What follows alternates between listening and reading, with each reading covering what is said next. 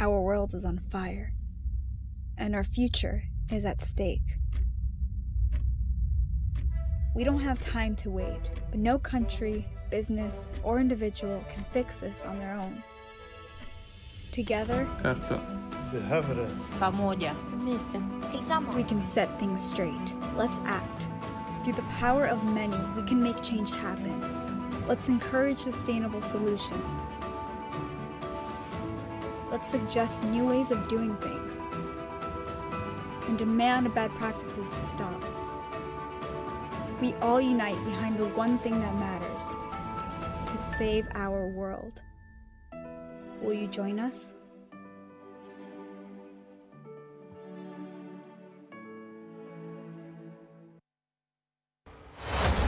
We are in a climate emergency, and we are very far from where we need to be. Welcome to the second Exponential Climate Action Summit.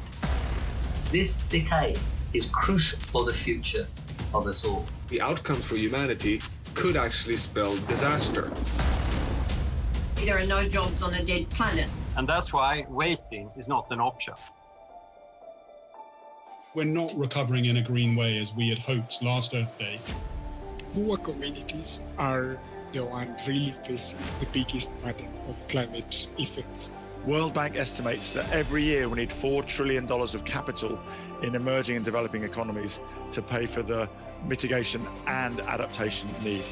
Personally, I don't believe the fossil fuel industry should continue to be allowed to operate the way it's been operating for the last several decades. The vast majority of green products on the market today create new profits for investment firms that do absolutely nothing to fight climate change. We have to transform the 55% greenhouse gas reduction target that we now have at the European level. The declaration that we're getting from other countries, including Biden today, to halve their emissions into actions. So we need strong climate action from business. We need strong climate action from finance. I will encourage every company, every financial institution to join the race to zero immediately. Investing in a low-carbon, a resilient economy is actually an enormous opportunity right now. The winners will be the ones creating positive impact. And what we do at Prime is we offer investment options in solar energy projects in emerging markets. So FinTech is helping resolve access issues for the financial excluded while addressing climate change issues at the same time. The key here is to put at least the same amount of determination behind actions to achieving this target as with financial or business targets that the companies typically steered on. So we don't have time, but we do have solutions. When you scale this solution, in fact, we will save money. We will increase our productivity. It's a $100 trillion plus economy, the greatest opportunities ever. That is how we change things together. Your opinions will also be a rating on our platform, where those business and organizations that are doing good climate action will get a better climate score compared to the ones not doing enough. This is going to change how corporations compete. This top line is 200 to 300 green growth companies that are delivering much better results while taking down our footprints. Young people have demonstrated that campaigns on the ground can actively shape where the money goes. We want to be the provider that shows to the company, its employees, that you can make a change with your savings. We now got 87 asset managers with $37 trillion of assets. That's more than a third of global assets committed to net zero by 2050, and 43 banks with $29 trillion. The drive to net zero is the growth story of the 21st century. And the time to act is now.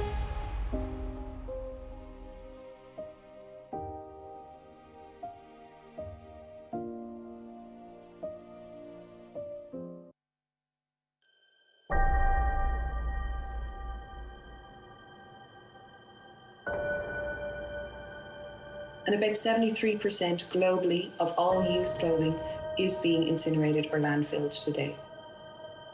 Our food systems are failing massively, both people and planet. In 40, 50 years, the glass age will sort of be over because we don't have any sand left to produce glass. So ultimately, over 90% of all that hard-won stuff we use slips through our fingers and ends up as waste. Welcome to the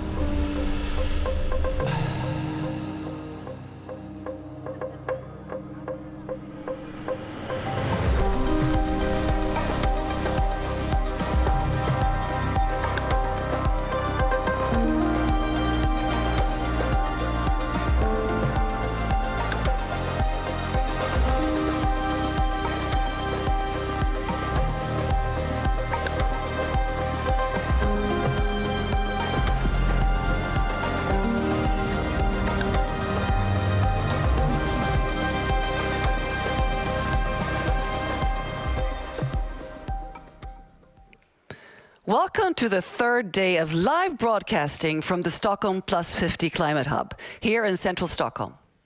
This is where the first UN Environment Conference took place 50 plus years ago. And today, Sweden's capital takes pride in the fact that sustainability has become an inherent part of its culture. We're going to dig deeper into this just in a few minutes, but first a message from Angelika DelenBridging, Mercer Europe Impact Investment Dealer, on the benefits of sustainable investments.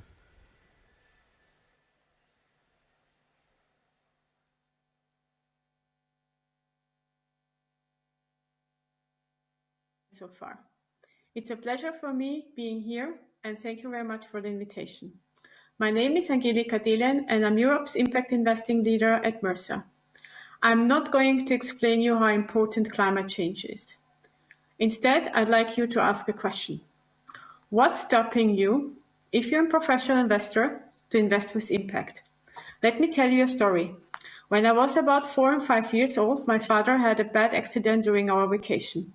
He had to stay several months in the hospital there and had several surgeries. Now, you have to know that my family of my father is very traditional, meaning that the majority of my aunts and cousins stayed at home and took care of the kids. My mom was different. She went back to work when I was 1 year old. However, when she realized that my dad wasn't able to come with us to Vienna and that he had to stay longer there, she took a decision. Every Friday, she drove around 6 hours with the car, stayed the weekend with him, and went on Sunday afternoon back to Vienna. When she asked my uncle whether he could help her either go with her or take care of my sister and me, he said, "You should stay in Vienna instead of traveling with your kids alone as a woman. It's too risky for you." There was no help because she could have stayed at home.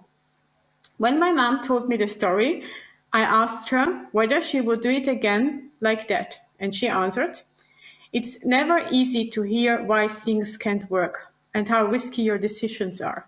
It's easier to find excuses than solutions." Giving up would have meant to leave your dad alone there, not being able to explain you and your sister why you can't see your father for several months, and being alone with my concern. Giving up was never an option because it was too important. Our world is changing and being reshaped. Systematic and thematic change in governance, society, and environment has started. Planning for the potential further paths of fiscal and monetary policy is more critical than ever when it comes to investing. Climate transition to reduce the emissions and a broader resource transition is needed to support investments in clean technology. Impact and engagement are needed not just for climate goals, but also for social goals, such as diversity, equality, and inclusion. Let's talk about climate risk. And no, I'm not talking about emissions only. It's so much more than that. If you agree that the last 2 years have been super challenging, what do you think we have to expect when the full downside of climate change arrives? And it will not take 100 years to feel that. We are already feeling it. The finance industry is very focused on risk, and I'm asking myself, if this is so, why are we, its participants, acting so slowly? What's stopping us? The misunderstanding of the risk? Climate change will impact your life, your work, your food, and your resources. Some countries will be more impacted than others, at least at the beginning.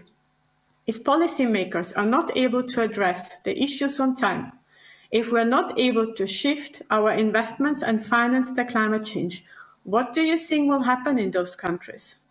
Will people accept that they have not, for example, enough water, or that there is no plan for heat waves? I don't think so. If you believe that these are not opportunities to invest in, I can tell you they are, and the opportunities will grow further. So what are the topics we need to address? The SDGs are a good guidance for that, but let's have a look on the themes which we need to explore.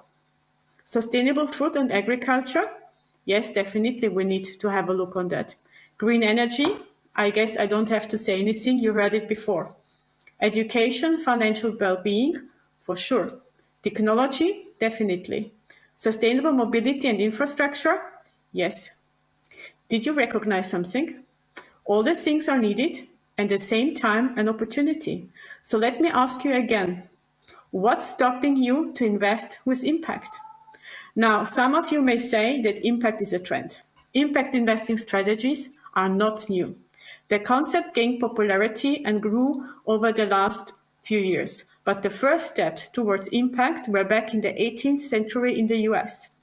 Impact is not all about climate and environmental issues. It considers every positive impact on the planet and humankind. Social equality was the first discussion around impact.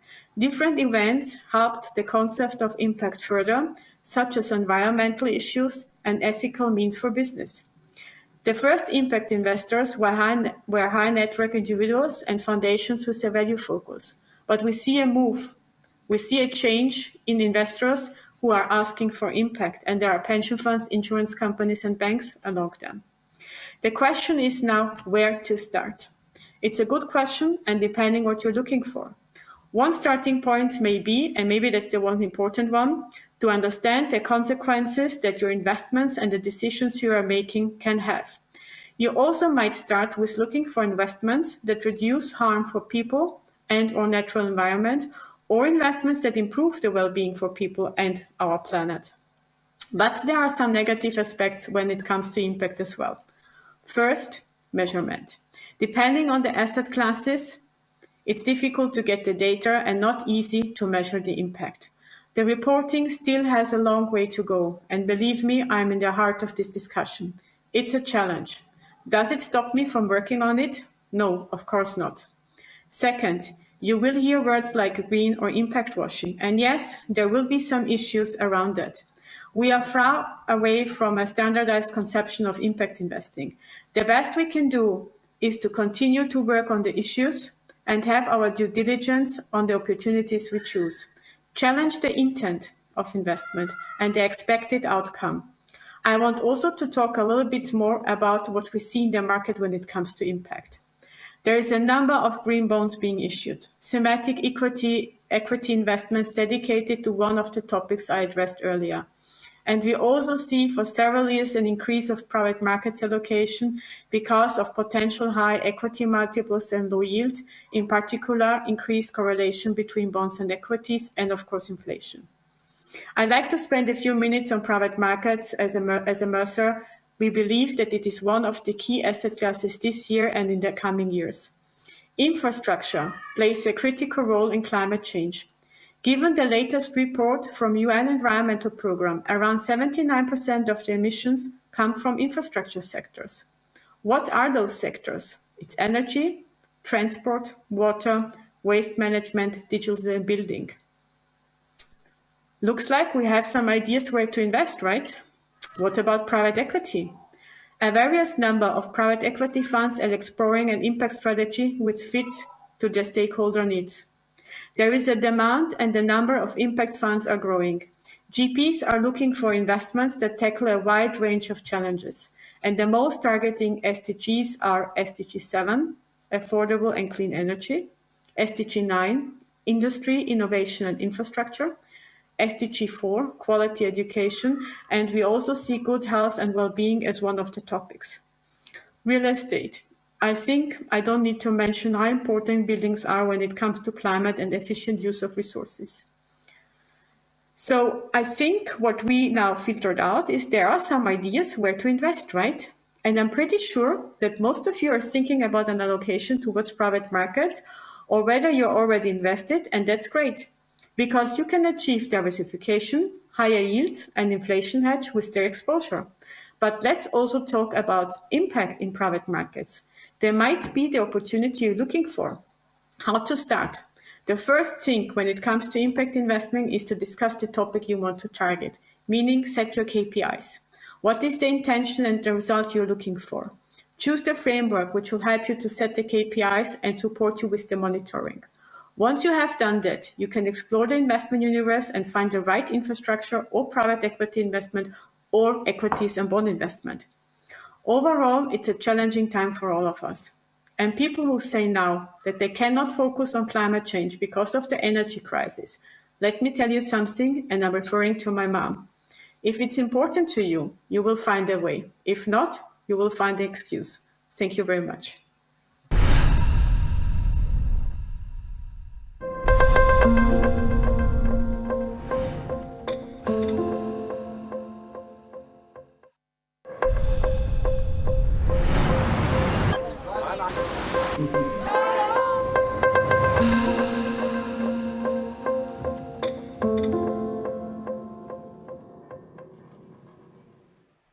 Thank you very much, Angelika. Through Stockholm's creativity and spirit of innovation and public support, the city of Stockholm aims to bridge the gap between today and a sustainable future. And it's time for Stockholm to evolve from being the unicorn factory and become an impact unicorn factory, a breeding ground for innovative, sustainable startups that positively impact the lives of more than 1 billion people. So we're now going to have a panel talk, but first let's watch this video.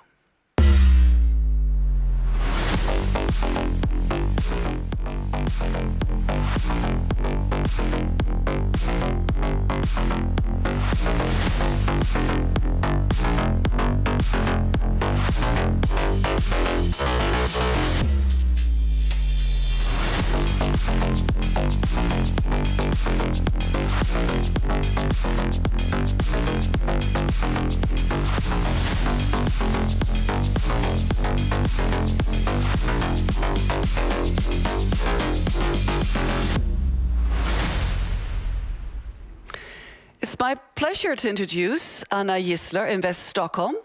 Anna worked as a political secretary to the mayor and vice mayor in Stockholm from 2001 to 2006.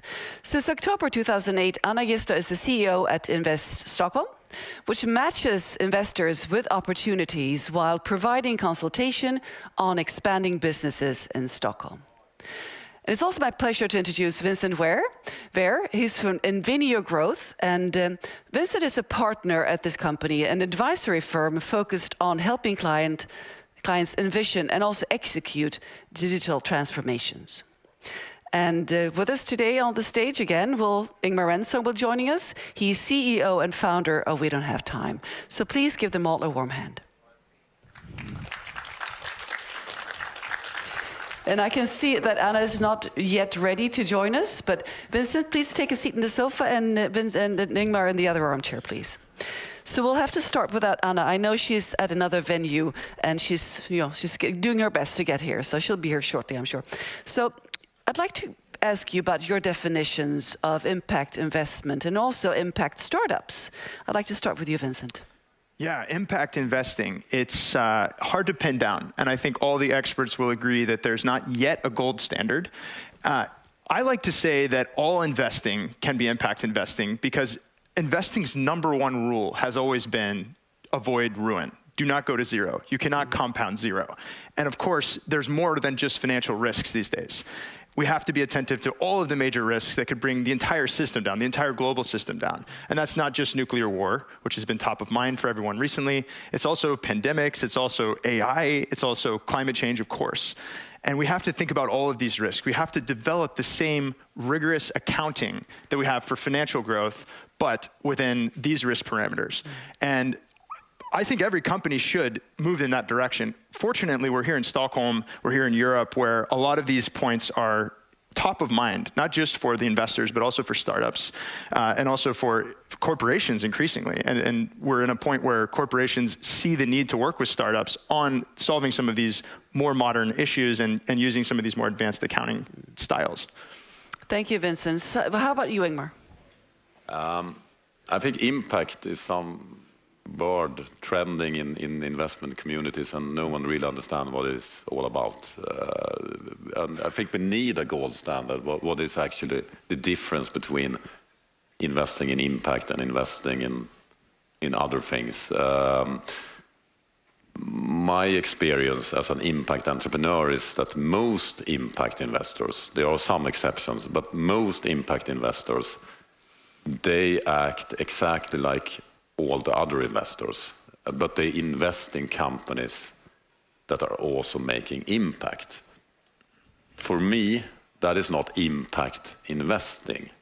I think in order to be a really impact investing, you need also to evaluate the impact as high as the return of investment.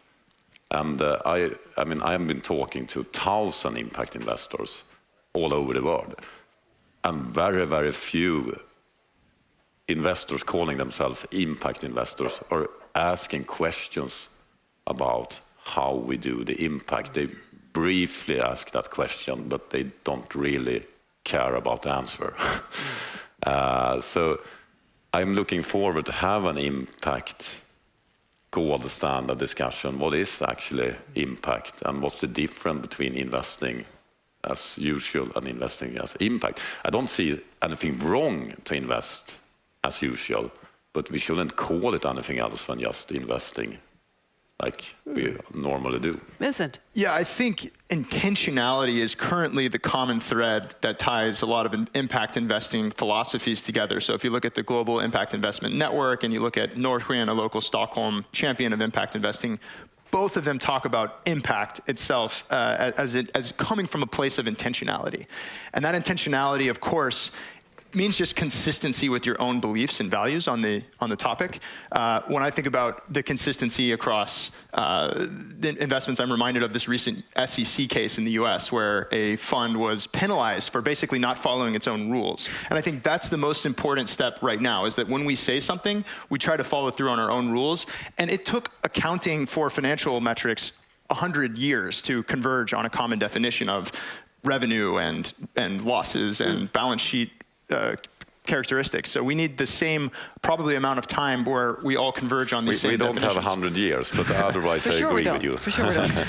Anna, well, fantastic to see you. You look a bit flustered. So just take a few deep breaths. Yeah, I agree with we don't have time. And I also put my sneakers on because I'm actually running from Norrsken to space here. Well, we're happy to have you.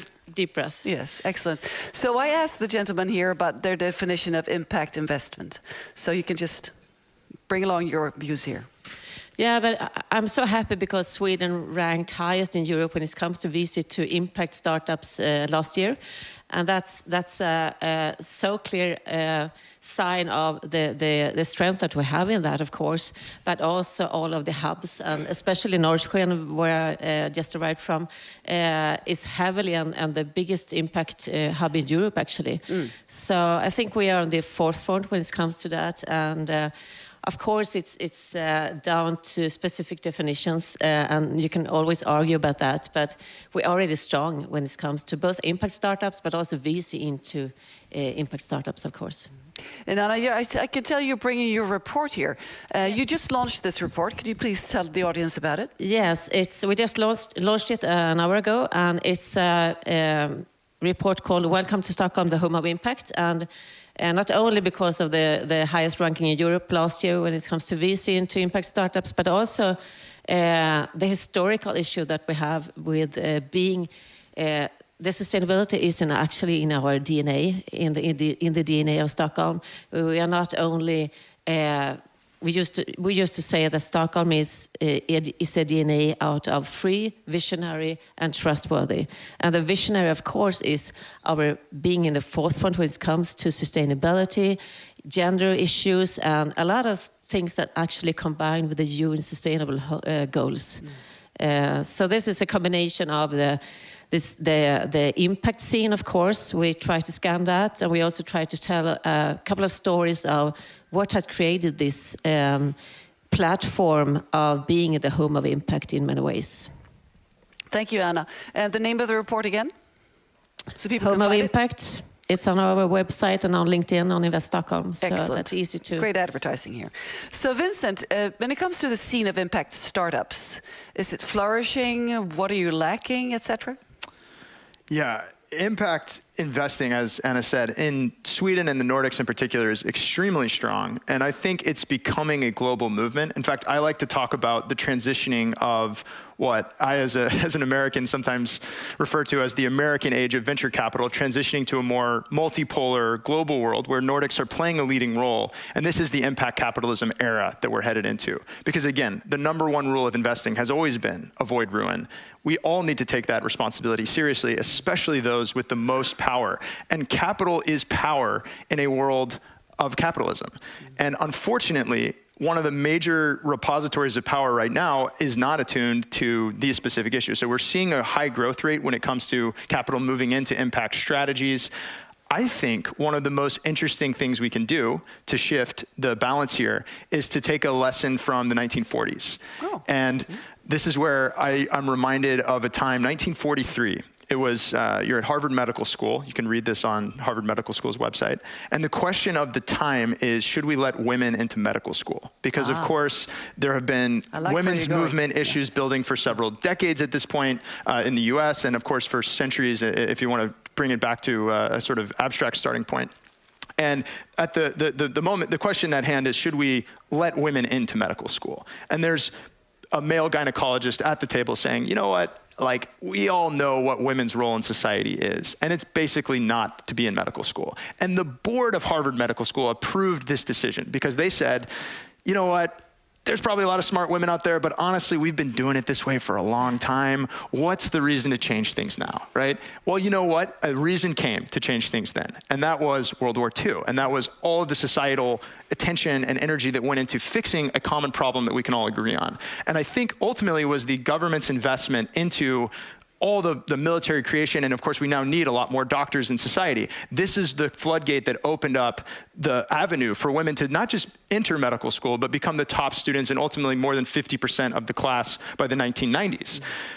I think we need that moment within the investment world today, because if you look at the number of women in investment funds, it's very small percent. So less than 10% of partners across private equity venture capital from a 2019 study are women. And of course, the numbers are going up a bit, but unfortunately, they're still lagging when it comes to assets under management. This is the absolute most important way that we have leverage to change things, to build a better world. And venture capital in particular is the way that we shape the future. And there, unfortunately, again, even though women are top performers, we're talking 30% of the top quartile, despite being about 10% of the actual managers, we don't see women going into venture capital. We don't see the same acceptance. We don't see the same allowance by institutional investors to bring women on to the stage. We see women working 10 times as hard as men, and this is according to a 2019 study from Harvard University and Bella Research Group, having to work 10 times as hard for the assets that they do bring in as men. Now, one of the great things about women, and just to connect it briefly back to this point, women invest in women at 2 to 3 times the rate of men. And women are 73% more likely to start an impact company than a man is. Or they're more likely to be on the founding teams of those companies. I think if we want to have exponential downstream effects, one of the easiest ways to shift power is at the top, where the capital is sitting today, and shift it to more women in positions of investment so that we can have the exponential downstream effects. Well, thank you so much for bringing this topic up. Of course, it's my favorite topic in this conversation. And mine too, actually. Yeah. So go ahead, Anna. What are your comments? Yeah, but I'm so happy you mentioned it, because we are going to relaunch an initiative we started a couple of years ago, which is we are communicating Stockholm as a woman's place. And a woman's place is wherever she wanted to be. So, and of course, it's a shame about the female founders and the VC into female founding companies and like that. So we're really deep into that also in different kind of projects. But we have more than 100 companies that are willing to work with these in different shapes. So we will relaunch that in August and make at least Stockholm even more a women's place. Excellent. Ingmar, from your perspective on the platform that you see all the companies, and we don't have time, interact with startups, of course, in your profession. Do you have any comments on the gender perspective here? Yeah, I would like to take it more than gender. I think the whole VC, impact or non-impact, doesn't really matter. They're only chasing the same kind of companies.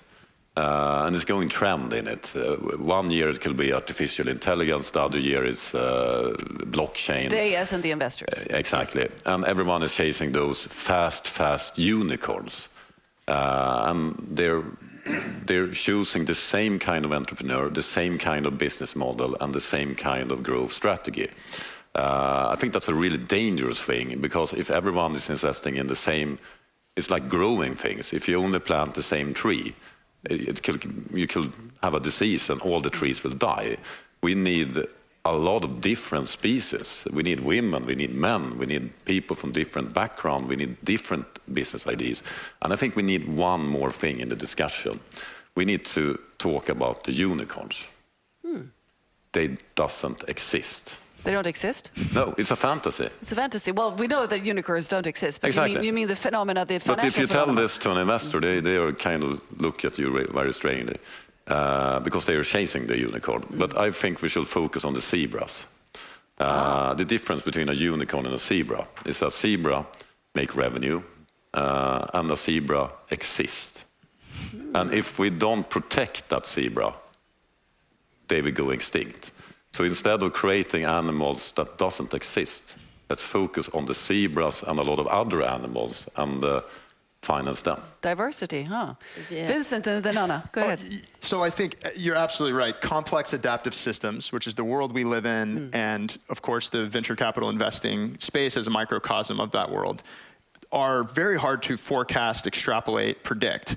You know that a more diverse biological ecosystem is healthier, more resilient, can adapt to whatever changes come its way than one that is more monolithic and single-minded. So, of course, increasing the diversity of the ecosystem is a critical way to do that. And you're right, the venture capital of the future will look very different from the venture capital of today. In fact, venture capital itself has been transforming decade after decade after decade. And I think as we leave the unicorn era, let's call it that, right, and we go into the impact capitalism era, we're going to see probably less emphasis on growth at all costs. We're probably, I hope, we're going to see more efficiency in the market, fewer companies failing, fewer companies dying. And I think a lot of those are characteristics that come from a healthier, more resilient, and probably different way of thinking about the discipline altogether. Thank you, Vincent. Anna? Yeah, and I'm more actually into, I agree about zebras also, but I'm more into impact unicorns actually, that impact startups or companies that actually help 1 billion people instead. I think that is the most important, and I think that is what we are seeing forward also. We have one big one in Sweden, Polarium. That's an impact. That's a unicorn, and they do battery, well, energy storage. So that could be one of the good examples, right? So. Vincent, in terms of trends in the VC market here, what do you see? You're talking about gender as a good, important perspective, but do you see any specific trends that we should look at for? Yeah, that's where we're really spending all of our time right now, because we're looking at the single biggest lever that we can use to have exponential downstream effects. And we think that there's very few people focused at the top of the capital stack. That's this land of allocators. It's not a term like unicorn that the public tends to be familiar with, but it's where so much of the power in the world is concentrated. These are high net worth individuals, institutions that manage trillions of dollars, sovereign wealth funds. And when you look at what % of that money is in the hands of a male asset manager versus a female asset manager, It's an appallingly low number if you believe this point around creating diverse ecosystems, having an investment perspective that's going to influence the way that you think about the world. We know that humans are creatures of bias and that there's very hard to work around an affinity bias, which is just a natural phenomenon that I as a male have, that you as a woman have, that it's very hard to break out of that. But what we do know is that if we can take concrete steps to shift the balance and provide more incentives to change society, to create the sorts of world where women not only come to medical school but can thrive in medical school. I think that's the challenge for the investing world going forward. Because again, it's about 99% of the capital under management that is currently being controlled by male asset managers. And that's across all asset classes. That's of the $69 trillion in the world that were measured in 2019. I think it needs to be clear. Well, clearly what we need to do is look at that and say, is all the work we've done in terms of suffrage and voting power, is that work being replicated where power perhaps can not only buy you votes, but buy you free speech platforms and do all other sorts of things in the world, right? That's where the real power is. Why are we not talking more about shifting that power and creating a more equal world in that sense? Last year, 1% of investment went to companies started by women, 1% in Sweden. Sana, what do you say about that? That's a shame, of course. We've been in a couple of collaborations with a couple of co-working spaces, financial centers, to try to raise that amount, of course. But it's a really hard issue, and it's a shame, of course, especially compared to other things that's happening in the world and in the Nordics and in Sweden also. It's the first time I heard of it, I didn't really believe it. But yeah, it's a shame. We try to do different kind of things.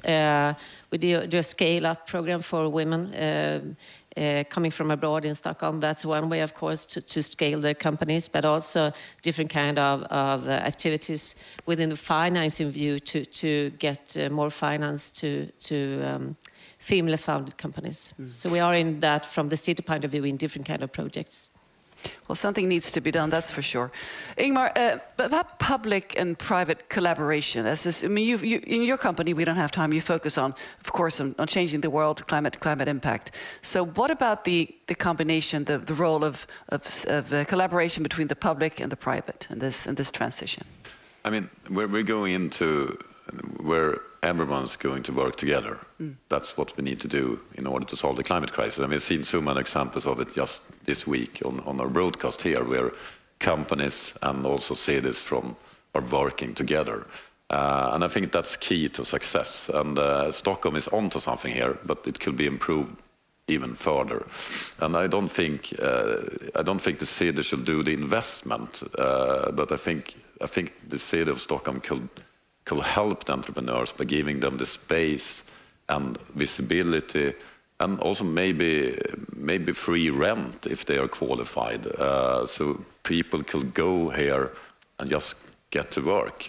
Let's bring in the most talented people in the world to Stockholm, give them some good advice, some accelerator, maybe some free space that they could apply for, and just bring them here. And the investors will also go here because the talent will attract them, and you maybe could create this diversified impact climate. Stockholm is doing good here, but the potential is gigantic. We could be the Silicon Valley of impact entrepreneurship.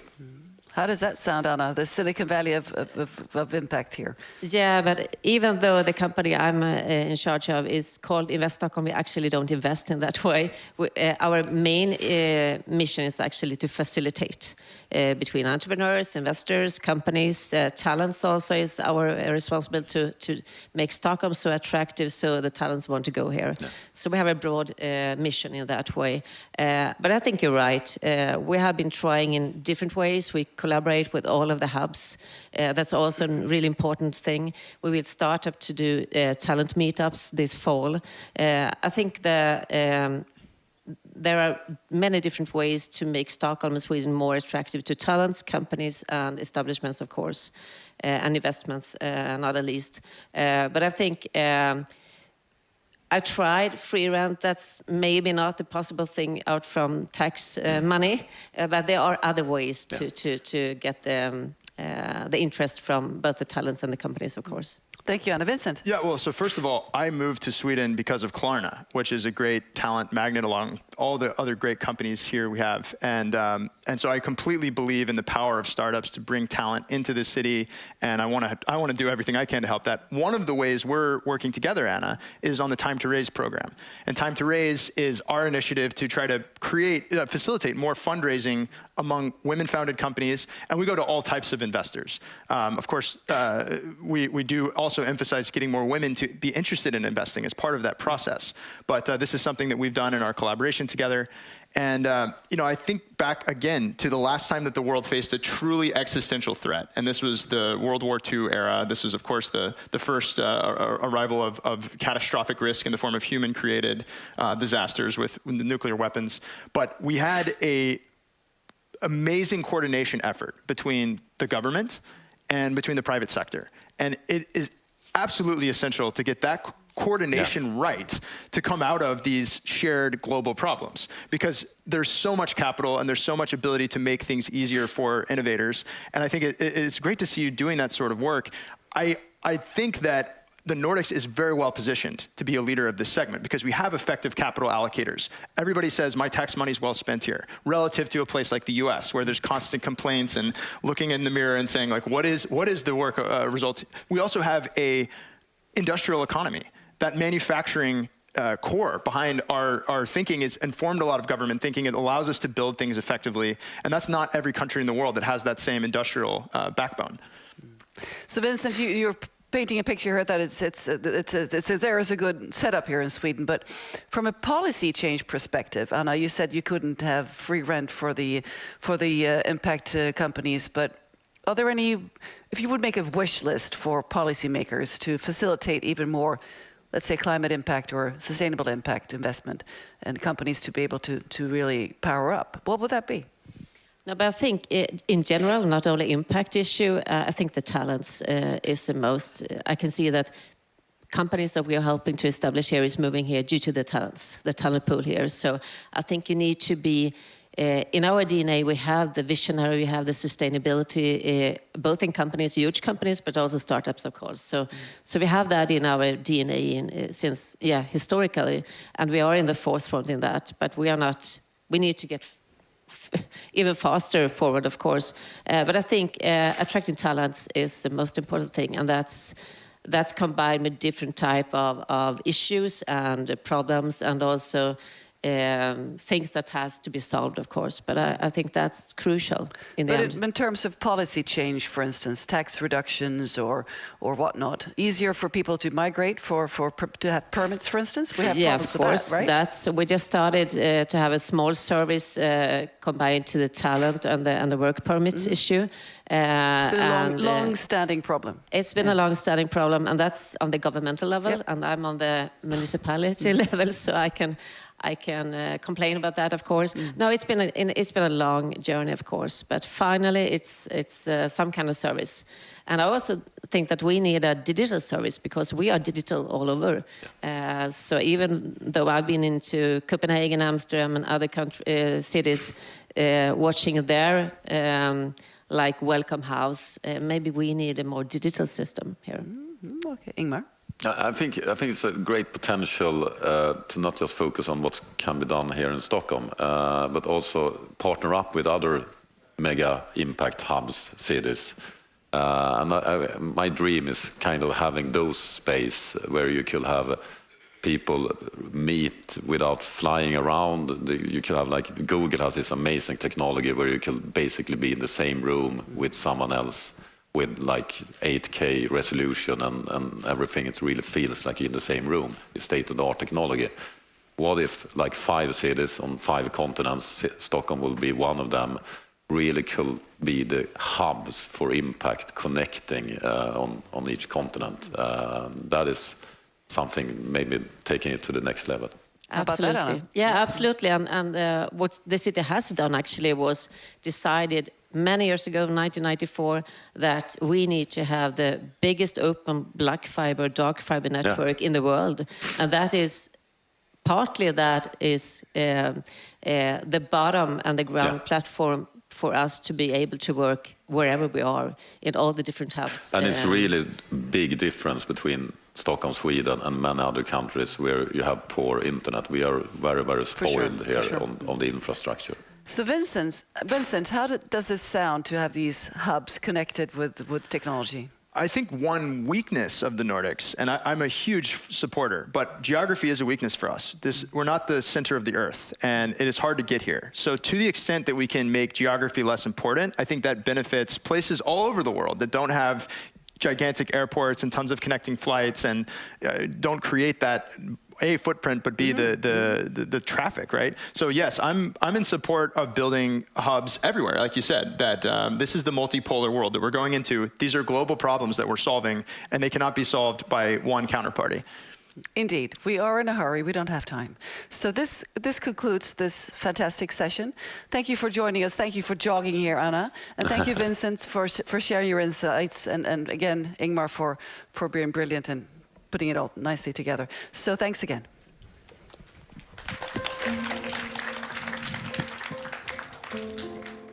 Let's now go to the live stream from the UN meeting not far from us here in Stockholm.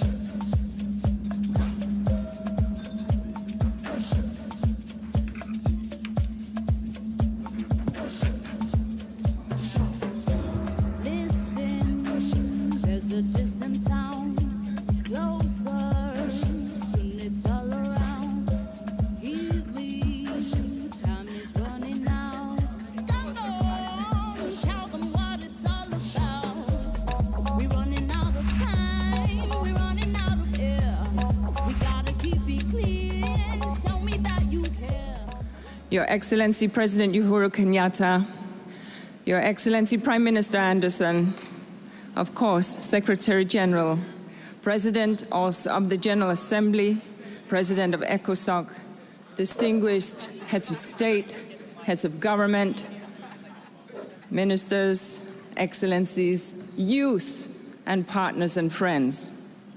My thanks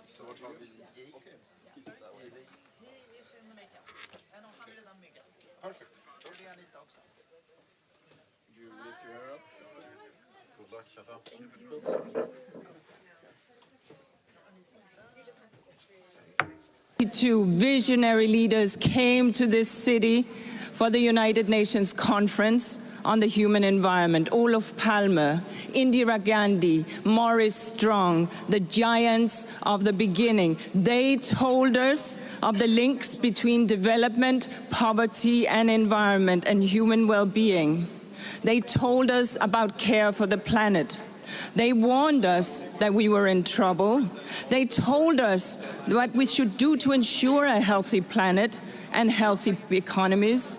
And just after the meeting, President Jomo Kenyatta put up his hand and offered to be the host for the United Nations Environment Program, the country that we call home. We listened to them. We listened to them, but 50 years later, and we have agreements and processes and promises covering every environmental challenge, climate change, nature and biodiversity loss, pollution and waste, what we at UNEP and the world calls the triple planetary crisis. These issues are on everyone's mind. We have a human right to a healthy and clean environment, but did we really do everything these leaders told us we should do? No, we did not. We know the harm, the pain, the inequity, the injustice that the triple planetary crisis is causing. You see the distress signals that the planet is sending us. You hear the youth pleading for a fairer and greener world. You know that the sustainable developments are in trouble. If Indira Gandhi or Olof Palme were here today, what excuses would we offer up for our inadequate action? None that they would accept. They would tell us that further inaction is inexcusable. We know now more than ever the terrible consequences of marching blithely down the carbon-intensive development path that we have gorged from the earth. But we also know what we should do, and we have done some very good things over these 50 years.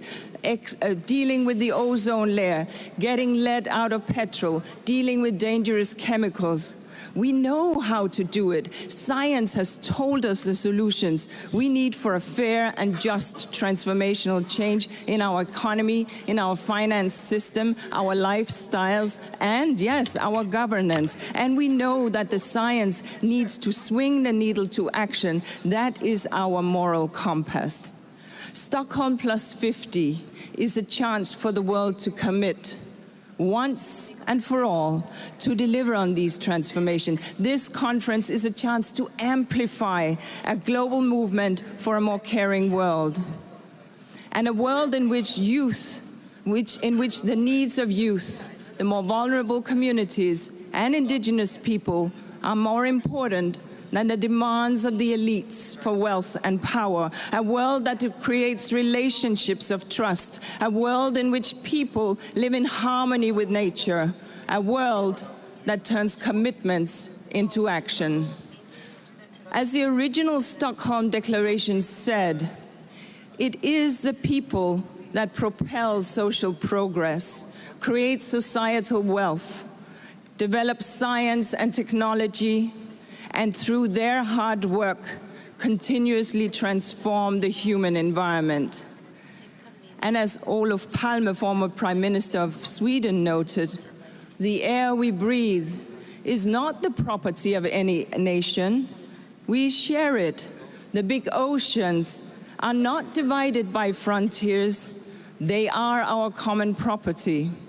What is asked of us is not to relinquish national sovereignty, but to use it to further the common good. It is to abide by certain agreed international rules to safeguard our common property, to leave something for us and for the generations to come. 50 years ago, inspirational and visionary leaders came to Stockholm and started the work of the environment movement. In the days, months, and years that follow, let us be the ones that finish it by unleashing a paradigm shift for the benefit of future generations. Thank you.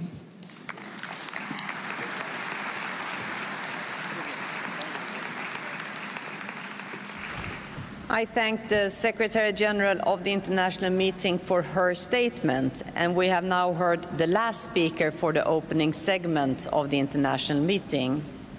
And I now invite the International Meeting to consider item 3 of the provisional agenda, entitled Adoption of the Agenda of the International Meeting. And I would like to draw attention of delegations to document A/conf 238/1, which contains the provisional agenda for the International Meeting. And may I take it that the International Meeting wishes to adopt the agenda as contained in document A/conf 238/1. I hear no objection, so it is so decided. The International Meeting has thus concluded its consideration of agenda item 3. And I now invite the International Meeting to consider item 4 of the agenda, entitled Election of Officers Other than the Presidents.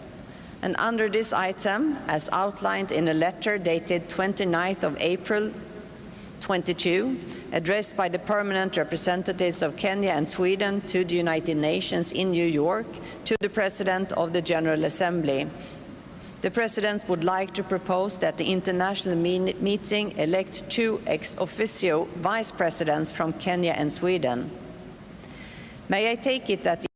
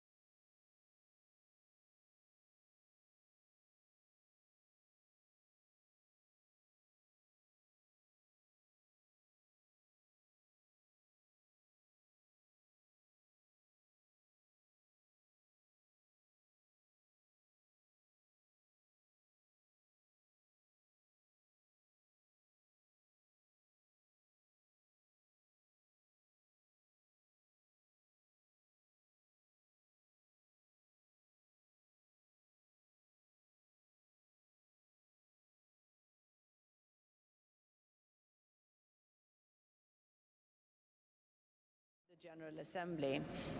The President would like to propose that the international meeting elect 2 ex officio vice presidents from Kenya and Sweden. May I take it that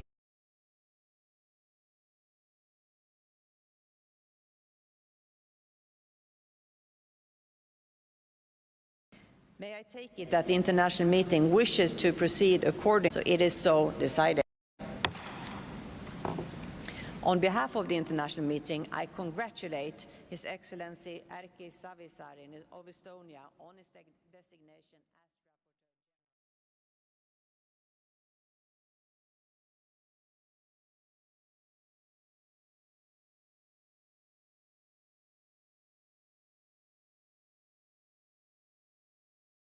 as Entitled Organization of Work. The international meeting has before it a note by the Secretariat entitled Organizational and Procedural Matters, contained in document A/conf 238/2. May I take it that the international meeting wishes to approve the organization of work as set out in document A/conf 238/2? I hear no objection. It is so decided. I would now like to recall General Assembly Decision 76/562, in which the General Assembly decided, without setting a precedent for future international meetings, that states and the European Union speaking at the plenary meetings may each submit a pre-recorded statement of their head of state or government, which will be played during the general debate of the international meeting, follow its introduction by the presiding officer. In paragraph 10 of the organization's work, it is noted that consideration will be given to arrangements for the preparation of the report of the international meeting. In this connection, and as outlined in a letter from the permanent representatives of Kenya and Sweden to the United Nations to the President of the General Assembly, circulated on 29th April, the President would like to propose that the content of the pre-recorded statements will be included in the summary of the discussions of the international meeting. Are there any comments? I hear no objection, so it is so decided. In relation to the leadership dialogues to be held under item 8 of the agenda, I would like to inform the international meeting that the Presidents have appointed His Excellency Stephen Guilbeault, Minister of Environment and Climate of Canada, and His Excellency Gustavo Rafael Manrique Miranda, Ministry of the Environment, Water and Ecological Transition of Ecuador, as co-chairs of Leadership in Dialogue 1. Her Excellency Steffi Lemke, Federal Minister of the Environment, Nature Conservation, Nuclear Safety and Consumer Protection of Germany, and His Excellency Siti Nurbaya Bakar, Minister of Environment and Forestry of Indonesia, as co-chairs of Leadership Dialogue 2, and Her Excellency Jasmine Fouad, Minister of Environment of Egypt, and Her Excellency Emma Kari, Minister of the Environment and Climate Change of Finland, as co-chairs of Leadership Dialogue 3. I would like to express appreciation to the co-chairs for assuming this important role. The international meeting has thus concluded this stage of its consideration of Agenda Item 5, and I now invite His Excellency Uhuru Kenyatta to take over the proceedings of the meeting.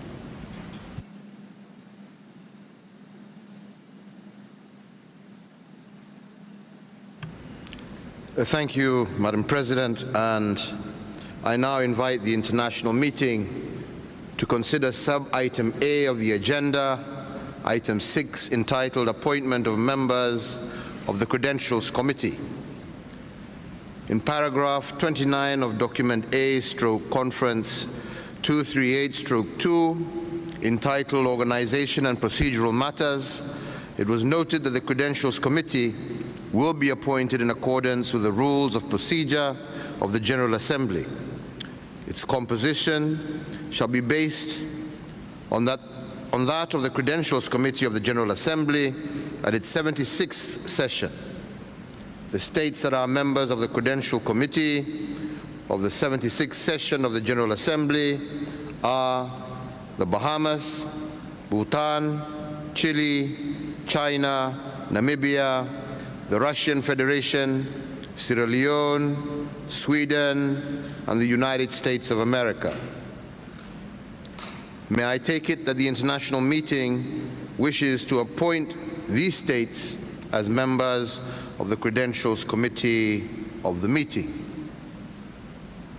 I hear no objection. It is so decided.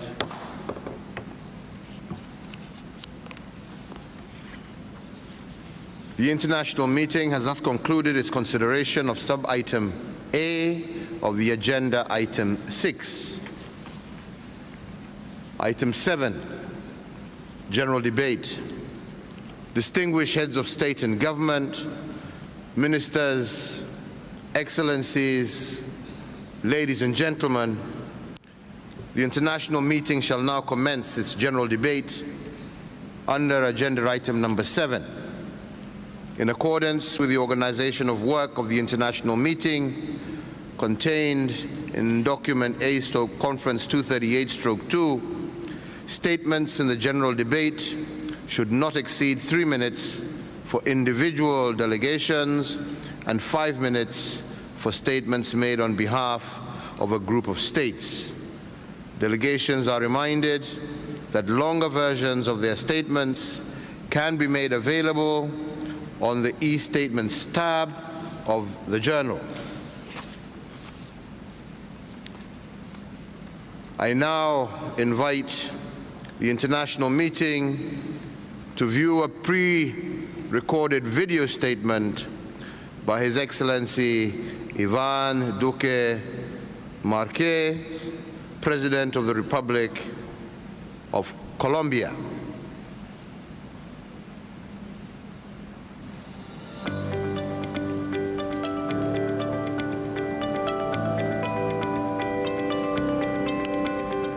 Hace 50 años. 50 years ago, at the United Nations Conference.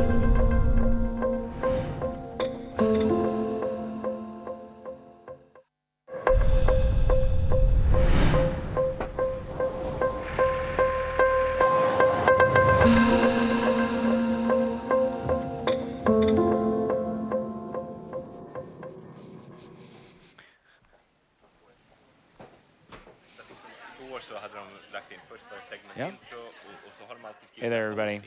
My name is Yi Lee. I'm with Terraformation. The point of our organization is to accelerate global forestry all around the world to cause 1 trillion trees to be planted in the next decade. A key part of this is catalyzing seed banks to come into existence all around the world, and that's a key part of our moonshot. Organizations that are working on climate change generally have a superpower. They need to reach a global audience, and whatever your superpower is, if you're working on climate, we need everyone to pull together to help solve climate change. Part of this session is to hear from 5 inspiring activists who are each taking action in a creative and a uniquely personal way.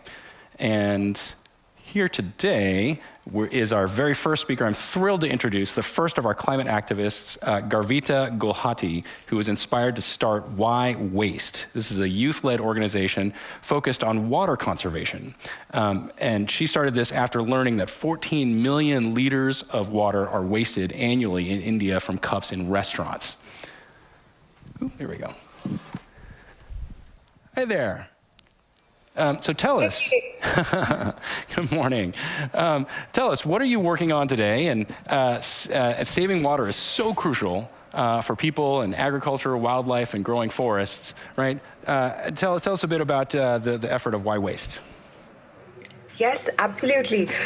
First off, thank you so much for inviting me to share my experiences. I'm so grateful to be here, and so excited to also hear the remaining inspiring activists and the work that they've been doing. over the past, as you mentioned, right, I learned about 14 million liters of water getting wasted in restaurants, and I really wanted to do something about it, and that's when I founded Why Waste and came up with this concept called glass half full, where you just take as much water as you need. That way you, don't waste and you're saving that water for someone else. And what's really incredible about this concept really dives back into what you just said, which is individual action, which is the fact that we need each and every person doing their bit. We've actually moved on from there to also create a mobile application that helps individuals calculate their water footprint and then handholds them through that journey to really, adopting these simple methods that they can use every single day in order to conserve water. What we realized on the journey of trying to get people to conserve water was that most people did not want to take that first step to make a difference because they didn't even know that they were a part of the problem. They didn't know that they had a water footprint. They didn't know that they were leaving behind water in restaurants that could be consumed by someone else. And so just giving people that capability and putting the solutions in their hands and telling them that you can make a difference and you are a part of the solution and you can be a part of the solution has been incredibly pivotal and a great learning experience for us as well. Over the past few years of working, we've been able to conserve over 10 million liters of water, reach over 500,000 restaurants and over 6 million people. And we hope to continue working with individuals and using and bringing individual action and individual voices into this movement of climate action. That's amazing. Thank you so much for all of your efforts. One thing that I'd be really curious about is what would it take to multiply your efforts by another order of magnitude? If you were to 10x the amount of water conserved, to reduce the footprint, right, for each person, what would you say are the key steps that you would need to take to get there? I think the first and foremost thing is for every single person to realize, right, no matter what work you do, what your profession is, or where you come from, or, you have to be a climate activist. It's as simple as that. Sustainability today, I was recently having a conversation with someone on climate education, and we were talking about, do we really need a curriculum for climate change? Do we need, these degrees for environmental education? Or can we do it differently? How can we get it to more people quicker? And my thought around that was, why don't we, in every subject that we study today, in every course that we study today, just add a chapter on sustainability? You could be studying law, you could be studying engineering, you could be studying statistics. No matter what it is, a chapter on sustainability will push you and drive you to do better and make better decisions for the planet. The world was not created in a day, so it's not going to change in a day either, right? And we need every single voice and every single person's actions and belief. It's everyone who has created the world together. So we need everyone to come together to change it. And that's what's going to multiply it. I think these little efforts of every individual thinking about sustainability in their daily lives, every individual thinking about what they can do, how they can integrate it into their, daily actions and their daily activity. I think that's what's going to make the real change. And I'd just like to, end with like this quick quote, which says, in a world where change is the only constant, we are now in the constant need for change makers. And we don't need to do difficult things. We just need to do them differently. Thank you so much. That's amazing, and really, really excited to see how your work proceeds. I think I'd like to bring up Shetta to introduce our next speaker. Thank you. Okay, so thank you so much. We're moving from one incredible human with superpowers to another. Christy Droopman is an award-winning youth activist who also hosts an amazing environmental podcast. I've actually had the pleasure of being with her on a panel recently with our We Don't Have Time not-for-profit partner, Health and Harmony. She was the moderator, so Christy, it looks like we've switched. Christy, you say you're trying to change what it means to be an environmental activist in the 21st century. Why do we need to do that, and how do we do it? Yeah, hi everyone. Thank you so much for having me. It's quite early here in California, but I'm so happy to be here and being able to join this space. So the importance of redefining environmentalism and environmental storytelling is that the environmental movement in some ways is a very inaccessible space. As was just previously mentioned, you have to have a degree, you have to be an expert, you have to be viewed as the biggest voice in the room. But that excludes so many people from that conversation who may feel that they don't have the resources or the education or the knowledge to do something about it. And so for me, I recognize that early on, even though I do have a degree in environmental policy and urban planning, that there needed to be a bigger gap filled regarding environmental storytelling. And that's why I created my platform, Brown Girl Green, as a multimedia platform that uses podcasts, videos, blogs, social media to engage, especially young people who come from, over a wide range of marginalized backgrounds specifically, to feel like they're a part of the conversation. Because for far too long, they've been left out and not included in these rooms for environmental decision making. And so for me, Brown Girl Green is a platform and a space for people to redefine that storytelling and to make a difference in that way. That is awesome. Thank you for sharing that. So talk to us a little bit about forests. And obviously, you have worked extensively with forests. How does it fit into your perspective as it relates to climate action? Yeah, I would say that when it comes to forests tell us so many stories. Forests can tell us about the health of our planet, the health of our communities. It can also show us about the neglect of not focusing on indigenous wisdom that needs to be focused on in this space. And so I think forests are some of our biggest teachers. And for me on Brown Girl Green, I talk about forests by talking about the importance of protecting forest health, the importance of indigenous land sovereignty, and also talking about things like mental health and healing and how getting out into nature and developing that nature reconnection through forests is so critical.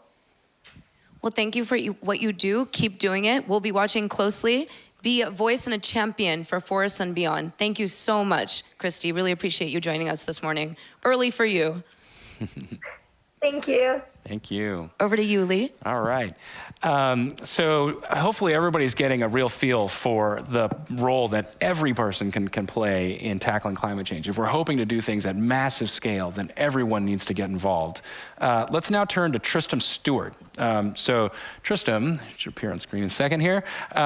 You've, for over 10 years now, has been a champion, a thinker, and a doer, and an author about tackling food waste. This is a problem that all of us can be part of tackling together. So Tristram, tell us about your journey, and please don't forget to talk about the beer. I will try not to, but I'm going to have to start by confessing I'm a bit older than that. It's been more than 20 years. Amazing. Well, no, gosh, it's actually been about 28 years since I started campaigning on food waste, starting with the local bins of my village supermarket and feeding my pigs on all of that food waste and selling the pork and the eggs from my chickens, all made out of food waste, essentially converted by animals. Then I started to eat it myself, eventually got around to writing the book that was a big global survey of the problem of food waste and, most importantly, what we needed to do about it. I started a charity called Feedback. We fed 5,000 people at a time with food that would have been wasted, and really took food waste from being something that was at pretty much zero level of public awareness, almost no public policy on food waste. The NGO sector, environmental organisations hadn't touched on it. When consumers in the UK were surveyed, it was 13 out of 13 issues that they cared about before our campaigning started. That's now completely flipped. It's joint first, most important thing that people care about when they go to restaurants and what issues are being covered there. In the UK, public household food waste has dropped by 1/3, which is not enough, but it's still a lot of mileage. And you cannot now be a big food corporation without having at least some strategy to tackle food waste. I sit on the UN Champions 12.3. For the geeks amongst you, you know that's the SDG to halve food waste by 2030. And we have the big food corporations and big global institutions around the table really trying to make this target of halving food waste a reality. Because as we've heard, you know, the way in which we use our land is the single biggest way in which we impact the environment. The food system is the main culprit. It's the main cause of deforestation, the main cause of species extinction, by far the biggest user of fresh water, the single biggest source of carbon dioxide emission. It goes on. Right. The good news is we know how to do food in a way that doesn't just limit these problems, but actually can reverse them. Sequestering carbon in soils, building habitats rather than destroying them, replenishing aquifers rather than destroying them. All of that can be done through our food system. So Tristram, you mentioned this amazing goal of having food waste. I would love to ask you a question about pushing even further than that. If you were to imagine a world where we have cut food waste all the way by an order of magnitude to 1/10 of what it is today, what are the blockers? What are the bottlenecks that would stand in your way or in your organization's way in order to help make that happen? Well, I think the great thing about food waste, and one of the reasons why the Drawdown Project puts food waste at the top, certainly in the top 3, depending on what scenario, climate mitigation action that we can take, is that it is one of the ones that saves money, saves resources, doesn't cost anyone anything. You know, it really is almost a roadblock-free pathway. That said, we do have a food system that is run by corporations whose main interest is maximizing returns for their shareholders. And sometimes that objective is at odds with the reduction of food waste. It may seem counterintuitive. You think, well, a business wouldn't want to waste food, right? But actually, if you take a supermarket, for example, it doesn't cost them anything if they cancel an order to a farmer who's grown food for them because they found cheaper ones the other side of the world. That way of using their market power to offload the waste and the cost of it can actually mean that the people causing the waste don't incur the cost. And rectifying that imbalance of power within the food system is one of the main roadblocks. And here in the UK, we actually passed a law that said when that happens, the supermarket has to share the cost of the waste. But there are plenty of ways in which cutting food waste can make money. I set up a company, Toast Ale. We get bread that would be wasted by the industry, perfectly fresh, good bread, being chucked away on an industrial scale. And we turn that from what would have been a waste into an upcycled product, craft beer, which has huge value and also is a wonderful way of communicating to the public about how delicious, nutritious, and easy, celebratory these solutions can be. I love it. So this message is not just about individuals, as we've heard about from our previous couple of panelists. Corporations definitely have a role to play, and even choices of beer, as it turns out, can help with the solution as well. So that's fantastic. Thank you so much. Don't forget the policymakers, because individuals and companies have a role, but without global policy, we cannot change the entire market, and that has to be our primary objective. Love it. Thank you so much, Tristan, for your work, and we're looking forward to seeing what happens with food waste, craft beer, and the policies next. Thank you so much. Thank you. All right, next up, we have Dr. Scarlett Magda, who's here in person. She is founder and president of Veterinarians International. She has a passion for raising awareness about the interconnectedness of human and animal health and the root causes of disease transmission. So, Scarlett, hi there. Welcome. Hello. Good morning. Right. So, Scarlett, in the wake of COVID-19, I think we're all learning a lot about how these diseases come about, and your work has become even more relevant. So please tell us what you've learned and what we can do about reducing human to wild animal disease transmission, and how do healthy forests have a role in this? Sure. So I'd like to start by informing everyone that 75% of emerging infectious diseases come from wildlife, and over 60% of infectious diseases are shared between humans and animals.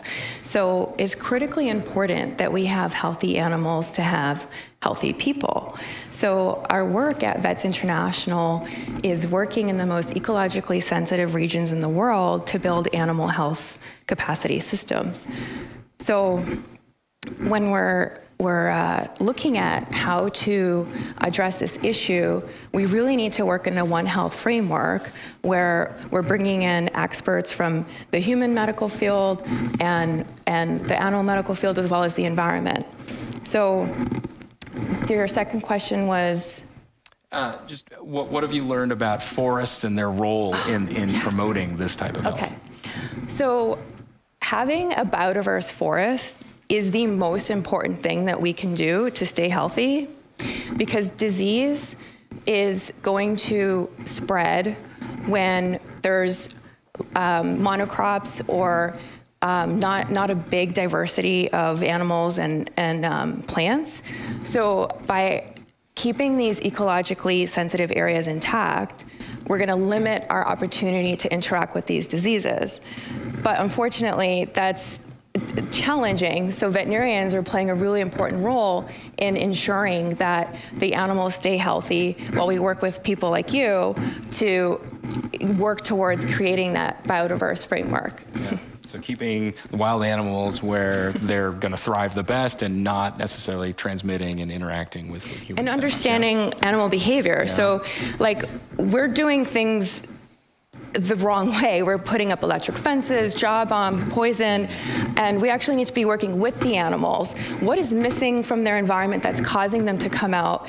And why are they leaving in the first place? Is it disturbance? So working with them and giving them rewards for going to the places that we want them to go will limit these interactions from happening. So it's animal behavior as well as disease prevention and mitigation. I love this theme of interconnectedness and how these surprising, maybe unexpected connections between things that we eat, the water that we drink in restaurants, the places where diseases come from might actually be connected back to forests, right? Like, I love the interconnectedness theme. And it really does, I think, highlight the role that everybody can have to play because the connections that we have between us. So if there's just one other question that I can ask, I would love to understand the impact that your organization has. If you were to think about order of magnitude, scaling up, 10xing the kind of impact that your organization has, what would stand in your way? What bottlenecks would you need to overcome? So most importantly, we need resources in order to do the work. I honestly think for $10 million, we could accomplish an enormous amount because what we're doing is using the existing relationships and capacity in country and leveraging it and mobilizing resources. When you work from this approach and you're assisting in the gaps that are there, you can achieve what you're looking to do. So having holistic frameworks in interdisciplinary approaches, we can actually achieve what you're talking about. So having the environmental experts communicate with the human and animal health experts, that conversation and ensuring policy is where it needs to be. All of those together is how we need to move forward. No more silos. It's time that we start coming together with all our expertise, and we can truly solve this problem. Amazing. Thank you, Dr. Scarlett Magna, everybody. Shada. Wow. We're going literally from incredible humans and their work to more humans that are incredible. So I'm really thrilled to also have on stage with us Anita Sonia.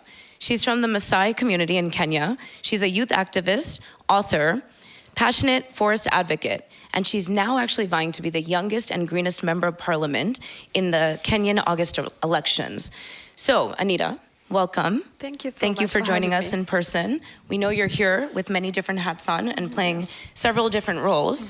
But tell us a little bit about what drives you. Why are you doing this? Because there's so many challenges potentially in the way. What are the barriers that you have to overcome to be successful in reaching the tipping point so that you will be the first ever green member of the Kenyan government? Thank you so much. First of all, before deciding to focus on environment conservation, I was reading about the SDGs and everything was interesting. I honestly wanted to do everything, but then I realized climate action was an SDG that needed more attention from more people. And so I realized that, okay, so I need to put my efforts here as well because we are leaving no one behind, and as we don't have time, says together we are a solution to climate crisis. So that is exactly what pushed me to influencing young people, rallying young people in Kenya and outside Kenya to actually understand that as much as, okay, Africans like to say that we contribute 3% of the global emission, which is true, but we are having the worst effects of climate change. But now we also have to be part of the solution, and being part of the solution, I had to start with simplifying the tough language of environment conservation first. So it gets down to people who are not in the field, making people understand, then together we can be able to provide solutions.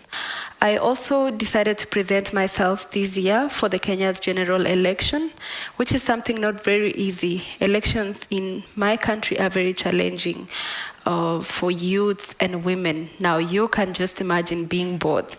You have almost all the disadvantages when it comes to resources, security, and a lot, but I decided to sacrifice. Most of the times when we are addressing our problems, we say, dear leaders, dear world leaders, and all that, and I decided then we need to step up and fit in the shoes so we can also try and push for change from the corridors of power. And that's exactly what pushed me to go for it. Yes. You are a spokesperson for your country, for the planet. What inspired you to actually pursue this path as a youth activist? Mm-hmm. And I know you have a great story about your emphasis on forest as well. Yeah. Tell us that story. So it's actually looking at, like Mahatma said, be the change you want to see in the world. Every day we want to see a beautiful world. You want to see some change. But then you just can't sit at home and not contribute to the change itself. So it's just basically waking up every day and understanding that I have a role to play as an individual before I point fingers at someone else. Yeah. Thank you. Thank you for representing all that you do and for continuing to be so outspoken and a champion for our planet. We need young people like you to continue to support Mother Nature, because ultimately one takeaway from this week so far has been humans and nature are one and the same, and we all have a role to play in this. Is there one message you want to make sure really gets out and resonates with our audience? Maybe what I can say is what I learned from the session here, I think 2 days ago, was from IGMA, where I said, we need to start giving climate warnings to all companies, all leaders, all countries who are responsible for destroying the planet, and now also trying to give climate love to the ones who are trying their best. I love to say that the people responsible for the destruction of the planet are so many compared to the few people trying their best to protect the planet. And also, I'm so keen during this conference to follow up on the ecocide law, because I am also pushing myself to the corridors of power. In my country, when we are trying to change and pass laws, it has to go through the county assembly, the National Assembly, then People's Senate, people's participation, and all that. So I believe that I will have a role to play. You absolutely do. Thank you so much, Anita, for being here with us, and keep doing what you're doing. You are truly a superhuman. Thank you so much. Okay, with that, in our closing, I would love to actually come to my partner on stage here, who is also a superhuman, and tell us, what is it that you're hoping to achieve with the work that you're doing? How do you see the future really materializing in a way that supports nature and actually has our respect, which we have unfortunately not provided it for too long? So I really love the theme of today's panels. This idea that we're all connected and that every person has a role to play in creating climate solutions. This is just integral to Terraformation's work. When we talk about a number like 1 trillion trees or planting 3 billion acres of net new forest, it's clearly beyond the scale of what any one organization can achieve on its own. So really, we view Terraformation's role, and me personally, this is the passion that I personally bring, is really trying to raise awareness amongst everybody that we can all get out there in our own regions, in our own countries, in our own cities, and be able to plant new forests. And this is something that everybody can take a hand in.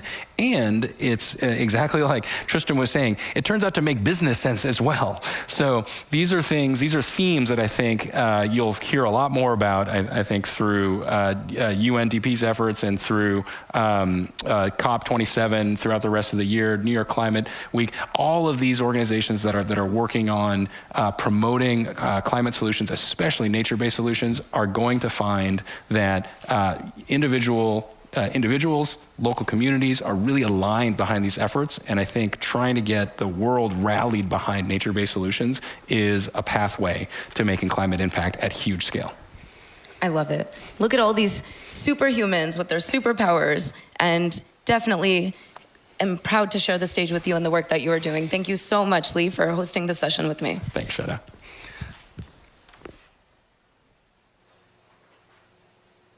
I now invite the international meeting to view a pre-recorded video statement by His Excellency Alexander van der Bellen, Federal President of the Republic of Austria.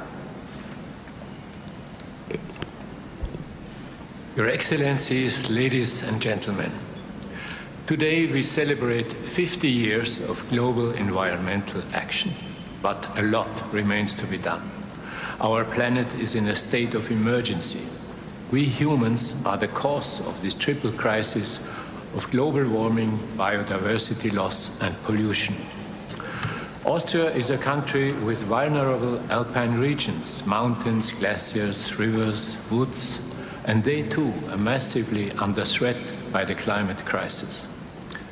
The window of opportunity to avoid the worst is rapidly closing. Therefore, we must act now, and we must all do our share. We, the international community, have set ambitious goals to achieve a healthy planet and prosperity for all through the SDGs and the Paris Climate Agreement.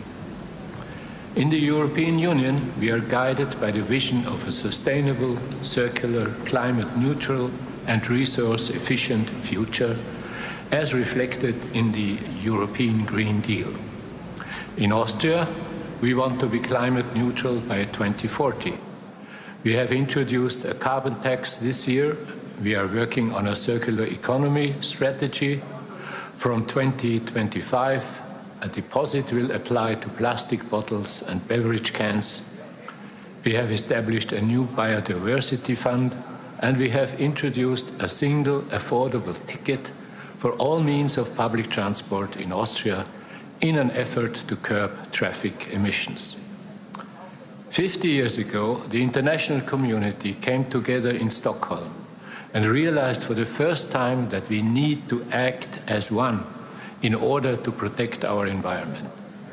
Today's conference, Stockholm +50, is another important step in the right direction. The young generation is showing us the way. Let us follow their lead. Let us be bold and decisive in our action. Our very existence depends on it. Thank you.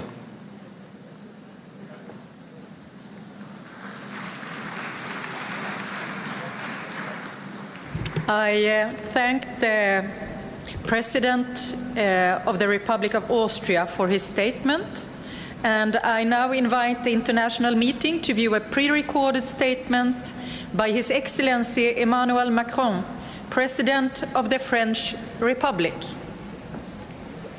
Mr. Secretary General of the United Nations, Madam Executive Director of UNEP, ladies and gentlemen, heads of state and government, ministers, dear friends.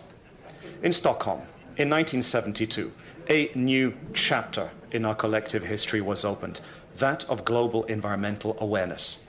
50 years ago, we responded to global challenges by inventing a new form of multilateralism. In Rio, 20 years later, we adopted the three major conventions on climate, biodiversity, and desertification. From Rio to the Paris Agreement, it took us another 25 years. 25 more years to make our climate objectives tangible, concrete, and shared by all. Namely, to aim for carbon neutrality in order to limit warming to a maximum of 2 degrees Celsius. 20 years, in other words, an entire generation. Since Stockholm, there have been 5 decades of awareness raising. Necessary, so necessary, but not enough, certainly not enough.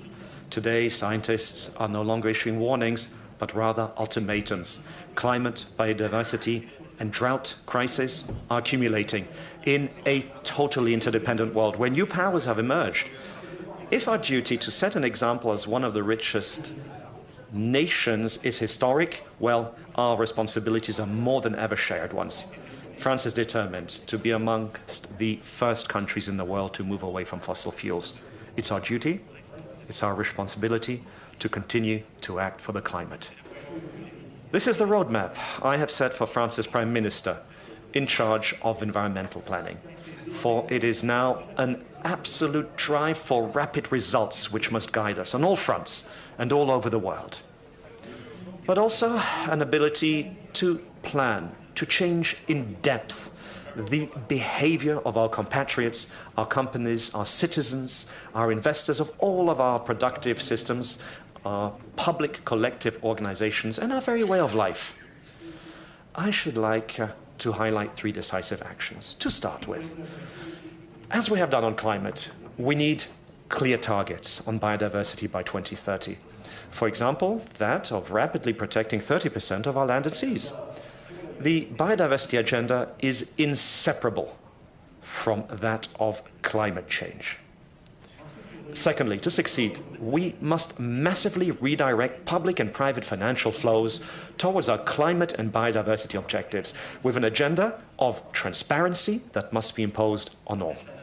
This agenda of cohesiveness must also be the agenda of reform of our trade order, which must fully integrate all these aspects. I've now said this several times. We cannot set objectives for climate or biodiversity and continue to negotiate trade agreements the way we did 20 or maybe even 30 years ago.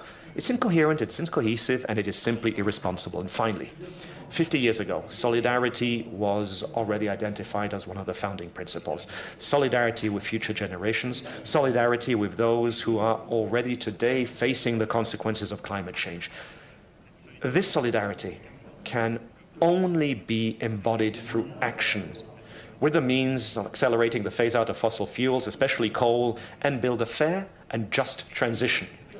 We must also mobilize in the face of the risks to food security at a time when geopolitical and climate crises are coming together and combining. Stockholm, Rio, and then Paris. 50 essential years to build a common destiny. But these will be swept away if the next 10 years are not entirely devoted to what the climate generation expects of us. That is, results. And I say this with great force on a day that should not simply be an anniversary. The geopolitical context that we are in is shaking up our lives, shaking up our political systems, and shaking up our choices. The decisions that we must take in this context of the return of war to Europe must not lead us to wait any longer. And so our generation must be the generation of results for climate, for biodiversity, against desertification, at the same time as we will have to face the return of war and its consequences. We cannot choose. These are emergencies which we must respond to together and all at the same time. I thank you.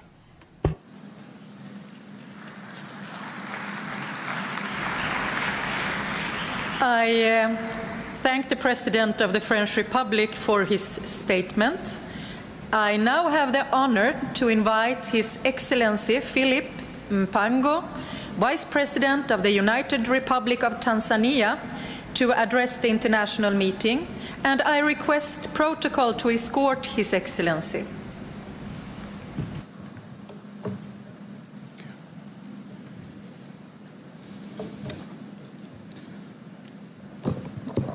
Excellencies, heads of state and government, in a very special way, I would like to convey to you all fraternal greetings from Her Excellency Samia Suluhu Hassan, the President of the United Republic of Tanzania, and the people of my country. Also allow me to congratulate the Kingdom of Sweden and the Republic of Kenya for co-hosting this commemorative conference and for the excellent arrangements. Excellencies, the United Republic of Tanzania is no exception to the climatic and environmental challenges that we face in the rest of Africa. The deforestation rate alone is approximately 464,321 hectares annually. Land degradation, pollution, biodiversity loss, and reduction of water sources are already threatening sustainability of agriculture, food security, and hydropower generation. In overcoming these challenges, we have begun to adopt climate-smart agriculture practices, protection of natural forests, and nationwide tree planting, as well as maintaining 307,800 square kilometers as national parks and forest reserves. However, national interventions alone are not enough to end global environmental and climate change crisis generated mainly beyond our geographical borders. Our efforts are also being hindered by limited technological and financial capacities. Excellencies, 50 years have now passed without reaching the agreed targets to end the environmental and climate crisis of our time, and the situation is getting worse. Political will and resolve to take collective action has remained elusive, yet we have reached the tipping point, and this crisis is harming our country disproportionately while we are least responsible for causing it. Excellencies, in response to the prevailing environmental challenges and opportunities, Tanzania welcomes investors to partner with us to provide green technologies, especially targeting at turning organic waste into energy and other byproducts like fertilizers. We further invite researchers from developed countries to work with our local researchers and technology companies to develop appropriate and affordable green technologies to harness our huge solar and wind energy potential. Excellencies, to conclude, let me emphasize that Tanzania firmly believes that in order to ensure that our planet remains a safe place for us all to live and thrive, we, the entire humanity, must without further delay act decisively and proportionately to implement the international commitments agreed to in Rio, Kyoto, Paris, and Glasgow. I thank you.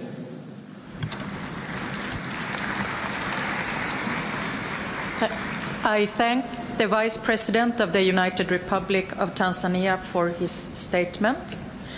And I now will give the floor to my colleague, Minister Tobiko, to take over the proceedings of the meeting. Minister. Thank you so very much, co-host. I now have the honor to invite His Excellency Nangolo Mbumba, Vice President of the Republic of Namibia, to address the international meeting, and I request protocol to escort His Excellency.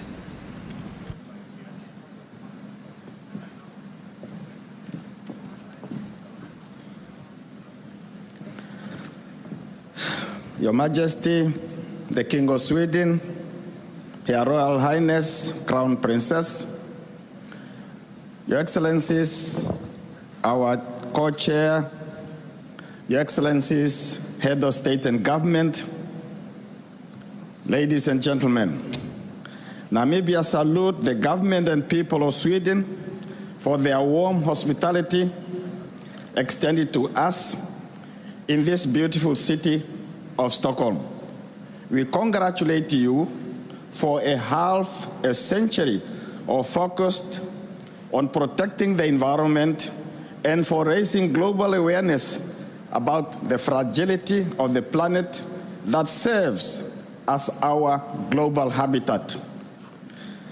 Our planet is faced with a multitude of challenges, for the most part caused by how we as human beings interface with the environment. Chief among these challenges is the reality of climate change. We are faced with devastating impacts of more frequent and severe droughts, floods, bushfires, sea level rise, desertification, land and soil degradation, heat waves, food and water insecurity, and many more existential challenges. Unless all these challenges are dealt with seriously, the drive to realize Agenda 2030 and achieving the Sustainable Development Goals to deliver prosperity for all is impossible. Not only does the world face climate change, but also unacceptable levels of inequality and poverty. There should be no doubt that we have fallen short and that the current state of affairs is dire. We are not short of strategies and frameworks, but we are short of resources and political will. The Paris Agreement and the Green Post-COVID-19 Recovery Plans, among others, are in force. and Namibia is committed to fulfill its obligations. In this regard, we urge other parties to fulfill their commitments as well. Namibia supports multilateral approach to solving global problems. We are party to numerous environmental conventions and protocols. To date, Namibia is well known for its flagship conservation-based natural resource management approach, underpinned by the principle of sustainable utilization of natural resources, which ensures the protection of biodiversity and all ecological processes. To renew the commitment embedded in the Stockholm Declaration of 1972, all countries and stakeholders should promote and strengthen cooperation, enhance the implementation of multilateral decisions, and promote solidarity as a global family to achieve our common goals. Our focus must be to foster a culture of taking collective responsibility for the well-being of the planet premised on true equality. Such commitments will prevent escalation in misery in the life of the planet and its inhabitants, and will improve prospect for us and future generations for peaceful, healthy, and prosperous cohabitation. Let us rededicate ourselves to resolve the planet and to save the planet and humanity. Namibia is happy to be part of Stockholm +50, re-emphasizing the need for all of us to recommit to save our planet. And I thank you. I thank the Vice President of the Republic of Namibia for his statement. And I now invite the international meeting to view a pre-recorded video statement by Her Excellency Delcy Rodriguez Gomez, Vice President of the Bolivarian Republic of Venezuela. Muy buenas tardes. Good morning, everyone from Venezuela, and on behalf of the President Nicolas Maduro Moro, we send our respectful greetings to this so important meeting which is taking place in Stockholm today with one of the most important themes that we are dealing with as humanity. That is a healthy planet for the prosperity of all, our responsibility, our opportunity. We, from Venezuela, state that it is our responsibility and our only opportunity, given these triple aspects of this planetary crisis: climate change, the loss of biodiversity, and pollution, environmental pollution. As a whole, this is the worst environmental crisis that has ever affected the human species, and the principal cause of this is man-made, the production model, capitalism, which has gone out of the normal lines and affects Mother Earth. Exploitation of forestation, desertification, the loss of biodiversity, overfishing, pollution, amongst others, have caused an increase in the temperature of our Earth. Water scarcity, food shortages. We don't wish to be pessimistic about the moment that we are undergoing right now. We urge for the highest level of awareness, and we cannot avoid the fact that all of those who live on this planet must be conscious of what we are undergoing. The World Health Organization highlighted the fact that 92% of the global population is living in polluted atmospheric areas. And the United Nations pointed out that plastics pollution is an environmental global catastrophe. More than 1 million of the fish and aquatic animals are at risk of extinction in Venezuela.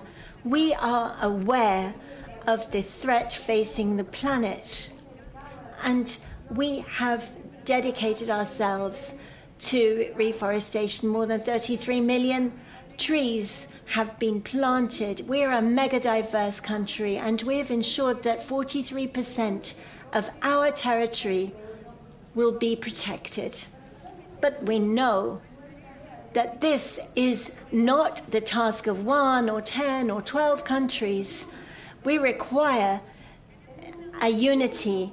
We only have this one opportunity, and we must make sure that we don't miss it.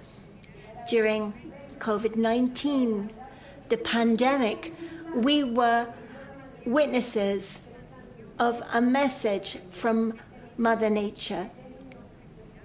Let us breathe, let us exist, and then we will all be able to live in harmony. We have projections for a project for our future generations. We call upon you for unity and with all of the hope that we have in the spirit of the people of Venezuela. I thank you for your attention.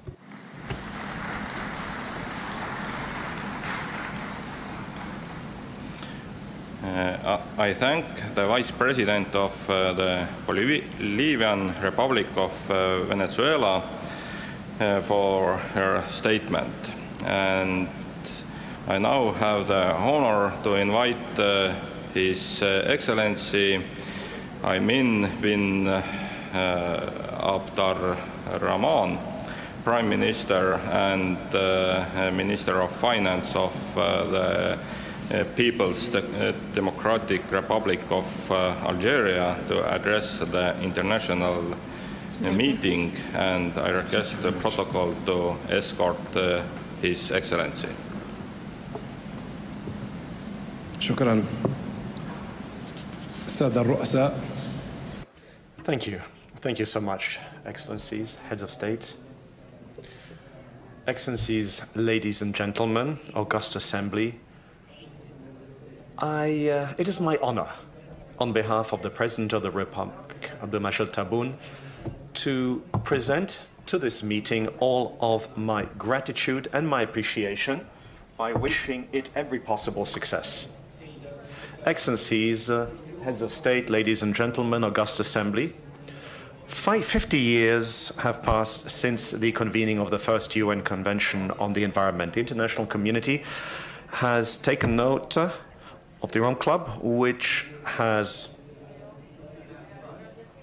provided us alarming information on the economic system and underscored the need to work on development, taking into account the reduced potential of our capital. 50 years later, we are facing an even more complex situation, one which has been exacerbated as a result of a number of crises, including the sanitation crisis, the health crisis, which has weakened the potential of developing states when it comes to achieving the SDGs. My country, which for decades now has faced multiple environmental crises, has worked within the framework of the program elaborated by the head of state to achieve the sustainable development in all three dimensions. We have adopted frameworks, strategies, and governmental and sectorial plans, and I'm going to especially underscore the launching of a program for renewable energy. This to achieve a production capacity of 15 gigawatts by 2050. The adoption of a national strategy for rationalizing the use of energy and the promotion of the use of renewable energy. We also have the adoption of a plan of work for the Algerian Green Dam to increase the vegetation coverage of our land through a pioneering project which, alongside the launch of the first Stockholm conference, has led Algeria to being one of the pioneers. And we rang the alarm bell on developmental problems. So changes in this field will not only benefit Algeria, but all of its direct neighbors as well.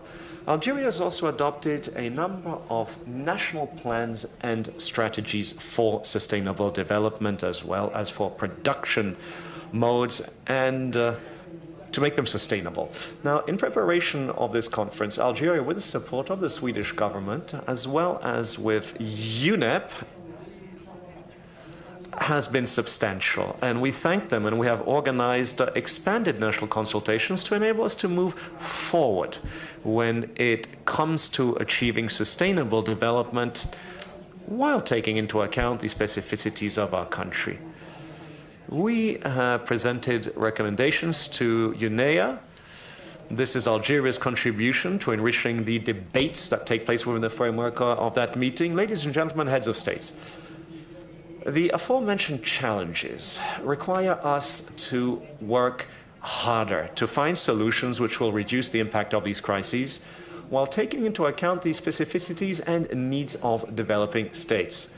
There is a need here to recall that the historic responsibility for these crises, of course, falls on developed states who must now fulfill their commitments in terms of financial and technical support for their developing partners. Within this framework, the principles adopted by the Rio Conference back in 1992 and which represent the very foundation of all of the environmental conventions comes at just the right time. I would like here to recall the need to work side by side with our partners to achieve the sustainable development goals.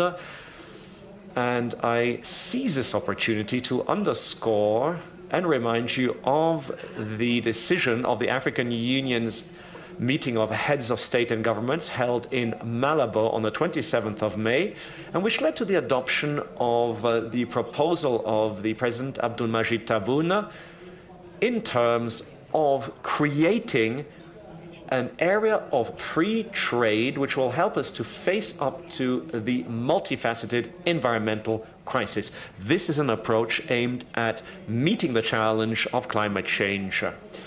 Algeria has committed itself to financing the first meeting to set up this mechanism and invites the international community to back this continental project. It's a strategic one, and it reflects the interests of our continent in preserving a clean, sustainable environment and preserve the rights of succeeding generations to ensure that they too can benefit from our planet. Thank you. I thank the Prime Minister and the Minister of Finance of the People's Democratic Republic of Algeria for his statement. And I now invite the international meeting to view a pre-recorded video statement by His Excellency Boris Johnson, Prime Minister, First Lord of the Treasury, and Minister for the Civil Services of the United Kingdom of the Great Britain and Northern Ireland.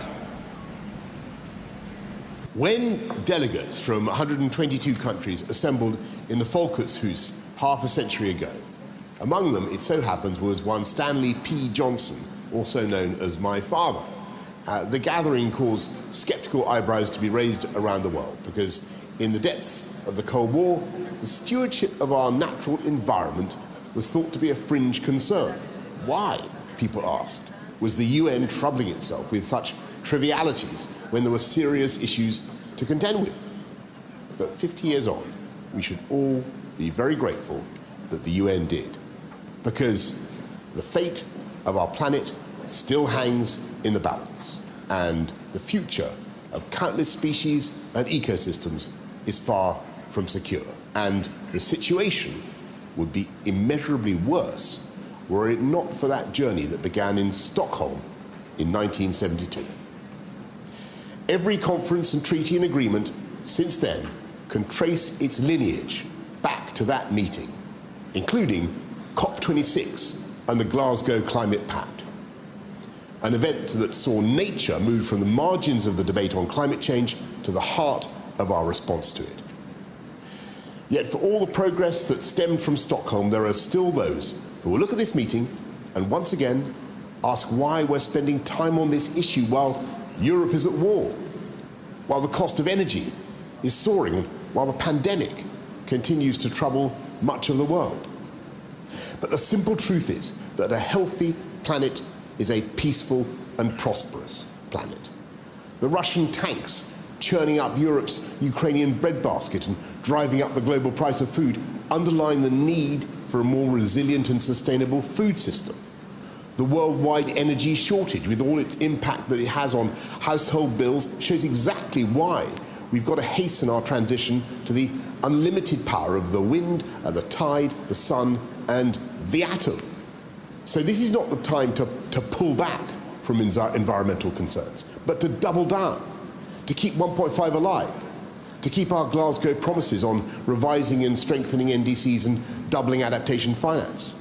We need to end deforestation, restore our ecosystems, and wake up to the importance of biodiversity to global development and, with it, to global stability.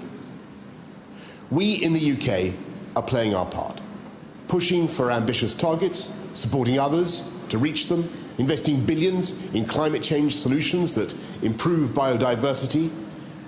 And my colleagues are bringing governments, businesses, and indigenous peoples together here in Stockholm to protect the nature on which global GDP depends. Now, we need others to do the same. 50 years ago, our predecessors recognized, and parents, recognized the need for concerted, united, worldwide action to protect our planet. Half a century on, the need for change remains great. But we have the means and we have the ability to make it happen. This week, let's show that we also have the will. I hope you all have a great conference.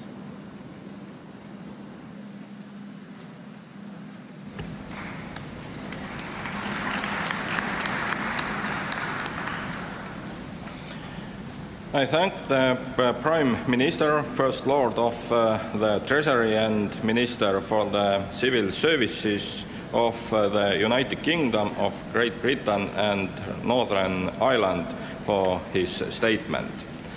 I now invite the international meeting to view a pre-recorded video statement by Josiah Warek Bainimarama, Prime Minister and Minister for Itakei Affairs, Sugar Industry, Foreign Affairs and Forestry of the Republic.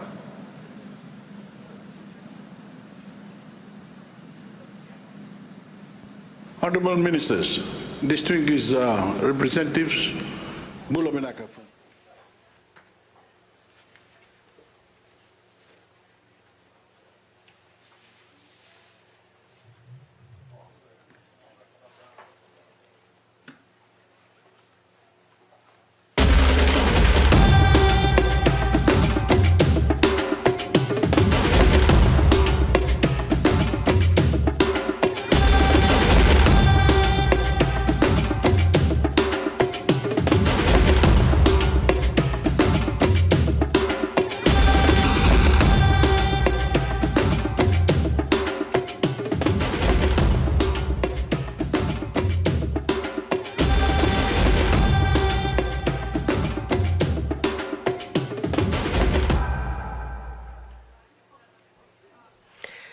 Hello and welcome to the UNDP Hour at the Stockholm +50 Climate Hub, a stage and an online space available to you during, after, and before even the climate conference in Stockholm +50. And it lasts until the World Environment Day on the 5th of June. My name is Isabella Lövin. I am chair of the board at the Stockholm Environment Institute, and I was previously the climate minister and also the deputy prime minister of Sweden. Our session today is about climate and inequality. The rapid acceleration of climate change presents the biggest existential threat to humanity ever known. Just like the COVID-19 pandemic, it affects everyone, but not equally. While no one will be immune to the increasingly savage effects of our heating planet, it is the poor and vulnerable people who will pay the highest price of inaction. Climate change and inequality are linked. And there's more. Climate change and inequality are such a large issue which affects practically everyone on Earth. But how do we communicate about it? How do we convey this story to a wide audience, as wide as possible? And how do we move for action? We will talk on all that with Cassie Flynn, Strategic Advisor on Climate Change at the UNDP, with Boaz Baldi, who leads UNDP's global campaigns and partnerships, and Alison Matthews, Head of Education at Microsoft, with the video game Minecraft. And lastly, in our last segment today, you will hear from Young Climate Leaders, which is a daily special segment for the days of the conference. And it's especially important for us to give youth leaders and activists the stage, because they are the ones that will be most affected by climate change, and they also have an enormously important role in taking action. So let me now start by welcoming Cassie Flynn to the stage, Strategic Advisor on Climate Change at the UN Development Program. Cassie, please come up to the stage and stand here beside me, or I can stand here and you can stand there at this table. So great to see you and have you here in Stockholm. So let me just put the first question to you. How is climate and inequality connected? How is climate change exacerbating inequalities? Well, it's such a pleasure to be here, and forgive me for my voice. I've done so much talking here at Stockholm Plus 50, I think I'm already starting to lose it. The question that you ask is so important. How we think about the impacts of climate change and inequality really will shape our future and shape how we can solve this crisis. And this question that you asked and what you said about how climate change doesn't affect everyone equally is so important, because we're all familiar with these big impacts of climate change. We see them in the news every day, the big floods, the storms, sea level rise, wildfires. But the reality is that when those impacts hit people and communities, it is never an equal experience. And depending on where you live, depending on your level of education, your level of income, what you have access to, can mean that a single storm can be something that, you can survive and get through and have access to something like insurance to recover from, or it can mean a complete disruption of your life, your family's life, and your entire community's lives. So the people that don't have a margin will actually be the ones that will be immediately hit by the effects of climate change, while we who live in the more the rich part of the world, we have the insurances and so on. Preparing for this talk, I really was amazed, or rather frightened, by some statistics that I read about, that inequality is actually growing for more than 70% of the global population right now. And up to 132 million people would be pushed into extreme poverty by 2030 already, if we don't address climate change and of course also inequality. And another number, just going to underline that already the last 10 years, 410,000 people have been lost, their lives have been lost in extreme weather events, and mostly in lower middle-income countries in climate-related disasters. So how can we use these figures to try to predict the future and try to prevent the worst outcomes that we see? Right. The data is overwhelming. When you hear numbers like that, it's hard to even comprehend what these numbers mean. But what they all symbolize when you take them together is that the world is changing. And as we experience all of these climate impacts, one after another, we're starting to see real diversions in how people have access to opportunities, how people have access to being able to live the lives that they want to live.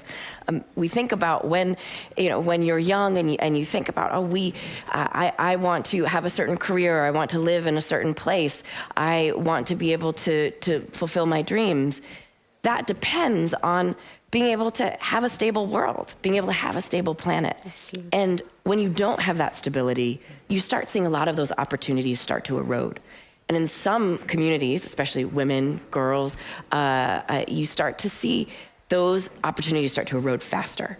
And this is something that we have to address and not get intimidated by these big numbers, but instead really start to make choices in a transformational way that can address these issues here and now.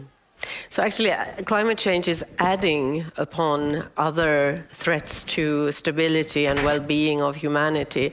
For instance, gender equality. We already know all too well that 50% of the world's population don't have an equal situation to the other half just by being born a woman or a girl.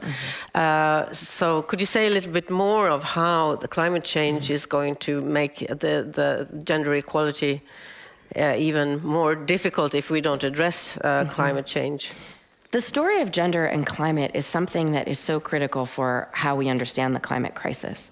Because when we even start to look, and kind of even going back to some of these big statistics, that when you look at who's most impacted by some of these big climate shocks, it is always women and girls first.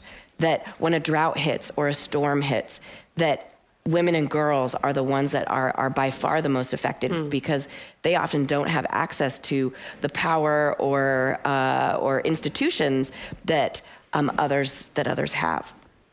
We've also seen too the immense role of women and girls in solving the climate crisis. That's a good point. And I heard this fantastic statistic the other day, and I don't know where it's cited, but that when a storm hits, the number one indicator for the resilience of that community is the level of education of young girls. Right. And when you think about that, that's incredible. You think about the role that women and girls play in the recovery of these, not just that they are impacted by these horrible climate effects, but that they also have a key role to play, and we need to support women and girls' leadership in getting ourselves out of this mess. And getting girls to go to school and having the right to education. I think that's an extremely important point. Before we move on, I just want to ask you, what is the Climate Promise, the program that you are leading at UNDP? Could you describe it?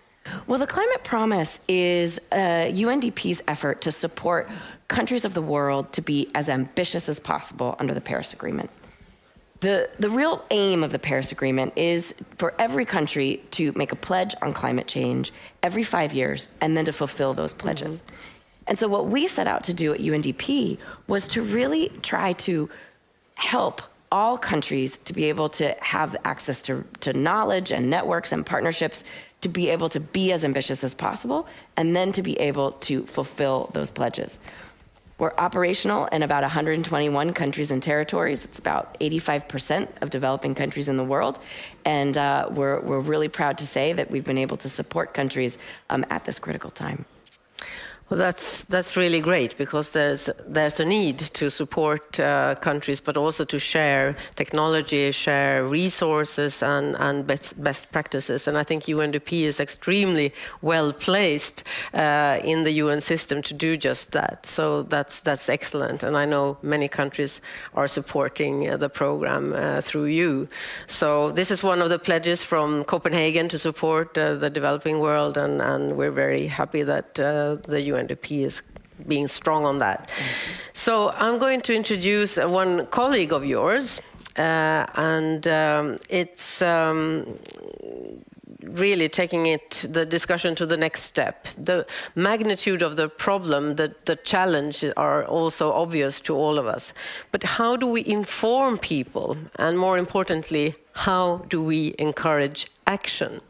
And we start the talk about this aspect joined by your colleague, Cassie. It's Boaz Paldi, who is here. I can see him via Zoom from New York.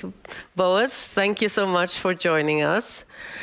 And let me ask you, first of all, you just recently led the first kind of advocacy campaign for UNDP about climate and inequality. Could you tell us about that?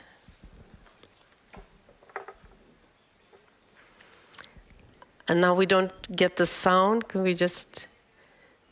Sorry about that. I think I was on mute. Can you hear me now? Now we can hear you. Okay, great. Great to have you here. Thank you so much. Thank you so much for having me here. It's always very difficult to speak after Cassie because she's so eloquent and so brilliant. So I always feel, oh my God, I'm after Cassie. So I'm going to try my best. One piece of the puzzle, as you said, is trying to reach people around the world. There is, perhaps 10% of the world's population who are climate activists, who are engaged in a very, very high level and don't really need to be reached. There's another 10% that truly believe that the climate change is a Chinese conspiracy or some other theory, and they are almost impossible to reach. So there's no really point in trying. That leaves 80% of the population of the world that probably believe that climate change is happening, but have yet to take action. That they think that it might not be their problem. They think that they might not be able to be the solution. They think that they are not empowered to take action, and so therefore they don't take action. But how do you reach those people? How do you reach those 80% of the population of the world with a message of climate action that is so desperately needed? We at UNDP thought about tackling one of the pieces of the puzzle that's extremely important to moving forward with decarbonization, with greening our environment, with greening our economies, and that is fossil fuel subsidy reform. There is last year, $423 billion were used for fossil fuel subsidies, and 80% of that goes to producers, manufacturers, and that skews the economy. That essentially makes it seem like renewables are more expensive than they are, and fossil fuels are cheaper than they actually are because governments are subsidizing them. It also creates a deficit in climate action, $423 billion in deficit. So anything that we do for positive climate action, we're still in the red. So it's incredibly important to reduce this deficit of negative impacts to the planet. And our thought was that there is, as Cassie mentioned, there is an enormous amount of people living out there that are not facing this crisis equally, that are being affected more than others, and those are the poor, the vulnerable, the least developed, etc. But then you have a bucket of money on one end, 423 billion last year. This year it's going to be 600 billion, according to our estimates, because of the rising price of fuels. And then on the other hand, you have a problem with inequality. Okay. So why don't we take this sum of money and move it to positive action? We could imagine what we could do with these funds. We could create green jobs. We can give some kind of universal basic income or temporary basic income. We could vaccinate everyone around the world for COVID-19 4 times over. So there's a huge positive impact that we could have if we somehow manage to reduce the fossil fuel subsidies and use that money for positive social impact. But it's just taken me 10 minutes to explain that to you, more or less, or 4 minutes. We need to explain it in a very simple way that those 80% of the people will understand, but not only understand, will then take action. So in this particular case, We know that doom and gloom campaigns don't work. People don't want to hear that there is no hope. They want to be part of the solution. They want to be part of hope. So it needs to be a message of hope. And we thought we'd just go at it at a little bit of a funny angle. So I think we can cue a video if that works. And we brought in an expert to help us explain the problem. If we can cue video and play it, that'll be awesome. Great.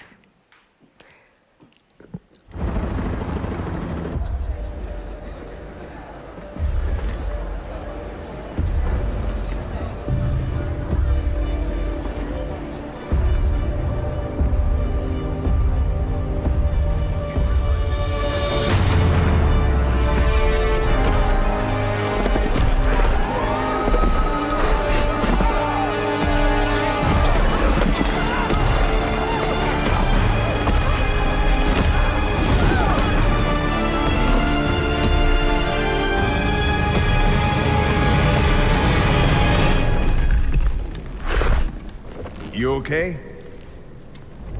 You need a minute? Cool. Okay.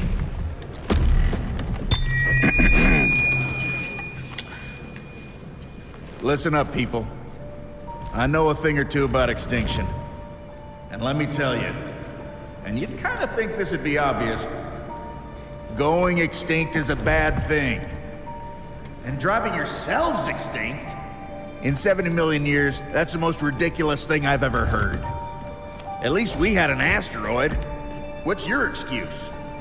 You're headed for a climate disaster, and yet every year governments spend hundreds of billions of public funds on fossil fuel subsidies. Imagine if we had spent hundreds of billions per year subsidizing giant meteors. That's what you're doing right now. Think of all the other things you could do with that money. Around the world, people are living in poverty. Don't you think helping them would make more sense than, I don't know, paying for the demise of your entire species? Let me be real for a second. You've got a huge opportunity right now. As you rebuild your economies and bounce back from this pandemic, this is humanity's big chance. So here's my wild idea. Don't choose extinction. Save your species before it's too late. It's time for you humans to stop making excuses and start making changes. Thank you.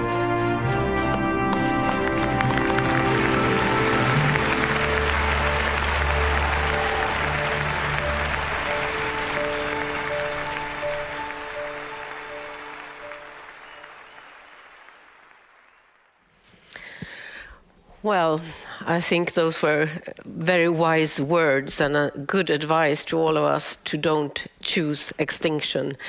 I really love Frankie the dinosaur and this message, and I think it also appeals to a very broad public, which is fantastic, and we need that kind of messages that are very clear. But one of the most important audiences would be youth, who are already taking action, and of course, children. But how do you engage them? How do we turn climate action into an engaging topic for them, one that will lead to action one day? So on that topic, I would like to talk with Alison Matthews, who's head of Minecraft Education. So Alison, please come up to the stage and join us here in our cozy sofa setting. Very welcome.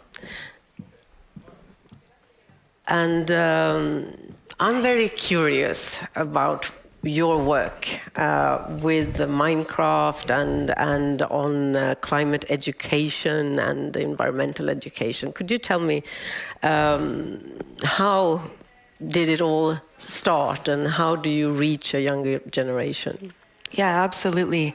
I think I should make a statement about the space that we're actually in here first. We're in this beautiful venue that was actually created for gaming. That's which, right. And the fact that buildings like this are popping up in cities all over the world just goes to show that gaming is kind of a big deal for our younger generation. So I'm here to represent and empower young people's voices on the climate crisis. Often young people don't have a vote, they don't have really a way to let people in power know what it is that they want them to do with respect to the climate crisis. And so how can we engage them in dialogue? Honestly, we're already doing that with video games. So the video game industry is bigger than movies and music combined. And that's amazing. Yeah. I didn't know that. Yeah. It's huge. So I work for Mojang Studios. So we produce Minecraft. Minecraft has over 140 million players every month. And then I work for Minecraft Education. We have millions more students in classrooms all over the world using Minecraft to learn about all kinds of things. So with this, the size of the platform that we have, we've made a commitment to address the world's toughest topics, whether it's through educational content on things like how to be a more active citizen, or things like climate futures. So young people can start to understand what they're facing, what we are facing, and then start to generate opinions on what we should do about it. Okay, but how did it start? How did you start this initiative, and how did you get involved in it personally? Yeah, so we actually learned from our community that Minecraft is actually a really powerful medium for learning tough topics. So I'll give you just a simple example. I was a pretty good student in high school. I got A's. I thought that I understood topics like chemistry. But honestly, it wasn't until I got into this 3D immersive world and started interacting with an element constructor where I could add protons and neutrons and see tangibly in this environment what a molecule is or what an element is, that I actually got it. So let me back up for a second and tell you sort of what Minecraft is. I think if you're a parent, you probably get it. But if you're not, Minecraft is a blocky sandbox, a 3D virtual world where you can immerse and you can go on adventures with your friends, or you can create whatever you want. And so basically you can create things limited only by your imagination. So in an environment like that, it's a perfect place for us to challenge young people to think about a world that is more sustainable, or to design solutions for the climate crisis, and then show us what they want us to do. So I can tell you a bit about that if you want. Yeah, and you're already working in cities worldwide to reach children. Can you tell us a little bit about that? Absolutely. Yeah. So last fall, we ran a Global Build Challenge in partnership with UNESCO. And we challenged young people to think about how they could remake their community to live in peace with nature. We got thousands of submissions back from all over the world. We had designs for like gorgeous towers that captured carbon and recycled water and created habitat for wildlife at the same time. We had one video where the team was suggesting that everything in the new world should be made out of mushrooms because they're so sustainable. There was an incredibly powerful video that came to us from Indonesia where you could viscerally feel the pain that the students felt watching their local wildlife habitat burn in climate-related fires. So what we learned from that was these voices, first of all, young people want to be heard. And second of all, their ideas were too powerful to just end with us. So we started to think about how can we make these videos and these voices, how can we get them in front of people who are in positions of power to hear them and then ideally take action on what young people are asking them to do. And so that led to conversations with mayors, for example, Mayor Anna here in Stockholm, who wanted to figure out how she could engage more with the citizens in her city to hear from them what kind of city they wanted to create and what they wanted to live in. Thank you. Yeah. Okay, Cassie, reaching out to young audiences through the platforms where they live in is not new to you, especially after leading Mission 1.5 for UNDP. What is Mission 1.5? Well, Mission 1.5 is a gaming platform that we worked on at the United Nations Development Program to help people start to play and start to understand what will it take to keep global temperature rise below 1.5 degrees. So that's why it's called Mission 1.5. And I think, Alison, what you were saying was so important about gaming is the size of the film and music industry combined. That is mind-blowing. And when you think about new ways of engaging young people, you have to go to where they are. And increasingly, they are playing games. And this is something that we really wanted to do and really wanted to say, all right, well, we want to help educate young people about the climate crisis, but we also want to help give them a voice in how the climate crisis is solved. And so that's where we went with it. And the People's Climate Vote, what was that? Right, so this emerged from it. Our goal with Mission 1.5 was to help people to understand what are the solutions to the climate crisis? What do we have to do with our food systems, with our energy systems? How do we protect nature? What does that really look like? And when we started educating them about these solutions, we also asked them, what do you want your government to do? And it was a simple question, and we gave everyone a bunch of options across 6 different categories of solutions. And fast forward, it became the largest poll on climate change in history. Because we were able to reach so many people through gaming. And we were able to say, all right, well, globally, we know that 2/3 of people think that climate change is an emergency. And that was something that came directly out of that vote. That's incredible. And what was the main message to world leaders? Yeah. Well, we wanted to really drive home that young people, in particular, often young people that may not be able to vote in elections, they are not employed, they don't have a lot of power in civic life at the moment. We wanted to give them a voice on the climate crisis. It's going to affect young people's lives more than anyone else, and they should have a voice in solving it. And that's really what we wanted to drive home. But thank you very much both for really giving that platform for young people to both learn and to have a voice. And turning now, very much thank you to you, and now turning to our last segment of today's UNDP Hour. Climate change impacts everyone, but for the future,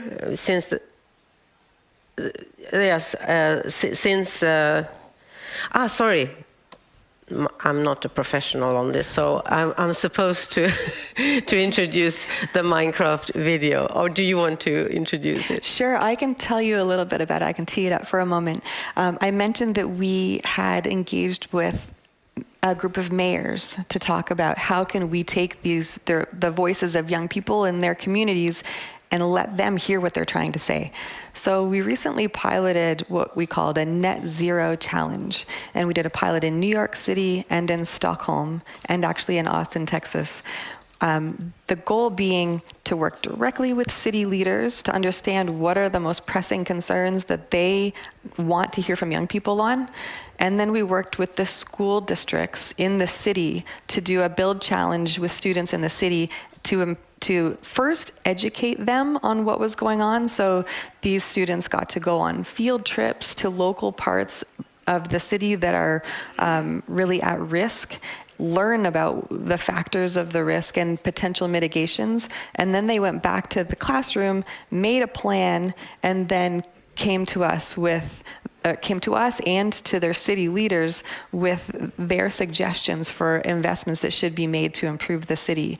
So what we're going to show you in the video is just kind of a behind the scenes of what happened in New York City for that challenge. Thank you. In New York City, we have issues with the environment, issues with transportation, issues with the overcrowding. Net Zero Challenge means that students are solution setting on what they could build to help get New York City net zero. I think just any way that we can help to contribute to helping the environment, that would be great. Yeah. I'm a senior at John Dewey High School. I'm 17 and I'm president of Minecraft Club.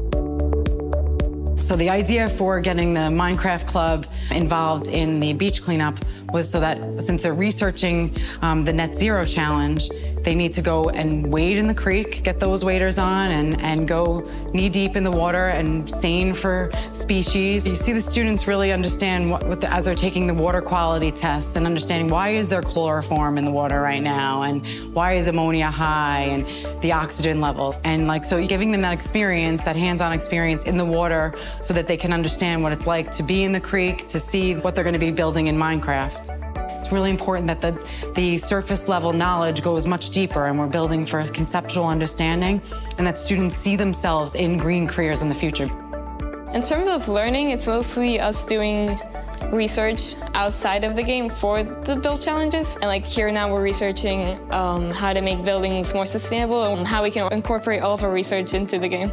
So the idea is that the students are creating and engineering a project that will help New York City. So wouldn't it be amazing that the students, through this challenge, actually solve a problem or get looked at, or real engineers and architects from New York City actually speak to these students? The answer's in the room somewhere. So wouldn't it be amazing if it came from our students?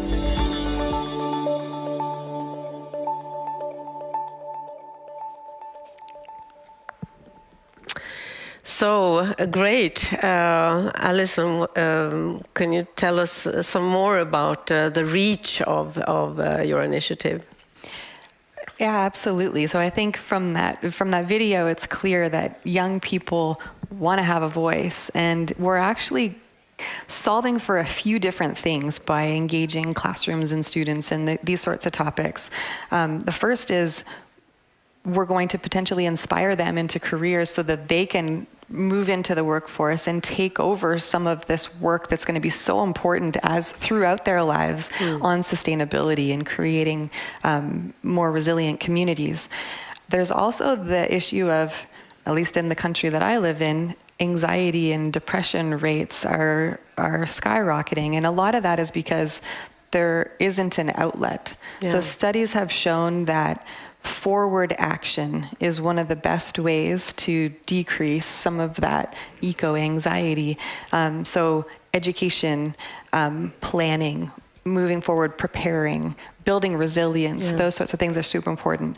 So to your question, why did we get into this in the first place?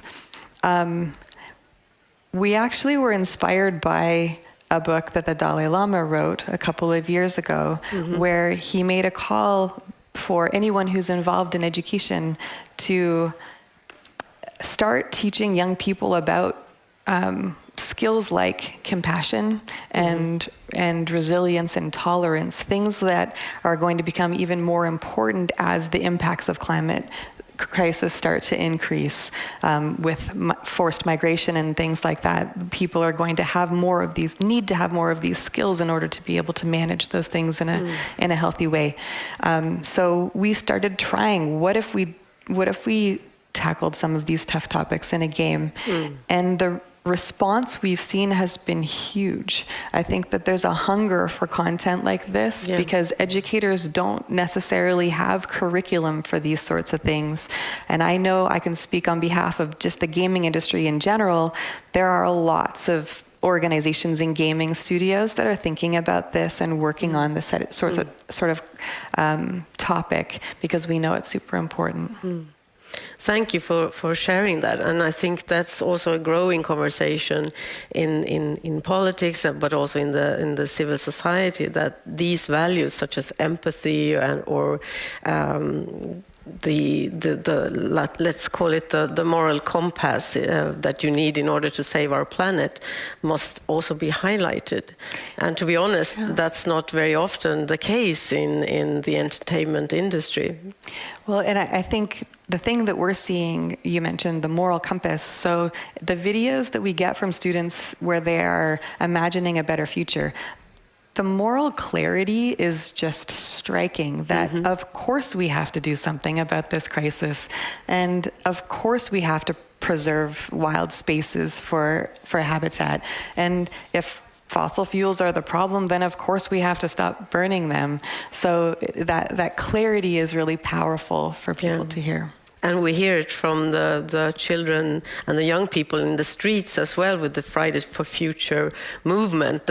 Exactly the moral clarity of the message is so strong. Right. So, Cassie, circling back to Stockholm +50, taking place not far here from us, what are your expectations from it? Could it be a good outcome? Well, I think these conversations around Stockholm +50 give us the opportunity to imagine a better future. What does it take? And everything from, so much of what we saw in that video about green buildings and engineering and how we live our lives, but also I think this issue of compassion, empathy, kindness, generosity, this moral clarity that we do need to be able to get us through this time. Because when we look around, sometimes I just feel like the world is upside down. It feels like, what is happening? And when we can start from a place of that moral clarity, and when we can start from a place of, okay, the challenge is hard, but we can have these conversations. We can start to think about what it takes to be able to build the future that we all know is possible. And that's why I'm really excited about Stockholm +50 and the conversations that are happening this week. But there's lots of young people saying, well, this is yet another meeting with blah, blah, blah. What do you say, Alison? Is that the general feeling you would say among young people? So I will admit that I'm fairly new to these sort of climate conversations. I did spend the day yesterday with some city leaders, and I mentioned to a couple of mayors that I was talking to that this was my first time going to an event like this. Is this how they always go? And they said, actually, this was much more like more of a fresh conversation, because they were having hard conversations about the effects of consumption in cities. And so I do believe that the tone is shifted to, yeah, we actually have to go. I do think that there is a lot of work that we need to do to engage young people, though, to give them a role here, because there's certainly a lot of work to do there, and we're working on it, and I think you are too. Yeah. But maybe that will be also the next step with education through gaming, that also give an understanding of the political processes that need to kind of move in order to make the change that we need, so that young people don't feel this kind of distrust in the democratic systems or the adult world that hasn't really reacted to all the dangers. And we're so-called celebrating the Stockholm +50, the Stockholm conference 50 years ago, but so little has happened really, or too little has happened and too late. That's also, I think, very much a takeaway for young people when they hear the statements that were made 50 years ago and see the result right now. So can we give more of a voice to the young people? What do you say from UNDP's side? I don't even think it's a matter of can we have to. Yeah. It is not a choice. And as you said, I think there are a lot of young people who say, blah, blah, blah. We see these conferences in the news all the time. We're tired of it. We want action. And I think this is where young people being able to call for that action, being able to be involved, understanding how these processes work, that when you have nearly 200 countries getting together to talk about global issues, it is wildly complicated and very, very difficult. And we need young people to be in the middle of it. We need young people to be involved in these conversations in a substantive way. And I think this is where collectively we have a lot of work to do to make sure that happens in a meaningful way. And actually this hour we've talked about inequality, climate and inequality. And Alison, you mentioned also the intergenerational inequality, that this generation is actually consuming so much of the resources that we must really preserve for our children and grandchildren and all the generations to come. Do you want to add to that? I mentioned the event I was at yesterday. I had like a sort of an epiphany about there was a call from UN Habitat for the Global North to provide more support to those in the Global South with technologies, green technologies and things. But I think the Global North has a lot to learn from the Global South too, in terms of how to live a less energy-rich lifestyle, because we're just sort of born into a certain lifestyle when you live in the Global North, and you don't necessarily know how to change. So I think that there is room for a dialogue both ways. Absolutely. And as the Secretary General, Antonio Guterres, has underlined a number of times, we're at a crossroads. Either it's breakthrough or it's breakdown. And it's not an exaggeration. So the breakthrough would be also to look at other values, other ways of living, and also highlighting the rights of future generations and children's future. So thank you so much, both. Excuse me for interrupting you earlier on, but I had a little lapses in my cards. So great to have you here, both, and having a great discussion. And now we are going to talk about the last segment of UNDP Hour. So, as we have been talking about, climate change impacts everyone, but the future belongs to young people, and they will be affected by decisions taken today. The calls to act from young people is getting constantly louder, and youth-led action on climate change is growing strongly across the globe. Whether through education, activism, innovation, science, or technology, young people are scaling up their efforts and using their skills to accelerate climate action. UNDP asked Clara Henry, the Nordic actress and TV personality, if she could interview young leaders on what is happening today in the Stockholm +50 conference. She responded by bringing them into our studio. Over to you, Clara. Thanks a lot, Isabella. I'm very excited to have this talk today here with two young leaders giving you the latest from within the conference. So give a warm welcome to Natalie Mongondo. You are the Youth Fellow in Finance with the UN Climate Change High-Level Champions team. And Daniel Calarco, welcome. You are a lawyer and founder of the International Youth Watch. It's very good to have you here. And before we start talking about what's going on inside the conference, let's talk a bit about YouTube so we get to know you. Daniel, you're the ambassador for Generation 17. Please tell us what that is. And thank you so much for having us. I'm Daniel Calarco, and I'm the ambassador for Generation 17. That's an initiative led by UNDP and Samsung at the global level. As the head of the International Youth Watch, I'm representing Brazil in this global south in several agendas across the globe as Stockholm +50. Our main commitment is to use technology to enhance youth voices on the achieving of the 17 goals. We have the Global Goals app. They can use in the palm of your hand. You can have information and access knowledge on how to accelerate the goals in your own community, overcoming all the language barriers because it's available in Portuguese, English, and I hope even in Swedish.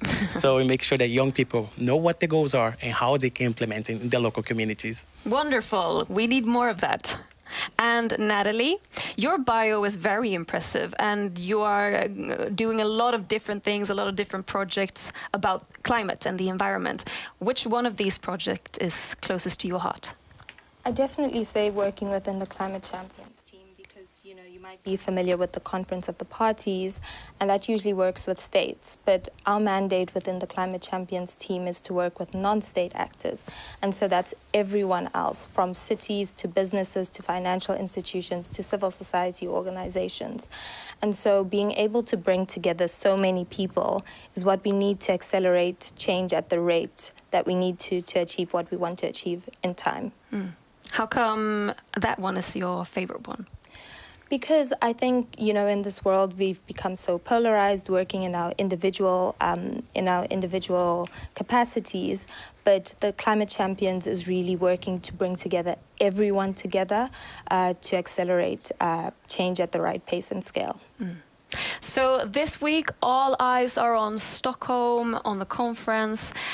You both are inside at times. Tell us, what's the atmosphere like? We are super excited to be here, living that. I saw thousands of people coming from all over the world. We have young people that are here to engage, for example, bringing to the table voice from indigenous community, people of color, LGBTQIA+. So we have intersectional voices coming from the young age, but also intergenerational dialogue with people who experienced 50 years ago the Stockholm meeting. So that's so impressive to have a room where dialogues can happen. It's such a diversity and also full of ideas background. So I'm super excited to be here and optimistic about the results. Yeah, I'm also very optimistic because, you know, we've managed to bring together so many different stakeholders, from scientists to business to etc. And, you know, UNDP did these national consultations in over 50 developing countries, in my own countries, with, you know, CSOs, NGOs, people, women, young people with disabilities. And so really seeing that feed into the dialogues at such a high level event has just been incredible. Wonderful to hear. And it's wonderful news for everybody who would like to be in Stockholm but can't be. So on a more substantial level, what are the most important things happening in the conference today? Anything we should look out for? So, of course, you know, we have the plenary, the main plenary where the main negotiations are happening. But in addition to that, there's the leadership dialogues. So there's 3 main leadership dialogues. One is on reflecting on the past 50 years.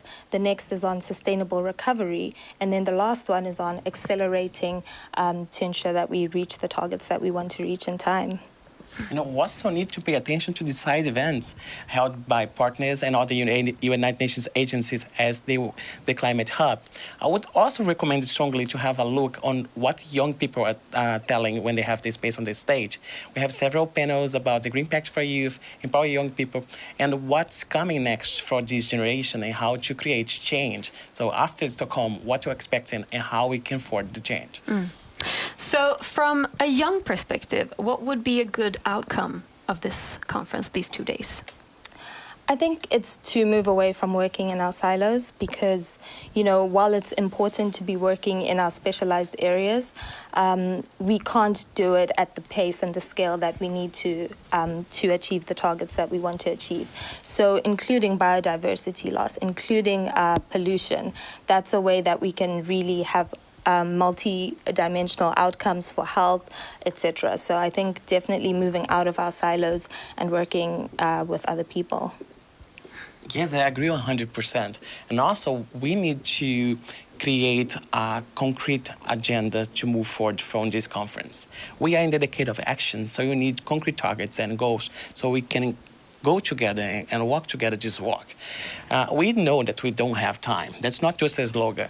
It's now or never because we are facing this tropical crisis across the globe, and we have an opportunity here to make sure that we understand that people need change and demands change right now. And we have the stakeholders, the political power, and the will to do so. A good outcome would be able to see how we can engage as also individuals, but subnational governments and municipalities, not only the member states, because people do not live in global agendas. So we have to make an effort to translate to local level and to make an effort to make sure that everybody is included. So I would strongly recommend that in that sense, that we are able to create this agenda, this concrete plan, so we can involve every single person as individual, as subnational governments, and state parts, and international agencies. So it's been 50 years now since the very first climate conference held here in Stockholm. In which ways have youth been able to affect and participate in the decision-making of these conferences? Yeah, I mean, you know, young people have been affecting from different areas, from advocacy to raising awareness all the way to policy. And we've actually been self-organizing with organizations such as Youngo to build our technical capacity so that when we have a seat at the table, we've been able to add a lot of value to the conversations. And so I think young people are just becoming more and more organized and more impactful because we're the most impacted by climate change, biodiversity loss, and pollution.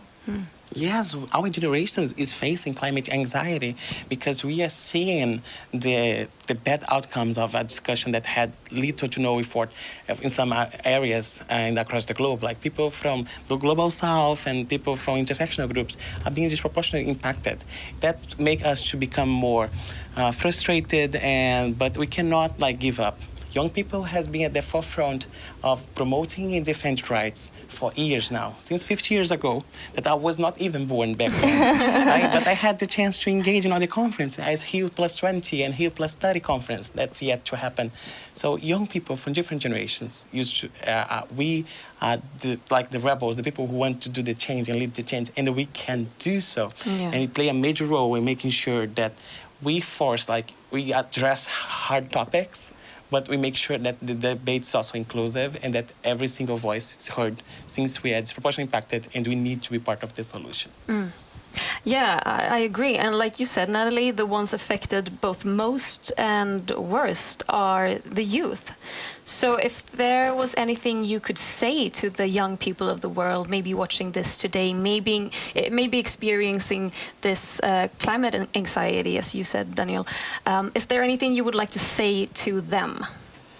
Absolutely. I would say that I know it gets tiring. I know it gets very tiring, but keep working, keep calling on your governments, your cities, businesses to act, and keep being the change that you want to see in the world, because we are making an impact, and that there are other generations that are working together behind the scenes with us to help support us. So look for those allies as well. So I wouldn't just speak to the younger generation, but I'd also speak to the older generation and say, be allies to your children, your younger sisters and brothers, etc. It's like the High School Musical song, we're all in this together. That's true.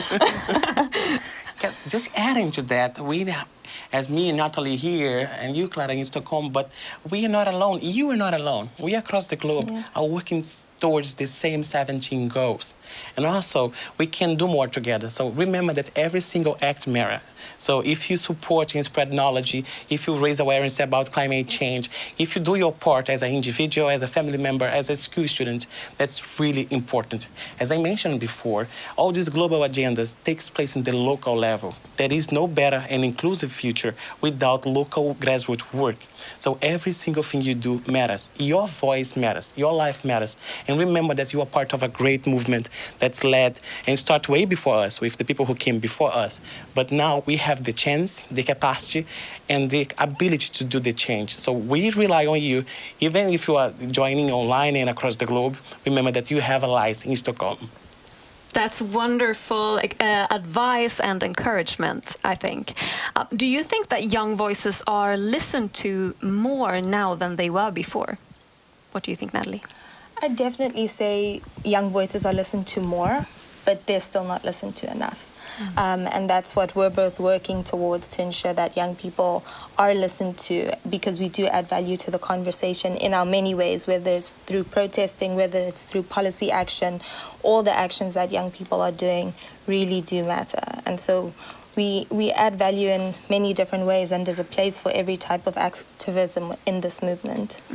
Yes, we conquered more space in the last years. Fridays for Futures and other movements across the globe make sure that youth became a more political organized power to demand a seat at the table. But we have a long journey to go yet, because the youth, although we may have a lot of more coverage, for example, in media, or because of the social media that we are experts on that, we have a lot of challenges, for example, access funding and support to do bigger change, even from national governments and international organizations. So we need to have hard conversations about make sure that young people have a seat at the table, but as stakeholders with the capacity to implement our demands and to make sure the change we are planning is taking place on the ground. And if I can just add to that, you mentioned funding and resources. I think, it's important to recognize that young people have the fewest resources to respond to and recover from climate change. And so even at these international dialogues, it's very difficult for young people to get here. So those young people who aren't here, we're advocating for you 100%. So What do you think, just a final question, what do you think are the biggest challenges of engaging youth and creating a platform for youth to speak up and make actual change in the decision making in conferences like this? It's a big question. I'm sorry. It's a tough question, but it's a question that needs to be asked by member states, international organizations. In the sense, we do need to support young people by providing funding, training, in the sense of capacity building, and making sure that they're inclusive in the meetings like that decision making is happening. So that would my three tips on how to make sure that youth engagement is effective, make sure we have access to funding, that we are present in the decision making process as stakeholders, and that we are training to as you mentioned, we have value to add to the table since we have access to information. And you? Not just as stakeholders, but as partners. You know, we shouldn't just be speaking at events. We should be incorporated into the design, into the implementation, into the funding, into the monitoring and evaluation. Young people need to be included every step of the way, not just, you know, for different campaigns. Yeah, and we're part of all discussions, right? Climate change, economic development, gender equality. So young people need to talk about every single topic that may affect us now or in the future. And future generations as well. People, you know, at Stockholm +100, we're going to be the old people at the table. That's true. And we need to be allies to the future generations as well. Yeah, that's right. Daniel, Natalie, thank you so much for your very valuable analysis and update about what's going on inside the conference. I have nothing more to say than back to you, Isabella. And thank you very much, Clara. Thank you, young leaders. I do hope that we will not have a Stockholm +100 in 50 years, but that we will solve our environmental problems by then. So thank you to the audience for joining us. The next Stockholm +50 Climate Hub session is tomorrow. Your host of the hour tomorrow will be Victor Galas for a session on climate innovation. So see you all tomorrow at noon. I'm Isabella Lövin. Thank you very much for watching.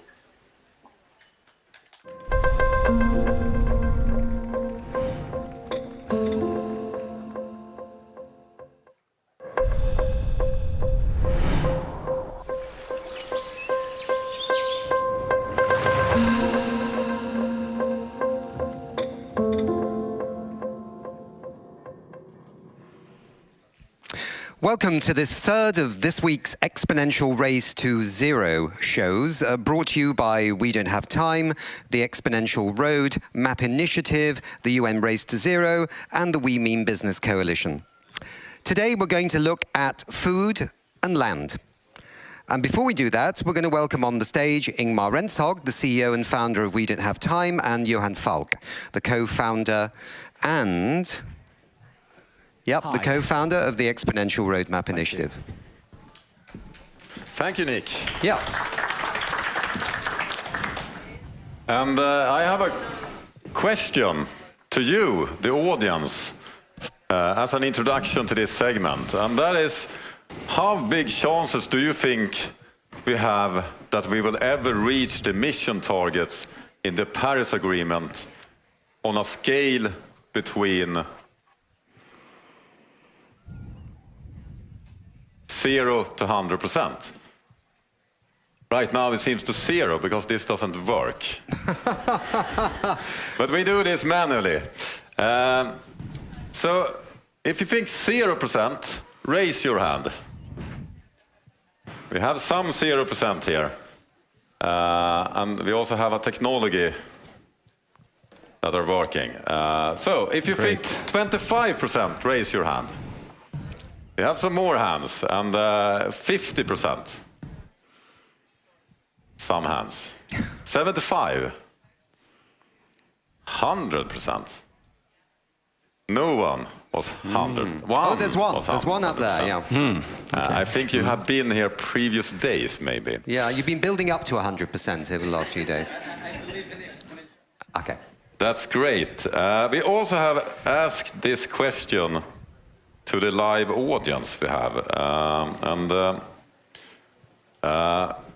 we have 58% are very pessimistic. They think between 0 to 25%. So most people, when I ask this question, they are negative. And I don't agree on that. My belief is that we're going to make this 100%. I'm totally sure about that. And it's not just a vision. I think the vision is important, because if we don't believe in that this is solvable, it's very hard to do it. If you don't believe that you will win the race, you're probably not going to win the race. You need to have that mentality. But it's not just a mentality that we believe in something impossible. We believe in it because it's so many reasons. And the number one reason I have is the number of people engaged in climate solutions. When we started our global broadcast 5 years ago from We Don't Have Time, we were super happy. We had 10,000 viewers watching us live. And when we did the same last year on Earth Day, we had 5 million viewers. And this Earth Day, we had 13 million viewers. And so far on this event, we had over 10 million viewers since we started on Tuesday.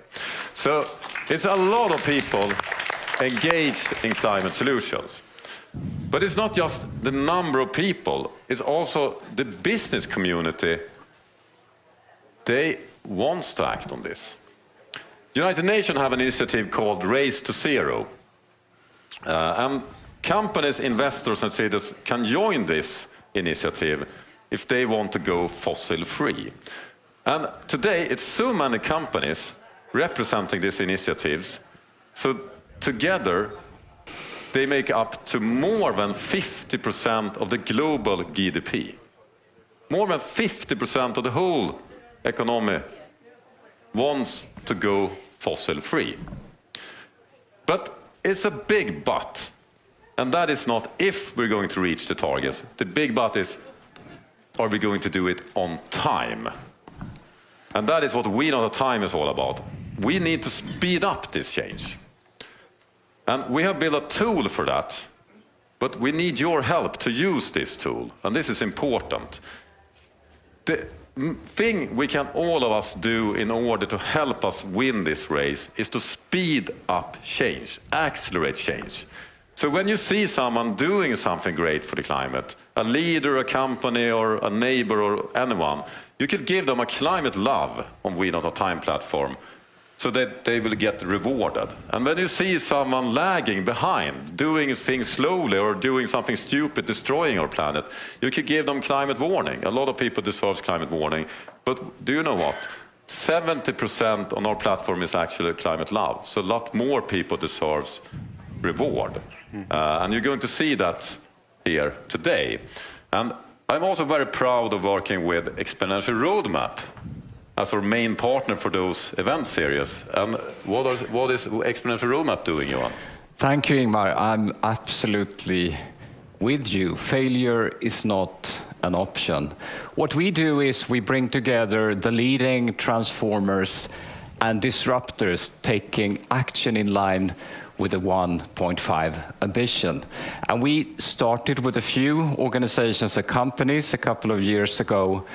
And now we have companies representing $1,000 billion in revenues, all committed to halve emissions by 2030 towards net zero. Their own emissions, but also in their value chain, but also actually influencing the global net zero beyond their own operation. And that is what we call the carbon law.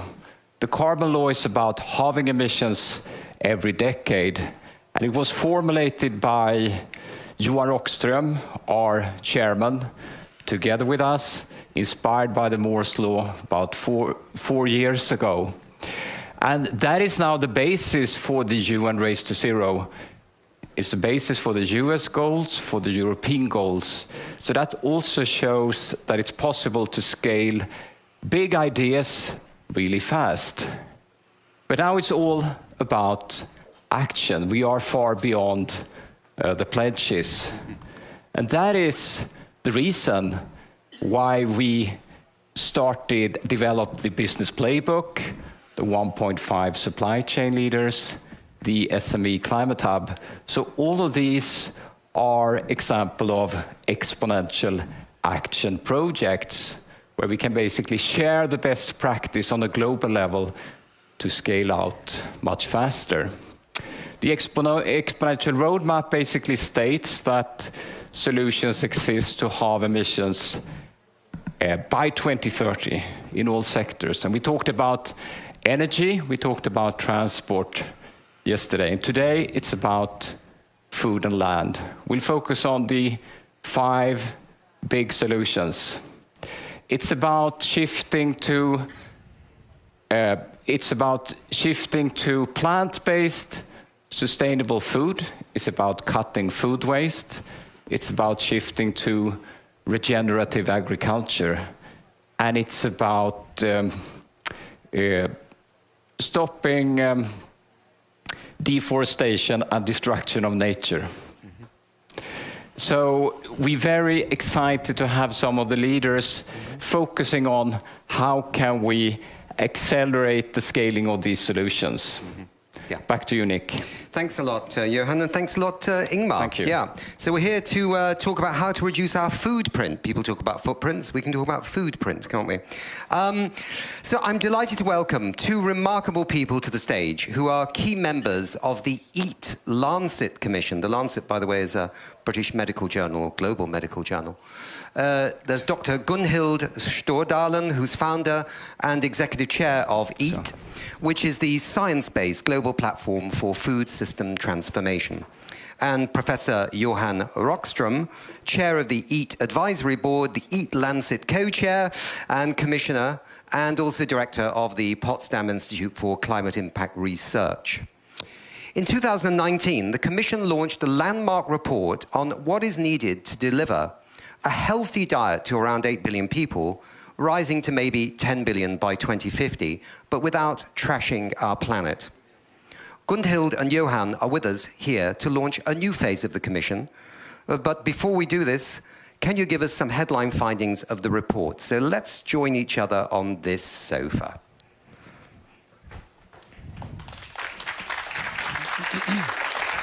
Please. Nice to meet you. Hi. Again, actually. Thanks for having me. Good, yeah. So wonderful to have you both here with us. This report from 2019 was really big. I mean, the media coverage was absolutely huge, if that's any barometer of success. But tell us a little bit about it. I don't know, maybe Gunhild, you'd like to start first. Some headline findings from this 2019 report. I'm happy to do so, and great to be here. Yep. I just need to clarify, I'm not part of the first EAT Lancet Commission, neither the second one, but I'm the founder and executive chair of EAT Foundation.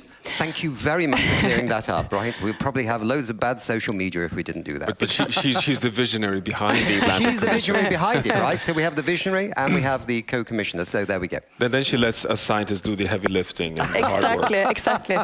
Posing the question, which was actually, the first report, EAT Lancet 1, was actually the answer to the question that led Johan and myself to co-fund EAT in 2013. And it was basically, is it possible to feed close to 10 billion people enough healthy food within safe planetary boundaries or without wrecking our planets?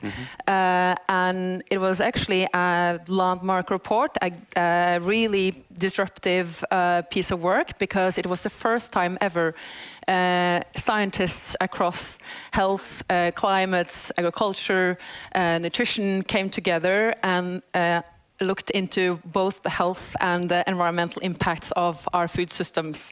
And Johan will speak to the planetary boundaries and the modeling work, but on the health and nutrition side of things, the most important contribution of the Commission was actually the planetary health diet, which basically was about defining a universal healthy reference diet does not mean that the Commission came up with a universal diet that everybody has to eat. It's really about a framework that has to be translated into different regions and countries and local communities. And it's also not a vegan or vegetarian diet, it's a flexitarian diet. So still room for meats and other animal proteins, but it's basically a plant-rich, healthy, whole food diets, minimal amounts of processed, ultra-processed foods and sugar, but very rich in all the good stuff. So nuts, fruits, vegetables, legumes, whole grains, etc. And it's also very flexible, so again, has to be translated, and also diversity is a key part of that diet, which actually is pretty close to the Mediterranean diets and also what our grandparents used to eat, I guess. Yeah, interesting. Johan, some headline figures from this report as well, from your perspective. No, it was a real scientific breakthrough because we have, had for decades the unequivocal evidence that the food system is the single largest threat to the stability of the planet. But we've never really put the quantitative safe space for a sustainable food system in the world. So the Eat Lancet Commission was the first attempt of translating the planetary boundaries to identify what's the share of responsibility for the food system.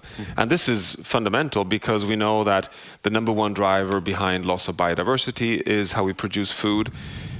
Food consumes roughly 70% of all the fresh water that we withdraw from our rivers. It's the number one cause for eutrophication. Everyone living in this part of the world knows about the anoxic, oxygen-free Baltic. You had Isabella Lövin here just now, kind of a champion for the ocean. It's the food system threatening this. Land systems are transformed. The climate system, 25% of greenhouse gas emissions are originating from all the gases coming from our food system. So to put it simple, we have no safe landing on a stable climate nor a livable planet without a food system transformation. We will not hold the 1.5 degrees Celsius landing zone on climate without a food system transformation. So the Eat Lancet Commission defined quantitatively what's a safe space for food, and then we combined that with the universal planetary health diet and ran the first set of scenarios, just like the IPCC does, to explore what are the pathway, what are the choices we can make to see if it's possible to feed 10 billion people with healthy diets within planetary boundaries. And not surprisingly, what the results show is that a business as usual pathway will crash the planet. But on the other hand, if we invest in healthy diets, just healthy diets alone, just eating healthily, will be the single largest contributor to start moving back into the safe space. The trick is, will that be enough? And the conclusion is no. We also need to invest in various forms of sustainable regenerative agricultural practices, and we mapped those. Would that be enough? Healthy food and sustainable production systems? The answer was no, not even that is enough. We also need to radically reduce food waste. But the interesting thing is, if we do all that together, reduce food waste, invest in regenerative agricultural practices, and start eating the flexitarian diet, we actually move in within the safe space on climate, on biodiversity, on fresh water, on nitrogen, on phosphorus, and on land. So quite an exciting opportunity, which is why we see, across policy around the world, that we're today recognizing that our safe journey to the future is an energy transformation and a food transformation. These are the two highest items of exponential. I mean, you had Johan Falk just here on the exponential roadmap on climate. Well, the second one is on food. So food and energy, rest is footnotes to be. Yeah, exactly. But you forgot one thing, Johan. Not only can we stay within a safe operating space for humanity, if we do those 3 shifts, but we can also save at least 11 million lives every year, and obviously improve the health and well-being of hundreds of millions, if not billions more. And on the health side, obviously food has become the biggest killer in the world, the biggest driver and risk factor for premature mortality and ill health. So just shifting to healthy diets can save immense amount of money, not at least in the health over the healthcare budgets around the world. Okay. If we just pause there 2 seconds. Yeah, okay. Because just to we can say, go on for. No, but look here. 2 different independent studies show that we are prematurely losing 10 million lives per year because of unhealthy food. But remember that the pandemic, the crisis that everyone has recognized as being a global crisis of urgent action and so much devastation, has today killed much fewer people per year. I mean, we're up at 15 million on aggregate over 2 years. The food system kills 10 million per year and has been doing so for decades. So just to give the orders of magnitude, and we're not acting. Well, this is the thing I was coming to, really, because, I mean, human beings are absolutely wonderful when there's an absolute massive crisis in their face. We're fantastic at responding, right? I mean, if there's an angry dog coming down the stairs right now, sort of slaving with big teeth, we'll react immediately, won't we? Somebody will kick it or we'll run in the opposite direction, but we'll do something, yeah? But if they say an angry dog is coming in 2 weeks, it's like, well, let's not worry about that, I won't be here. So, you know, how many reports does it need? I mean, the IPCC on Intergovernmental Panel on Climate Change has been dishing out reports, wonderful reports, since, what, 1989 or something like that. We've got the governments down the road for Stockholm +50 for 2 days. We've got the climate COP coming up in Sharm el-Sheikh in Egypt. Do you see any internalizing within government policies of the 2019 Eat Lancet report? Do you see any signatures of action? Well, to start with, last September, we had the first ever UN Food Systems Summit. The Secretary General, Antonio Guterres, convened all his member states and all stakeholders around an action agenda really inspired and informed by the Eat Lancet report. Several countries around the world have now updated their national dietary guidelines, for example, Denmark and Finland, and more than 15 big cities around the world, including Lima, New York, Tokyo, Barcelona, have now committed to implement the Eat Lancet targets by 2030. And the EU's Farm to Fork strategy, which is, at least in my view, the most promising that is happening in the policy space, is also very inspired and reflecting the framework from the first report. So I would say that, yes, things are happening, but we are obviously far from where we have to be. We are still not bending the curves. We are still obviously escalating in the wrong direction, away from what a future worth having for humanity looks like, and also in a full collision course with nature. So it's not happening fast enough. And obviously this multiple interconnected crisis perfect storm we are in the midst of, with climate and nature crisis escalating, with the unprecedented pandemic we've just been through, and now the terrible war against Ukraine.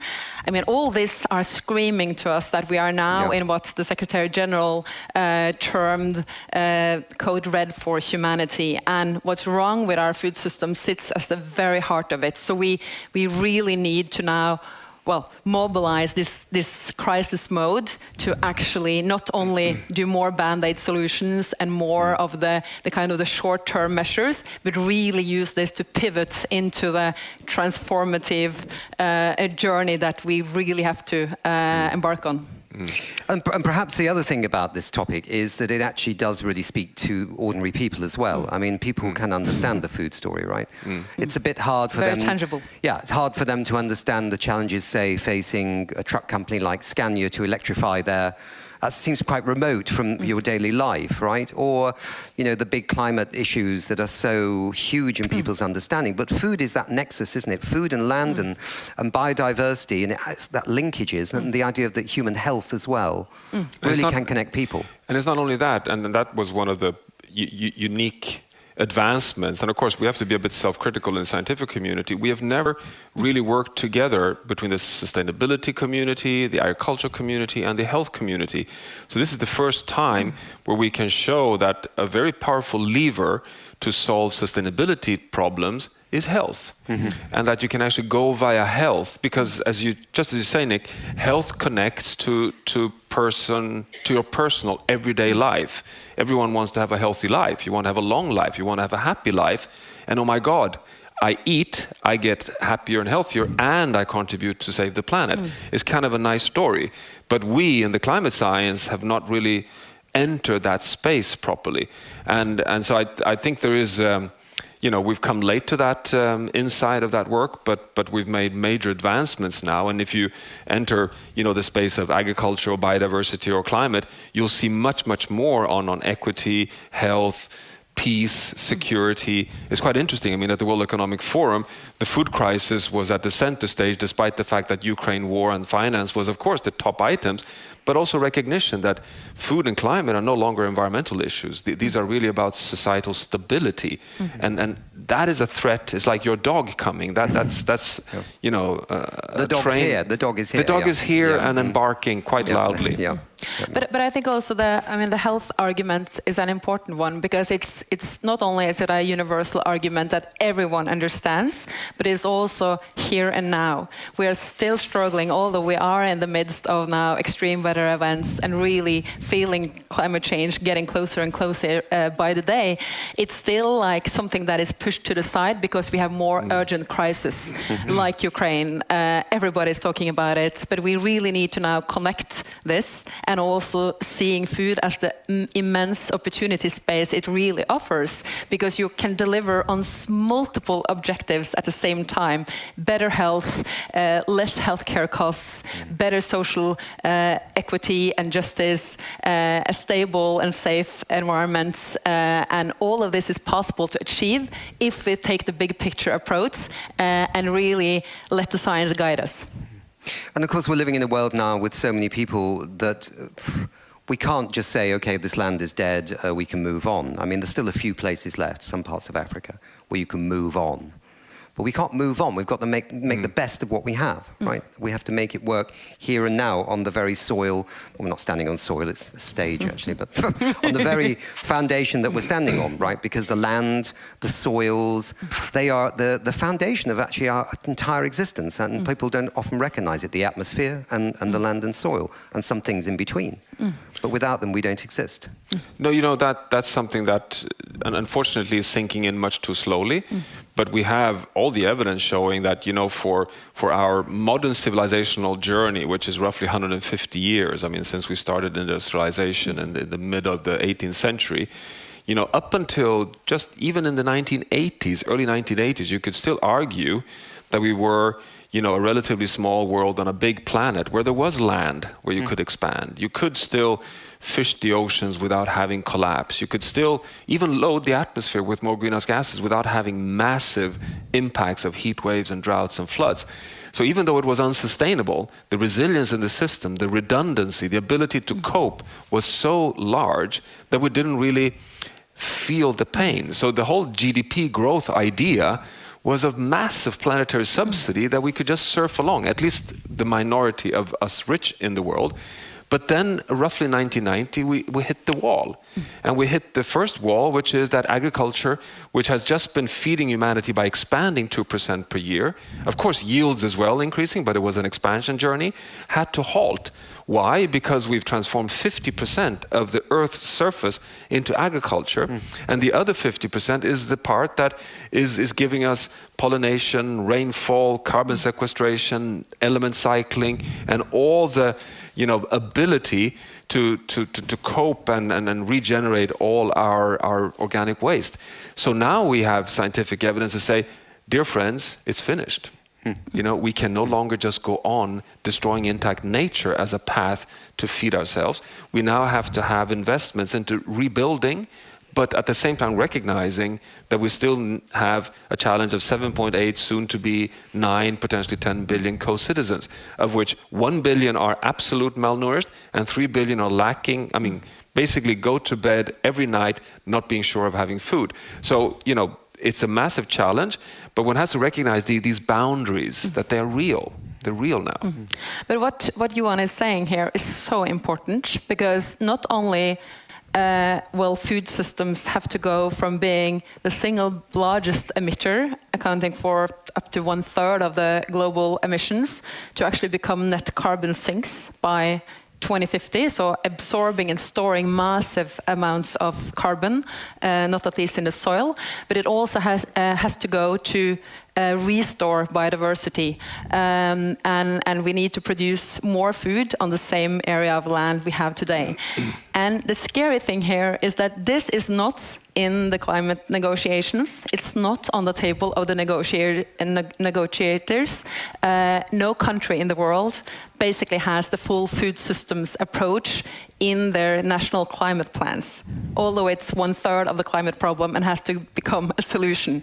So this just shows the magnitude of what we are up against and why we urgently need to kind of shout this out and spread the message and push for national governments and obviously international organizations to start really taking this in and acting on it, and hence why we are here with Utlandet 2. So we're going to come to, in 2 seconds, to something on the launch of the second report. But just to say, I get a sense from the Egyptians who will be hosting the next climate conference in Sharm el-Sheikh that food will be very much on the agenda. I've seen the climate champion for Egypt already speaking out on this, and that would be a good thing. Well, this is, and Johan, please fill me in here, but the latest I heard is that the food day, or not the food day, because that is too broad and holistic, unfortunately, to systems approach is very difficult. It was an agriculture and food security day that has been planned. As far as I understand, this is no longer on the table. Okay, so we have to do some lobbying then. We need to do some urgent lobbying. In COP26, or at COP26 in Glasgow, food was discussed, but it was not inside the room of the negotiators. And this obviously, I mean, we are running out of time. That's the fact.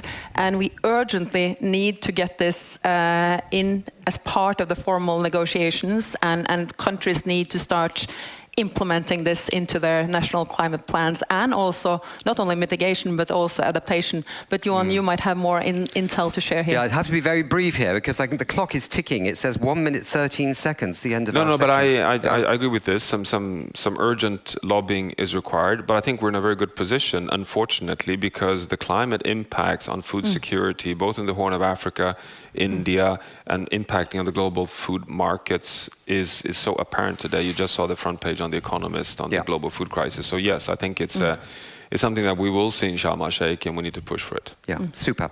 Right, so we're having a little launch right now. We don't have a big bell and we don't have champagne, corks popping all over the room, but tell us a new phase of this report, the second one. Why do we need it? Sounded pretty obvious. I think you've told me why we need it, but why do we need it? When's it happening? When will you complete it? I will start and you will finish, Johan. One of the Food Systems Summit was a massive success in many ways. More than 140 countries have now started working on national pathways to healthy, sustainable and equitable food systems by 2030. But we still don't have consensus. We still don't have a 1.5 degree equivalent for food to rally the world behind like we have for climate. And we don't have consensus on the targets we have on the planetary health diets. And there are also many knowledge gaps that still must be filled. And the social justice and equity dimension is one. And obviously, constituencies, stakeholders are screaming for targets. They want to have something to navigate towards. So this is really an effort to contribute to some of these gaps, but the scientists who can continue. Yeah, no, but I'll really keep an academic hat on, because I think one has to, I mean, I totally agree with you, as you know, Nick, that things go too slowly, and 6 IPCC assessments, we should have acted. We knew we had the evidence 30 years ago, etc. But we also know that if it hadn't been for the IPCC, if it hadn't been for this persistent, patient update every 5th year of the scientific evidence, we would not have had 1.5. We would not have had any action in the world. We would not have had 100 countries with net zero pathway. We would not even talk about a carbon budget. What we're trying to do is basically learn from that, but speed up, and to do a scientific update of what you could call like an IPCC for food, and to update, because the science is advancing so fast. What does science say today of defining a planetary health diet? What is the latest science on all the planetary boundaries? And can we invite, which we will do, a much broader group of scientific groups around the world to run scenario pathways of a safe landing for the food system? Because in the first round, we just did it with one model. What we'll also do in this round is focus much more strongly on equity and justice.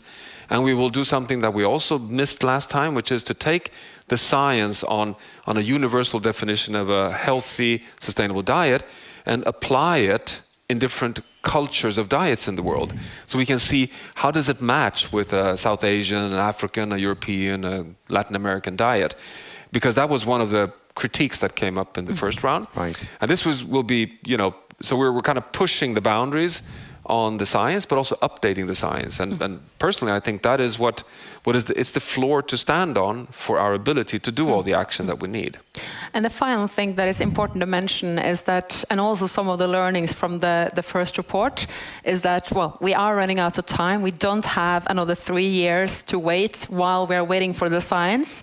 So in parallel with the scientific work of the commissioners, we will do extensive stakeholders consultations as inclusive as possible, but without obviously jeopardizing the integrity and scientific independence of the Commission. But it's so important to start socializing the idea and the framework and kind of the concept, and also inviting stakeholders to really provide inputs to help sharpen the questions. You can see how stressful it is to work with Gunnar. We are running out of time. We don't have time. We don't have time. We're here. Yeah. And we don't have time anymore for this fascinating discussion, which could go on for a very long time, because it is very interesting. Gunhild, thank you so much for being here. Johan, for being here too. Johan, I need to call you up on the stage for a keynote. And thank you so much for being here. Okay. Thank you so much.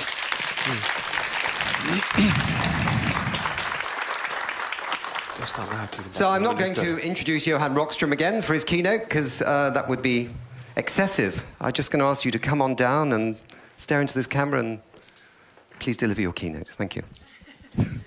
Good. Thanks. Okay.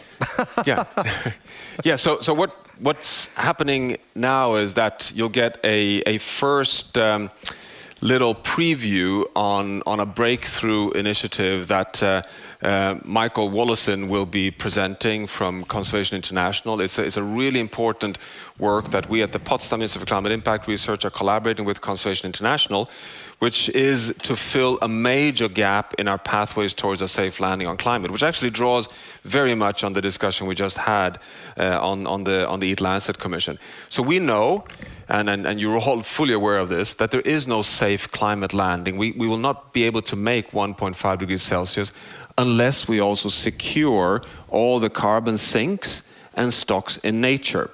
This is absolutely fundamental. In fact, over the 100 IPCC climate models that are run in the IPCC to give us the global carbon budget of roughly 400 billion tons of carbon dioxide remaining for a safe landing, the carbon budget that translates to what Johan Falk talked about here earlier, the carbon law, cutting emissions by half every decade to net zero world economy by 2050, that orderly safe landing is actually predefined by assumptions in the models that 3 things will happen at the same time. Number 1 is that we'll have a food system transition. So food will go from the single largest emitter, 12.5 billion tons of carbon dioxide per year today, into becoming the single largest sink in the economy, roughly 10 gigatons of carbon dioxide per year. The second assumption is that we'll be starting to scale different forms of negative emission technologies up to 10 billion tons of carbon dioxide per year. Let's put that aside for the moment because this initiative is filling the gap on nature. And the third assumption is that intact nature, the 50% on terrestrial ecosystems that we have so far not transformed into agriculture, cities and infrastructure, will remain intact and continue to absorb, can you imagine, in the order of 25% of our fossil fuel emissions coming from burning of coal, oil and natural gas. And the other 25% is in the ocean. So we have buckets of carbon that are assumed in the models to stay intact over the next 100 years. 25% 10 gigatons in the ocean, 25% 10 gigatons on land, and the 10 gigatons on managed lands, forestry and agriculture. For these, we don't have a guiding principle. We don't have markets. We don't have regulatory means. We're just building them into the analytics, and then we give all the policy sectors the 400 gigatons in the carbon budget for fossil fuel phase-out, which has given us really good things. Science-Based Target Initiative, milestones for net zero, and Fit for 55. Sweden has its 55% aligned with the European Union, etc. So all this is in place. Now we need the carbon law for nature, and we need to have the pathway for nature. And that is what Mike will be sharing with you. The first preview of the analytics behind that new nature climate solution roadmap, the carbon law for nature.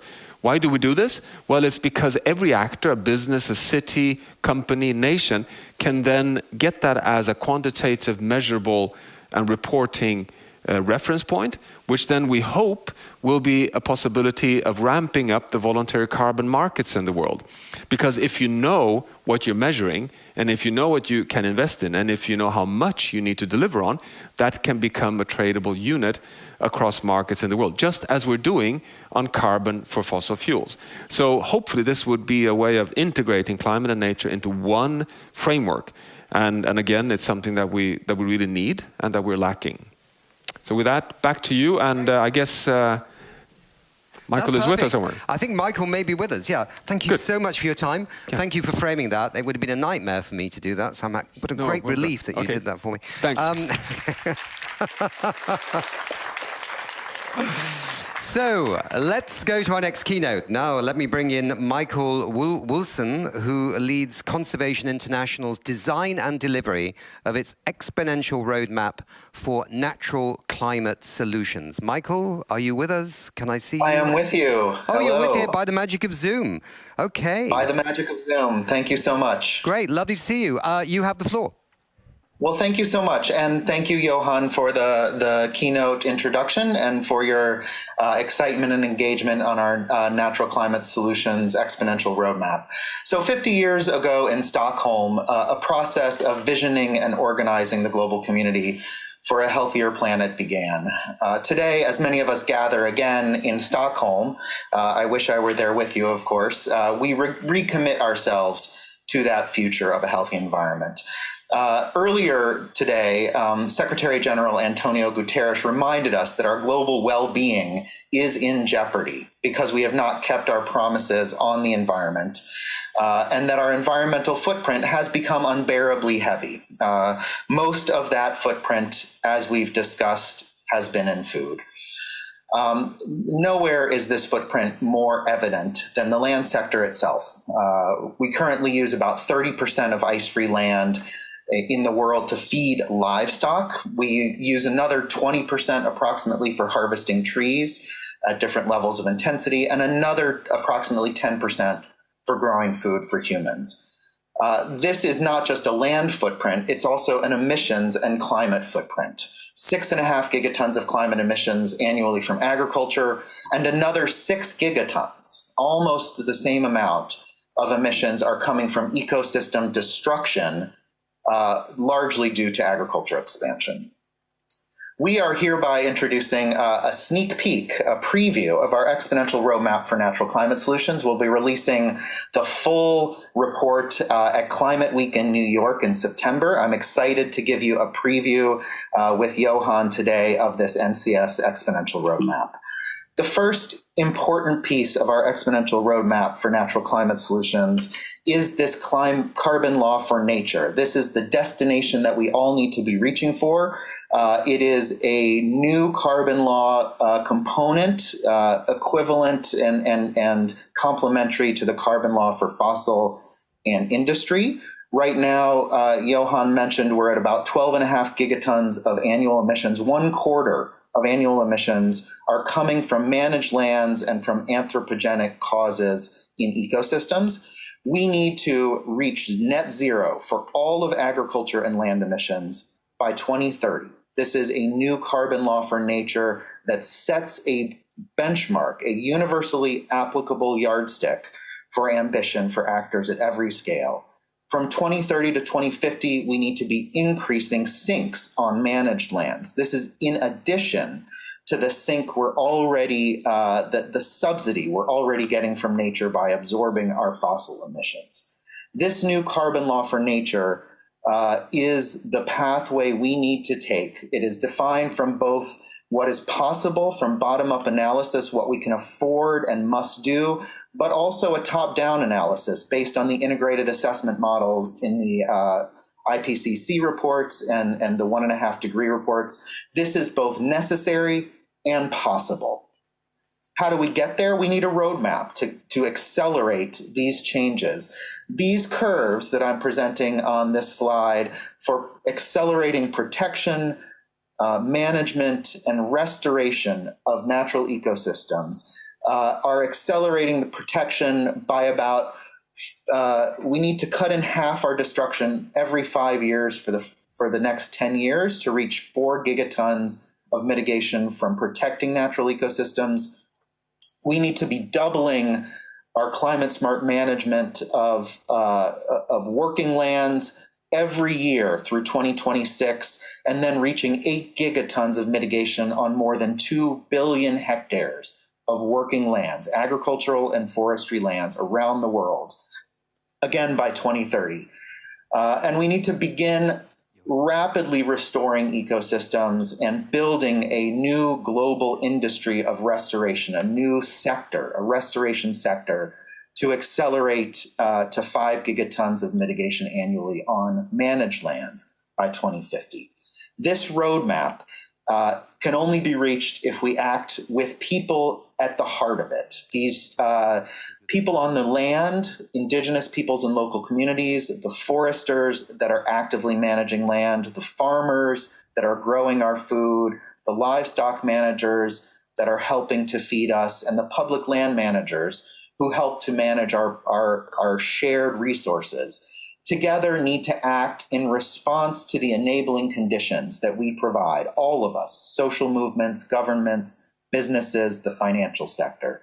Together, these action tracks can deliver more than 13 gigatons of mitigation from natural climate solutions while transforming food systems. This slide that I have up right now is showing the extent of mitigation. We estimate 87% of natural climate solutions mitigation by 2030 to be closely integrated with food systems. We cannot achieve our nature and climate goals without transforming our food systems. Most of our managed lands, through farming, through diet shift, through climate smart grazing, are intimately related to capturing carbon primarily on land.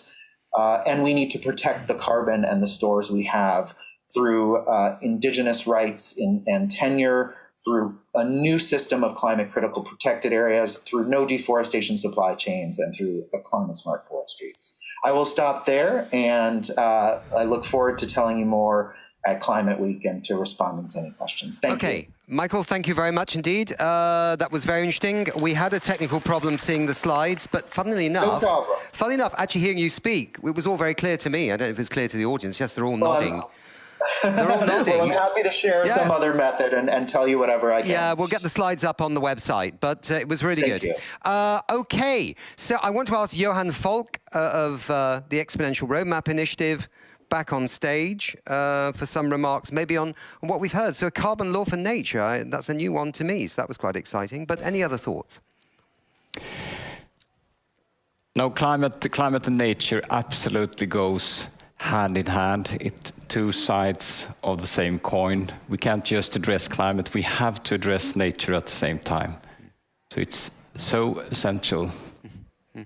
I think that's absolutely clear, and it's absolutely clear that we also have to, in a sense, make sure that we actually manage the land where we're producing food right now in the most sustainable way, so it doesn't get degraded, it doesn't die, and people are forced to chop down more trees to actually grow food, which could be part of the pressure that's coming right now with this great food challenge with, linked with the Ukraine war. We need to manage the land we've already exploited in ways that get carbon back into the soil, that get biodiversity back in, because these are the little engines, right? Not just the birds, but all the little wiggly worms and beetles and bugs in the soil. They're the little engineers underground, making sure the soil is healthy.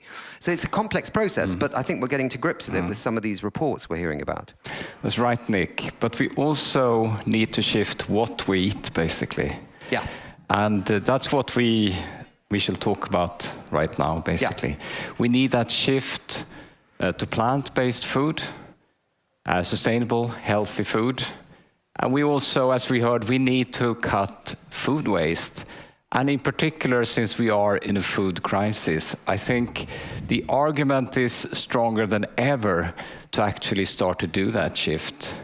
So we are also really excited to have some leaders like Oatly, Defugo Technologies, Electrolux, and so on. Some companies actually driving this forward. And our session here is very much about, okay, how can we scale plant-based food? It's all about exponential scaling and also cutting food waste. Absolutely. So very excited. Exactly, because if food waste was a country, it would be the third largest emitter of greenhouse gas emissions, according to United Nations reports, which is absolutely staggering, bigger than, after China and the United States, the third largest emitter. So we need to get to grips with that. Quick question, is Owen joining us afterwards? Or is he...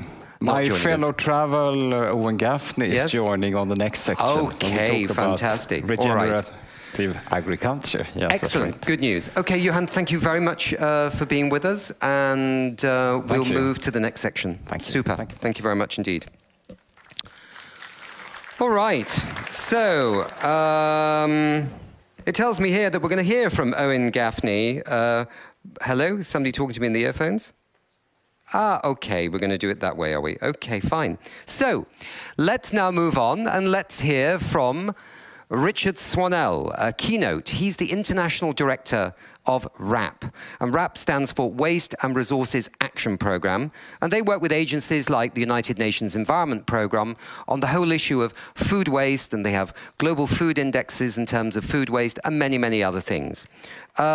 Richard, you're coming in by the magic of Zoom, and I wonder if you could give us your keynote, Richard. Thank you very much indeed. And thank you, Nick, and it's a pleasure to be with you today. And you've already heard quite a lot around the food crisis we face, and I just wanted to share some statistics around that. So the commodities, the food commodities we all depend upon, have increased in price 30% in the last 12 months. And in February to March alone, food prices increased by 12.6%, reaching record highs, all-time highs. And it's against this context, and this is exactly what Johan has already said, that against this context, that the fact that we waste a third of all the food that we produce on the planet becomes even more important to tackle. So amazingly, we actually waste 1.3 billion tons of food around from farm to fork across the whole of the planet. Now, that costs well over $1 trillion, and that cost is only going up as a result of food inflation. And we need an area the size of China to grow the food that we throw away every single year. And Nick, as you've already said, this has a huge environmental impact. So food loss and waste accounts for around 10% of greenhouse gas emissions, or to put it another way, and I thought this analogy was fantastic and worth repeating, that if food waste was a country, imagine it would be a really big, smelly mountain of food waste, so it's a mountain, but that country would be the third biggest emitter on the planet behind the USA and China. And of course, the other thing is this is against a backdrop where 1 in 9 people at the moment go to bed every night hungry, although that number is expected to increase given the food crisis we expect. So what can we do to tackle this?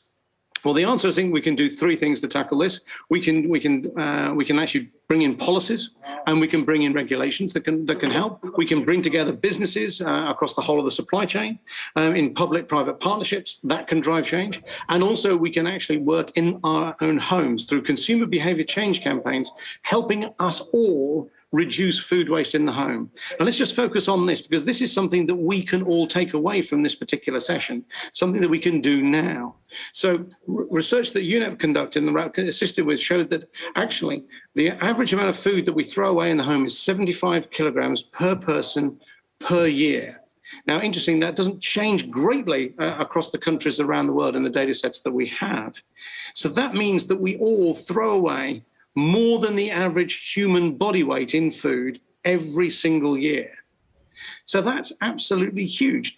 And interestingly, that's costing a lot of money for the average family in the UK. It's costing about $900 per year. So a real opportunity to save money through reducing food loss and waste in the home. So we already know what works. And there's an opportunity for us, I think, to extend and go more rapidly on what works.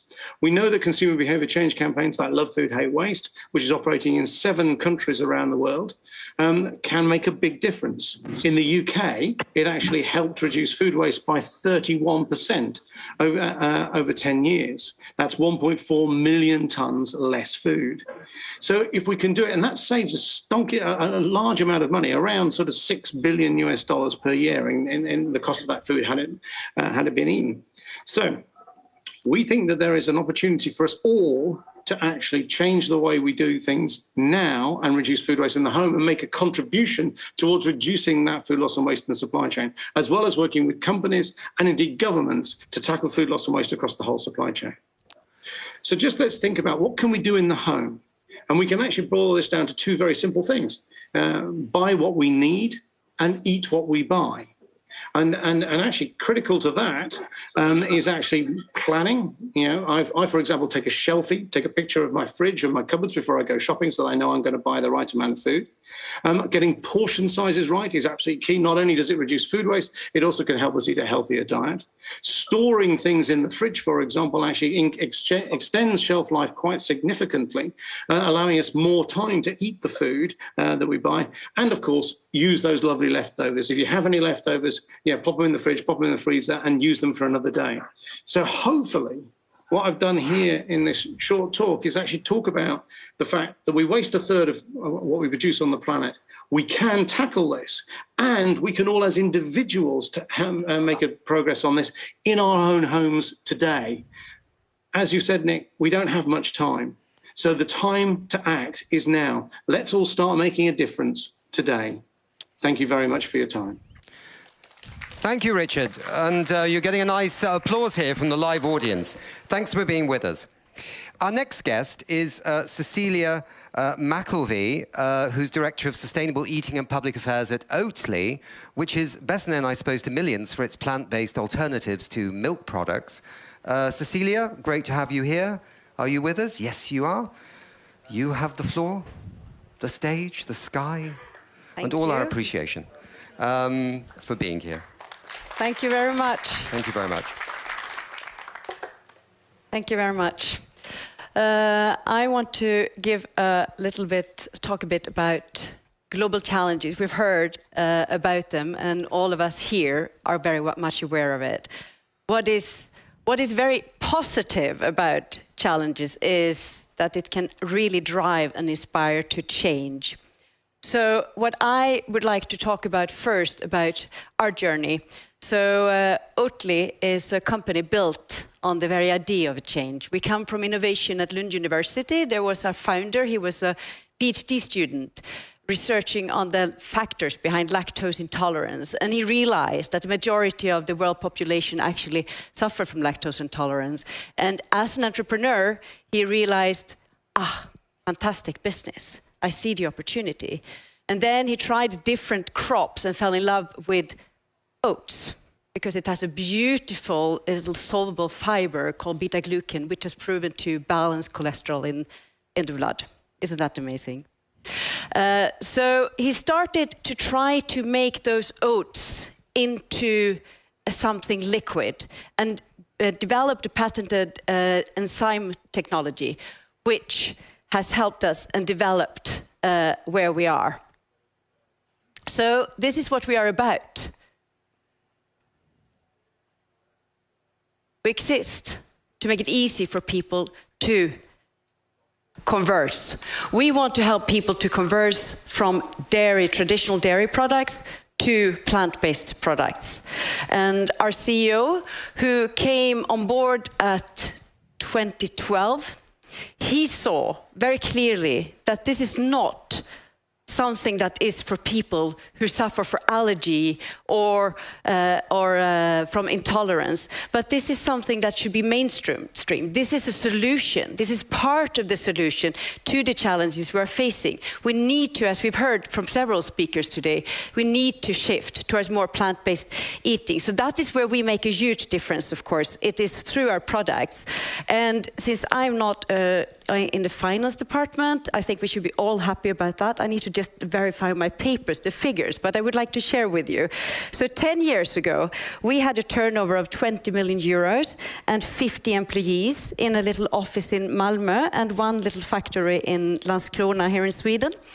And now, last year, we actually had a turnover of 605 million euros and 1,600 employees worldwide, building factories worldwide. So what I want to share with that is it's a beautiful story in the sense that here is an organic growth. It happens, and it's driven by consumers, because the help is not from policies or regulators, it's despite that. So that is also why I'm so pleased to be here with you today and share. We need to urge, like we've heard from several speakers, we need to speed up the transition happening. And what we do as a company, in addition to develop and sell plant-based alternatives to traditional animal-based dairy products, is we actually engage in different projects to drive this societal change. And I will try to quickly, I will speak very, very quickly now, so you must be with me. I'll try to share with you 3 examples in the time we have left. This is one example, because I think our farmers, they're key in this transition, obviously. These are the hands of Adam Arnesson, a fantastic farmer who runs a farm here in Sweden. We engaged in a research project with him and looking, what does it take? Is it possible to transition a traditional farm? And he was from 1 year to the next. The first year, what the farm produced was 90% feed and 10% for food, farming crops for human consumptions. You're with me, huh? Thank you. And by only doing a slight difference, you can see here, it's only from 10 to 26%. The result, I think, is very inspiring and amazing. It's small scale, it's one farm, so bear with me, I mean, but it's still. So he more than tripled the number of people that the farm could feed, and he more than halved the emission of greenhouse gases. And you know the challenge we are facing in terms of land use. So I just wanted to show you, but that is only one farm. And now we are enlarging this project and engaging farmers in projects on different parts of the world. Second example, which I want to highlight, is climate footprint declaration. We believe firmly that this is missing in today's consumption. This is a way to empower consumers to be transparent and declare the climate footprint of products, food in particular, that's what we are on, but wouldn't it be ideal if we could do it on everything? And that you as a consumer knew the climate footprint of what you consume. Another thing about it is that it will push the value chain. I mean, how beautiful if the emissions of greenhouse gases and climate footprint becomes a competitive advantage, that companies compete by that. Wouldn't that be beautiful? So that is something we push for, so we declare it in all our packages in Europe. We started like that, and now we do it in back of pack. So if you have any Oatly product, take a look at the back.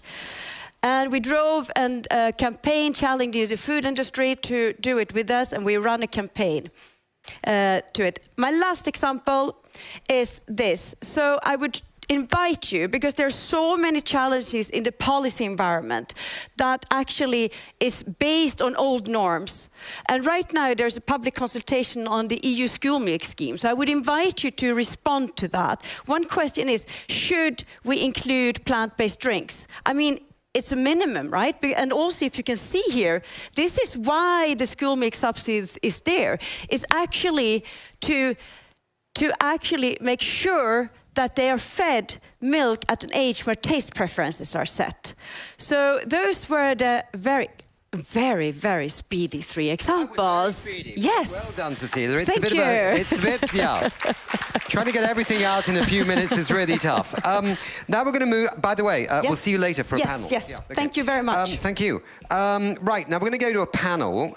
We've got David Coleman, who's chairman of Defugo Technologies, so come on down. Come and join this beautiful black sofa we have here. We've got Vanessa Butani, who's Vice President of Sustainability at the Electrolux Group, the global appliance company, well known. And Richard, hopefully you're still there on the magic of Zoom. I am indeed. You are indeed, okay. Can you hear me okay? We can hear you absolutely fantastically, Richard. Loud and clear from the United Kingdom. It's like the Eurovision Song Contest, isn't it? Okay, great.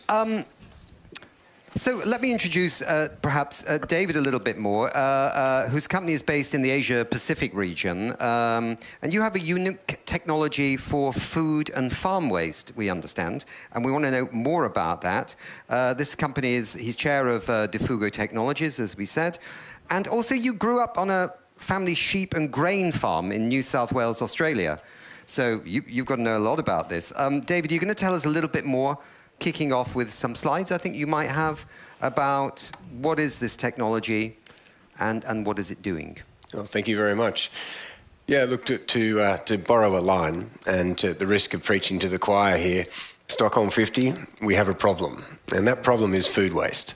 We've seen over and over again the statistics over the last couple of days of what we're facing here. 1.3 billion metric tonnes of food is wasted every year. That food waste represents a solution that we need to address. And Defugo approached this a couple of years ago, and we came up with what we call the Universal Processing Plant. The Universal Processing Plant's key goal was to take produce and use 100% of it. So use everything, waste nothing. Once we completed that goal, we then set about with the idea of, why can't it do anything? Why does it have to be a single produce solution? And that's when we start to look at what investment means. How do we sweat the asset 365 days a year, 24/7? And the solution to that, as I just mentioned, was the Universal Processing Plant. That then allows us to look at produce in a holistic way. Instead of looking at the apple as just being apple juice, we can now break the apple down into various parts that go into non-dairy, that go into animal proteins as binders, goes into alternate proteins, and can be used in a range of different products that are outside of just the scope of apple. That holistic approach has a huge impact for investors, and when investors can get behind these ideas and we can challenge the leaders that are out there to make some decisions and get away from the do as I say, not as I do kind of cycle, then we can really start to make some change in food waste. Okay. And just coming back on one thing, so literally, if I gave you a banana and you put it into the Universal Processing Plant, which sounds a bit something like Doctor Who almost. We'll call it the UP. Yeah, okay. Very Doctor Who now. Okay. And what, it separates the fats and the proteins and the minerals and all the different elements, and then you work out where that goes afterwards to, say, into feed or into something else. That's exactly right. And that's that holistic view that we can now have of a plant. And as we move into the absolute need to transition into plant proteins, we can't afford to be just going after the gooey bit in the middle that we like because it has sugar. We need to be using the whole plant. Even if that end use is just back into fertilizers, we still need to be having that holistic view. But as you said, the use of the lipids, the oils, the different fats, and most importantly, the fibers into how we can create healthy foods. And is this actually working somewhere? I mean, it's not just a concept car? No, this is far from a concept. No, it is absolutely working. We've been in the United States for about the last 30 years with one of our major customers, and we're now moving the Yoop into the Apple world, and we're expanding into a range of other products in different markets. But it's scaled. It works across sugarcane, it works across apples, it works across any type of fruit or vegetable. Right. And also oil crops. Okay. All right, that's super. That's a good start to that, because we were Googling before to try and work out what to ask you, and now I understand a lot more, David, so thank you. Let's go over to Vanessa Butali, the Vice President of Sustainability at Electrolux. How does what you do fit into this topic of food, not wasting food? That would be great. Great. I think we're actually maybe the step before you, so trying to avoid the food getting wasted in the first place, right? And I was thinking about some of what Richard was saying earlier. We know that 1 kilogram of food waste is the equivalent of about 25,000 of these half-liter PET bottles in terms of the carbon impact, right? So I took the 75 kilograms of food waste he said we had per year, and I multiplied that by the 25, and I got 1.875 million. Wow. So it's huge, right? If we can try to reduce that food waste is incredible. So some of the technologies that we have to do that is, of course, about preserving food longer, helping, the salads stay crisper, helping you to be able to keep that food in your fridge for longer, and then identifying what you have and knowing what you can do with that. So we've also got digital tools like the My AEG, which is one of our brands, AEG, My AEG Kitchen app, which gives you tips and tricks on how you can use the food that you have to give inspiration on new recipes and things that you can do to try and avoid having to throw that food out in the first place. Are you... I mean, I know Electrolux, of course. Anybody in the room knows Electrolux. I mean, it's such a well-known brand. But what about the poorer countries in the world? This is a slightly bigger challenge, isn't it, sometimes? I mean, some communities... Interestingly enough, we'll have a person on later who's the Executive Secretary of the UN Convention to Combat Desertification. He's from Mauritania originally. And he'll tell you that they grow enough food in Mauritania to feed everybody. But it only grows at very discrete moments in time. So suddenly they have this massive bumper crop, and they can't, do anything with it because there's no canning factory, there's hardly any refrigeration, and so it rots. And they can't sell it because there's no price to it, because they've just got too much of it. Yeah. And so bringing refrigeration to the poorer countries is a big deal, right?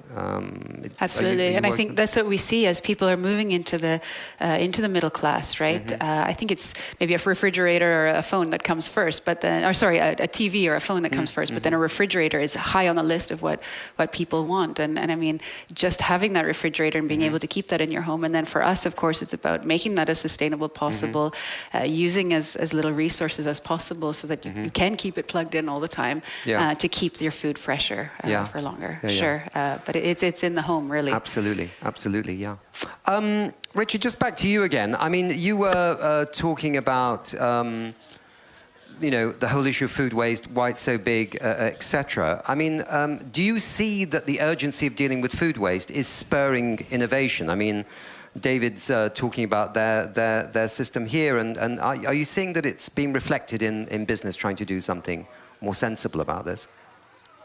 Definitely, yes. I mean, this is something that we're seeing right around the world. We're seeing, because the key thing is there are three core things we'd like to do with food waste. One is prevent it in the first place, exactly what Vanessa just said. We don't want to have food waste. We want to get it to people who need it. If there's surplus food, can we get it to those in need? And there's lots of interesting technology which are enabling really good links between sources of surplus food, like restaurants and hotels, like retailers, like food manufacturers, and food banks that can actually take those foods and give them to those in need. in need, and given the food crisis, that's increasingly important. And then actually building on. And if you can't do that, if it's inedible at that stage, then turning it into something valuable, something useful, is so fascinating. Now, a classic case of this is a cheese manufacturer in the south of England that is actually taking his cheese waste and actually putting that into a distillation unit and making vodka from it and selling that as well. So he sells cheese and he sells vodka. Wow. So that's a sort of fantastic example. But there are plenty of others. Animal feed is a very, very important thing to do. Rather than cutting down rainforest to grow soya for animal feed, why not use as much of the food waste as we can, if we can't do other purposes, and convert it into sustainable animal feed and do it that way. So yeah, we're seeing innovations in all of those areas, and I'm beginning to see the emerging of a circular economy in this space, Nick, for the first time. But boy, do we need to move fast. Yeah. I love the idea that I knew you wanted to say he's going to take his cheese waste away, because of course cheese waste is called whey. But you realise you didn't fall into that trap, because it could have been a bit of a joke. Yeah, okay, good. So David, I saw that you're from Australia, but the company, I think, is headquartered in Singapore. Is this right or wrong? So is it applicable then to the developing countries? Because I get a sense that what you're dealing with in the food waste story is very much from the agricultural products being made, and then there is waste linked with that, and ensuring that that waste doesn't just get trashed, right? So you're trying to use every pip in the apple, presumably. I mean, every stalk has some use. In theory, the skin, the this, the that, so that nothing of the apple is wasted, which sounds a beautiful concept. Does it play out in the developing world too? Do they get it? Yes, I think to pick up on the analogy you used before, where there's a very short window of time by which fresh produce can be used in the developing world, one of the key things to do with that fresh produce is to stabilise it. So what the UP allows you to do is to invest into a plant that can take that biomass, break it down into its various parts, and then stabilise it so it can be used later. We're then able to switch produce. So we can do an apple in the morning, an orange in the afternoon, and mushrooms in the evening. So the flexibility of that at low cost. Very, very single pass. Our only dilution is water, and we're water positive. So we take water from the environment in the form of plants and put it back into the environment. Low-cost processing is the key part to the UPP, and is designed actually to work in those areas where the developing world needs it the most. And does it come at in different sizes? It is scalable, and to date myself, it's like a Meccano set.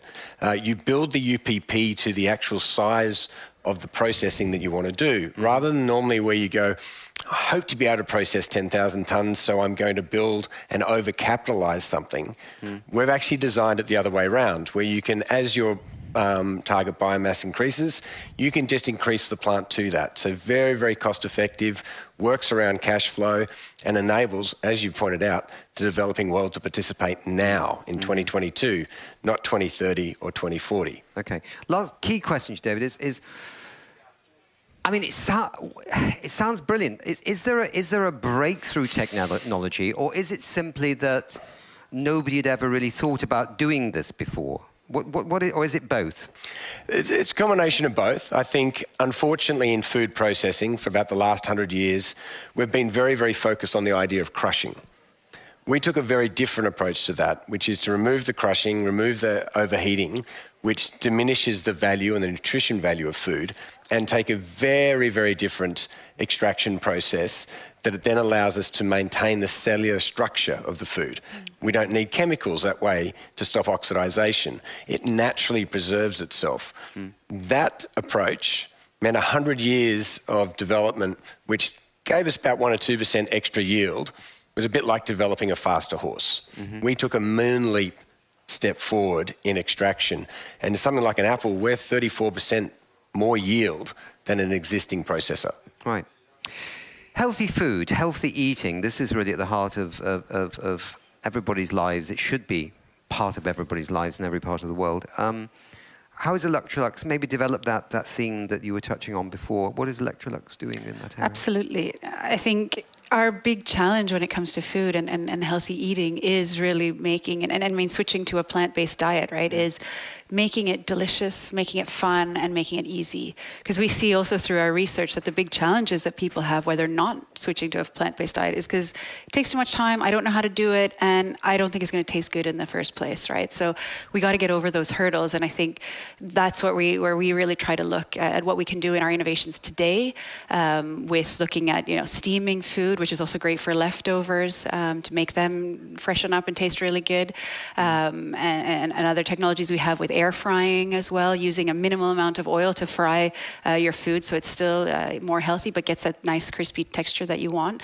And then looking even into the future where we're trying to reinvent the kitchen, thinking about how the kitchen kind of looked for the past 50 years has been really the same. Maybe we've opened it up a little bit, but what we're doing now is looking up to 2030 and how do we think the kitchen is going to look at that time. And we've got a new concept we called Grow, which is about this new kitchen, reinventing how the kitchen looks, how we can with that enable a plant-based diet and enable people to cook more healthy using new techniques, using old techniques that we've had, and trying to use that as sort of an innovation concept for us to show, where can we go in the future and how can that influence the way that we design our products today. And another part we have is our Electrolux Food Foundation, which is a foundation we started in 2016 with the aim to really educate people about how to cook healthy, how to eat healthy. And so we're looking at 300,000 young people, consumers, teachers, and how we can really change people's habits and nudge people. And coming back to what I was saying, making it delicious, making it easy to move to a more healthy diet. Richard, let me come back to you because this is really at the intersection of the other big issue with food waste, which is the kind of craziness in some countries that, food that has a sell-by date on it, and then they say you can't really eat it, right, or drink it. It's like with milk, right? You open the fridge and it says it's 1 day old, this carton of milk, and you sniff it and you think, is that off? I don't know. It says so on the side. How do the cows know that? Sorry, no disrespect to Oatly, which is a different kind of milk-based, non-milk-based product. But we do toss a lot of stuff away because we're told by the system to do it. Richard, are you addressing that in your work in different parts of the world? Yeah, I think we are, actually. And we did some research actually back in February where we looked at the influence of best before dates. So let's be clear, on use-by dates, these are dates that are about food safety.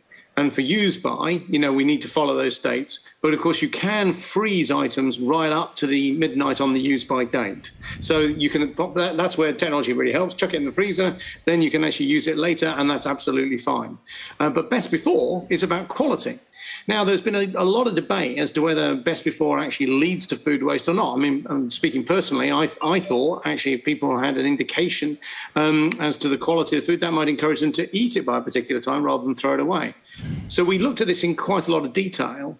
And what was fascinating is if you took the best before date off fresh produce, because it's not obligatory in many countries around the world, then actually people actually were more likely to eat the food than not. So actually, date label, in this particular case, best before did lead to more food waste of fruit and veg, which is what we actually looked at as part of this research. So that's fascinating. So when we don't have that visual prompt, we're more likely to use our own senses, apparently, and actually use the food. So, yeah, this is something that we're advocating as part of our voluntary agreements in the UK to start off with, and then more around the world, to encourage, to use this research and these insights to help us all reduce food waste in the home. Very important at this time as well in many parts of the world where... Critical. Yeah. Absolutely critical, given the increases in food prices. Yeah, the shock of the Ukraine war, Yeah, we can't underestimate the impact that this is going to have. Yeah. I wonder about next year. But anyway, that's another topic. Good. So, and does that reflect some of your work as well, Vanessa? This kind of, what does it mean to conserve food that you've already bought? Absolutely. And I think looking at also, we can go back to sort of techniques from our grandmothers about preserving food and how we can do that, right? So, and how we can build that into our way of cooking today. So I think there's a lot to be said. And Richard, like you're saying, with the, forget the best by date, or smell it, look at it, taste it, and see if it's good or not. So lots we can do. David, just on what you're doing as well. So are there any numbers floating around the world on the amount of waste currently, as it were, linked with the processing of a core food product, an apple or a banana or whatever it is, or a sugar cane, or that is in a sense lost in the system when it's not fully utilized? Oh, very much so. In apples, we waste 30% of what we process. In citrus, 50%. In sugarcane, 90%. So we've got this unspoken amount of food waste that goes on top of the 1.3 billion tonnes that we already throw out that we're not monetising and we're not using to bring back into the food cycle that we can actually use to reduce these costs that we're talking about. Yeah. Inflation is high right now. Cost of food is increasing. If we use more, so waste nothing, use everything, we're going to naturally reduce those costs. And so when we start to approach the food waste in the value that it has, because when I talk about citrus, the 50% we throw out, that's where all of the vitamins are. That's where all of the fibre is. That's where all of the minerals are. That's the healthy bit we need to bring back into our food chain so we can improve not only the cost of our food, but the value that food is bringing to us as a human. And because all those crops, right, they've had, in certain cases, fertilizer thrown at them. In some cases, unfortunately, large amounts of pesticides and other basic inputs that the farmers has put in. They've used water, they've used soil, they've blah, blah, blah. And yet, 30% or whatever, in some cases, other numbers are being lost. I suppose some proportion always goes back into, mulching and things like that in some countries. But in other cases, what happens to it? It just gets burnt or something, or it gets... Unfortunately, landfill.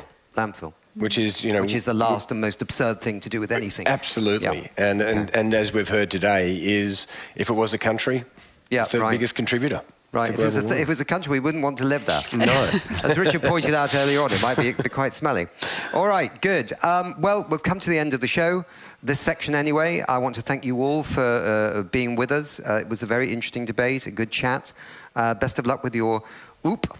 Okay, sounds like a medical problem. I'm going to see my doctor. There's no problem. Ooh, it's very good for you. But that's what Electrolux are doing, which is just beyond, much beyond, well beyond just refrigeration. It's also about behaviour and very interesting about the kitchen. And Richard, delight to see you as usual, full of interesting facts and figures and perspectives. So thank you very much indeed. Bye. Thank you. Thank you. Right. Thank you. Now, what am I doing now? Let's have a look and see what am I doing. Could I be welcoming Owen Gaffney or am I welcoming Johan Falk back? I'm welcoming Johan. Fantastic. Right. Owen Gaffney's like a mythical figure, that will eventually arrive. Let's see if he arrives later today. Yes. I'm sorry, what did you... Let's see if he arrives a bit later today. So apparently we're looking forward to a video. Is that right? Before... You've started the video. Sure. Okay.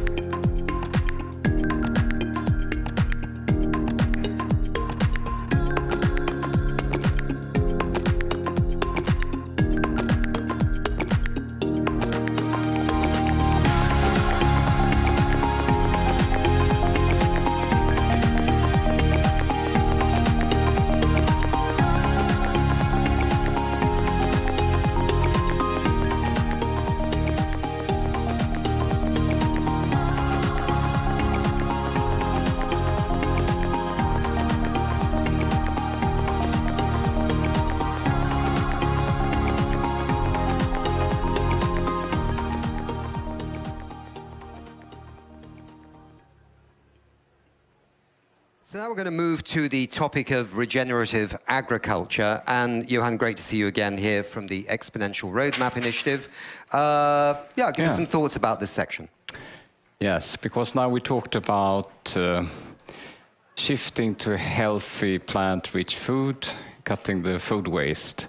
But the other part is, of course, we need to change agriculture, as we heard from Johan and Gunhild and the other speakers. It's absolutely essential. We call it regenerative agriculture, basically. And It's about improving the quality of the soil. It's about moving away from pesticides, fossil-based fertilizers, and monocultures. And there are a lot of good projects around, but I think the key point is now actually how can we scale, and how can we scale sufficiently fast? And it's all about incentives, of course. It's about government policies, and it's about the big companies, their part, the keystone actors in the value chain, how they can take the lead actually in this transformation. We need all the forces to work in the same direction. So I'm really excited to hear about how can we scale faster. Yeah, exactly. Thanks. Yeah, exactly. No, thank you very much indeed. So let's go to our next section. Thank you very much, Johan. And we are going to welcome on stage for a keynote Owen Bethel, who's Environmental Impact Lead Global Public Affairs at Nestlé. Owen, are you with us? Come on down, Owen.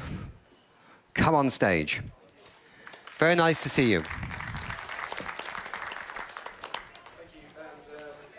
Great to be here. I know you've all been waiting for Owen Gaffney, but I'm Owen Bethel, so I hope that's not an issue. But I'm very glad to be here, and we're really happy as Nestlé to be partly supporting this important dialogue over the coming days in Stockholm. Climate change is a really important topic to us as a global food company, in fact, one of the biggest global food companies there is, and we're determined to do something about our carbon footprint in partnership with many others. So if you take the actual footprint of Nestlé from 2018, which is our baseline, it was around twice the size of the footprint of our home country, which is Switzerland. So you can imagine the size of the challenge that we're talking about. And around 95% of that carbon footprint is coming from Scope 3. So that's activities outside of our immediate sphere of control. They're coming from our suppliers, from the logistics that we buy, the packaging that we use in our products, etc. But really the biggest impact is in agriculture. That makes up about 2/3 of our overall carbon footprint, and it's really where we're focused. And regenerative agriculture is the thing that we're banking on to help reduce those emissions significantly over the coming years. We have a global program on regenerative agriculture, which involves switching around 20% of our key ingredients by 2025 to that way of producing food, and around 50% of our ingredients by 2030, in line with our goal of a 50% absolute reduction in our overall footprint by that date. So what that means in practical terms is around 14 million tons of raw materials, be it coffee, be it sugar, be it cocoa, all the other things that we buy, wheat, cereals, coming from more regenerative sources. And so you can really consider the size and scale of that ambition in terms of the moves that Nestlé is making in that direction.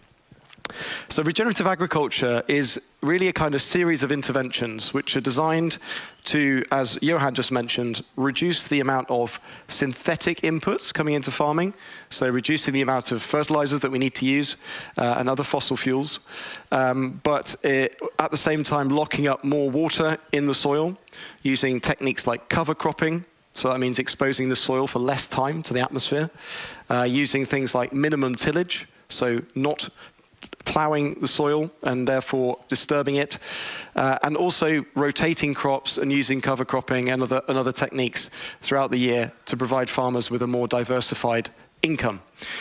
All these measures taken together are designed to improve our management of water, lock more carbon up in the ground, foster and enhance biodiversity, and crucially, safeguard incomes. And that's the point really that we want to emphasize in our communication and advocacy, because it's without farmers on board, none of this will be possible, none of this will be achievable.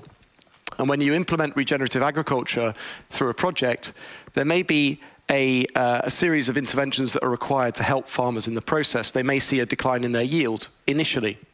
And so they require support in the form of financial guarantees, in terms of risk management, in terms of expertise coming from agronomists. And actually Nestlé has a network of around 2,000 agronomists around the world who work directly with farmers to help them go through that transition.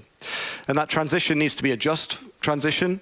It needs to be one in which livelihoods actually go from where they are now to a better place. And all of those co-benefits are delivered along the way. So that's our program. It's rolling out as we speak, and we have hundreds of projects underway in different types of commodity. And actually, I just learned today about a project in Finland, which is not too far from where we are now, around potatoes and producing potatoes in a more regenerative way to go into some of our foods for children. So these projects are not focused on any specific geography because we source ingredients all around the world, but they do have a set of principles behind them which are designed to make farming better for the planet, better for communities, and better ultimately for the consumers that buy our products. And the investors that have put faith in Nestlé as a company that will deliver success over the longer term. I would say that regenerative agriculture isn't like a switch you can switch on and suddenly you've moved. It requires determination, hard work, extension services, as I said. It may be a case that some things don't work. We need to test and learn, and we need to scale up and roll out programs as they are effective in different landscapes and with farmers really at the center as the custodians and the guardians of the land. So we're working with farmers directly, we're working through our suppliers, and we're looking to hit our 20% target over the next few years as an initial milestone. I think it's also important to understand that we're not the only company trying to do this. Really, all big food companies, including our peers, are looking to regenerative agriculture as a solution. And so that is a good thing, but it also creates a tension, whereby if we're going to a farmer with a set of requirements and another company is going to the same farmer with a slightly different set of requirements, that can cause complexity and confusion. And so collaboration is really important between the big food companies, and we're really invested in that. And I think that goes also to the policy-making space as well. If we're talking about encouraging regenerative agriculture, the programs that Nestlé invests in and other companies invest in aren't going to change the world. They're going to have a significant effect, but to really transform agriculture, we need policy going in the right direction. We need incentives going in the right direction. And by that, I mean, how are farmers rewarded by government subsidy or by government payments for the ecosystem services that they provide to the economy. I also think that consumers play a really important role here, and at the moment it's a little bit difficult to communicate regenerative agriculture through a product to a consumer, okay? Because it's a relatively new concept. It's not like organic, which is a bit better understood in general, and also has certification and ways of communicating that are effective and robust. Regen Ag is going to require a bit more work, and so that's another area that we're looking at. How can we leverage the power of our brands, whether it's KitKat or Nespresso or any of the other big brands that we have globally, or even some local brands such as our Zoigas coffee brand here in Sweden. How is it that we can use the consumer recognition of that brand to drive uptake, to drive enthusiasm from people when they go into supermarkets and when they purchase our products? And I think to come to a point that was made earlier, labeling is an important part of that. And we're very supportive of moves to provide more transparency on pack for our consumers. So I think to summarize, we've got a big program in place. We're looking at transforming our supply chains, but having a bigger effect than that. Advocating for change, encouraging others to go in the same direction. Regenerative agriculture is not just about carbon, it's about biodiversity, it's about water, but really crucially, it's about better lives in the supply chain, better lives in the consumer end as well. And so we look forward to working with others going forwards on this transformation and this journey towards a 50% reduction by 2030. Thank you very much. Great. Thanks, Owen. We're going to have a panel now, and Owen, you're part of that panel. Mm-hmm. So if you want to take a seat here, that chair there, or the sofa here, we're going to call back Cecilia from Oatly as well for this panel. There's Arturo Tovar, Business Development and Innovation Manager, land scale at the Rainforest Alliance. Yeah, that's it, and me. Okay, let's do it over here. Nice to see you. Nice to be here. So well. Let's talk about regenerative agriculture. What is it? I mean, you touched on the fact that there's still, in a sense, people don't quite understand what it is. It sounds really good. As you say, with organic, there are well-known certification bodies that deal with that. But yeah, who wants to talk about this? What is regenerative agriculture? So our audience can get a sense of what it is and what maybe it isn't. Is it GMOs and fertilizer? genetically modified foods? Is it no pesticide? What is it? Well, I think we can agree that there's not a universal definition for it, like apparently. But in Rainforest Alliance, we like to see it in a broad way, kind of under a big umbrella of climate-smart agriculture. So, like Owen mentioned before, it includes biodiversity, not only carbon capture, but biodiversity, and also brings the livelihoods of the people in the communities, in the ecosystems, into place. Because in the end, it's going to play a big part in bettering the lives of the people around it. So that's kind of the way of regenerative agriculture is seen by the Rainforest Alliance. So when I see the Rainforest Alliance sticker on a product, I know I'm getting regenerative agriculture? Yes, we have several initiatives, which I'm going to talk about a little bit further. What happens when I see fair trade? Well, then no. But you know what I mean? We're all consumers, right? You're all consumers. They're all consumers out there. We all tell us, Cecilia, do you have a perspective on what is regenerative agriculture? No, but I agree. It's not like a universal definition of it. What we do in our research projects is actually to see, because we're now engaging with farmers in different parts of the world where the conditions look different, and to also try to diversify, and where we, of course, want them to include oats for human consumption in the rotation, because it's about leaving a tradition of monoculture and move to something else. And as part of our research projects, we actually look as well, and we do this with universities, obviously, well-established universities. We look at what are the barriers, and also what are the special conditions at the different countries in terms of soil, in terms of infrastructure. There are lots of different things. So sorry, I'm not giving you the crystal clear answer that you're looking for here, but Owen will. Owen. The Owen, not the mythical Owen, by the way, a real living person, right? Yeah, well, I mean, I will complement the comments from before. I mean, it's about a series of interventions tailored to the locality, right? And those interventions aim at improving the health of the landscape and the health of the community, right? So it's better soil health, it's more resilient farming practices, and resilience is something I didn't really mention so much, but it's a really important part of this. So if you're growing coffee in a plantation and you start planting shade trees, not only does that sequester carbon, but it also helps provide protection from higher temperatures. So it can be many things, but it's really about principles which produce better outcomes for nature and for people. We had Johan Rockström on the show, the great Swedish professor on all things climate change, and Gunhild from the EAT Foundation earlier. I don't know if you saw them, but they've got this EAT Lancet Commission report, and they're launching the next phase. And they're trying to bring, I think, some sense of, maybe not targets and timetables, but some kind of structure to this story of what is healthy eating that doesn't trash the planet. Do you think regenerative agriculture needs a process of, when you say more of this and more of that, well, it needs to be 10% of this, more land cover, 15%, or within 10 or 50? In other words, do we need some structure to it, or will that paralyze it? Well, we do think some structure can help, and that's something that the Rainforest Alliance has been working towards. So actually, we have a couple of initiatives towards it that I would like to talk about. One of them is a regenerative agriculture scorecard. At the moment, this one is done for coffee farmers. So basically, what it does is it guides the farmers towards all of these regenerative agriculture practices.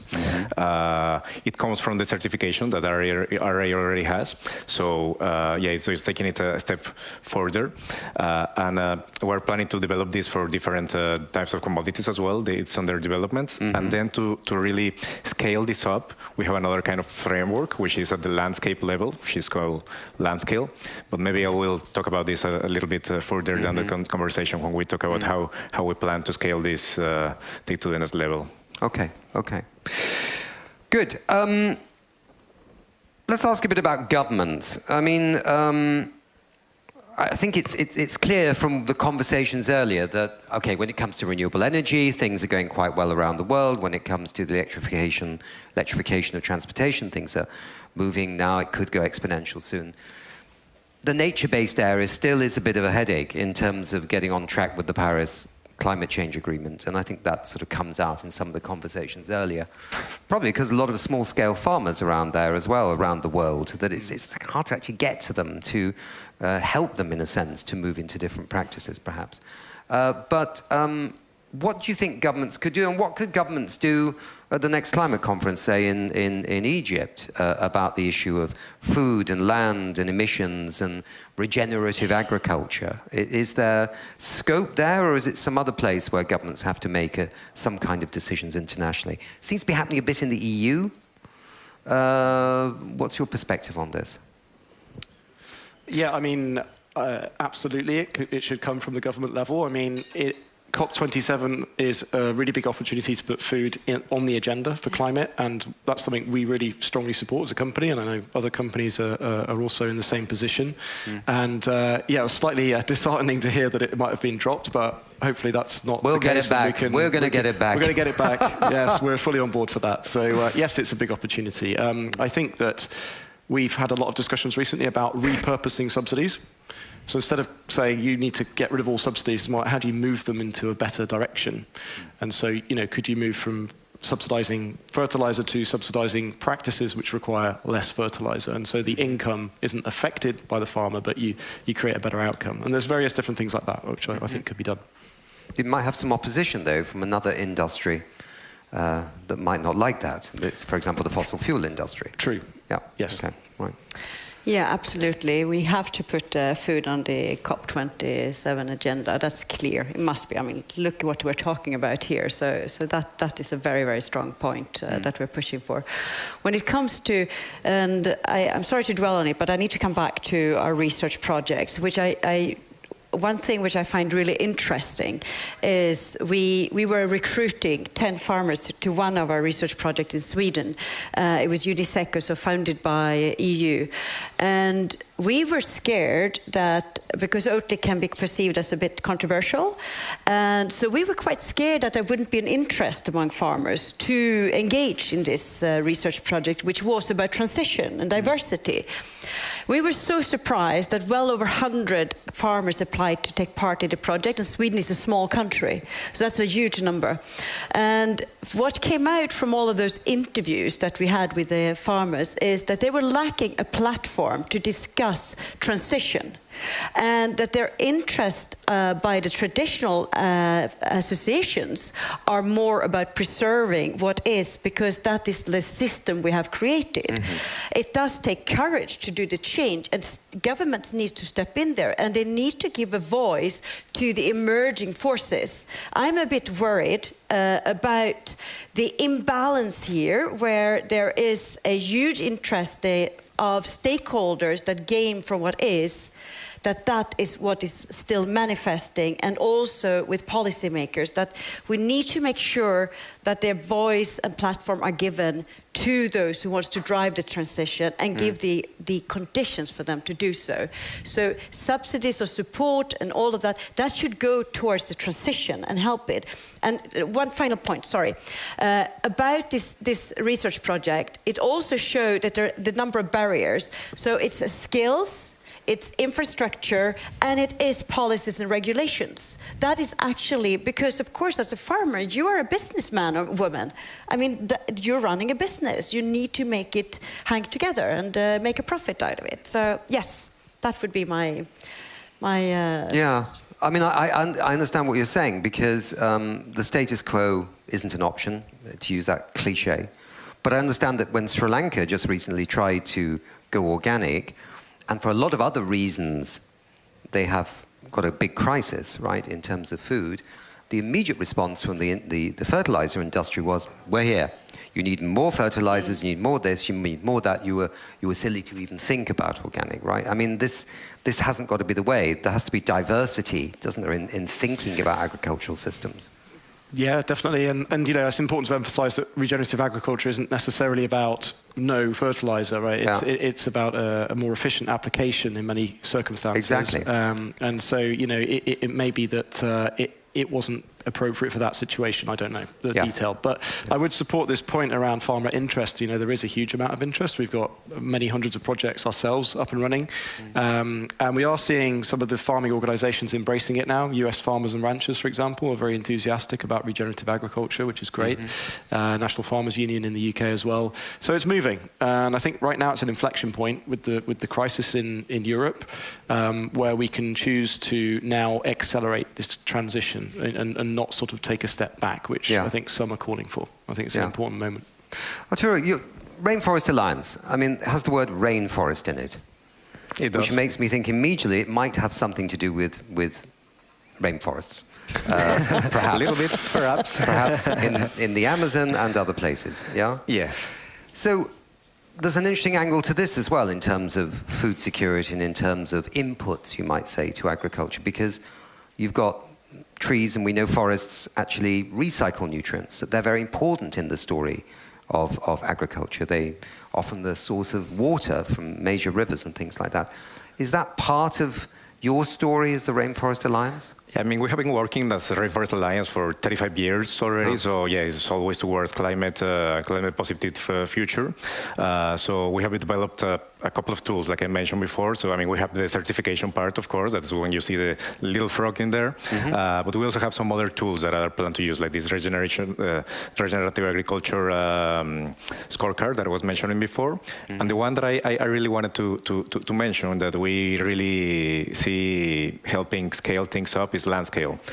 What Landscale does is helps the user, and when I say user, we're talking about communities, or it can be a landscape partnership, or it can be a local government, but it's a landscape level. So what it does is it helps them like to assess the risk and also measure impact, and be able to communicate it in a reliable and clear way to different stakeholders. I mean, both external stakeholders and internal stakeholders. So internal stakeholders, I mean, you can get the communities together, the local government, local NGOs, local companies, and local farmers to working towards the same goals together. It's not, I think it's a task that shouldn't be taken just by one single farmer or in separate efforts in silos. And also to external stakeholders. So here we're looking at a way to get incentives maybe from external stakeholders, maybe from government, companies, NGOs, banks still. So it can be different kinds of incentives, called like financial, preferential loans, investments, donations towards some landscape level specific projects. So this is a way that we see like from taking it from farm level to landscape level. And that's a way we can measure the impact of specific actions being taken by several stakeholders at the landscape level. So that's another one of the initiatives that I wanted to talk about. Okay, thank you. Okay, things are whizzing along. Yeah, maybe you touched on that a little bit, and you touched on it too, which was the issue of this issue of the value chain. I mean, I'm not sure I like the term value chain, because I think for the ordinary person it means absolutely nothing. But it's everybody else you work with, in a sense, beyond your operations of your factories or your offices or the products that you actually directly produce, yeah? It's everything else, isn't it? So in fact, you making decisions in Nestle about the fact that you need to reduce your emissions halve your emissions by 2030 and hit net zero in the future, also means that all the other players down the chain need to be part of that, because they're so-called Scope 3 emissions. Yeah? Correct. I only dawned on me yesterday when I was listening to Scania, the truck company, with the logistics companies who use Scania trucks, because both sides have got science-based targets to halve their emissions by 2030, hit net zero. But none of them can do it without the others doing their bit. And it's really interesting, because it's like pushing people, isn't it, to a higher level of climate action. You mentioned the farmers, and you mentioned you've got farmers all over the world. So do you have very small farmers, or are they big farms? In other words, I suppose I'm getting back to my question from before. How do we bring security, perspective, and responsibility to the literally hundreds and hundreds of millions of small-scale farmers who, if they don't get it right on one day, the whole family starves, right? If they make the wrong choices about the wrong kind of agricultural production. How do we safeguard these people, but yet bring climate-smart, regenerative, whatever it is, organic agriculture to their production systems? Sorry, it was a long marathon question. But there's Scope 3 emissions as well. Anybody want to handle that? Yeah, I mean, I think that's a really important point. And smallholders do form part of our supply chain, several million of them, in fact. You know, we don't have farms directly, right? We buy from someone. We either buy directly or we buy through suppliers. And we have a lot of programs in place to support the end provider, which is the smallholder farmer in many circumstances, including in countries like Indonesia and Malaysia, where there's palm oil production and there are issues with deforestation, and that is often caused by economic circumstances. And so you need to address those economic circumstances to stop the impact on the natural environment. And therefore, programs will look at how is the support for the farmer positioned in a way that addresses the likelihood of deforestation taking place. Yeah, so it's only by having thriving communities, including smallholders, that you actually stop those other issues. And moving away, sourcing from other locations, it's not always the solution. You know, you have to work with the community or work with the supplier to help improve, first and foremost. And that's always been our approach. I mean, there's a new player in this game, of course, since COP26, which was something called the voluntary carbon markets, right? Where people, companies who can't reduce all their emissions can, for a period of time, offset those emissions by investing in forests in developing countries, for example. But there's still a lot of baggage with this market, isn't there, from the past, where maybe it wasn't so clear and the trap wasn't so transparent what was really going on. A lot of projects seem to be ones that could have happened anyway without a UN-type voluntary carbon market or whatever, a UN market. People are trying to bring transparency to these markets. Is this at all part of this story? Rainforest Alliance, do you support voluntary carbon markets, but you want higher standards, or you're against them? I think it's important. It's definitely an important part of the story, but there is more of to that story. I mean, because we have to look at biodiversity, we have to look at the watersheds, we have to look at the other kind of variables, also at the livelihoods of the people around the communities. So I would just like to mention as well that it's important, like maybe complementing the points that they have already said, that it's important to share responsibility, like not only to the farmers, and also bring the governments, bring the companies, bring civil society organizations into play to share the responsibility. Okay.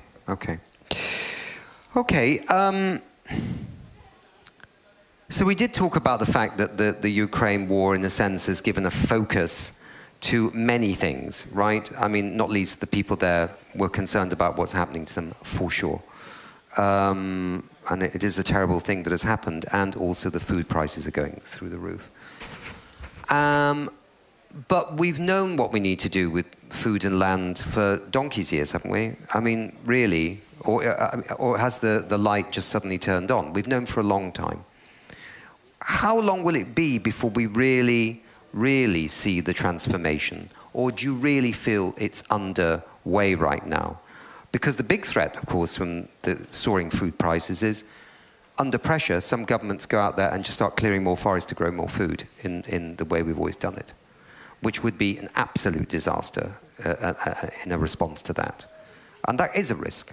But do you think we've got enough in the system now, enough in the can, enough ideas, enough growth in regenerative and other forms of agriculture to ensure that doesn't happen?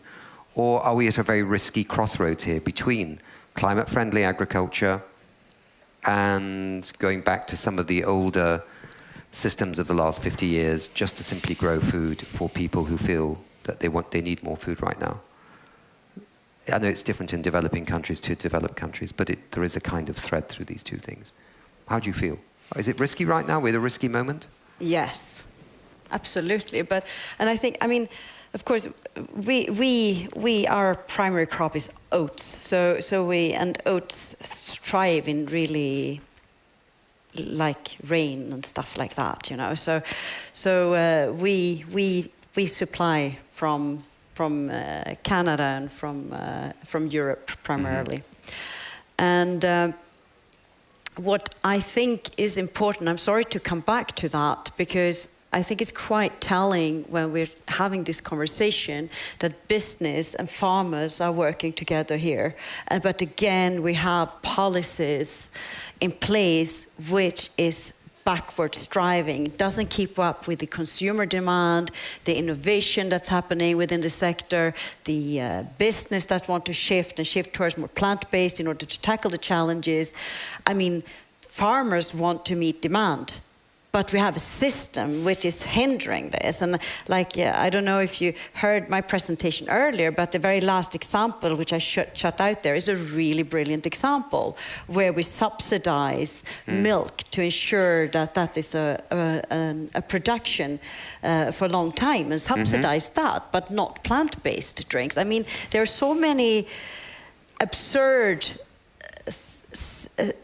absurdities in the policy system, which have all emerged from a good place originally. But we have science today showing that it's urgent. We need to shift, and policies and policymakers must have the courage to take the necessary decision and support transition and listen to what science says here. Absolutely. Yeah, and I think we need to sort of have another think about food security and what that means. Is it sort of depending on one particular country to supply 80 or 90% of your wheat imports, such as is occurring in some places in the Middle East? I think that's clearly not sustainable, and now that's been put into sharp relief by the current crisis. I also think that policy needs to recognise that, like you said, the market's moving quite quickly now, and people want to see a change, and therefore it should be supportive. It's not a question of holding back innovation. It should be allowed to flourish, and maybe that hasn't been fully realised yet, and we're still stuck in a bit of a sort of old school mindset of we need to produce as much as possible. It's like, well, no, we need to produce better, and we maybe need to think about where we produce as well. Yeah, it's very interesting. Also in terms of food waste. I mean, that is also that. Oh, the food waste thing is absolutely absurd, isn't it? I mean, every time I think about it, it really is so stupid. I mean, how can it be that in one place, in Kenya, for example, many of the European supermarkets tell the farmers in Kenya, you've got to grow the beans this way, and if they can't, they come and inspect the beans to the supermarkets in Europe, and if the bean isn't the right shape, or the broccoli is not the right colour, not only do they say they don't want it, the supermarkets, but they also have a clause in the contracts in some cases, or that certainly was the case a few years ago, where the farmer can't even use it afterwards to feed his own family. It's not allowed to be used by anybody. And when I worked for the UN Environment Programme, we actually served a 4-course meal for environment ministers from all around the world from food that would have been wasted in Kenya that very day, where there's people starving. So, I mean, there are so many absurdities in the food waste story around the world, so many different stories, that if we can get a handle on that, that would be a great achievement. And then we don't have to clear more forests for food, right? Because we're actually saving a third of the food that would have been lost. It's absurd. All right, we're coming very close to the end of this. We talked a bit about COP27. One thing you would say to government ministers attending COP27, just one thing that you'd like them to see that hasn't happened, that we're still waiting to happen, that could be agreed in Egypt this November. One thing. What would you love? We are beyond conversations now, so yeah, be brave, like Cecilia mentioned, and just go and cut on the bad incentives to really stuff that goes against regenerative agriculture. So I will say that, yeah. Okay. Yeah. I'd say just put food in your national climate plan and think about who can deliver that plan. Right. Companies and others, farmers, all those in the food supply chain. Yeah. I agree, and set a target, set a concrete and ambitious target to decrease the emissions from the food. Good. And I would say that I find it really bizarre not drinking milk anymore, but after about 6 months of not drinking milk, I can't drink milk anymore. So I drink Oatly. Excellent. Maybe I get a year's supply for that advertising. Do you know what I mean? It's like, it's okay. I'll give you my address later. It's all right. Congratulations. Okay, thank you very much indeed for this panel. That was really, really super. Thank you very much. Okay. Bye.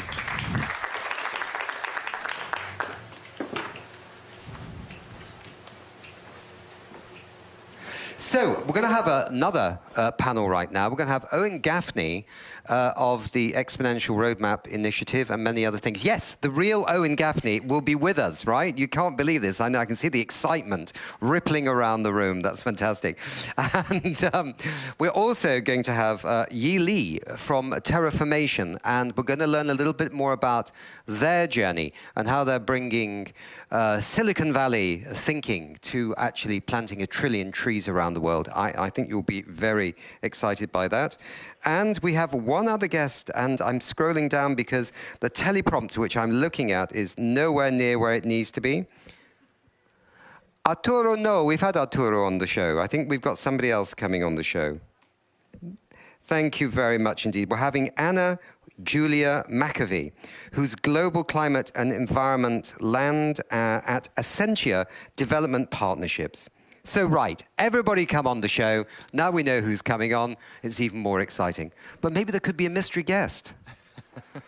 No, just me. Owen, come on. Hi, Nick. What an Lovely to see you. introduction. Take a... Yili, nice to see you. Very nice. And Anna, Julia, very nice to see you too. There were just some slight changes in the script, so it's like mind reading what's going on. So good. Nice to see everybody here. We're talking about food. We're talking about land. We're talking about regenerative agriculture. We're talking about many, many things today. And probably we're also talking about trees, because there is a connection, obviously, between land, trees, and food, which we alluded to just before. Maybe I'll first go to you, Yili, because you're new. I don't mean you're new, but Terraformation is a relatively new company, which was born from, well, you worked at many, many tech companies in Silicon Valley, and your friend... Ishan. Thank you. Was the CEO of Reddit. And how does Silicon Valley thinking translate into planting trees? I mean, it's just like, what do they got to do with that? Yeah, is there a chip in every tree? I mean, I don't know. I love. Yeah, there's a lot of assumptions I think that folks have as soon as they hear Silicon Valley and trees, and there are folks that are genetically engineering trees and other biological life forms to grow faster and absorb more carbon, and I think those are really interesting experiments. But from my perspective, having spent 25 years in Silicon Valley companies, if you just anybody in the audience, right? If you just think about like what are the iconic names of Silicon Valley, right? Like Apple, Facebook, Google, right? These companies, we don't actually invent new things, really, in Silicon Valley. We tend to take technologies that are working already, that are proven, and we figure out how to scale them up to the world, to billions of people, right? So Google, famously, did not actually invent the search engine, right? They're actually a fast follower in this regard. Facebook did not invent the social network. Apple did not invent the human, computer interface. So really what Silicon Valley does is take technologies that are proven and working and then figure out how to scale them up to billions types of scales. And so that's really what Terraformation, that's the philosophy or the mentality that we bring to forestry. We did not invent the tree. Billions of years old technology, if you will, that absorbs carbon dioxide, poops out oxygen, sometimes food, right? Poops out oxygen. That's a new one to me. Generally has, very few negative side effects. And so we would consider that to be a very proven, scalable technology. And we're just trying to figure out how do we scale this to the world? How do we scale up 3 billion acres of net new forest? How do we scale up 1 trillion net new trees? And the scaling, just focusing on the scaling piece itself is actually a significant intellectual challenge. You have to focus a lot on what are the bottlenecks that hold back existing forestry organizations from being able to plant 10 times or 100 times or 1,000 times more trees than they're currently putting in the ground each year, and how do we get 1,000 times more forestry organizations to come and join the fray? So okay, good. We're going to come back to that because I think it's a rather tantalizing concept. Let's talk to Anna Julia. I mean, what are the opportunities and strategies which can accelerate the scale of forest restoration from your perspective, for example, through incentivizing local communities? So I think that there's a couple of different ways in which it's important to include business in this conversation and to think about strategies I think technology and data are, such huge opportunities for business to bring something to the table when it comes to, forest restoration, as you say, but all sorts of other types of nature protection and restoration. So if we think of a couple of examples of where Accenture Development Partnerships has been working with some of our clients. So, for example, biodiversity. Where Accenture helped the organization really think through how it can bring its already existing fascinating research into how they can leverage bees to understand the pesticides that are going into fields and bring some more data visualization to the platform that they created in order to really help understand where the key risks are. So that's one example where I think data is sort of really important. Another, for example, is where we've been working with a solution called Reef Cloud, really bringing the business sort of solutions and the power of technology and data to bring the facility for scientists to explore what the baseline is of the destruction of coral reefs. And by being able to sort of really gather huge amounts of images of what's happening to coral reefs, which is such a sad story that people really can kind of understand and really feel much closer to nature about.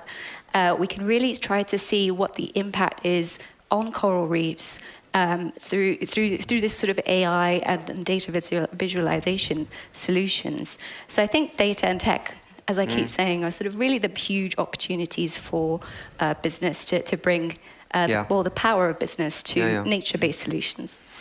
Yeah, it's interesting you talk about data and tech, because I was I saw somebody just a couple of weeks ago who's working on some voluntary carbon market work, and he comes from NASA. And I still didn't realize that there's still tons and tons of satellite imagery from all over the world that nobody's ever actually used. I mean, there's bucket loads of, it's probably not bucket loads, right, is it? But bathtubs, not even bathtubs, but huge amounts, swimming pools size, Olympic swimming pool size data that nobody's ever looked at, that can't work out how much carbon is in the soil here, how much carbon is in these trees, and it goes back decades. And again, if we should be able, surely by the 21st century, to even harvest this old data so we can get a sign of how things have been changing and what is happening to the carbon cycle, and therefore... That's right. And I think it's really important for business to step up and lean in to the conversation about how they can protect and restore nature. So as you say, there's so many opportunities to leverage already existing data. There are new trends such as metaverse, for example, that businesses would really get excited about to really engage with those technology trends. And use them in a way that brings consumers much closer to nature so that they can take action themselves. So I think it's just about, at the moment, sort of we're at the stage now and reflecting on the theme of the UNEP conference around global responsibility around the environment. I think we're at a really pivotal point now to see both the economic and the moral imperative for a business to take part in the journey to get nature positive.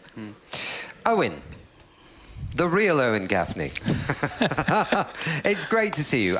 Owen is with the Exponential Roadmap Initiative, but he's also at the Potsdam Climate Impacts Institute, working with Johan Rockström, and also involved, in fact, you're involved in more organizations I can think of, Owen.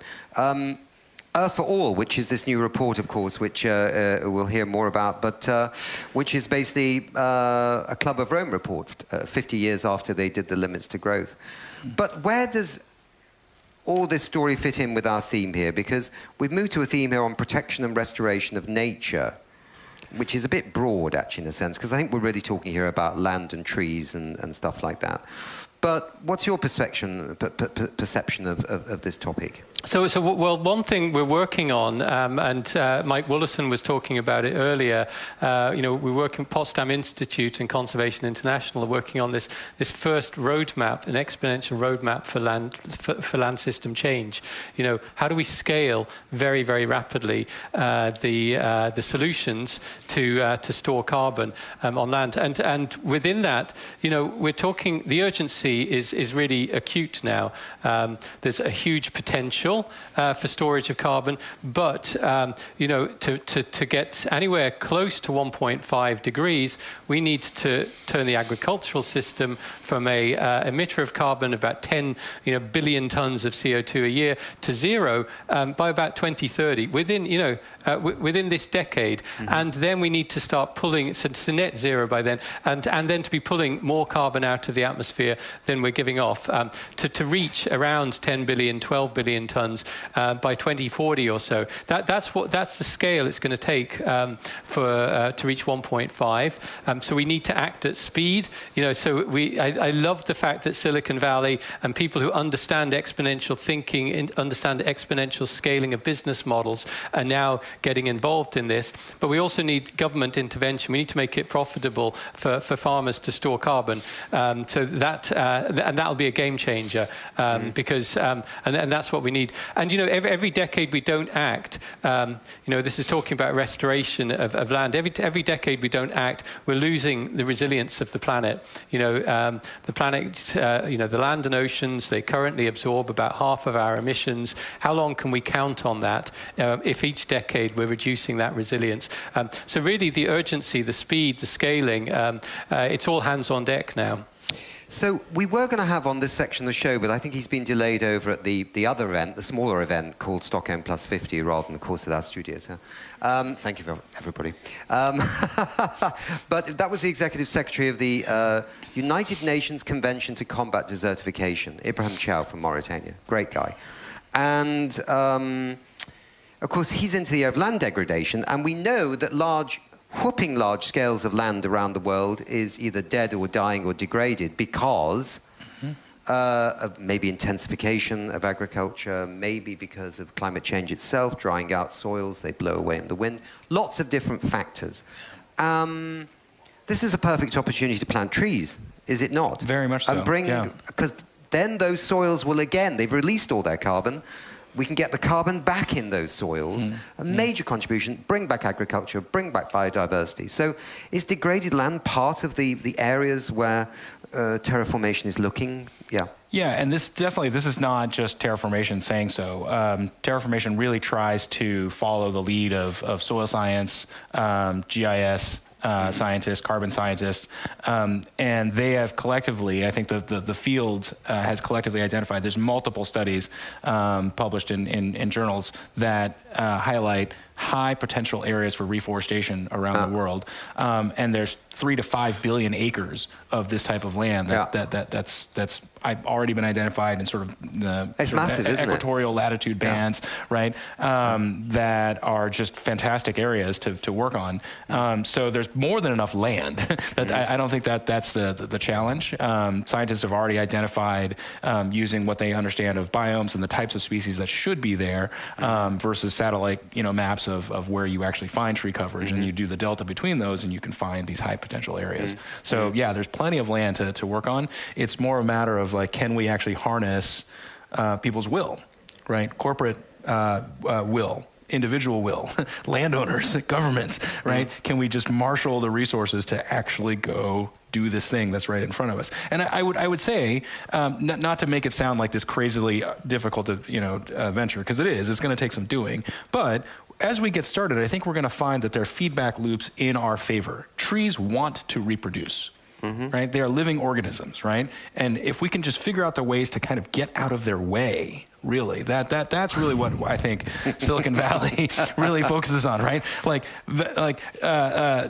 When somebody sees another person with an iPhone, okay, they're going to want to check out this new thing, and they're going to want to check it out too, right? And so what can companies do to get out of consumers' way, right? As they try to consume more. Honestly, that's sort of one of the big tricks of Silicon Valley is understanding bottlenecks to adoption and just removing those bottlenecks so that people can freely go do the thing, share a photo on Twitter or whatever it is, right? So, okay, how can we apply that mindset to getting out of the way of nature trying to regenerate? And that's, I think, a big mindset shift for us. Well, I think there's nothing more empowering for individuals and for lots of people than planting a tree. And I mean, here we are in Stockholm. We know that the Nobel Peace Prize in 2005, was it, or 2006? Some people remind me, was Wangari Maathai, who was the Kenyan, she eventually became environment minister, but she founded the Green Belt movement, which empowered women and others to plant trees, and it was really inspiring. She won the Nobel Peace Prize for that. So, I mean, there's a lot of interest in trees, right? And I do think that if you can break the bottlenecks on this using data and other mechanisms, this could be advantageous. I mean, is this the kind of thinking that you understand, yeah? I think so. And I think what's really key is, you know, it's fantastic seeing some of the companies that we've seen today who are already leading the way, and obviously some very entrepreneurial people in the Silicon Valley who are, you know, really keen to make opportunities there. But I'd say that the vast majority of business leaders actually don't know how to engage with this topic on nature really at all. So in a recent study that Accenture did for UNGC, looking at CEO, you know, opinions of the day, they found that only 21% of CEOs actually really understand the role of business and nature. So whilst we can get excited about, you know, fantastic opportunities around data and solutions, if we can't engage the business community, the vast majority of it today around the globe, to really harness all sorts of amazing opportunities and solutions to really bring greater emphasis on protection and restoration of nature, it's going to be very challenging.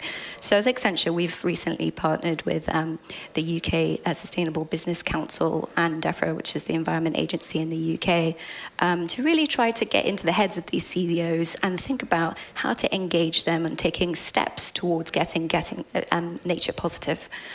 So we created a microsite called Get Nature Positive, simple as it sounds, so that we can really start to engage with that business community, and whether they're at the beginning of the journey or whether they're, you know, the leaders of the day and providing really good examples. We just want to provide a tool that helps people really start to engage with the topic. It's really exciting to already see more than 100 signatories to that site, to committing to the journey to get nature positive. I think there's still a lot more out there that can join in this. If I can just riff on this for a second here, because I really, really just totally believe in the power of data and technology to unlock, right, to be one of these great unblockers, if you will. And you can look at examples in recent just developmental or societal time. Just look at the mortgage industry, for example, from the 1950s.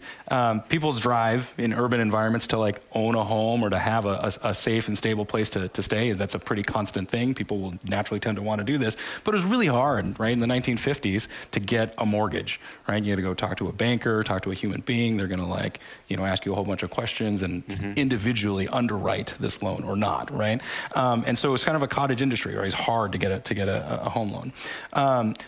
With the application of data, technology, right, amassing consumer finance information in one place, being able to run algorithms on that information to come up with things like credit scores, right? These are ubiquitous now, but like that's a technological advance that unlocks the underwriting of a whole bunch of consumer finance for home ownership, right? And to just from the 1950s to today, we've had this entire asset class bloom from a cottage industry to $120 trillion today, assets under management in the consumer and corporate property ownership market, right? And that's orders of magnitude more than the amount of capital that we actually need to apply to nature-based solutions. I think the estimates are around $3.1 or $3.2 trillion, right? That we actually need to apply. Like, okay, we can do this, right? Like, human beings have the wherewithal to spend that kind of money to homeownership, which is a societally good thing, right? Yeah. We surely can come up with $3 trillion for the societally good thing of not having climate change ruin all of our lives, right? So I really think that there's just a lot of powerful interaction that's going to happen between data, technology, and nature-based solutions in particular, but climate solutions overall. Yeah. I think this is interesting, Owen, because I think it's quite refreshing to have a different perspective on this issue, because it strikes me that we've been hearing for quite a few years now that XYZ number of trillions of dollars are moving into the green finance space. And it's always my problem. I'm always saying, well, where is it? Can I see it somewhere? You know, it's pledged. How many trillions are pledged to the green economy? How many, you know, actually seeing it getting spent is really the big challenge. And if we can bring some different players that see this in a different way financially and morally, then maybe we have a chance of opening up some of the other finance people that have been a bit slow. Yeah, absolutely. I mean, and it is about friction now. And, there is, when you're looking at some of the most progressive companies like Microsoft and Stripe and Netflix and others who really want to invest in nature-based solutions, they really want to do it properly. It's about carbon storage, but it's also the nature positive agenda. It's about restoring and bringing back, biodiversity, enhancing biodiversity. But they find that there's even for companies like that with big pockets, there's huge friction to do huge amounts of research to find out which projects are actually worth funding. And when they did an analysis of it, I think they found, they asked for a lot of companies to put in pictures to them on nature-based solutions, carbon storage, etc. They found something like 4 or 5% of the companies could actually be verified as, really high quality, long-term carbon storage with protection of nature and biodiversity. And that took a huge effort to even establish that. And you're just thinking, how do we just take that friction, just remove the friction, make it a single click as fast as possible. That's going to be the game changer here. Yeah. Well, I think that's very true. And I think it's also interesting. I don't want to over-promote terraformation, but I just wanted to come back to you, really, Yili, because I didn't know until I talked to you. Sometimes you hear new things, right?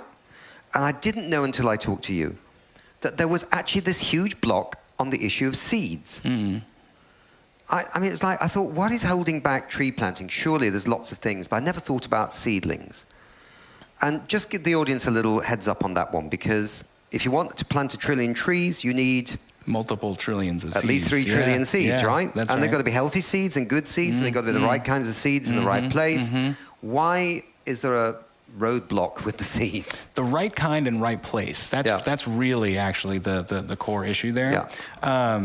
If we wanted to generate, 1 trillion eucalyptus trees all over the world, or 1 trillion bamboo plants all over the world, I'm pretty sure we could do that right now. Tomorrow, yeah. Right? But that's not actually going to be good for the environment.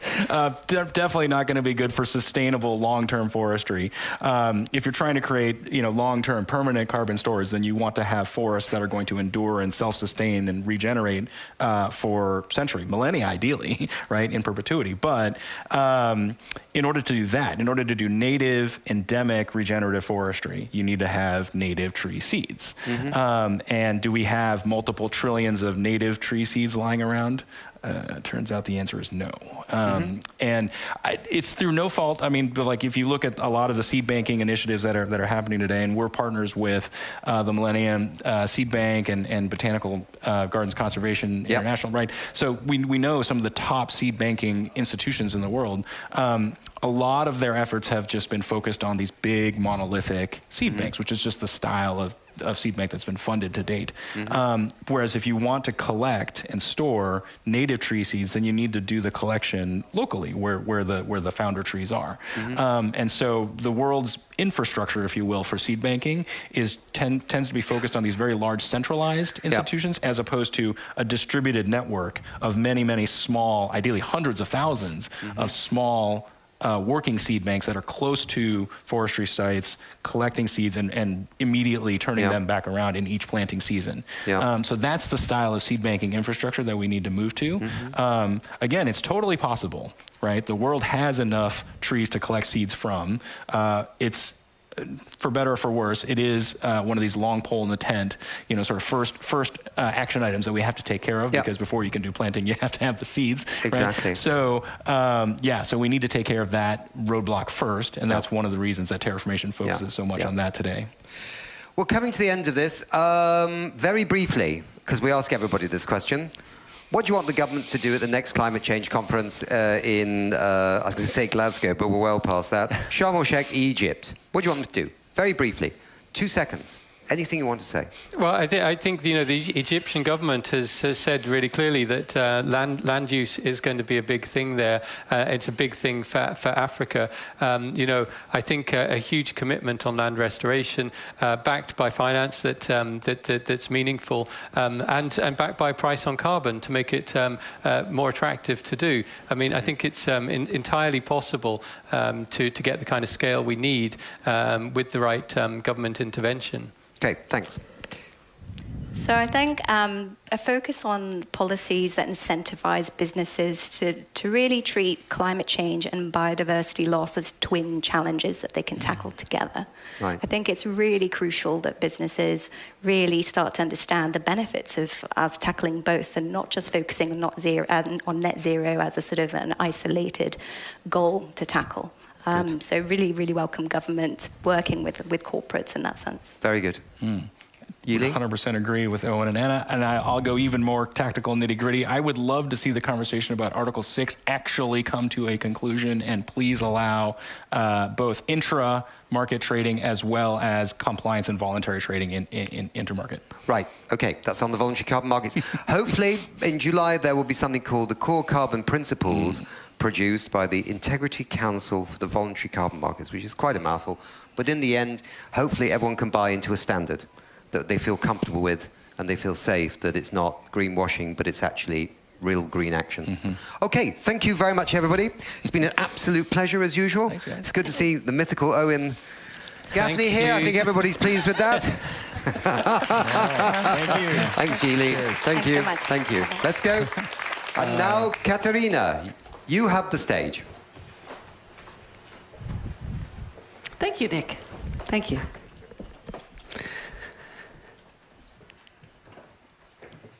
Yes, we move on to talk about how we remove the blockers. And we're going to have a panel here, but before the panel, let's listen to two keynotes. And let's start by listening to Rasmus Valanko. He is Managing Director, Systems Transformation at We Mean Business Coalition. So Rasmus, please join me here on stage, and you have our full attention for your keynote. Excellent. Thank you very much. You're most welcome. So I'm with We Mean Business, and our work is to align companies with the climate science, and at the same time also accelerate action. Now, I'm here to declare that offsets are dead. Now, let me tell you why I'm here to say that. So I've been in this game for at least 2 decades, and we've seen an evolution of the thinking guided by the science, and also the reaction of companies in terms of what leadership on climate means. We had for a very long time companies thinking that staying under 2 degrees centigrade is enough, right? So we need to do what we can to stay under 2. Then we found that the science was telling us that the impacts of climate change are going to be so dire that we have to aim for being under 1.5 degrees. And so companies then changed. The climate leaders changed their strategies. And we in business tried to get more companies to adopt that 1.5 degree target as well. In the same way, what we've seen is that companies started where it was easy. The things that were in their control, their direct emissions from their power plants, for example, or from their trucks. Then they moved to the energy they were buying, talking to their suppliers about buying renewable energy. And latest, of course, and we've been hearing much about that during this whole week, is that companies looked at their supply chains. Understanding, where are their emissions coming from in terms of the products or services they're buying from their suppliers, or how their products are used or disposed of once they're out in the market. So the definition of climate leadership keeps changing, and the science keeps getting better and better. And now I want to go full circle, really, into what was talked about at the very opening of today. So in the opening today, we had a very science-heavy presentation or two. And I've challenged myself not to use any big numbers right now. So let's try and keep this really simple. I mean, if we want to stay below 1.5 degrees, by 2030, nature can provide 1/3 of the solution that we need. 1/3. Just imagine that. So The other evolution that we've seen over time is people keep talking about electric vehicles, about renewable electricity, lots of technologies, right? But what we now know for sure is that we cannot tackle climate change without nature and addressing land-based solutions and emissions. So addressing agriculture and food, as we've been talking about today. So what we want all companies to be aiming for, we want them to be aiming to be climate leaders. And what that means is addressing your direct emissions. It means addressing the energy that you buy. It means addressing your supply chain emissions and your downstream emissions as well. But the reason why offsets are dead is that if you are serious about tackling climate change, it means you have to also be investing. You have to be helping to protect and to restore nature. If you're not doing that, you're not serious about climate change. It's that simple. We've heard lots of good examples of companies who are doing the right thing, showing that leadership. And what we want to do together with Exponential Roadmap, you heard Johan Falk say that climate change is one side of the coin and nature is the other side of the coin. Together with Exponential Roadmap, together with Johan Rockström, the Potsdam Institute, together with Conservation International, Michael, who you heard from before, we want to set a new standard for corporates, those that wish to be leaders, and to show the direction for those that will follow them in terms of how we're going to tackle climate change. It's not only with technology, it's going to have to be by addressing emissions from agriculture, forestry, all land-based solutions, as well as marine and seas, on top of the things that we are talking about more across the whole week and in the past. So that's why offsets are dead. It's not about offsetting something. It's not an either or. You can't do one bad thing over here and a good thing over there and they neutralize. We need to be doing good things everywhere. So the terminology is wrong. Right now, if you want to be a climate leader, and that's what we're going to be pushing companies towards, is that you have to be supporting the protection and the restoration of nature. Thank you. Please stay with me, Rasmus. Thank you for a very strong and clear message. I have a question for you. Do you have a specific wish for what's going to come out of Sharm el-Sheikh in September? What would you like the leaders to really focus on? I'd say just one thing, agriculture. We've heard a lot about nature, biodiversity. Not enough, though. It started to become part of the discourse in the UN system, also when we're discussing and negotiating things on climate. But the thing that we hear much less about, we hear a little bit about food, but not agriculture. And governments, as we've heard today, in a lot of the different interventions and panels, is that governments have such a strong role in shaping the agricultural systems through the subsidies that they have and the programs that they have. So there's a huge potential, really, to leverage the UN system, governments, to change the way that we shape our landscapes so that I loved how Nestle put it. What we want is we want healthy ecosystems and healthy communities, and we can do that together. We can do both. We can. Thank you very much, Rasmus. Thank you. And now let's listen to the second keynote. It's Nick Robbins, Professor in Practice Sustainable Finance at Grantham Research Institute on Climate Change and the Environment. And he's also co-founder of Planet Tracker. And he should be with me on Zoom. There you are. Wonderful to see you again, Nick Robbins. You have our full attention. Thanks so much, Katarina. Great to be with you today. So I was asked to talk about how we can remove some of the blockers, and I would like to talk about the mother of all blockers and potentially the mother of all enablers, and that's the $400 trillion elephant known as the global financial system.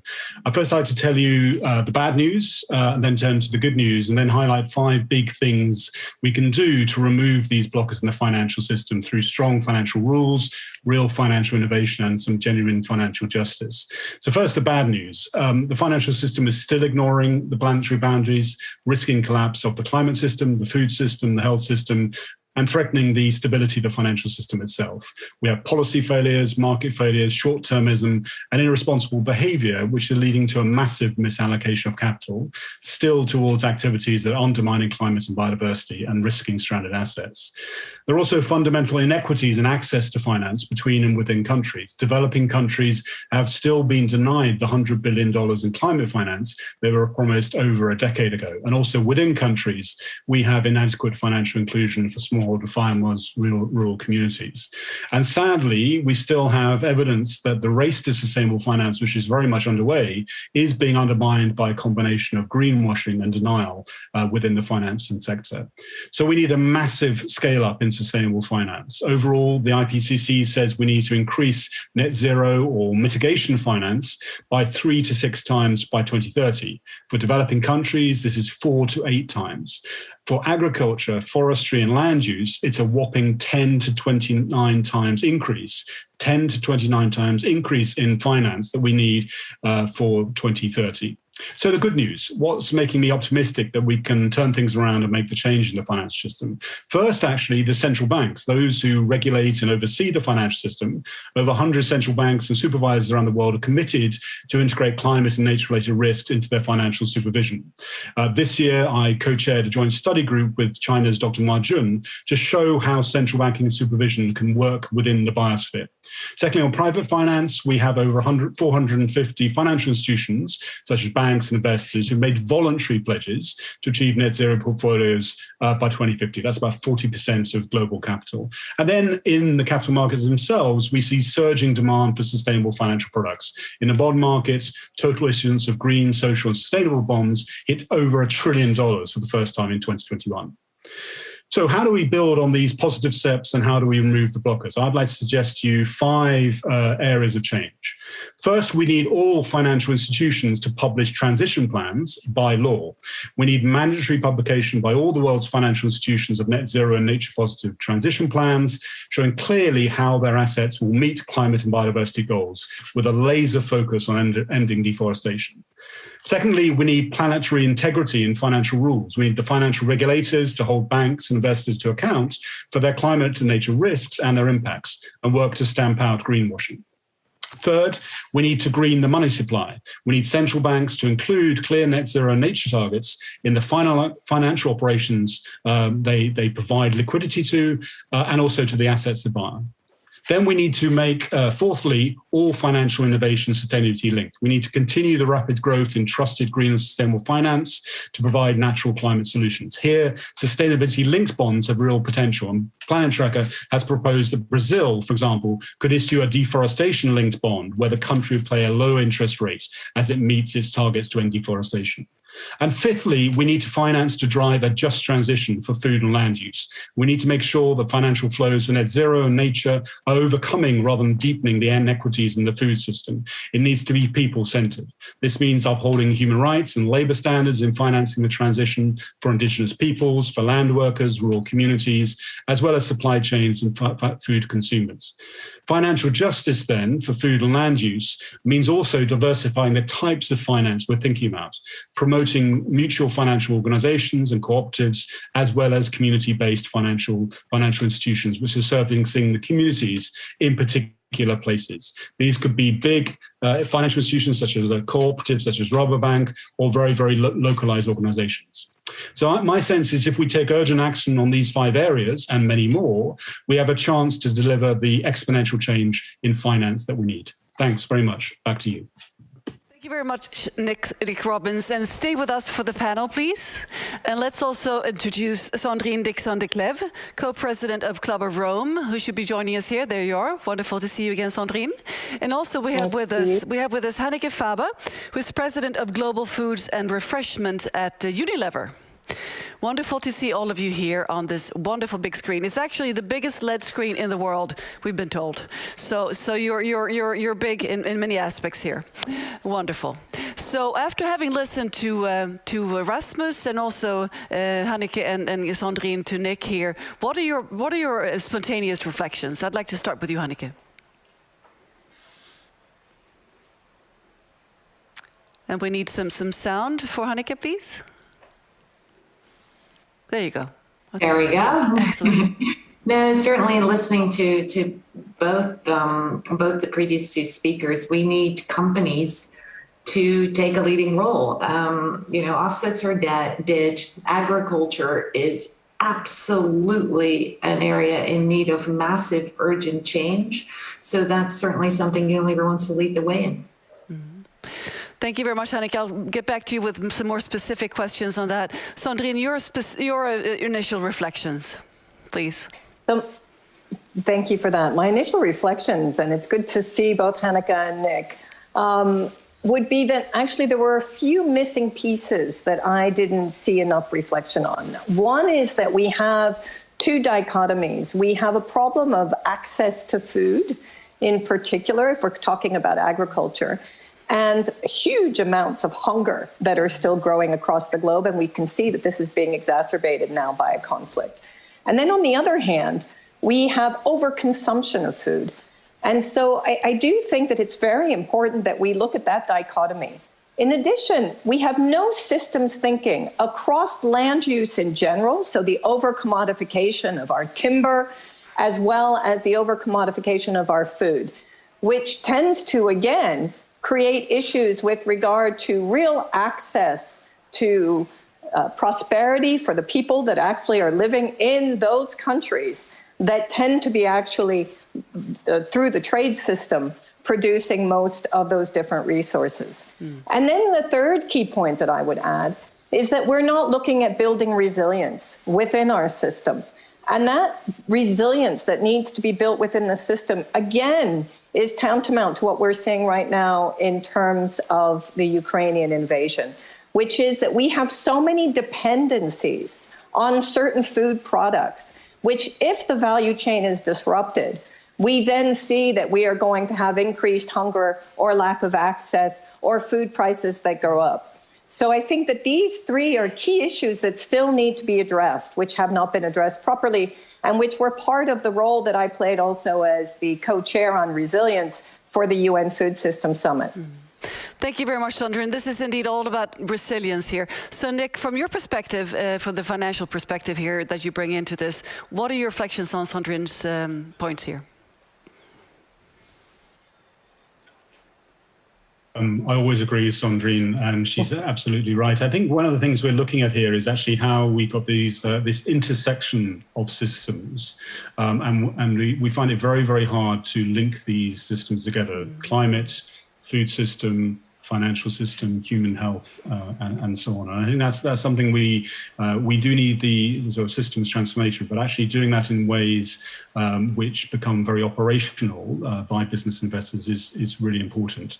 I think the resilience point is absolutely right, and I think we still see that agenda lagging behind the business and financial focus on net zero, and it's where we need to place a lot more effort. And again, I think within the financial system, that's something that central banks and financial supervisors can certainly stimulate through the use of stress tests and so on, to make sure that the portfolios of banks and investors who are lending to small businesses, to large businesses, to governments, to communities, that they are really properly resilient to the shocks of climate change, and also not contributing to undermining the resilience that we have. And also, just like Sandrine pointed out, it's just not the shocks from climate change, it's also the effects of the war that's happening right now. So there are so many instabilities in the system here that really threatens lives on a big scale. So, Hanneke, what does Unilever do in this field to contribute to the climate goals for 2030? Yeah. Before I get to the climate goals, I just want to echo what Sandrine said. We have to feed the planet and save the planet. And we have to do that at the same time, which requires system change. So in the short term, that's going to take keeping borders open. Countries being self-sufficient on their food supply is a pipe dream. Even the US, the most self-sufficient country on the planet, is not self-sufficient. What's happening right now with the Black Sea ports is absolutely atrocious. Putin is using food as a weapon of war, and it is simply tragic. So trying to keep those supply chains open in the short term is absolutely critical. And then what we already needed before the war is reduce food waste from farm to fork. A third of all the food that's produced gets wasted. Africa, the entire production of Africa is as much as what gets wasted in Europe. So that needs change.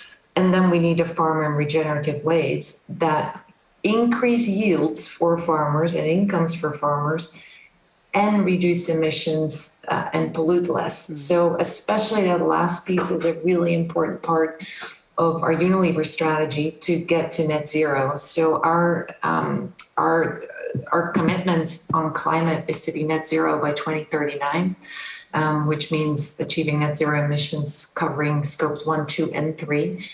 And we have a shorter term target to reduce our operational, so our scope 1 and 2 emissions by 70% in the absolute by 25. And it's really important to translate those long-term targets to shorter term targets, because otherwise it's après moi le déluge, someone else will fix it later. So we've got pretty stringent targets for our people for what they need to deliver now. And then if I look at the building blocks of that for us, it's product innovation, which can be all kinds of things, shifting to plant-based foods, biodegradable cleaning products, reducing plastic, of course, warming up our ice cream freezers, lots of innovation that has to do with our products. But the biggest and hardest thing that we need to do is decarbonizing our supply chain, and especially our agricultural supply chain. We work with millions of farmers around the world, and we need to move together to get regenerative agriculture practices into every crop and every market that we work in. So Annika, from your perspective at this huge corporation, blockers, which are the major blockers and what is needed from policy perspective to remove them? Yeah, when we talk about scaling up regenerative agriculture, so climate positive agriculture, the main blocker is not the farmers. They are up for this. Actually, a lot of regenerative agriculture practices are age-old practices that they know and like. But a successful transition from how they farm today to regenerative agriculture takes money, time, training, measurements, and it can take 4 to 5 years. So we believe that big food companies like ourselves, but also governments, must take responsibility to support farmers in that transition. And we need to do that now. So at Unilever, we have 90 different programs, either live or planned, or we're applying regenerative agriculture principles with local farmers who supply us, track the results for impact, and then financially support that transition. And I'll just give you one example because, you know, it's kind of a complicated word, regenerative agriculture, but it's really not rocket science often. So one example is work we're doing with soybean farmers in Iowa, in the US. So soybeans are a big ingredient for Hellmann's mayonnaise, and we sell a lot of mayonnaise. Soybean farming, you might not know, is quite mechanized. So lots of big, heavy equipment on the soil. So that erodes the soil and creates nitrate pollution in the water.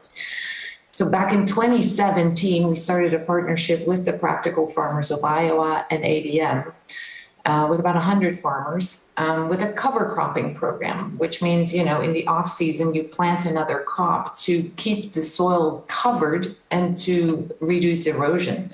It's that simple. But of course, that costs money. Farmers would do it, but it's money and time. We're now 5 years into that program. We've expanded to 750 farmers, all large-scale farmers in Iowa, on 50,000 hectares there. Water pollution is down by 33%. Greenhouse gas emissions are down. Soil erosion is way down, and yields are up. And that combination, and measuring that every year, makes the program sustainable, and eventually farmers can do this by themselves and don't need the financial support. So that's one nice example. We've got many more that we're working: rice in Arkansas, tomatoes in Spain, dairy in Vermont, you name it. And our focus now really is to fund and scale these programs quickly to all our key crops and countries. Thank you, Annika. Are you sharing these good examples? I mean, openly, how are you sort of scaling them in your organization and maybe also to other companies? Yeah, no, it's a great question. So actually, I was asked that question a couple of times last week in Davos, and we probably should be doing more sharing. So of course, within our country and with our suppliers, we share, because the learnings of soybeans in Iowa hopefully will translate to soybeans in other places, and what we do in tomatoes in Spain translates to tomatoes in India.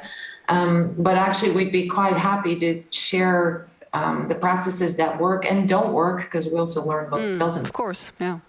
More externally as well. So that's a great push, and we shall pick that up. So you're open for connections here. Absolutely. Excellent collaboration. So Sandrine, when you hear this from a major company like Unilever, what is your response? Is it good enough? Are you inspired? What do you want more? Well, yeah, I think Unilever has always been on the forefront of trying to shift the relationship with the food system. So I wouldn't say that I would go against what Hanneke has said. I think that it's fabulous, and in particular the support for regenerative agriculture. I think that regenerative agriculture and agroecology practices and really bringing back soil health is absolutely fundamental. And when we talk about blockers, I think there are still some really key blockers to that. As Hanneke said, farmers already, we're seeing in the US also a huge push from big demand coming from, for example, General Mills or even Walmart, some of the big corporations that are working with farmers that are also guaranteeing access to regenerative products to those farmers in the same way that Unilever is doing. But what's not happening actually is the perversities in the market are still actually going towards industrial agriculture. We are still subsidizing pesticides. We're still subsidizing actually high fertilizer use. We're still subsidizing industrial agriculture in the same way that we're subsidizing fossil energy. So we need to really shift those subsidies, and that would enable the transition and give the lead time, which is exactly what Hanneke has been referring to. The other key point is access to short-term loans or even long-term loans, de-risking those loans. So working with banks and the financial institutions and the private sector to de-risk farmers. You know, farmers constantly feel that they are at the end of the stick in terms of the economy. They're the ones that actually are not really integrated into our economy. And so maybe I could make two final points. One is that because of that, we have set up a really important new consortium coming out of the UN Food System Summit of 6 key organizations, all of us that were part of the action tracks, to really try to underpin this systems approach and also work with cities and build corridors between cities and also rural communities. And this is called the Food Forward Consortium, and we launched it yesterday. I'm really pleased to be part of this consortium. The other key point is that we're working with C40 to do exactly that. So to build up these urban centers that will actually drive regenerative agriculture, working with rural communities. What do you do then? You actually not only shift the production practices and get healthier soil, healthier food to people, but you also ensure that you're empowering rural communities so that they feel that they're actually part of a broader system, an ecosystem that they are now economically thriving in rather than being disenfranchised. And this has one last very important effect, which is to stop the growth of populism and also this real sense of disenfranchisement in these communities, where actually they will be voting against green laws and a shift towards climate change and decarbonization. Thank you very much, Sandrine. This is all interconnected, of course, and the point of populism is very valid in this discussion, as in many discussions on sustainable transitions, of course. So, Nick, from your perspective as a financial expert, I'm coming now to the final question in this panel. It's what would you like for the leaders at the COP27 in Egypt to focus on when you look at this field of agriculture and removing the blockers? Hanneke has already highlighted that in a sense, we can't really wait for COP27. I mean, we've got a really serious global crisis going on now in terms of the global economy, in terms of the food crisis, threats of serious famine, the energy crisis, and so on. And I think we need, well before COP27, within the G20 and others, really highlighting how we're going to drive forward these solutions for a long-term sustainability in nature positive economy, for climate change, and really bring in the financial sector and bring that together with the corporate sector. I mean, Unilever is owned by many millions of shareholders and bondholders and so on. And I think if we bring the corporate sector, the business sector, the government policy together, and also think about where we need to fill these gaps gaps, as we heard from Sandrine, in terms of access to finance. And that's a real issue for developing countries. So if we are thinking about Sharm el-Sheikh, the Egyptian government are already thinking about a just financing framework. And that really means we need to be thinking about the financial inclusion for smallholder farmers and rural communities across the global south. But I think we need to have solutions in place really well before COP, because we are in a very serious situation. Great, thank you. Thank you very much. Hanneke, just a short final note from you about looking forward to Egypt and what you might want them to focus on. Yeah, thanks. I think, first of all, put food on the agenda, which wasn't the case at COP26 in Scotland. We have a food security crisis, and we have a longer-term crisis with the food system being responsible for a third of all emissions. So we have to put it on the agenda, and then I'd love for COP27 to look for commitments from governments and the private sector to support regenerative agriculture. Call for governments to repurpose subsidies, as Sandrine said, and call for companies to fund and scale programs like the ones I described. Thank you very much, Hanneke. Final note from you, Sandrine?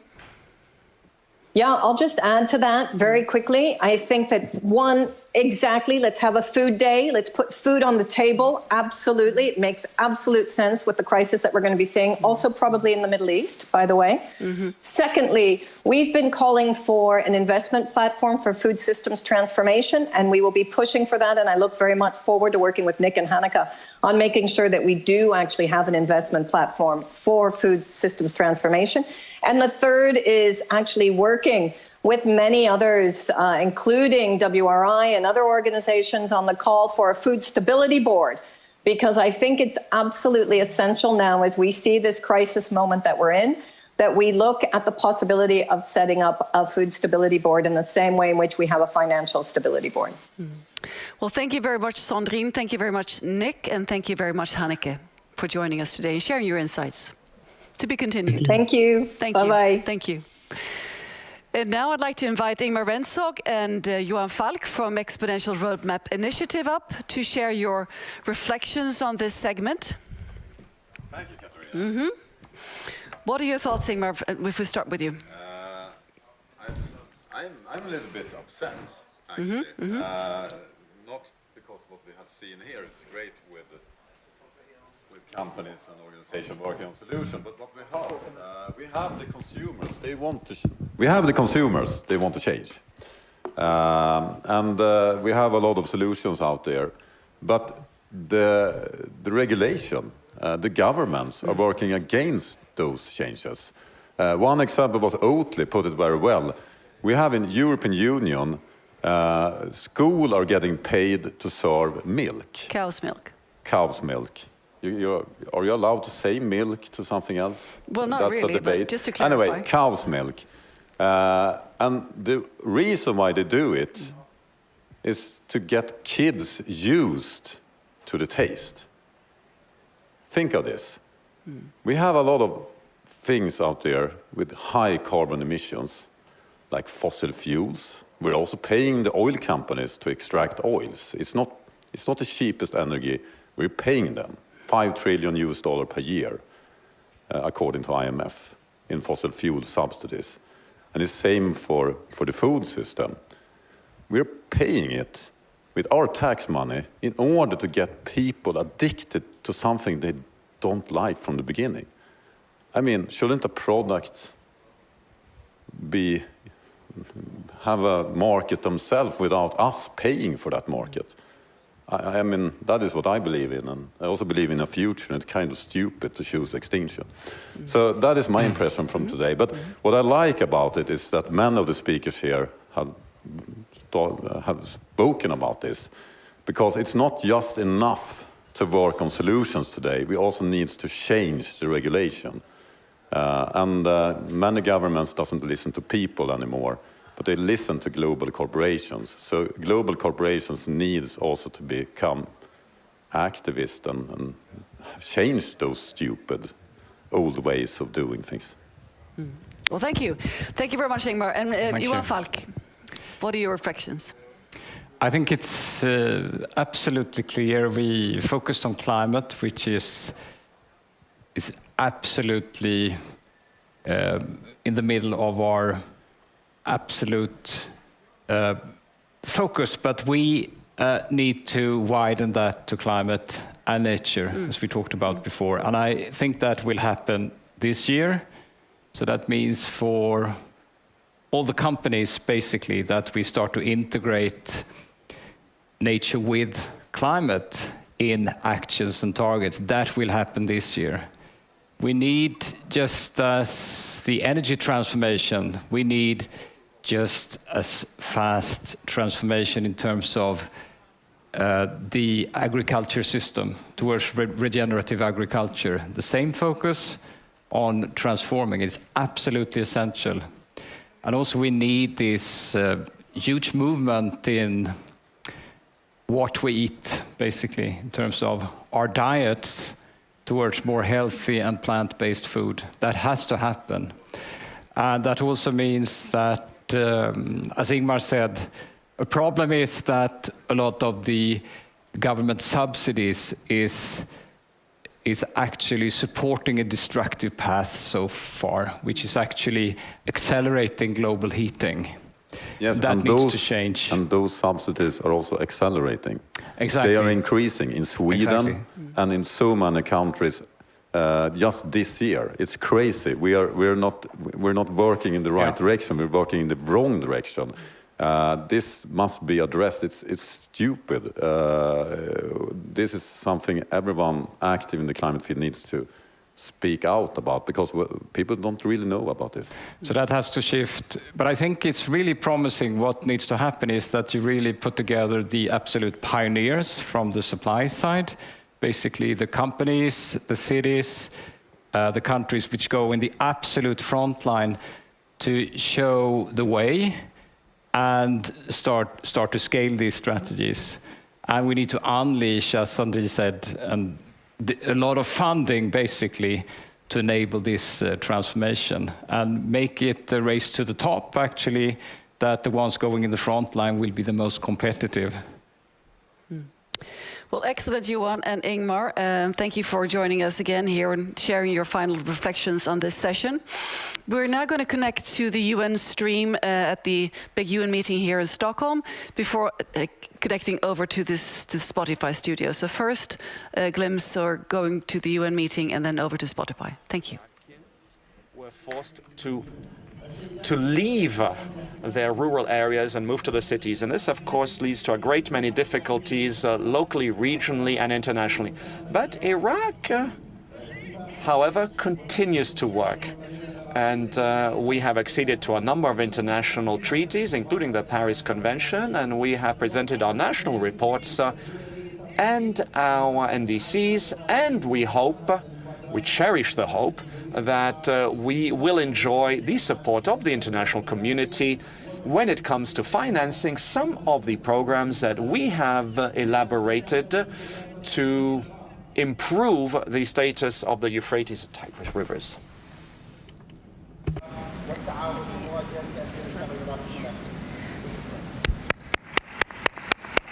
I thank the Acting Minister of Environment of Iraq for his statement. I now give the floor to His Excellency Jan Budaj, Minister of Environment of Slovakia.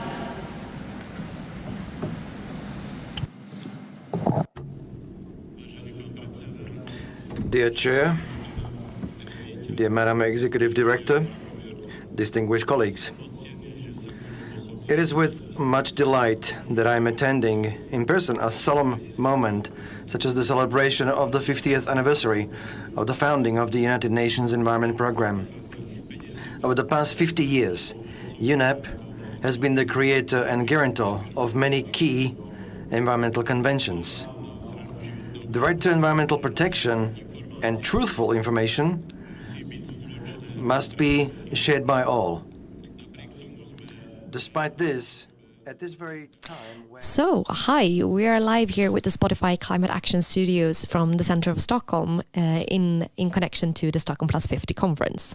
So I'm so happy to be joined by two superstars here to talk a little bit more about food and innovation, which definitely is one of our key challenges that we need to solve. So I'm Hanna Gran, and I'm the sustainability lead at Spotify, and I'll be moderating this session with Pernilla and with Fanny. So I'll just start with introducing, if you can introduce yourself and what you're doing, and then we'll dive into the topic. So Pernilla? And to begin with, Hanna, thank you so much for having us. It's an honor to be here. My name is Pernilla. I'm the CEO and founder of a Swedish food tech company called Petgood. And what we do is we work for a more sustainable and transparent pet world. And to do that, we have developed a range of insect-based pet products. Believe it or not, pets are actually responsible for 25% of the global meat consumption. So there is a massive problem here to be tackled. 25? Yeah, it's crazy. So that is what we're spending our days working towards. Yeah, then it feels like a problem that needs a little bit solution. Exactly. So cool.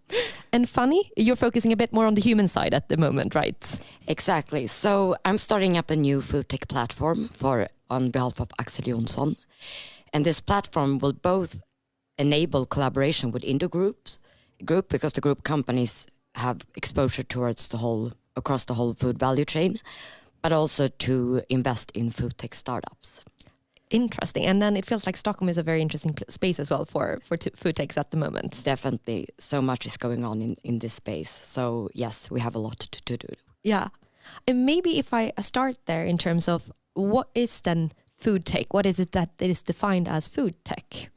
So I see food tech as solutions which help us to transform the food industry in a more to provide both more sustainable but also healthier food, which are produced in a more sustainable manner. So there's a lot of things to solve in the whole value chain there. Yes, and it is a very complex system, and it involves many stakeholders across the food value chain. So I believe collaboration is extremely important to speed up change. And are collaborations common, would you say? Are there a lot of collaborations, or are people focusing a lot kind of on silos at the moment? I would say much could be done, but also there are plenty of initiatives to improve collaboration. So this is the food tech platform is one initiative, but also I would say that investors are actually collaborating more now than before, I would say. Maybe it is kind of the increased focus on climate that is helping. And is you seeing that as well, Pernilla, that it's more collaboration across the industry and in terms of both investor and company side? Yeah, absolutely. And also actually within the insect space, I think it's super important that the companies that are involved in working with insects of various forms are collaborating. For example, we have a very close collaboration with Protix, the insect farm based in the Netherlands. So working with them with, for example, product development and so leveraging their experience and insight from a research perspective and our insight from the consumer dialogues perspective. Those type of collaborations are definitely key, both to be able to develop the best possible products, but also to be able to know, how do we basically meet the demands of the consumers to be able to drive this massive change that is needed. Yeah, because I loved you say the insect space. That's like a super exciting space to be in. Yeah, and maybe dive into that a little bit. So, what is it? What type of insects, and how did you even start to focus on insects? Yeah, so we are working with an insect called black soldier fly. So it is produced in insect farms, and insects are super cool. I've become a little bit of an insect nerd over the last couple of years. But insects can thrive on organic waste. So that means that, for example, food waste that otherwise would have been thrown away, insects love it as a food. So they eat that food and then they develop into high quality protein that can be used in our specific case for pet food.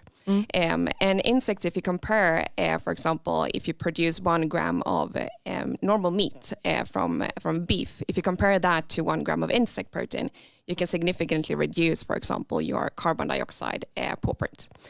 So that is really, really cool. And we all know, of course, that we need to change the way that we're treating the pets and the planet, and then the insects can be a good solution for that. and interesting because so many people are focusing on, becoming vegan themselves. And we also have of course, the boom now during the pandemic and so on with pets.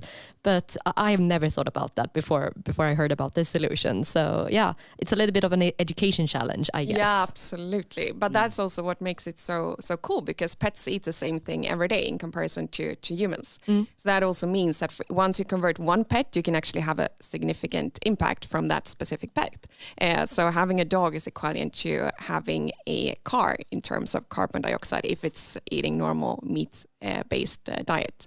So you can really, all pet parents out there, encourage them to have a look at what they're actually serving their dogs.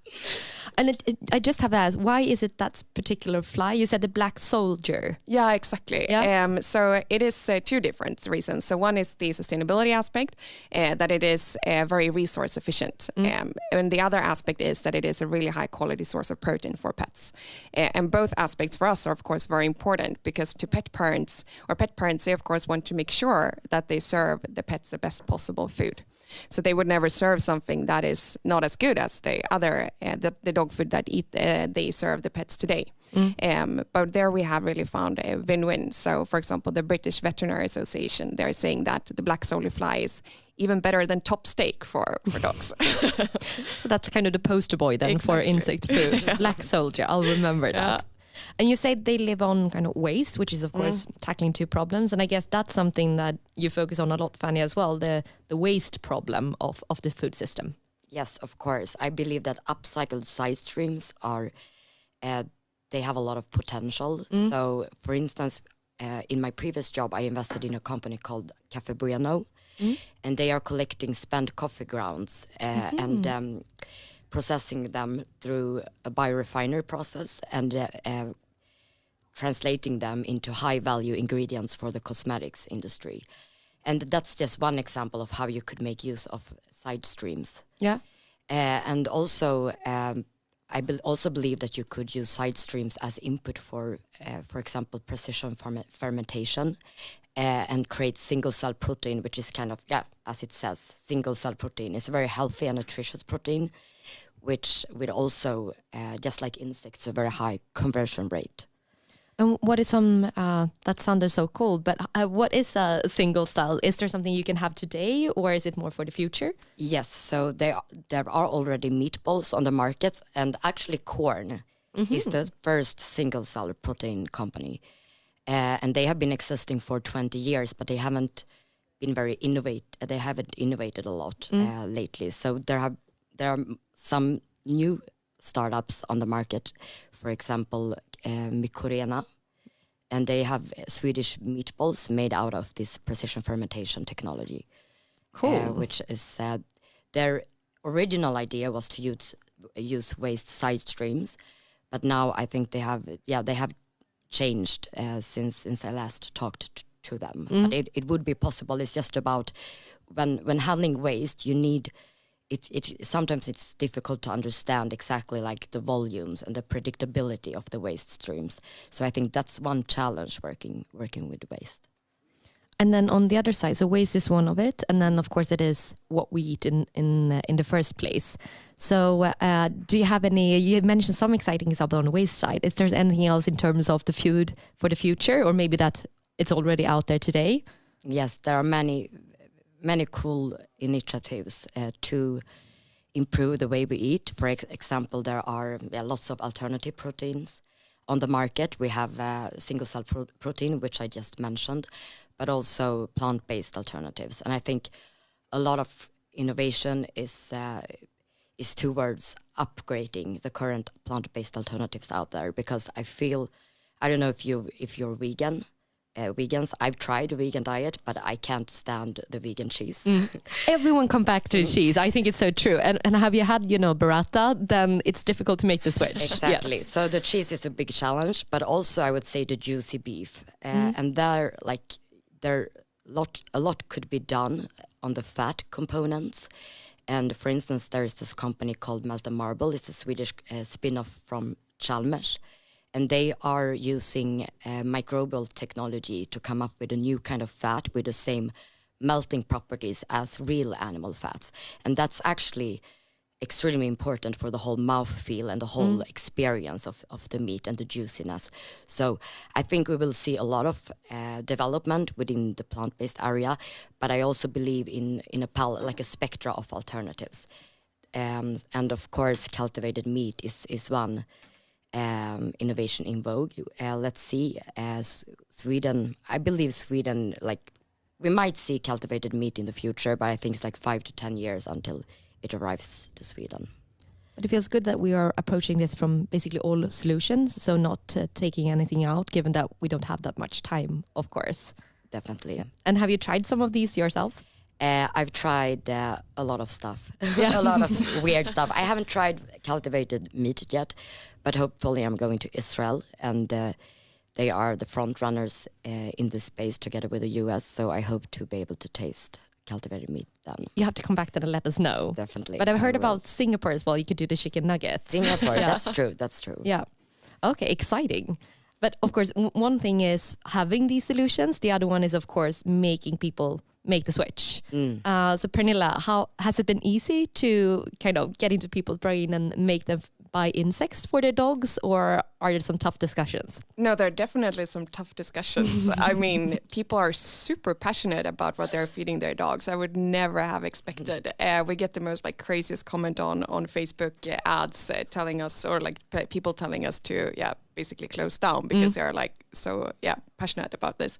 But so we have to spend a lot of time really making sure that we're educating people, and both about in particular I would say the health aspect for the dogs, because of people are worried that the dog, for example, doesn't get the nutrition it needs, and so and there we need to spend a lot of time really making them feel comfortable that it is a super good alternative. I would, for example, never feed Siri my dog anything else after knowing what is included in our food versus other dog foods on the market. But I think that is also, if we look at the broader picture, maybe the most difficult thing with these new technologies, and so that it may be more expensive, for example, than other solutions on the market, and that of course can be a hurdle in itself. We want to be a pet food for the many, but if it's super expensive to produce, it's difficult for people to make the switch. Luckily, we have a price point that is okay, and a lot of people have decided to switch to our product, which we're really happy about. But I can just imagine, for example, with cultivated meat and other things like that, to make people make the switch, it's important that it is accessible for all, basically. Yeah, that's something we talk a lot about as well. How do we reach the ones the 10% that is not already super interested in this space, but really the broader masses and so on. So it's a tricky challenge, but it feels like it's becoming more and more mainstream. Yeah, absolutely. And I think once people get to know and understand the benefits for the dogs, I think a lot of people become super passionate about our brand. So we have a lot of brand heroes that are helping us to spread the word, and which is really amazing to see. So I think we need to with all these new technologies, we need to spend a lot of time educating people. So yeah. And I mean, you have a little bit of a different challenge, of course, because people want to look at dogs at Instagram and so on, so that's good. However, it might be more difficult to sell in the insects. But I guess from a communication perspective, it's an interesting angle to it. Yeah, exactly. Yep. And I think actually, since a lot of people, they know that this is a big problem that we need to basically tackle the way that we feed people on the planet. And I think then knowing that your dog, if it gets the best food, it is a relatively easy switch to make, because you can make a huge impact just by serving it another food. It loves it. It's doing great. So there is really no downside. And I think that could also, that is of course a challenge with, for example, humans, that you need to basically make humans switch every single meal for everyone to have an impact. But there I also think it's important to encourage people, as you said, Fanny, you don't need to be a 100% vegan. It's okay to have your cheese if you love your cheese and those type of things. It's more important that everyone try to think about what they're doing than a few, as you're saying, Hannah, a few doing it really perfectly. And also making it a bit more fun. What are you seeing in terms of that kind of communication or education challenge, Fanny? Has it changed a lot, or what are some challenges at the moment? It's still a big challenge to reach the mass market. But of course, there is a switch in terms of consumer awareness. One thing that remains a big challenge, as Pernilla was talking about, is that price is still a steering factor. And unfortunately, many of these more innovative products, they are much more expensive to produce and also produce more small scale. So that remains a challenge, and I believe that we as an industry must collaborate to help consumers and nudge consumers to make better decisions, but also to decrease the price, like increase the price parity of more sustainable alternatives. Could it be increasing the price then of what is not as good for the planet? Definitely. So we could use taxations, and we could also price externalities into the food prices. So that's one way of doing it. But when it comes to new food, it's hard. It's about the human brain. That's why I think you have a very smart angle, starting with introducing insects in animal feed, because dogs don't have the same kind of perception of insects. It's just about creating nutritious and tasty food, and they will continue eating it. When it comes to human, it's so much about identity and culture and background, and you don't switch eating habits over one night. And I think everyone here has tried to change eating habits, and it's really, really hard, because it's about changing your brain and your behavior and also your impulsive behavior. And I feel that here's where the chefs come into the picture. It's so important to work with new taste experiences and chefs to be able to create a positive perception of new, more sustainable food. And I think, now I'm talking about many subjects at the same time, but I believe we could do a lot within schools. Yeah. We have home economics. Why are we not using home economics more to create those positive taste experiences out of very sustainable, nutritious food? Yeah, because it feels like many parents say that, it comes down to they want to serve something more sustainable maybe, but then it always comes down to that meatball or so, because ultimately you want just your dogs eat anyway. So it's a little bit easier, hopefully. But kids, sometimes very picky eaters. So I think school is very interesting. I heard, for example, we have in Sweden a lot of boar, which is a meat that is not used whatsoever. So if we can get kids to actually like it in schools, and then suddenly they go home and I'm really up for boar today, please. Then it's of course a nice way to tackle that problem. So yeah, schools Definitely. Feels like an important place. I mean, myself, I learned to eat so much in school that way, because you try out. Yeah. And many parents don't cook. So many kids are not grown up with a relationship with cooking and an actual relationship with food and what the food comes from. So I believe that, And I think that is a super important and interesting point, just like thinking about, for example, what a meal costs at McDonald's versus a meal like if you're trying cooking a healthy meal for your kids. It's quite sad, actually. Now, hopefully we'll see some changes there. But it feels like it's a very fun space at the moment. People are actually, it's not, of course, it's tricky to make the switch, but people are a bit more excited. And I think, to your point also, just chefs cooking with this food, so you understand what it could be. We actually had the benefit of having a lunch at Fotografiska yesterday, kind of the 50 years ahead in the future food. And then it was served as a taco and as bibimbap. I hope I pronounced that right. But that was also cool to actually take, food that people eat a lot, but just transform it. And that's probably why we see so much meatballs as well. Because if it's something that is very approachable, it is that one meatball and something that you could easily make the switch when it comes to. And I think it's still pretty cool, because we, at least in the, as I talked about the dog food space, there are a lot of passionate people who really want to drive change and really have realized that this is a really, really big problem. So I think we can just as well trust the consumer and trust people, that I think people are so important to drive change rather than also the big, for example, the governments. And so I think a lot of power comes from the people, actually. And do you see differences? Europe compared to now I know you're more in Australia as well. Do you see differences in terms of regions? Yeah, I definitely. It is, we see that people who are very, for example, educated, and so they of course have spent more time on, for example, researching the environmental situation, and with that they're also more willing to spend more money on making sure that their pets are served the best possible diet. And there are also differences within different European countries. As we are currently focused a lot on Sweden, and then we're launching in Australia during the summer. So I can't really tell about the consumer perception there yet, but looking forward to learn about that market as well. And you mentioned there as well Israel, and then we talked a little bit about Singapore. Why do you think these kind of hubs pop up? Is there anything particular with the general sentiment among inhabitants, or is it more government that is making it easier? I would say it's both, and it's also very research driven. So I think when it comes to those deep take cases like cultivated meat and single cell protein, it very much comes down to the universities. And also, subsidies from governmental funding, I would say. So it's both. But when it comes to consumers, of course, the attitudes vary across countries.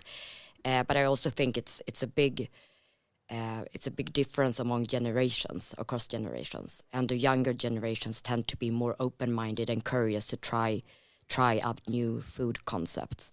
So I really think we should take advantage of that. And I think also talking about an animal feed, I think dog owners care so much about their dogs. So I also think it's really good to tackle the question through that angle. And people often also, I remember I used to work with pet stores in the past, and they also said it's very kind of price incentive because when it's a downturn, people always prioritize their pets over their own food. And when it's good times, they want to kind of celebrate with their dogs. So it's always a win-win. People always spend a lot of money on pet food in that sense. Yeah, absolutely. The scary thing, though, is that since people are treating their pets like a family member, there has been a trend in the market. Luckily, we're trying to stop that at the moment, but feeding their pets a human-grade meat. And that, of course, is not good at all from an environmental perspective. So it's fantastic that they are really, really passionate about their pets. We love that. We just need to make sure that they're choosing insect-based protein or insect-based pet food instead of human-grade pet food. And you talked a lot about both, collaborating with governments and so on, but both of you are very much based, of course, in science. So you talked about how you found that perfect fly, black soldier. Now I learned it. How is that kind of collaboration between the academic, the scientific world, and the startup community? No, I think it's fantastic. So we also have an in-house vet team, for example, that is also spending a lot of time on research because we see that as key to convince consumers to try the new products. But yeah, so and also like with working with, for example, a lot of universities are doing studies on insect-based protein or insect-based pet food, and so there's definitely a lot of attention in this space at the moment.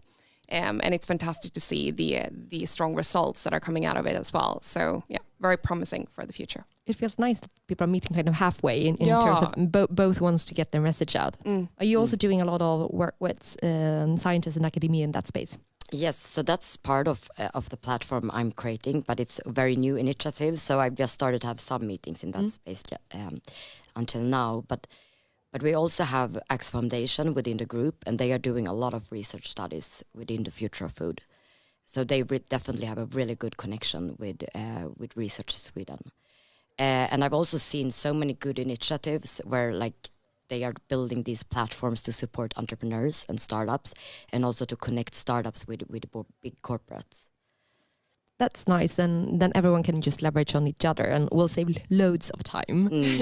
But that's also something we looked at when we have now a climate audio drama, which was also the same thing. We wanted to create fiction, but based on science, so true science fiction in that sense. And that was also, it was so interesting to see those worlds coming together a bit, because sometimes, the scientific language is one thing, and then sometimes the more kind of startup innovation creator communities talks a little bit different. But it's so nice that more and more are coming together and realize they need one another to get the message out, but also to focus on the right things. So you not have a great idea, but it's not based on science. So it feels like much more dialogue is actually happening. We'll have a scientist here as well next time. Yeah. But we make sure to do that. Yeah. And we need to wrap up soon, but given that we are here at Stockholm +50, we thought, we don't want to look back the past 50 years, but instead look forward 50 years. So basically Stockholm +100. So I'm going to ask each and everyone, what would you say, maybe if I start with you, Pernilla, what do you think the pet food industry and so on will be in 50 years? Well, I would be super surprised if it includes any normal meat, to be honest. I mean, even in the pet food industry, we're actually seeing cultivated meat as a new trend. There is also, of course, insect-based pet food as we are working with. So I would say that the pet food market has significantly developed, and I would be surprised if it's not dominated by insect-based pet food or another similar source of protein. But regardless, the most important thing for us and for the planet is that pet parents realize that they can make a huge difference by switching dog food or pet food. So I would be surprised if that hasn't happened in 50 years. And I just say I remember right, you said 25%, right? Yeah, exactly. So there is a huge, every pet parent should really feel empowered. There's a massive opportunity there to make a change for the environment. I like that, more an opportunity rather than you're doing this. But, and also hopefully easier for people to make that switch for their dogs than do it themselves. So, exactly. Yeah. And Fanny, what would be your hope for 50 years in the future? It's a huge question. I think first of all, the agriculture will change a lot. So we will see much more region adopted agriculture, where you will see ingredients and products and an consumer offering, which is per country, not as wide as it currently is. And I also believe that consumers will demand more healthier, more nutritious food, and also that these consumers know what their bodies need, and that there are tools on the market to help them navigate among different kinds of products to optimize nutrition, but also to lower the sustainability footprint a lot. So it's not only price tags in the stores, exactly. but a bit more information that is easy. More information, yes. Yeah. And then final question. I mean, this wouldn't be a Spotify Climate Hub if we didn't ask a music question, of course. Wow. So I have to ask you, given that we have loads of challenges, but also opportunities ahead, and then you need loads of energy and inspiration.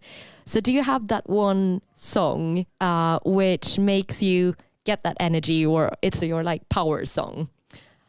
Pernilla, you seem ready to have a go. No, I think Fanny is a music star here, but well, I think there is, I don't know the lyrics of that song, so maybe it's just completely wrong saying it, but there is a song called Absolutely Everybody, and it's just so happy, and it feels everybody can come together and really see this as something to do together as one team. I think that is the song I would go for. Perfect. Absolutely Everybody. Yeah. Okay. And Fanny? So I just have plenty of techno songs in my head at the moment, since I'm going to a techno session in a few minutes. But I have one song called Days Without You with Krusen and Satori, which is amazing. I've been it's been on repeat for the last year. Then it's a good song, because usually you grow tired of something after 2 weeks of intense listening. I never grow tired of this song.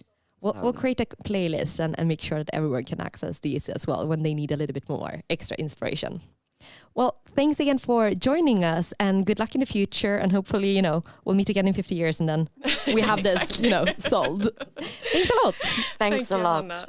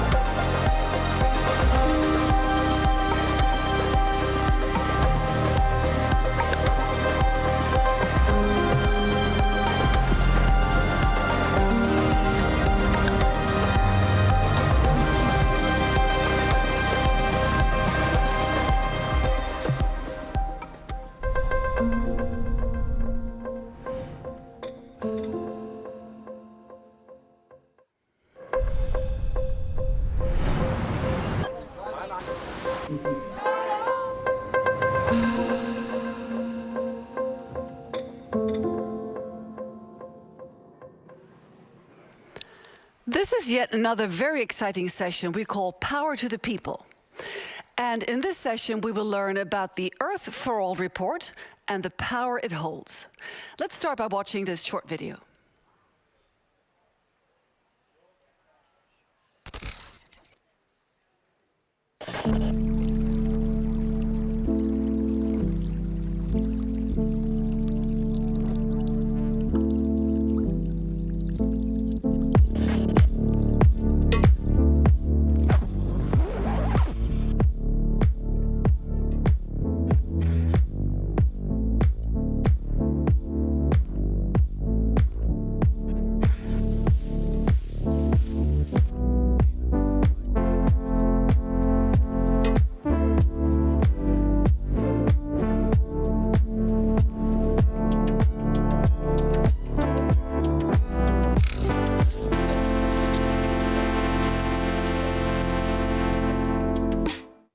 Gaffney, Earth for All Director of Communications, will now start by sharing a presentation of the Earth for All report.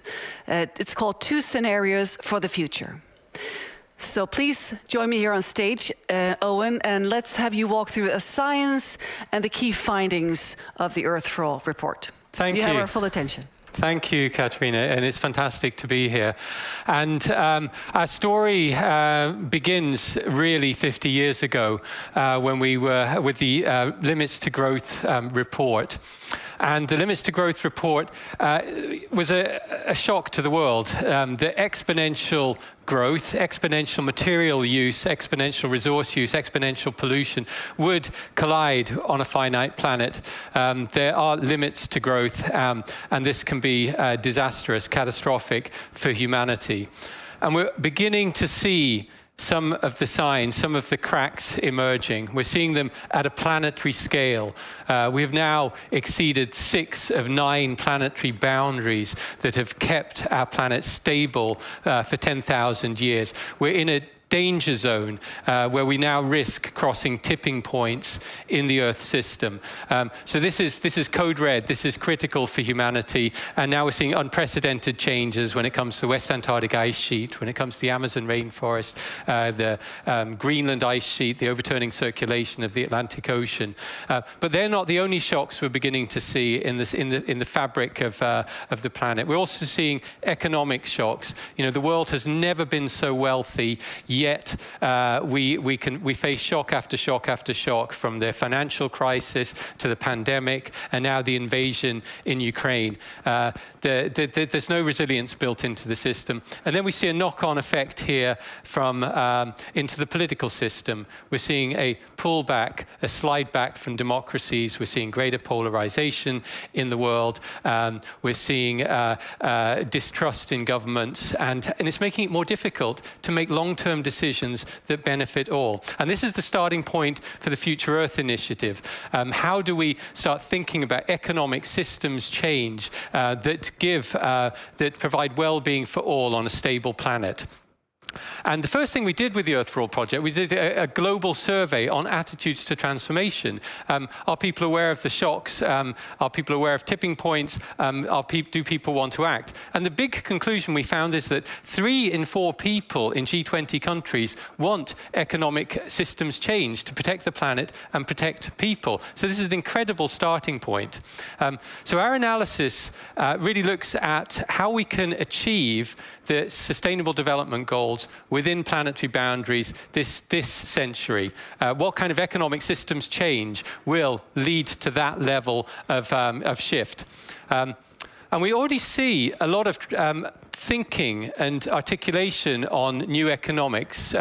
We have green growth, we have steady state economics, we have post-growth, we have mission economies, we're looking at things like circular economies and regenerative economies. And really, so there's a lot of new ideas out there, but which ideas are the ideas that are most likely to deliver for most people this century? So this is the critical thing we were looking at. And to do that, we created a Transformational Economics Commission of about 40 leading thinkers in economic systems change, both when it comes to poverty, inequality, but also energy and biodiversity and valuing nature, bringing them together for this 18-month process to think through it. But what we also did is we brought together some of the world's leading system dynamic modelers and created a model that could also do some real novelties, including planetary boundaries in the model, including a finance sector in the model, including the ratio between workers and owners in the economy and wages. We also included a well-being index and a social tensions index to look at how the global economy can evolve this century in a sustainable manner. So, and we've split the world into two scenarios. What's, the first one, too little, too late. What if we just keep on doing what we're doing? What if we are sort of making incremental progress on climate change? What if we, incremental progress on poverty? Where does that lead us? But what if we take a giant leap? What if we make huge investments? What if we change our economic system and drive much greater change than we've seen before? Where does that leave us? And then we looked at we imagined 4 girls being born in 2020 in different parts of the world. What would happen to them over the course of this century? How would their lives potentially unfold? So number one, we found that business as usual will bring us to beyond 2 degrees, beyond the Paris Agreement. We face catastrophic risks if we push along this trajectory.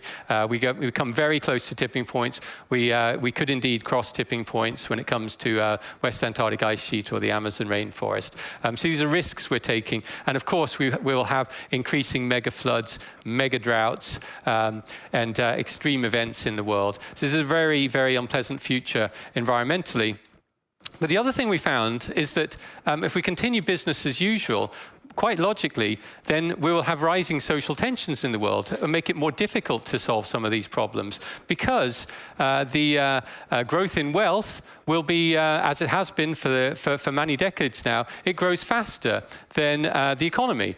And so you'll always have this ever-widening division, and we know that greater inequality in the world has a destabilizing effect. It creates elites and the rest. And we can see this is one of the problems in the world for dealing with these sorts of challenges. But the other thing we found is that collapse is not inevitable. In fact, we can avoid that. We can actually achieve well-being for all of 9 billion people or so within planetary boundaries. And this is one of the key positive conclusions, but it will take 5 extraordinary turnarounds to achieve this. So this is, energy is the most obvious one, and food systems change where we need to reduce our emissions of greenhouse gases to around 0 by 2050. And when it comes to food, we need to completely change our food system to pull down carbon, to eat healthy diets, and to reduce food waste. But the critical thing is we need to do much more than that. We won't achieve the energy security and food security unless we also end poverty, and unless we also provide 100% gender equity in the world, and unless we also deal with the inequality crisis. Because without dealing with them, we will not have the foundation to bring everybody on board on this remarkable transformation we need to make. The other thing we found was that this is easily affordable. It would cost about 2 to 4% of global income for the energy transformation and the food systems transformation. Just bear in mind, we found 10 trillion very quickly to deal with the pandemic, 10 trillion and counting. And this is less than that. This is about $2 to $4 trillion a year for this kind of transformation. So it is affordable. But we need to prepare for disruption. This will be a disruptive journey. So again, the solutions need to bring everybody on board, or they will be rejected. And this will take active governments. All the key solutions means we need to change how the market operates. We need to, and we need long-term planning. We need long-term infrastructure investments. And for that, we need much, much more active governments than we're seeing today. And ultimately, we need to redistribute wealth to create that social trust to go on this journey. We say that the wealthiest should take no more, the wealthiest 10% should take no more than 40% of income, similar to the Nordic countries. This is far from some full equality, full utopia, but we believe this is a workable level of inequality for to drive the kind of agenda, the kind of transformations that we desperately need. The good news is, though, we are coming close to the kind of level of action we need. We are close to tipping points, but positive tipping points, social tipping points that push us in a new direction. And this is because in the last few years, we've seen the rise in social movements around the world. We've seen greater political momentum, greater political action in this space with Green New Deals and green civilization, ecological civilization ideas coming from China and elsewhere that are really pushing this agenda, responding to the social movements. And we're seeing the economic logic moving towards sustainability. It's becoming far more affordable. It's the default option, the cheapest option, is now increasingly becoming the most sustainable option. And we're seeing great innovation in technology. But finally, how do we get moving on this? How do we really start accelerating this change? And we believe one of the key things is power to the people. We need citizens' movements to start really mobilizing and engaging and building that trust. And we think citizens' assemblies on economic systems change, this is their moment. This is a moment to bring citizens together, to unite around this common agenda, to try to reduce some of the polarization and come together with common solutions for all. So, to finish then, we have these are just a preview of some of the findings from Earth for All. We will publish the book in September in advance of the UN General Assembly. We have the website, earthforall.life, and follow us on Twitter. Thank you very much. Well, thank you so much, Owen. Excellent, excellent presentation, and your work is extraordinary. Thank you so much. Thank you. Thank you. So it's now my pleasure to reintroduce, because she has been here before, Sandrine Dixon-de Clèves.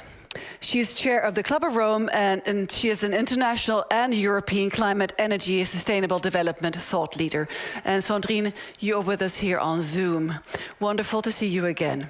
So I'd like to start by asking you, what are the key policy recommendations that have been coming out of the Earth for All report? Thank you so much, Katarina. I'm pleased to be back again. And I wanted to build on Owen's great presentation, because really, if we look at 50 years ago and the limits to growth, and we look at where we are today, we know that we are now very much in the midst of the crises that were predicted already in that seminal report. And so what we wanted to do together as scientists and economists, which is why we set up this transformational economics panel, but also why we were very, very strict about also looking at a system dynamic modeling spectrum so that we could address all of the interrelationships between policies. This really did lead us, as Owen said, to these 5 extraordinary turnarounds. So for us, if we're going to look at policies, we need to address poverty, inequality, empowerment, and then the energy and the food system together. And this is what probably we didn't say enough, actually, in 1972, and probably hasn't been really emphasized enough since, which is that we need to think both of the new economic metrics that we needed in our economic system. So moving beyond GDP and ensuring that we look at new indicators to growth, or what we call real human development indicators. But while we make that the center of our policy making, we then have to ensure some of those very important points that Owen has brought forward are taken into account so that we can enhance well-being in the planetary boundaries. So that means that governments need to have clear missions. And that means that, in fact, this week, we're also calling on many of the governments to stop making new pledges, but at least go forward with the pledges that we've had before. For example, the 100 billion on climate that we called for, or others that we very much have asked for in the past, such as cutting greenhouse gases by 50% every decade to reach net zero by 2050, or new calls that we put forward and that we heard coming out on agriculture around regenerative and sustainable agriculture and ensuring that actually all of our land is transformed to regenerative agriculture.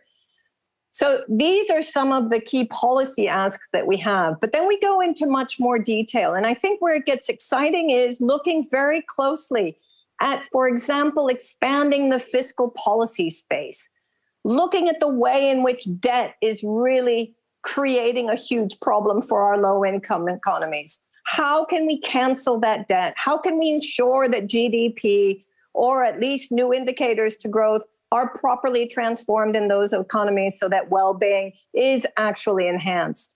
How do we look at trade regionalization? High-income countries need to start looking at local protection of fledgling industries differently and ensuring that actually we're having a north-south balance in terms of our trade relationships. Or, for example, new development finance, looking at the way in which we work with the International Monetary Fund to allocate over 1 trillion to low-income countries and special drawing rights. Clearly, part of this is also progressive taxation on the wealthy. And we're seeing that this is really a key issue that we need to address. We have to start putting a tax on the 10% richest of society. We saw last week, I was at Davos, hence where I got COVID, by the way, that in Davos, there was even a declaration by many of the wealthiest billionaires who are indicating that it's time to actually put a tax on the wealthy. So these are some of the key points that we are really calling for. And we know very clearly that we have to reform our international financial system, our trade regulations, but also our economic indicators to start to really underpin a shift. Thank you, Sandrine. This is all very complex. This is so complex. So how do we make sure that the leaders, the policymakers, actually prioritize in the right order and make sure that this diverse pool of problems and solutions are addressed in the right order, if there is a right order? So, yeah, very good question. And I think that the right order is to start to dig deep into some of the perversities that are already existing in our market. You know, for example, we've been also in our policy recommendations indicating very clearly, let's work also around where are those subsidies that need to be eliminated or shifted? For example, the current subsidies that we have on fossil energy and the current subsidies that we have on agriculture, industrial agriculture in particular. How do we shift our budgets? Where can we start to put in place in our national government budgets a really value-based system that is starting to place a value on nature and placing a value on people? This also means that we need to look at our taxation structures. And actually, we have seen some of these shifts in the past, shifting our taxation on labor to products, putting a penalty on dirty products rather than clean products. And I think that one of the key areas as well, which is most exciting for us, which we've really tried to show as, I would say, one of the key novelties that we would like to promote through this campaign, is to look at universal basic dividend. And how can we actually do that and build up citizen funds so that we can redistribute wealth and ensure that we are truly creating more well-being for all. Sandrine, you were supposed to have been here today, and you well, unfortunately struck by COVID. You look very well, by the way, so we're happy, not very ill. Thank you. So anyway, but today the Earth for All team presented the report. And I'm sure you have gotten reports back from the team how it was received. So please give us your conclusion of the reception of the presentation today. Very well received, and actually we also presented it in Davos last week, and again received an excellent reception. I think the reason why the reception is so positive is that we're really trying to address this in a variety of different ways. So one is, how can we bring more scientists on board to ensure that they're integrated as we move through this system dynamic model and continue to update the model so that we can give the right analysis to governments. From an economic perspective, how can we bring more new economic thinking on board and economists who can truly work with governments in order to look at new indicators to growth? And I mean, this is not a novelty in terms of looking at new indicators. We have the well-being governments that are already going far ahead, and we heard them this morning, in fact, at another event that we had. But in addition to that, we have local communities that are adopting the donut model. And then third and most excitingly, how do we bring citizens on board? And I think that is the third pillar of this campaign that is so fundamental, because we don't want to be bogged down just in the science or the economics and not be able to translate this to a broader audience so that people feel that they can be part of the journey and not just this is about sacrifice. And I think that's incredibly important. So far, we've received real positive reactions. But now the key, and this is what I have been saying time and time again, is to make sure that governments start to take this information and act, that we don't come out of Stockholm with just a bunch of other pledges and not actually some definitive action. Enough with the pledges. Yes. Bring on the action.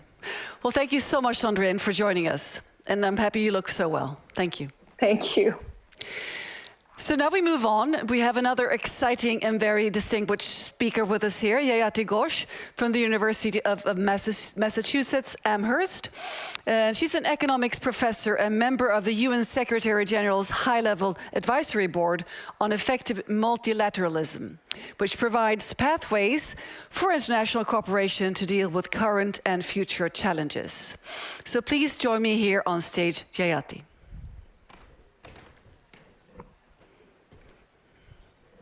Wonderful to have you with us. Thank you. It's a pleasure Please to stand be here here next to me. Sure. So, in terms of inequality, it is at the heart of climate change, of course. How do we reduce it? It's key, isn't it? It's absolutely key. In fact, you can't do any of the other turnarounds unless you reduce inequality. You can't reduce poverty. You cannot do the energy transformation. You can't do any of the social goals, really, without reducing inequality. But particularly for climate, I just want to emphasize that, actually it's not the number of people on the planet that's responsible for the mess we're in. It's the rich. We know that countries that have 14% of the world's population today are responsible for 80% of carbon emissions historically.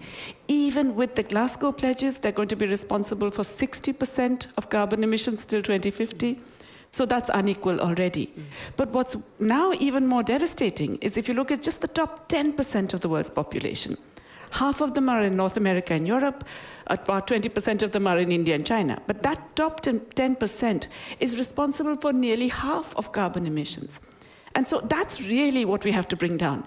If we could reduce their emissions per capita to just the level of the European average, that's all, and that's already high, right?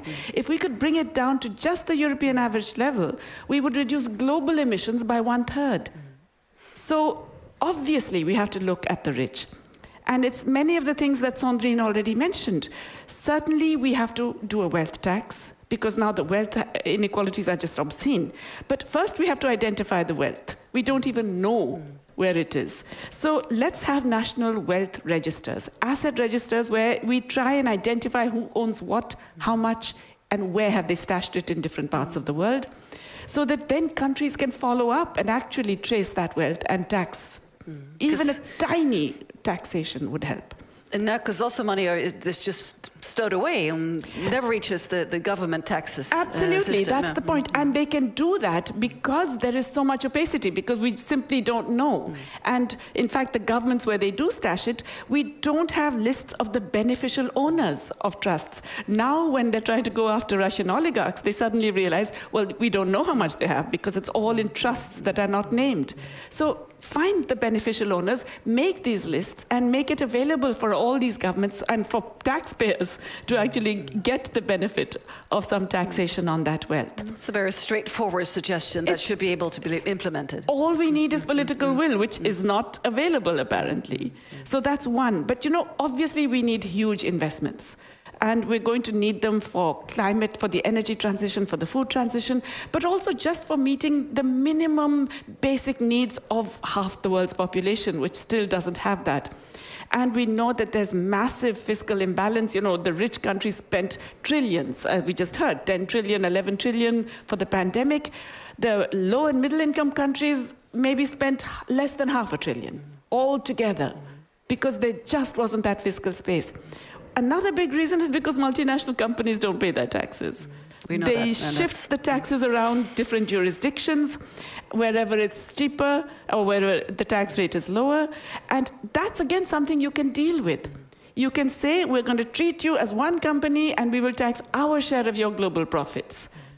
The trouble is that the attempts to do that, which is a very obvious and simple solution, were basically taken over by corporate lobbies. And so the so-called solution that we have with the OECD is no solution. It's reducing the whole thing to a joke. It's a farcical, small amount that will be redistributed. But if there was enough pressure, we could actually demand a proper solution so that at least multinational companies pay the same tax rate as domestic companies. So that's all. You are putting this pressure on the decision makers. Who else needs to be in this game? Everybody else. That's the problem. It can't just be a few economists, a minority of economists saying this. It has to be people. Because everybody's losing out. Citizens of the world are losing out, while a few very small number of large corporations in basically 5 sectors is, you know, laughing all the way to the bank. So they dodge the taxes and it makes people filthy rich so they can pollute more. Absolutely. On the expense of future generations and people in more poorer straits. Yes. And in fact, the pollution emissions of the top 10% have increased in the last decade. They've come down for the poor, the bottom half of income distribution, even in North America and Europe. They're actually emitting less, the top 10% are emitting more, and we are letting them. So coming back to the inequalities, which inequalities trouble you the most? This is obviously one, the rich are getting richer and dodging taxes and everything, but there are other inequalities. I would say, you know, if I really had to, there used to be that slogan of the Occupy movement, right? It's the 99%. I would say it's big capital against the rest of the world. And we see that now when, you know, food and fuel prices are rising globally. Who are the beneficiaries? It's big pharma, it's big oil, it's big energy in general who are benefiting, and it's big finance. And we now have the other big gainer of the Ukraine war, big military companies, big armaments companies. They are the gainers. Their profits have exploded in the last 6 months. When everybody else is suffering with higher food prices, higher fuel prices, and all kinds of inability to even meet your basic meals a day. These companies are raking it in. Their profits, in some cases, have doubled or tripled. It's the highest historically recorded. In my sense, after being on the stage here interviewing people for almost 3 days now, and prior to that, and many, many occasions for years, I sense that there are companies that are actually powering up and understanding this, that there is sort of a movement here. Do you disagree? Is it too late? Obviously, it's not enough, but there are companies. Okay, let's be clear. I'm not saying companies are good or bad or moral or immoral. What's the purpose of a company? To make profits. What will they do? They will respond to the thing that gives them greater profits. Where it helps them to tell people we're trying to do what we can and we're good, they will do that. But our job is not to say, oh, please be good. Our job is to bring in regulations that make sure they do the good thing. So Sandrine mentioned subsidies. The IMF has estimated that total subsidies on fossil fuels in 2020 was $5.9 trillion. $5.9 trillion, nearly $6 trillion. The total climate finance of public, private, everybody put together, IPCC estimates 640 billion. Okay, the climate finance going to developing countries, 80 billion. It's a drop in a bucket. 80 billion. I mean, really, obviously, it's a no-brainer. I mean, the markets are skewed by subsidies in favor of fossil fuels, right? So, number one, we have to shift those subsidies away from fossil fuels to green energy. But also, we have to regulate. We have to tell, you know, financial companies, Blackstone and everybody, if you put $100 into fossil fuels, you have to put $500 into green energy. So how do we get this in place? Because we need brave politicians, right? We need politicians with courage, with vision, that actually are brave enough to implement these. And we need public pressure. So even the most visionary politicians can't do this unless they can see the groundswell of pressure from below. And then we bring in the consumer pressure and the voter pressure? public pressure in general. Because, you know, something like a regulation, there is no consumer pressure per se. It has to be major public movements in which the politician will have to say, why is he not or she not bringing in this regulation? It doesn't even cost any money. A simple regulation saying you cannot do this. Or if you do, you have to invest that much more in something else. So, final question to you. Call to action for politicians, a short one, please. Fire away. Stop thinking of the short term. Think of survival of the planet and the people, and recognize that you can't do it unless you actually do the policies that benefit people rather than profits. Thank you very much. Thank you very much indeed. Thank you. Thank you. And now we move on. We have another fantastic speaker lined up here for you. Elizabeth Wathuti. She's founder of the Green Generation Initiative in Stockholm. So please join me here on stage, Elizabeth.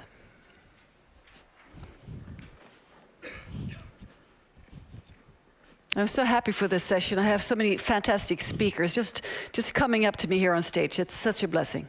So Elizabeth, you do a lot of work with local communities on the ground in Kenya. And I'm not sure everybody knows what that work entails. So could you please start off by telling us what you do? Definitely. I think one of the most important part of my work is working with communities, and especially those on the front lines of the climate crisis. And I've spent the past few weeks really explaining to people how the climate crisis is a reality in communities like mine back in Kenya that's most impacted. And just a few weeks ago, I visited a particular community that's in Wajir, a county in northeastern part of Kenya. And this is a county that's greatly impacted by the drought situation that has affected parts of northern eastern Kenya and also parts of the Horn of Africa. And we know right now we have over 3 million Kenyans and over 20 million people in neighboring countries across the Horn of Africa that are facing climate-related starvation. And this is because this prolonged drought has continued to cause consecutive rainy seasons to fail. And so being able to spend time with these communities, listening to their stories, and even seeing how the crisis has impacted them, because for instance, for this community, they depend on 80% of their livelihoods. It comes from their livestock.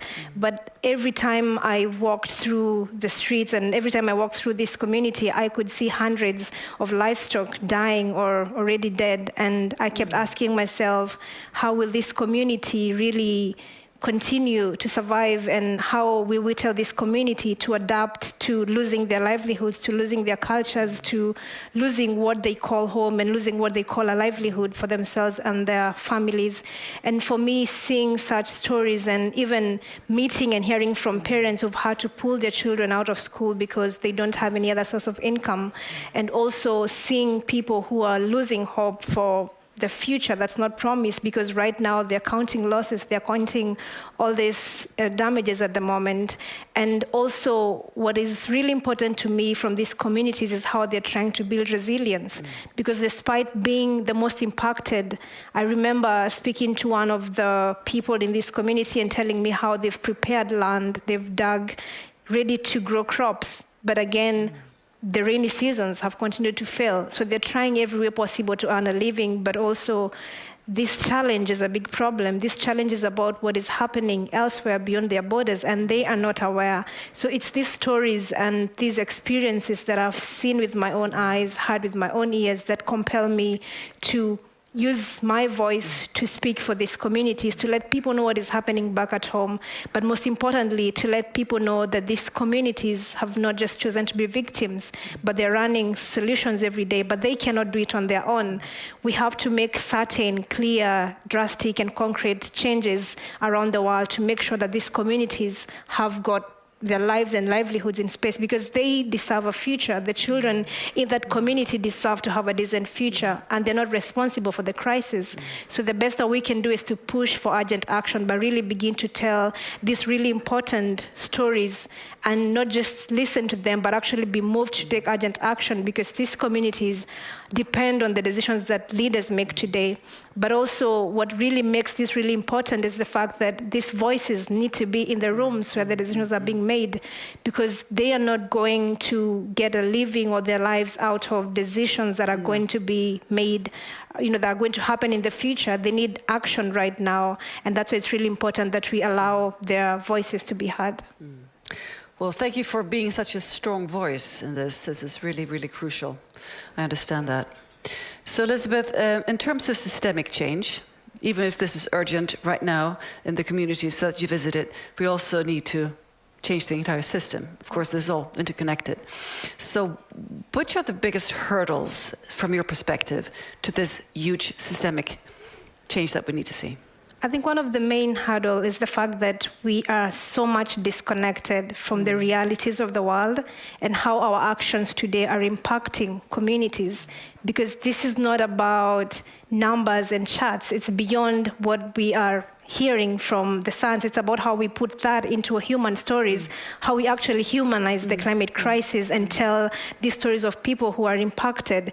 But again, we have not allowed ourselves to connect with how our actions today are impacting communities, because this is a human problem. This is about the human heart. It's about the human mind and how we put these communities in our hearts and in our minds as we make the decisions. And secondly, the other challenge is that we have had so much personal vested interests, whereby the leaders will come on international stages, say one thing, and then do another thing back at home.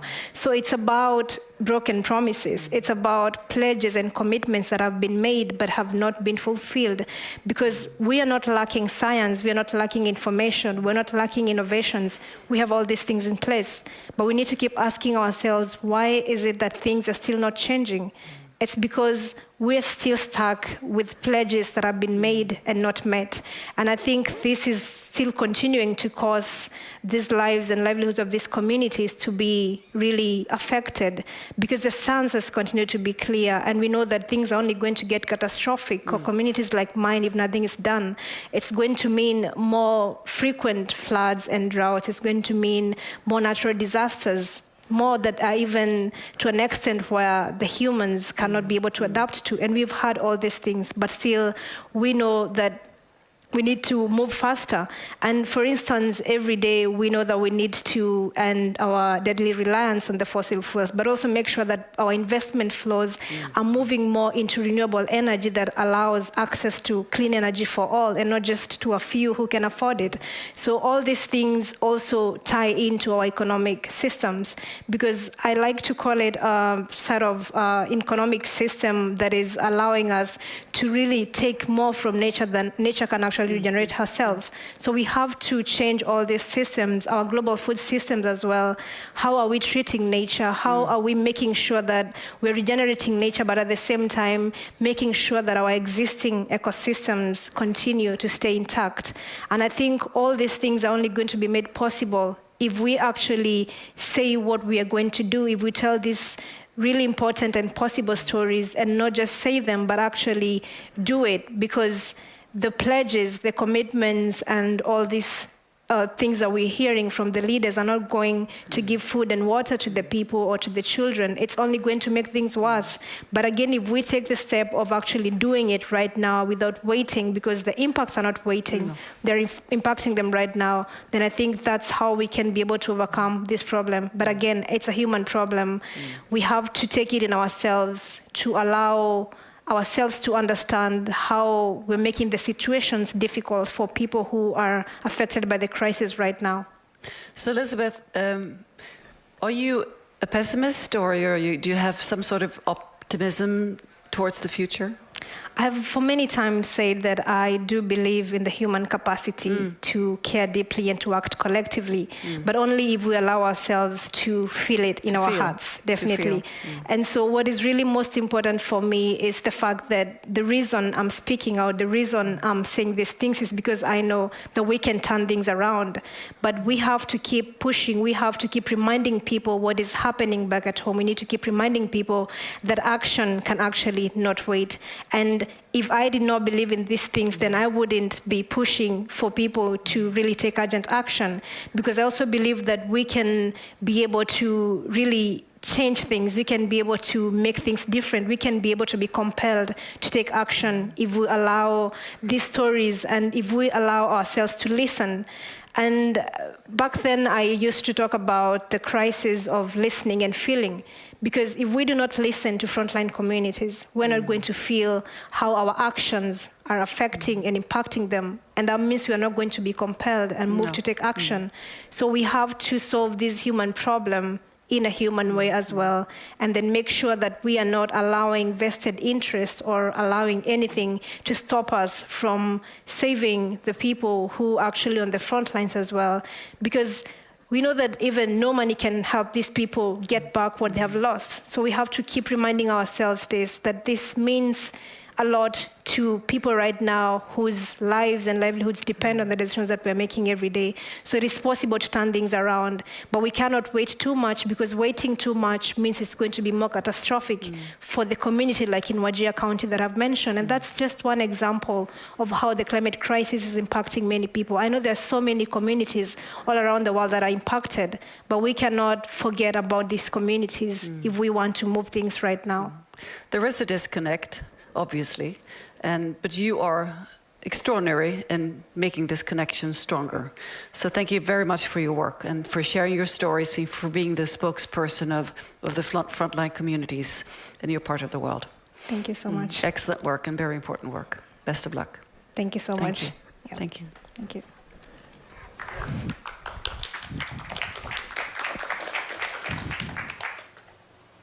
Strong witness from the frontline communities here. As you can tell, I'm a bit shook up here.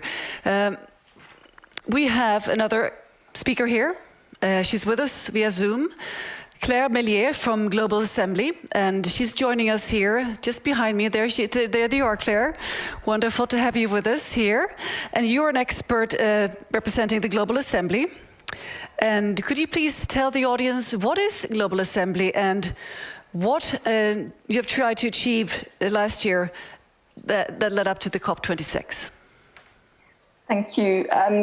Owen introduced earlier the concept of the Citizens' Assembly and how it could lead to change. So the Global Assembly was the first time the Citizens' Assembly model was taken to the global level.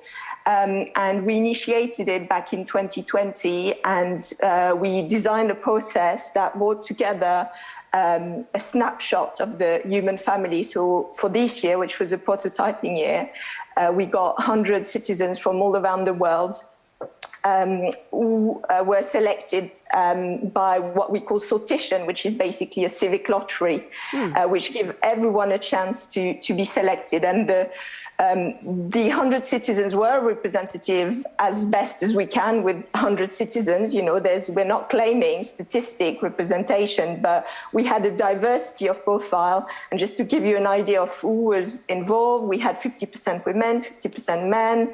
70% of the Assembly members earn less than $10 a day, which is, you know, the average globally.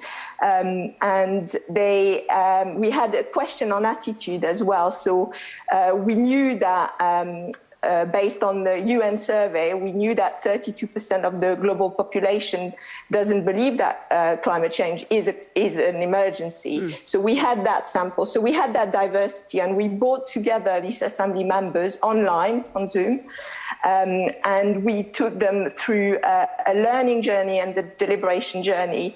And they presented their declaration at COP26 in Glasgow on the 1st of November in one of the biggest Green Zone event in Glasgow. So that was just in a snapshot what we tried to do with the Global Assembly last year. So, Claire, do you really think that? Well, do you think really is not the right word here? Do you think that the citizens' participation that you just showed an example of can really lead to the change we need to address these multiple crises that are really interconnected? Well, at the moment, what we're saying is that the climate and ecological crisis is a result of our governance crisis, and that's what we've heard from Owen, from Sandrine, from Jayati and Elizabeth. Is we've got our political leaders who are not taking the decisions that need to be taken because they don't feel they've got the public support. But what these citizens' assemblies are doing is that they are showing actually that citizens are ahead of politicians. And what's happening is that the model of citizens' assembly at the moment is consultative. So political leaders can then do whatever they want with the outcome from these processes. And we've seen that in France, for instance, with the Convention citoyenne pour le climat, which was probably one of the most high-profile assembly we've seen so far. And the climate bill that came out of this process was a watered-down version of the recommendation that came from the Convention's recommendation. So the message I'm trying to get across is that I think these processes, these assemblies, have the potential to lead to transformative change. What's been missing is the agenda setting. So currently the framing of these assemblies is determined by the political commissioning bodies.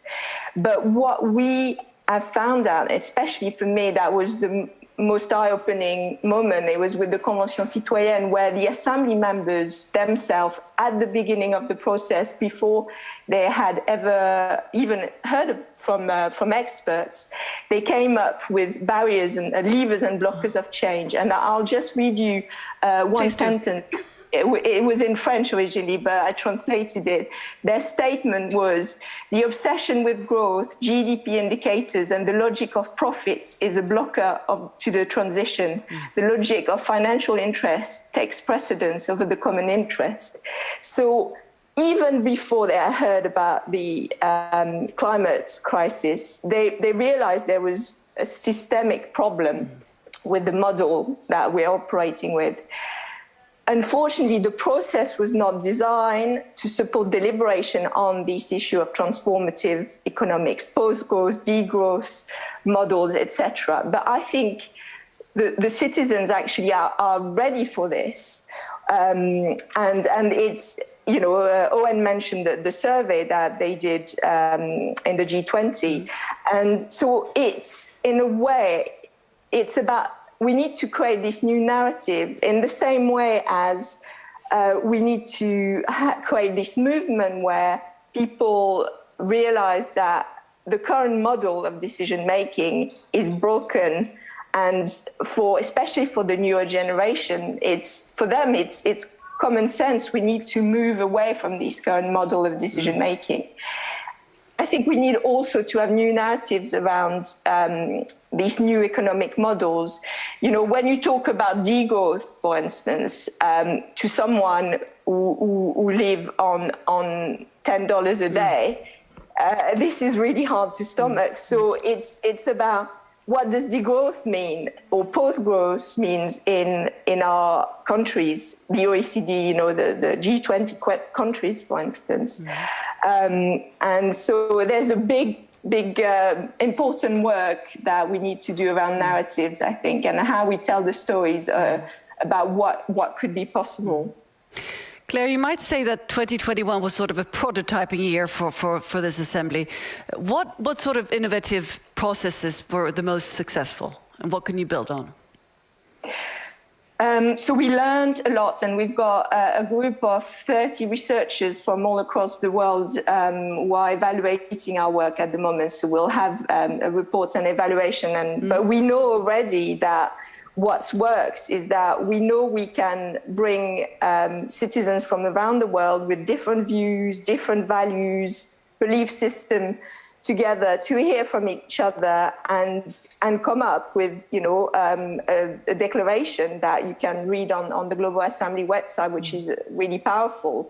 We had, you know, 41 languages, so we had to deal with, you know, multiple translation. We had people who were completely illiterate, so we we managed to address all these challenges, and we looked at not just the climate crisis, but also the ecological crisis. So that was, I think, a big, an innovation in that sense, because often these assemblies separate the climate from the ecological crisis. And Bob Watson, Professor Bob Watson, was former chair of IPCC, and IPBES was actually the chair of the Knowledge and Wisdom Committee of the Global Assembly. And so from the start, it was very strong that we needed to address these issues together.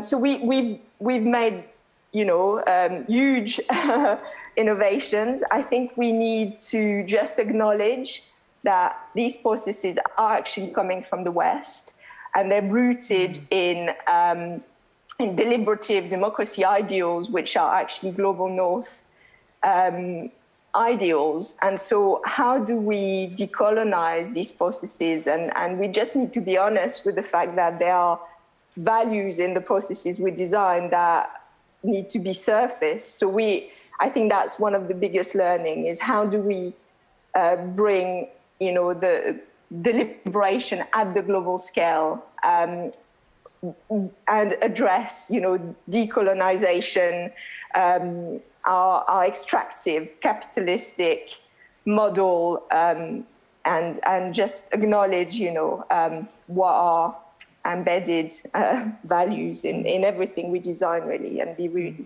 reflective. Well, fascinating work and important work.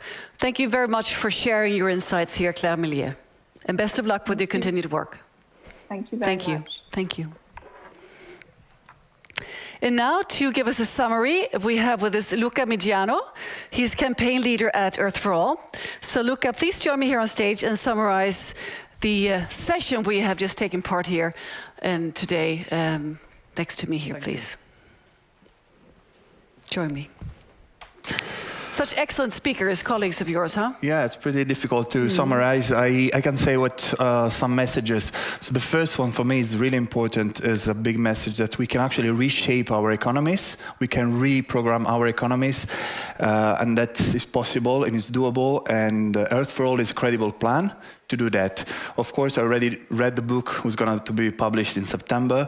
And what is really striking there is something that has been said in this panel already, is basically it's a way to address the two major challenges of our time, the inequality crisis and the climate crisis, and do it in a way that the solution works for both of these crises.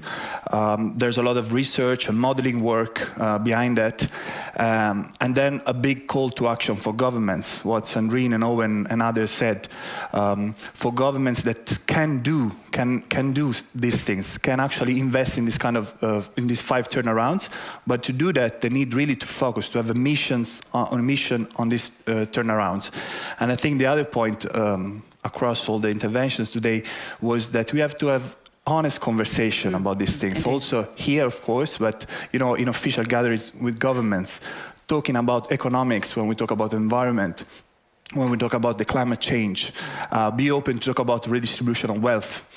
And then one other element which I really liked is that all the panelists were talking about the need to manage the transition, the transformation, politically and socially. Some very strong ideas to be debated, like the citizens' funds, for example, and then very strong words on participation.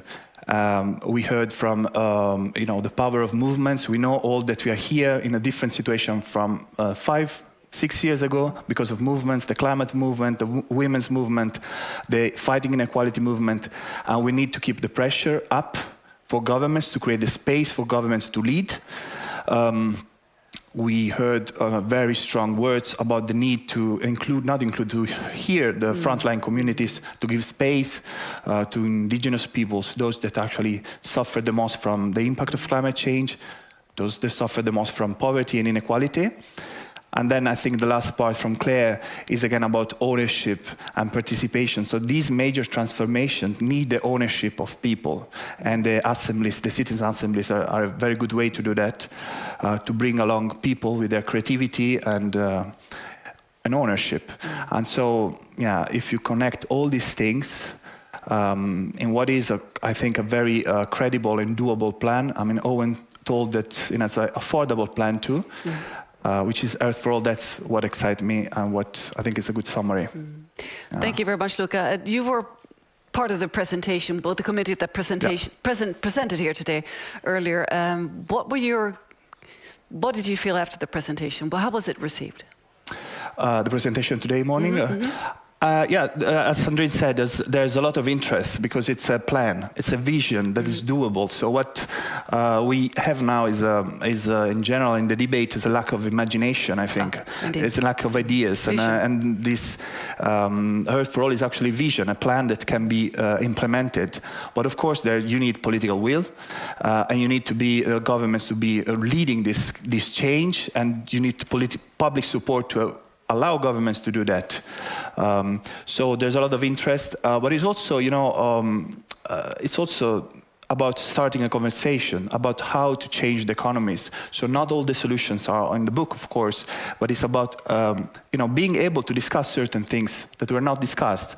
Economy is not a given. The way we structure the economy is not a given. We can think about other ways, and I think that's even more important. Also to allow, because of course every country has its own path and its own history, its own background. So that's, I think, is very important. So Luca, what is the next step for Earth for All now? So I think I just want to say the first one is just to talk about it, to have these conversations, not just here, but in official gatherings. For example, here in Stockholm, not just having a Ministry of Environment, but finance ministries, Minister of Development, prime ministers, talking about the inequality and climate change together. We need a cultural shift. That is about we can reshape and reprogram our economies. And then, of course, the next steps are for governments to act. I mean, they know what they have to do, so to act. And for us and for citizens, I think, is to start this conversation. Start to, even in your families or with friends, start discussing about the impact of economies, inequality, and climate change on your life. And then I would say join movements and join organizations, community organizations that work to make change in your own context, and ask your local politicians, for example, your mayor, what is the impact of climate change on our town? What is the impact of inequality? What are you doing to do that? And of course, as Earth for All, we are going to publish the book in September. We hope it can be a useful tool for everybody, and everybody can join Earth for All. You just need to go to the website, which is earthforall.life, and take. You will have a number of actions and things like that.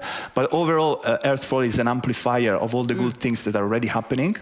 And I just want to close by saying something that, as Sandrine was saying, is about collective action. So you need both the governments, you need the business communities, and you need citizens. So, yeah.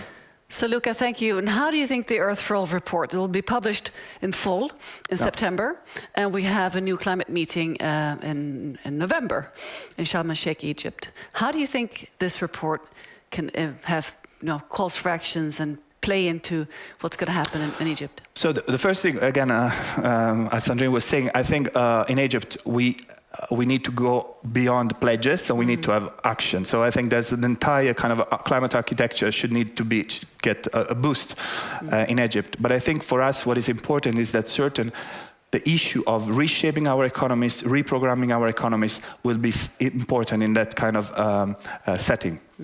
Yeah. So, in all, to conclude here, you could all join the Earth for All platform. Yeah, you go to the website, you will see actions, you just leave your email, you will be contacted, there's option to join, and yeah.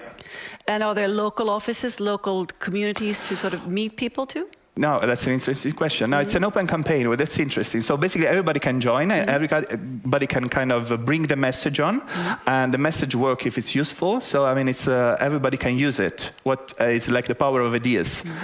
So we hope the message is strong enough for people to bring it with their own politicians in their own communities. So if you want to create a group in your office, in your company, or in your community? If you want to have a conversation, for example, all the students in the world, if they want to have a conversation in their universities with, the studying economics, or in the municipality or citizen assemblies, they can do it. It's a good starter for having good conversations. So there's a number, of course, you can think about questions, how to trigger these questions and conversations. So it's an excellent tool. I hope so. We hope so. Yeah. It indeed sounds like it's an excellent tool for action and for transformation of this planet that we call home. Well, thank you so much, Luca. Thank you. Thank you. And thank all of the speakers, previous speakers on this segment. It's fantastic. So this concludes this session here on that we call Power to the People. It is indeed Power to the People. And we move on to the next session. It's called Let the Gap Be Your Map, Circularity Reach Climate Goals. And that starts in a little bit, so just hang in there. Thank you.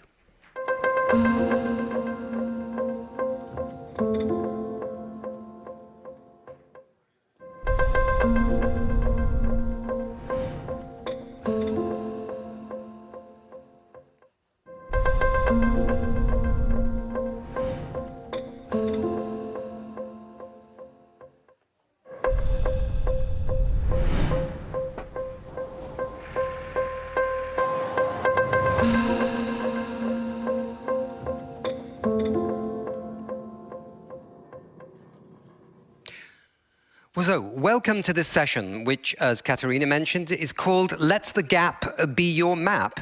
And I'll leave the floor, or I'll introduce to the floor, Ellen Larsen, the current Program Director for Resource, who will introduce and explain the theme of this next hour.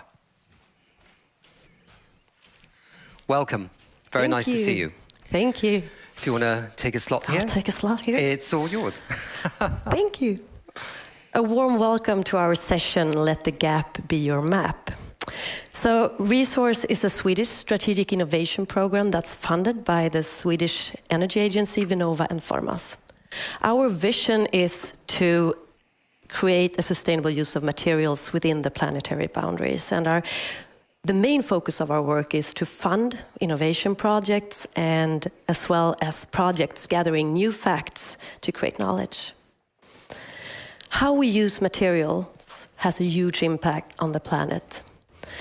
Resource extraction and processing accounts for almost 50% of the global carbon dioxide emissions and almost 90% of the loss of biodiversity.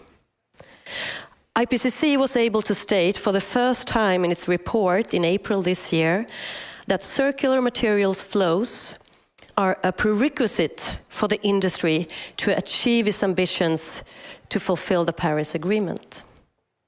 But to address circularity in the right way, we need to know where we stand today and to be able to measure change over time. And that's why Resource decided to fund the Circularity Gap Report for Sweden, so that we have a reference value.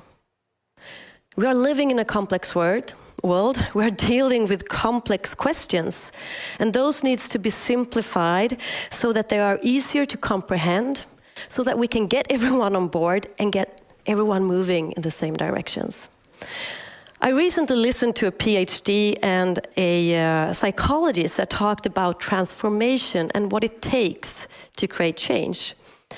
They said that 40 to 50% of change can come from being able to choose a different product or a different service.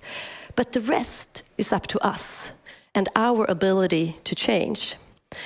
And for that, we might need a common vision to understand what that new life could look like. And that's also something that is described in the Circularity Gap Report that states 6 future scenarios for different sectors that challenge the status quo. One interesting point that was also made out by the two is that we need to allow people to have the sense of loss of what might be taken away from them in this new world, and let people grieve that loss. It's time for a new kind of leadership, a leadership that is curious, brave, but also humble. So let's start this session with having a look at this short introduction film to the Circularity Gap Report, Sweden.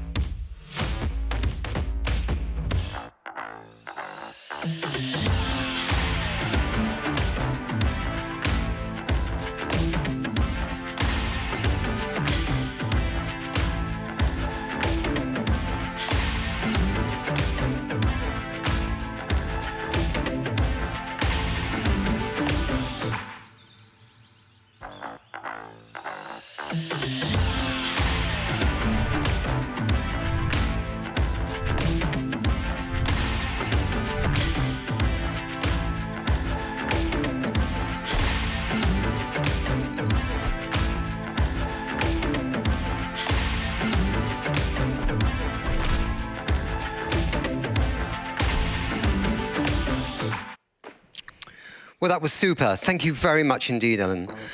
We're now going to go over to Matthew Fraser of the Circular Economy. I came across the Circular Economy a couple of years ago. They're doing amazing reports in this whole area of the circular economy, both global but also national reports to do. Now, Matthew, you've worked in the field of circular economy for over 10 years, advising businesses, cities and national governments. And Matthew is also in charge of setting Circular Economy's research agenda and is leading the Circularity Gap Reporting Initiative. It's really lovely to see you. I think we've got a 7-minute presentation and a bit of a PowerPoint too. Super. Great. Over to you. Thank you very much. Well, it's really my honor to be here today and actually to get to share some of the key results out of the report that we've done together with RISE and Resource. It's been a fantastic collaboration.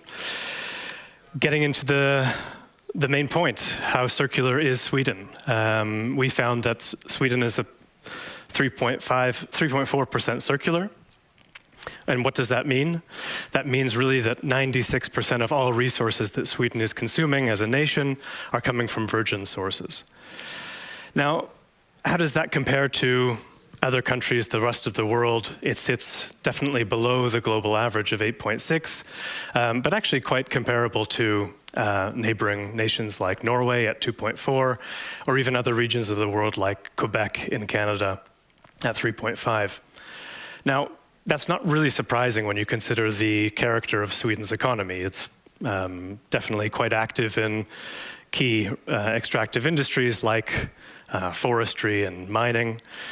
But I think there's another big part of this story, that Sweden consumes one of the largest total material footprints in the world. In fact, Sweden is the 4th largest consumer of materials in the world. And I think that really has a key part to play in the gap metric that we see here. I think what we need, and I think actually one of the key benefits that circular economy offers is really a systemic solution to addressing how we use material resources in our society. And as Ellen mentioned, we've crafted 6 societal level scenarios that really look at, fundamentally how can we use resources better in our needs for housing, nutrition, mobility, goods and services. I'd love to just be able to walk through just a few examples of those today. Looking at construction, and there's a huge amount of innovation that's already happening, and many of the speakers have touched on some of these great innovations.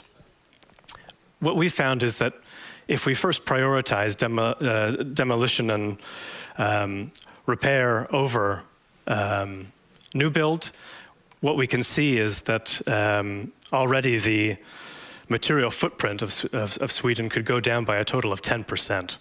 Also, the circularity metric that I mentioned before could be boosted by 40% just through those two priorities, through those two design decisions. Also, we've heard a lot about nutrition today and the global agricultural system. We've also looked at strategies for making Sweden's food system more regenerative by nature, but also looking at how we can systematically reduce waste. Not only are there really clear benefits for the circularity metric and the material footprint again, but also quite clearly big impacts on emissions, on livelihoods, and biodiversity. So this is also a really sort of win-win-win scenario that we've looked into. And finally, looking at manufacturing, systematically looking at how not only we can boost the use of secondary materials in manufacturing, but also looking at how we can really enable circular business models through leasing, repair, remanufacturing. What we found again is just through this one strategy, we could reduce, again, the material footprint of Sweden by another 10%, while also boosting that circularity metric by about 7%. So these are all really big numbers. We have another 3 scenarios that I didn't even touch on, but I think it's really powerful. What does this all mean if we kind of zoom out and look at, what if we were to enable a circular economy today? And in fact, that's the kind of modeling that we do. It's a sort of what-if modeling. What we've seen is actually all of those strategies, all of those scenarios combined together, Sweden could reduce its material footprint by over 42%. That's almost half, while also boosting the circularity metrics that I mentioned before, well over double.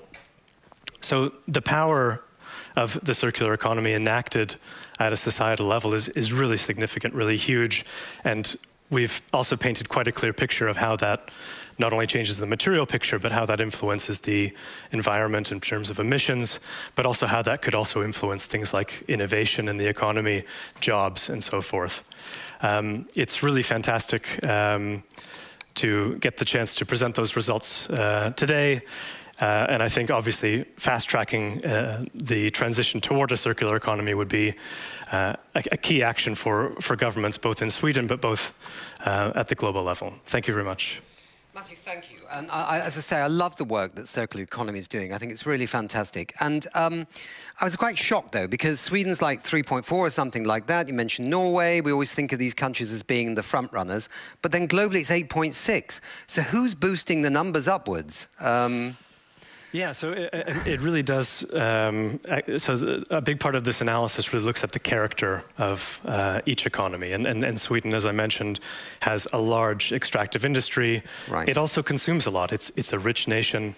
There's a lot of consumption per capita. Mm-hmm. If you look at other parts of the world, namely the global south, what you see is much of the opposite picture. Consumption is way down.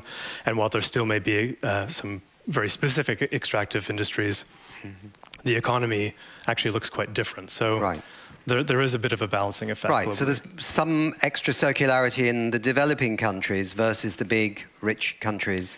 Well, also considering that many countries in the global south, the share of, let's say, bio-based materials is way higher. So there's also that really playing into the metric. Right. And I understand the Netherlands are doing a good job. There's a bit of a standout there in the European scene. The Netherlands is a front runner. I think we've calculated that to be just around 25% circular, just under that. So, is there any coincidence the fact that you're headquartered in the Netherlands and that you've actually managed to? Maybe you need to be headquartered in Sweden. It'll go faster. Yeah. We have a great relationship with the Dutch government, but by no means was that influencing the number. Okay. And lastly, I mean, I think we all sense that the circular economy is the next frontier that we have to go through if we're going to truly deal with the big challenges we have right now and bring sustainable development everywhere. We shouldn't give up when we see these low numbers, yeah? Yeah. No, certainly not. I think the real change actually comes in the magnitude of change. So again, I think the key message that I would highlight here is Sweden could almost reduce its total material footprint by half, and well over double the circularity rate. So big news. Okay, great, super. Thank you very much indeed. Thank you very much. This way. All right, now we are hoping to go to Carina Kalman, who is with the Research Institutes of Sweden, to talk about buildings, because they're really a big part of the story. I've got a suspicion, Carina, that you may have somebody else with you. Yes, he's over here. Jolly good, Magnus. So, Magnus, I don't actually have you in the script here, but I was told you were coming. So, where are you from, Magnus? Are you also with the Research Institutes of Sweden? That is right. I'm I'm a vice president at RISE, and I'll be giving this talk together with Carina today, actually. That's absolutely fantastic. Good. We've cleared that all up. We're all very happy. Yeah, maybe you could tell us a little bit about your work with buildings, right? What is happening here in Sweden with the circular economy and the estates, as we say? Yeah, so today we'll be giving a talk about two really exciting districts where there's a lot happening in the Stockholm area. So we call the city district arenas, where we're trying to drive innovation and really accelerating change.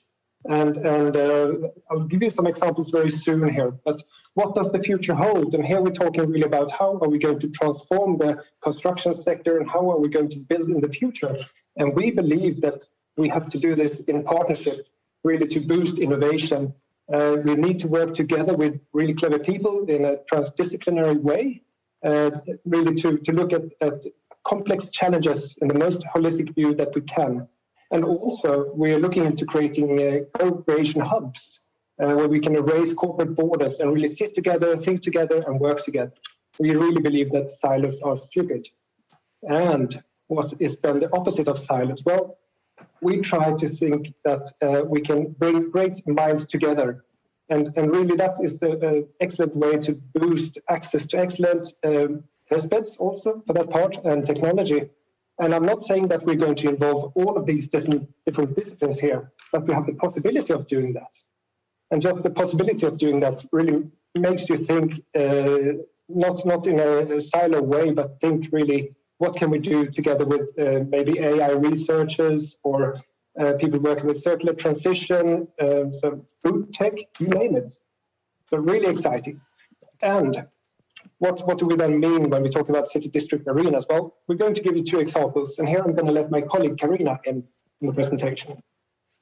Thank you very much, Magnus.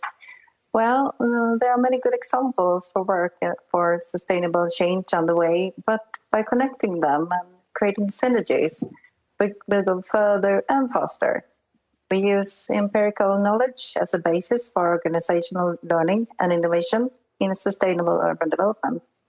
This forms the basis for future policy development and governance models for sustainable change, which we call climate city governance, in response to the EU's climate city mission. It involves the public sector, business, academy, and citizens. So, I missed the slide. By using the district as an innovation area, we can try new solutions on a large scale and gain insight and then replicate. The Cykla district, a part of the Stockholm Green Innovation District, is one example. Here we work with synergies of systems. Parts of the sustainable work is led by the citizens themselves here in the already built environment. And at the same time, the public and business community are leading the way with innovation around what is going to be built. By using the power of citizen-driven initiatives, bottom up, and combining it with sustainable work and governance from above, we can get an accelerated movement. And here we can find good examples and spread them to other districts where knowledge and sustainable solutions are reused and further developed. In this way, synergies are reached both horizontally and vertical in society for maximum impact. And then we go to Valparaiso. It's another district. It's a large-scale port area which will be transformed into a vibrant and sustainable district with housing. And by early activation of the area with things that signal and encourage sustainable lifestyle, the foundation is laid for a climate smart district. Here, a lifelong learning is the key, showing that we do not actually have all the answers and solutions today to meet the climate goals, but we learn together, and everyone's contribution is important. One way to articulate and include more stakeholders in the work is through real-time labs. Here we can draw conclusions by evaluating various solutions in a scientific way. This will give us guidelines and valuable keys for both climate and human well-being in the city. So silos is not the future, and the collaboration is very, very important. That is the main message from us. Super. Okay, so what you're basically saying is, if I can understand exactly, is that these various projects that you mentioned, and there's probably a hell of a lot more, are going to become incubators or test beds for how to develop circular economy communities. And from the learning that you get in these very different kinds of places, is this right? You've got a port area, you've got another kind of area.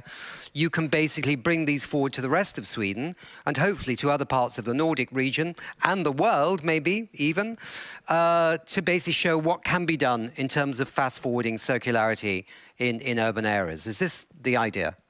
Yeah, that's correct. Good. So I was right.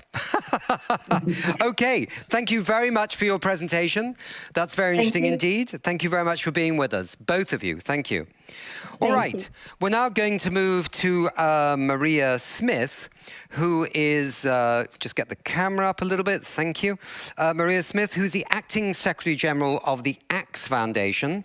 And this is a standalone, non-profit organization developing practical solutions to complex sustainability challenges. And I've got a feeling, Maria, you might be talking about food. So why don't you come on down here to our wonderful stage? Thank you. You have a keynote, and there's the camera. Perfect. Super. Thank you very much. Yes, I will talk about food, and I will give you 3 of our innovative projects in just a short while. First, I will just give you a flavor of who we are at AXE Foundation. And I want to link to a statement that was actually printed in the Circular Gap report that says that the time for transformational change is now. And I can just say that at AXE Foundation, we totally agree. So who are we? Well, we call ourselves a do tank rather than a think tank, since we are extremely, extremely focused on doing, on testing, on experimenting, on really trying to find and develop sustainable innovations for transformational change. And like you heard, we actually develop practical solutions together with others. And we always work together with academia, research, always together with business and entrepreneurs, and often also in broad coalitions.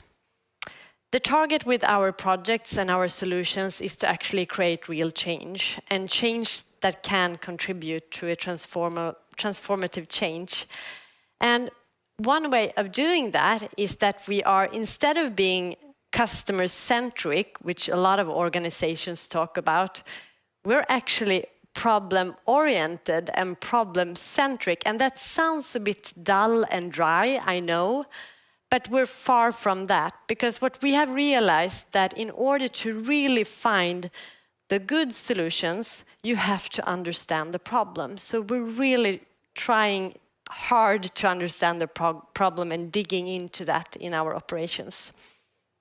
And right now we run about 30 projects together with 200 partners within the areas of sustainable consumption and production, future food, and circular economy. And I will give you just a short introduction to 3 of those projects. One of them is minced bream. And what kind of problem do we want to solve with this project? Well, Actually, today in Sweden, we consume foremost predatory fish from the Swedish lakes. And since we do so, we also mainly fish predatory fish from these lakes.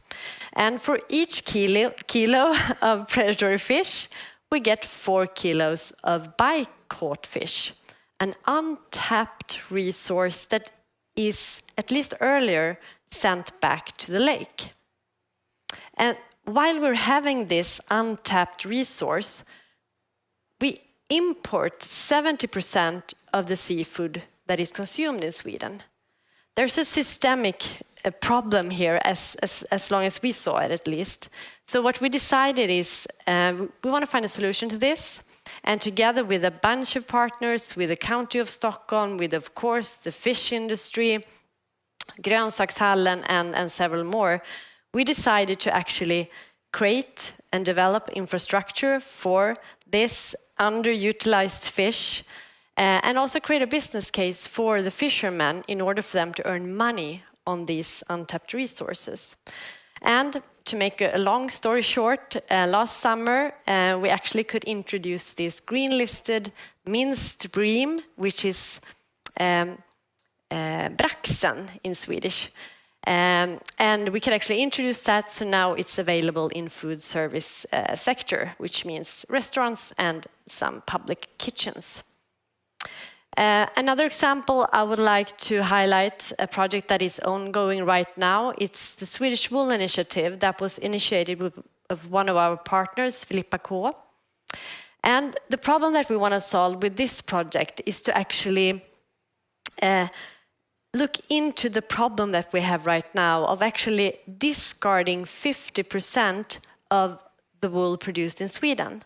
And at the same time, while we discard half of the produced wool, we import large volumes of wool to Sweden.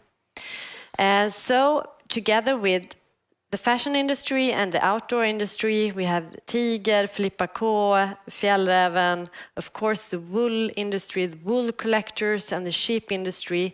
We're now looking into establishing conditions that actually makes Swedish wool competitive and also a circular resource for the fashion and outdoor industry. And the vision of that project is to make sure that 0% of the Swedish wool goes to waste in the future. Last but not least, the last project I would just like to highlight, it's a project that we called 5 tons of green fish in the counter. It sounds better in Swedish, 5 ton grön fiskedisk. It's where we actually try to address the problem of having 85% of the commercial fish stocks being either overused or used to its max.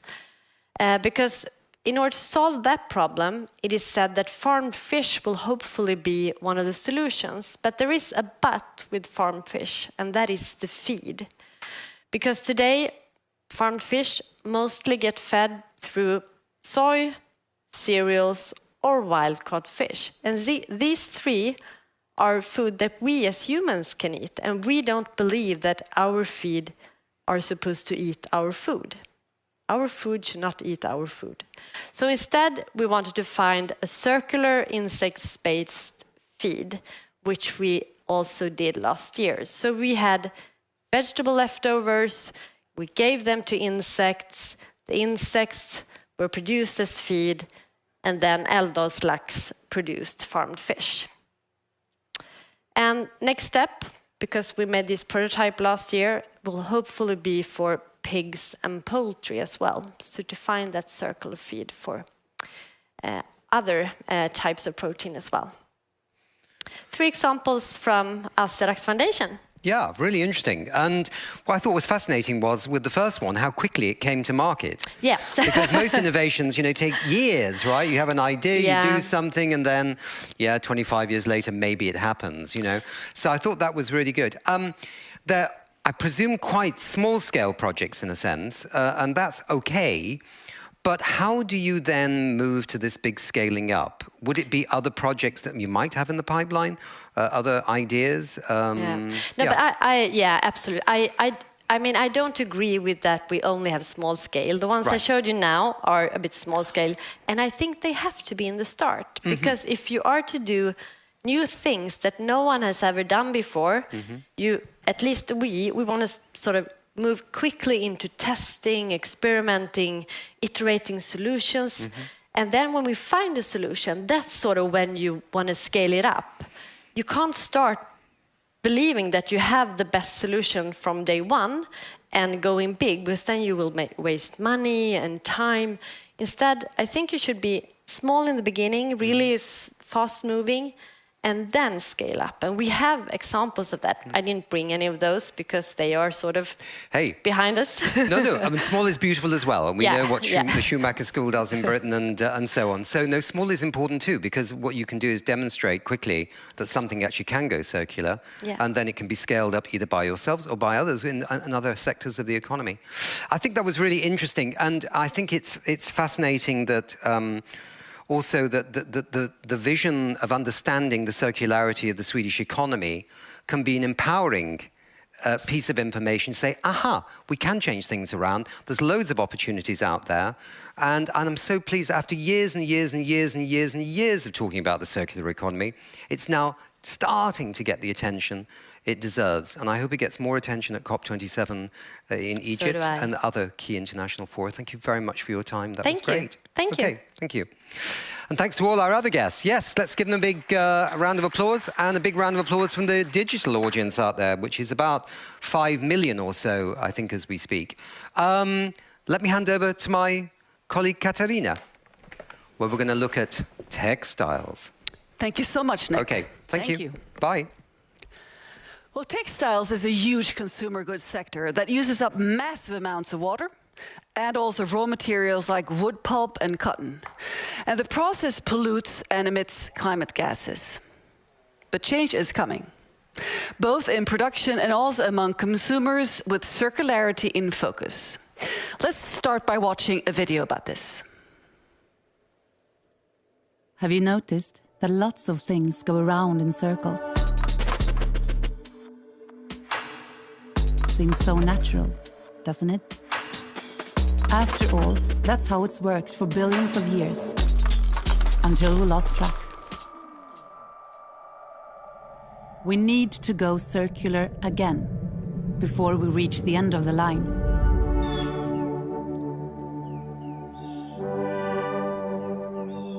For us, circularity is about ending waste to reduce humanity's impact so that people everywhere can prosper.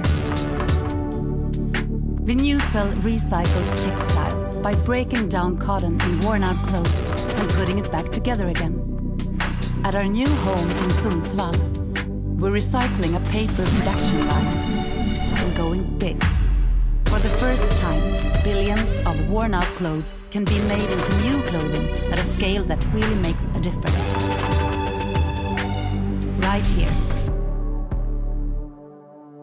With expertise like this, we're leading a global industry back to circularity.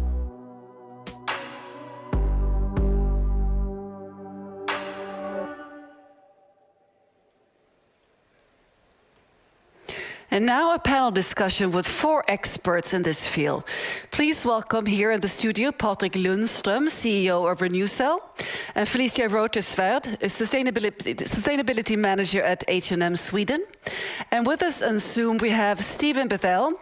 He's co-founder of Bank and Vogue and co-founder of Beyond Retro label. And also we have with us Gwen Cunningham, who leads the textile program at Circle Economy. And there you are. Wonderful to have you with us, Gwen, and also have also Stephen with us. And please join us, Felicia and Patrick. Please take a seat in the sofa. I'm going to sit in this chair so I can watch the Zoom friends we have with us here, the Zoom experts. So wonderful to see you. Hi. Thank you. Welcome to the studio here. I'd like to start with a question for you, Gwen. How about redesigning fashion from a circularity perspective? What is happening here? Yeah, we have to redesign everything. Mm-hmm. It is a design challenge, and that's why it fascinates me. I'm a designer by trade, that's my background. And I often think of, I think the fashion industry is kind of the poster child for the linear economy, in that it operates in almost an entirely take, make, use, waste model. Taking vast volumes of resources, water, energy, to produce fibers, fabrics, materials at a huge scale.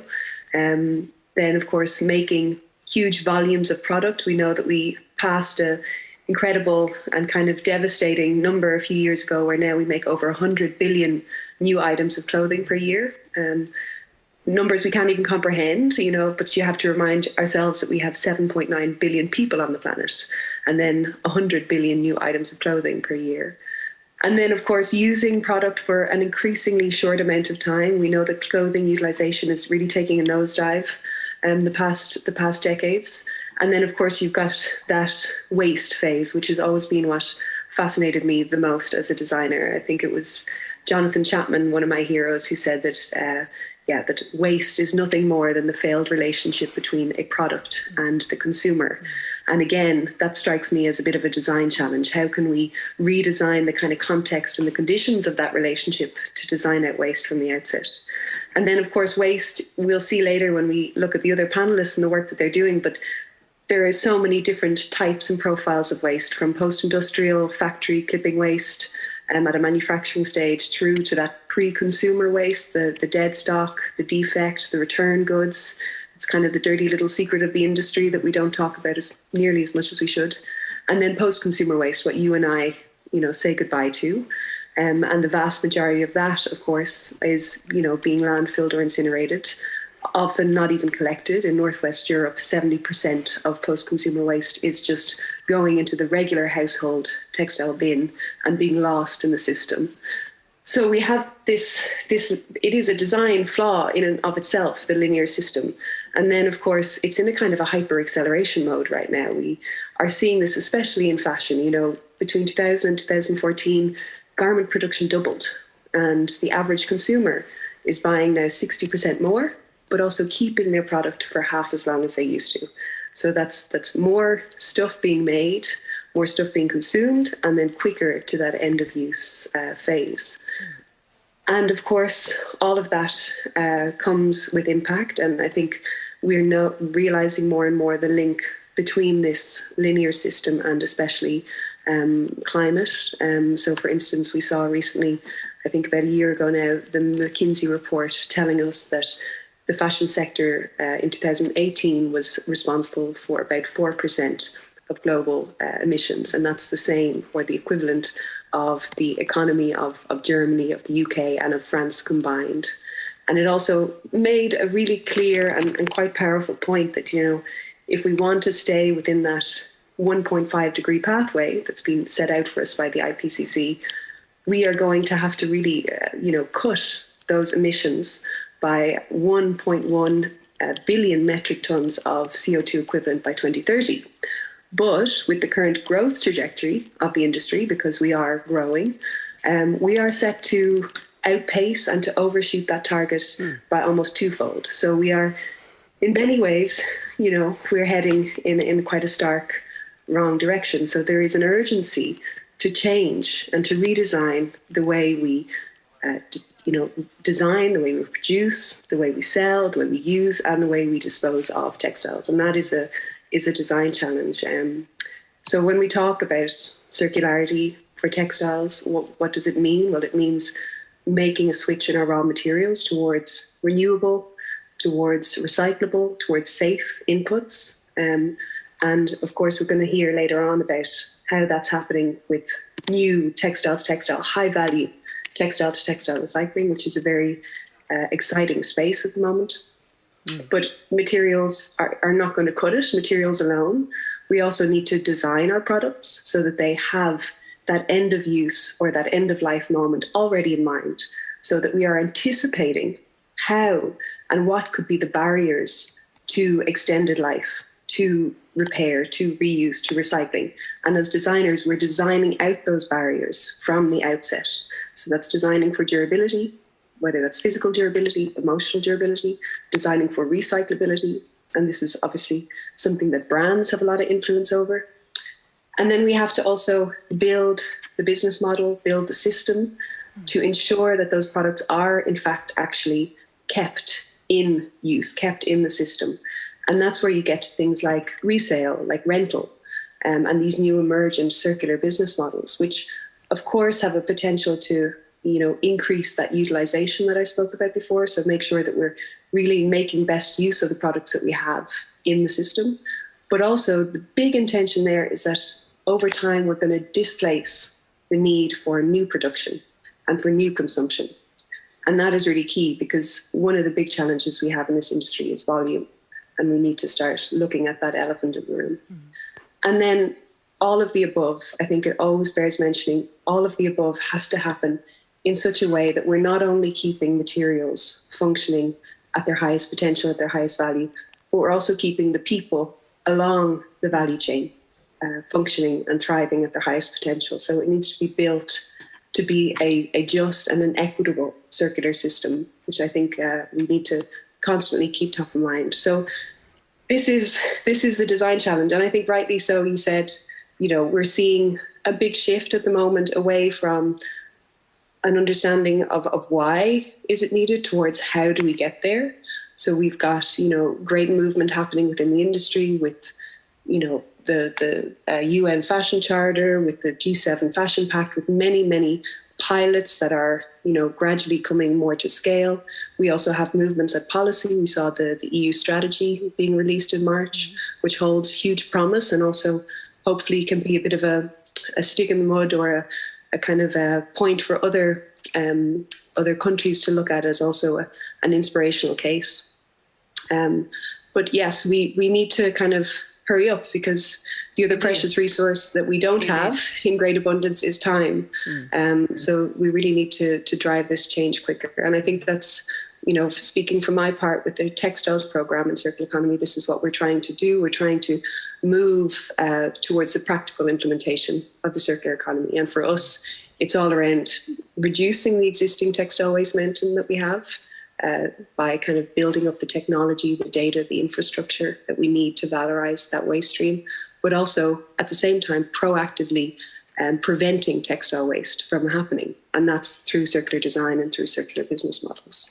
So a huge challenge, and one that's going to take collective action on a scale that maybe seems utopic or seems unfeasible to many, but I think we have great examples here in the room today that shows that it is possible and it is happening, and we just need to go further and go faster at this stage.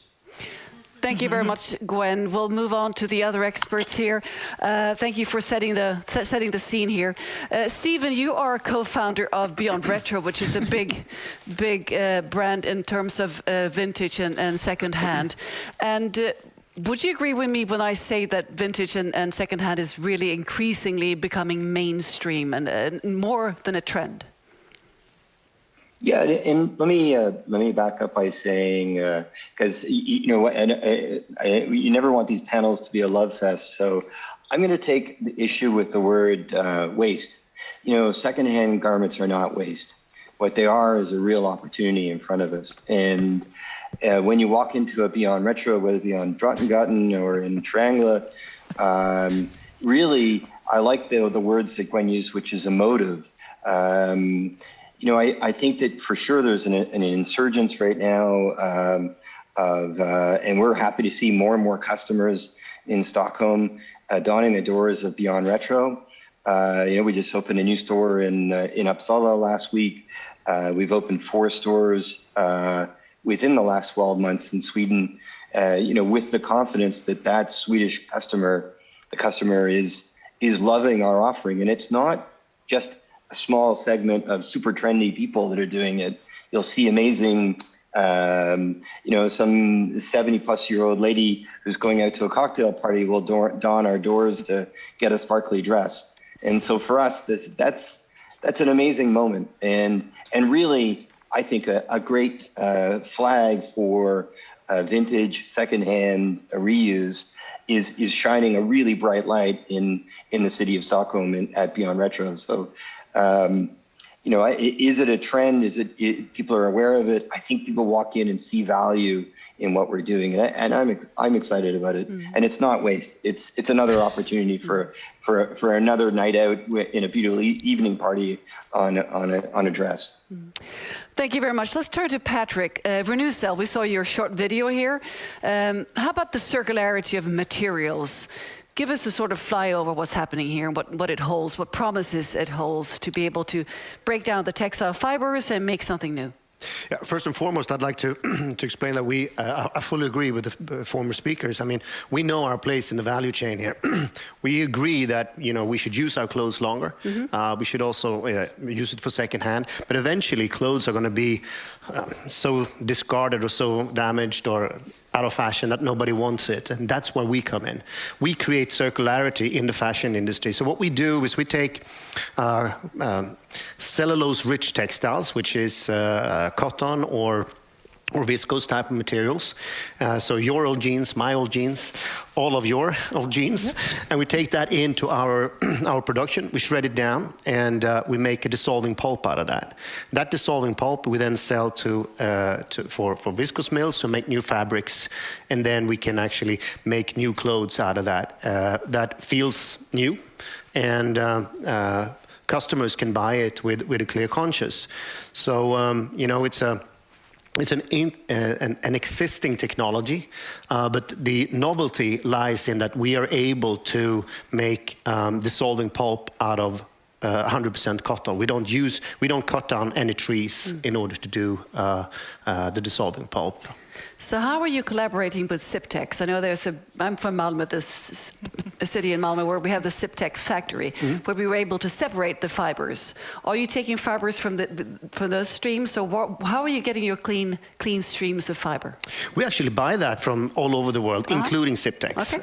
And we have, you know, we have contracts with approximately 120,000 metric tons already. So, I mean, we're in a quite big scale. What Siptex does is they are making an automated separation technology with infrared, which is very encouraging and very interesting. So we're looking forward to having that more, you know, pronounced, because with the new EU legislation that is going to come on stream 2025, all member states need to collect textiles in the same way as we do with bottles and cans and paper and so forth.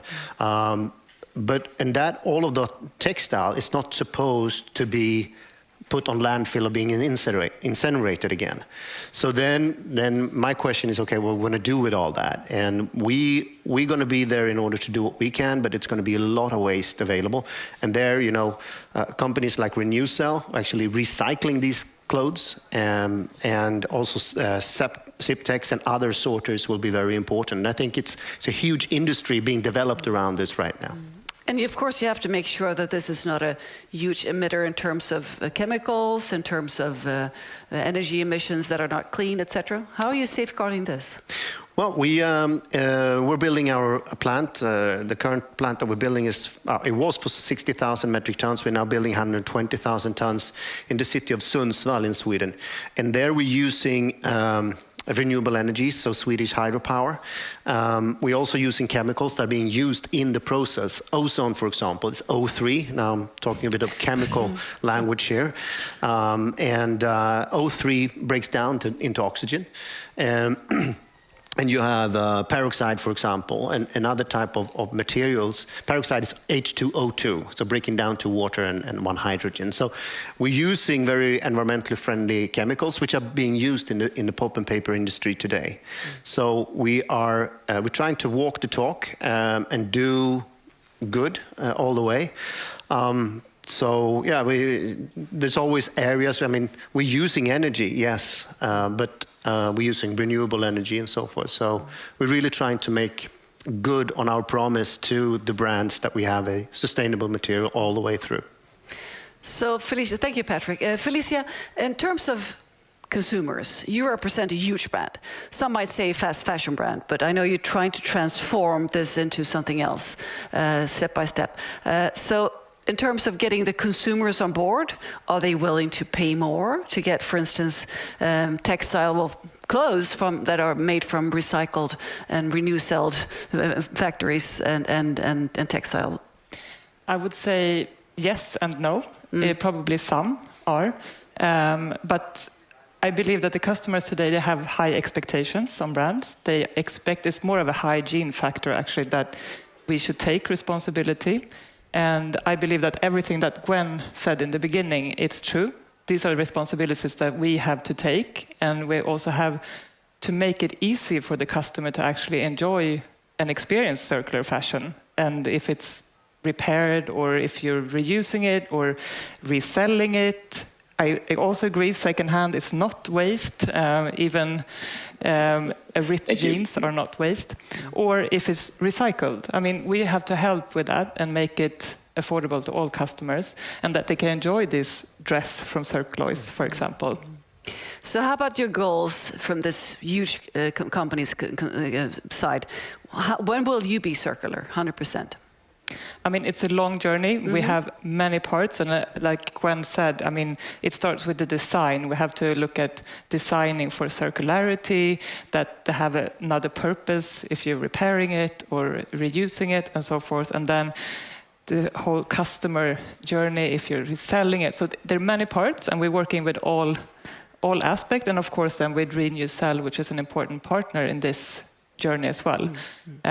So I believe we are really in a linear system still, and we talked about this before. I think it really needs to speed up to become a more circular society, and we all have an important part to play here. It's very much about values. For instance, I always wear vintage if I can, but like 90% of my clothes, this is, for instance, vintage. And for me, it brings me joy because it sort of aligns with my core values as a person. So how can we make this more sort of visible to the consumers, that this is actually something that is going to make you not just look better, but also feel better? Yeah. And I think we have a big responsibility here. And for now in Sweden, we actually have integrated on H&M.com secondhand offer as well. So you can see that at the same time. And I think that plays a big role, that we're showing it on a commercial site as well. And we also see a lot popping up in Stockholm with secondhand everywhere, I would say. But we can use our platform to actually engage with the customer when it comes to this. I also I buy a lot from Sellpy, actually. It looks like you're wearing something that might be repurposed or redesigned. Is that true? Yes, this one is, but these are from Sellpy, the pants. Because there are also a lot of platforms making it possible for the consumer to sort of sell to other consumers in different aspects. The Circularity Gap report in Sweden just recently was recently published, and we were, I'd say, slightly distraught to see, I'm sure you agree, 3.4% of the Swedish consumers' consumption was circular. 3.4. It's a disgrace, actually, and from my point of view. So how can we learn from this report? I'm turning now to Gwen. How could we, you're not Swedish, but 3.4 is not good enough. I'm sure you can agree with that. So how can we learn from that report and let this gap be our guide to this transformation? How do we make people understand more the impacts and to realize this gap? Yeah, I'm not Swedish, so that's true. But I mean, I do believe that it really does start from a citizen's perspective. It starts with education, which is empowering, and we have a challenge ahead always, I think, with bringing this message to people in a way that feels inclusive and simple and clear and achievable and all of these things. The circular economy, even this term, I think, can already be a barrier to entry. So I do believe strongly that I think we need communicators also always in the room, because it is, I think, when you speak to people's heart through storytelling, this is when you see real change of mindset. So I think that this point of awareness can't be understated. Thank you, Gwen. Stephen, you're signaling. You wanted to fill in? I just wanted to join in on the conversation about, I think the thing that is really amazing about fashion is that it has a unique place in our landscape to be an inspiring place or an aspirational place. And so, the work that we do, for example, we obviously the Beyond Retro, you go in, but you can also bring in old clothes in a Beyond Retro, but Beyond Retro beyond that is also part of a larger ecosystem. For example, we worked with Converse to make the upper of the Chuck Taylor shoe out of post-consumer apparel. But I feel as if, so how do we actually get more of the Swedes onto the circular economy? I think that the people in this room and your other panelists have a real opportunity, because fashion holds a unique place in our society to be aspirational and to be a leader in this space. And I'm proud of the work, obviously, that we as a company are doing. I'm proud that last month, over £1 million of product was shipped to RenewCell from Bank of Oak, our parent company. But I think the real exciting thing is that companies like Beyond Retro and, frankly, companies like H&M have an incredible opportunity to inspire the possibilities of the beauty of the circle. And I'm exuberant about this and being in the fashion space and helping with this and moving the needle on 3.46. Thank you so much, Stephen. Patrick? Yeah, I think what Stephen mentions there, I mean, if we're really going to make an impact, we need to really show the opportunity of circularity, show the opportunity of the businesses that actually go in there. I normally, when I talk about this, I mean, circularity and sustain tech is probably one of the best business opportunity that man can have ever seen. I mean, if you look at where we were in industrialization, if you look at what happened when the steam train and railway came around, sustain tech and making the world a sustainable place is going to outpace that multiple times, for the simple reason that the economies are much larger today. But on top of that, sustainability is going to go through all sectors. Everything's gonna need to adapt. And if you look at the drive that we have today, we don't have one world leader, we don't have one CEO, okay, one or two, that don't talk about circularity and how important this is and sustainability. So I think we also need to change our perspectives a little bit and see it that this is a fantastic business opportunity. We need more businesses driving towards sustainability, entrepreneurs like myself, but also existing businesses that is actually changing towards sustainability. And there will be a huge change in the future. And for those businesses who see this, they will actually be able to flourish, and also nations will flourish. But there will also be companies that will perish because they don't make the change fast enough. So I think there is when we talk about this, and when I have been visiting all these COOP meetings, I feel a little bit distressed when we only talk about the problem. We should talk about the opportunity. And that is not only for fashion, but fashion is, and I agree with Stephen, is a huge marker and a drive for that change. But we want to eat sustainably, drive sustainably. We want to clothe ourselves sustainably, of course. So this is a fantastic opportunity. Thank you, Patrick. And I liked what you said about aspirational, Stephen, because this is really, fashion has a part to play in our creative personalities. And I think one final word that I'd like to add before we close this is role models. We need to talk about this. We need to showcase that you could be fashionable and beautiful and wear vintage, secondhand, repurposed, recycled, etc., etc. So all of you watching this, if you buy something or recycle something, talk about it, because we need to set new standards about how we look at fashion. And thank you for helping us do this, all of us, all of you, Gwen, Stephen, Patrick, and Felicia. Thank you very much. Thank you very much. Thank you. And now this concludes this session, and I'm handing over to my dear colleague, Dr. Shweta Chakraborty.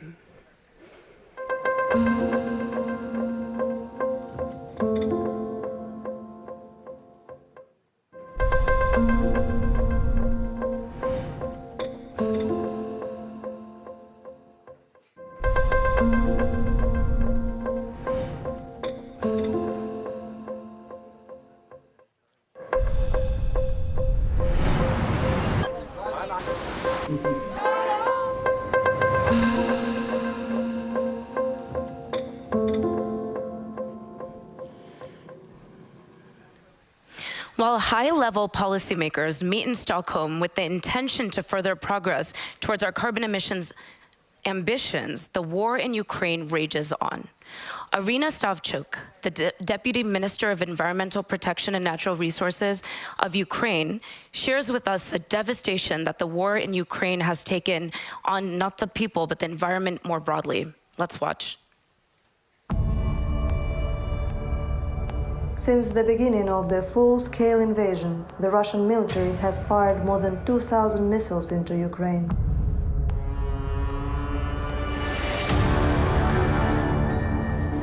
Around 85,000 tons of destroyed Russian military equipment is laying in sites and countryside. According to the State Emergency Service of Ukraine, about 300,000 square kilometers of Ukraine's territory need demining, including explosives installed by Russian troops in forests and on vast areas of arable land in Ukraine, which as a result cannot be used for agriculture. Dozens of Ukrainian nature reserves and national parks have suffered significant damage, such as the destruction of Ramsar sites at the coast of the Azov and Black Seas and in the lower reaches of the Danube and the Dnipro rivers. The Russian military has caused significant damage to water supply, sewerage, and communication systems, directly threatening freshwater supplies. UNICEF in Ukraine estimates that up to 6 million people now have no regular access to drinking water. Russians are targeting infrastructure and industrial sites, explosions releasing tons of poisonous chemicals. They are putting oil processing plants on fire that is extremely hard to quench. From the very beginning, the war put the world on the brink of a nuclear disaster. Russian army started off by occupying Chernobyl nuclear power plant. They kept hostage the employees and didn't allow the rotation, damaged the power supply system, which is critical to safety of operations, damaged monitoring and research equipment. They built fortifications and burned grass and bushes in highly contaminated red forest. While leaving, the occupiers stole and damaged 133 radiation sources, which are highly dangerous if handled unprofessionally. The Zaporizhzhia nuclear power plant is still controlled by the Russian military. This war needs to be stopped as soon as possible, before its cost is too high for the whole humanity.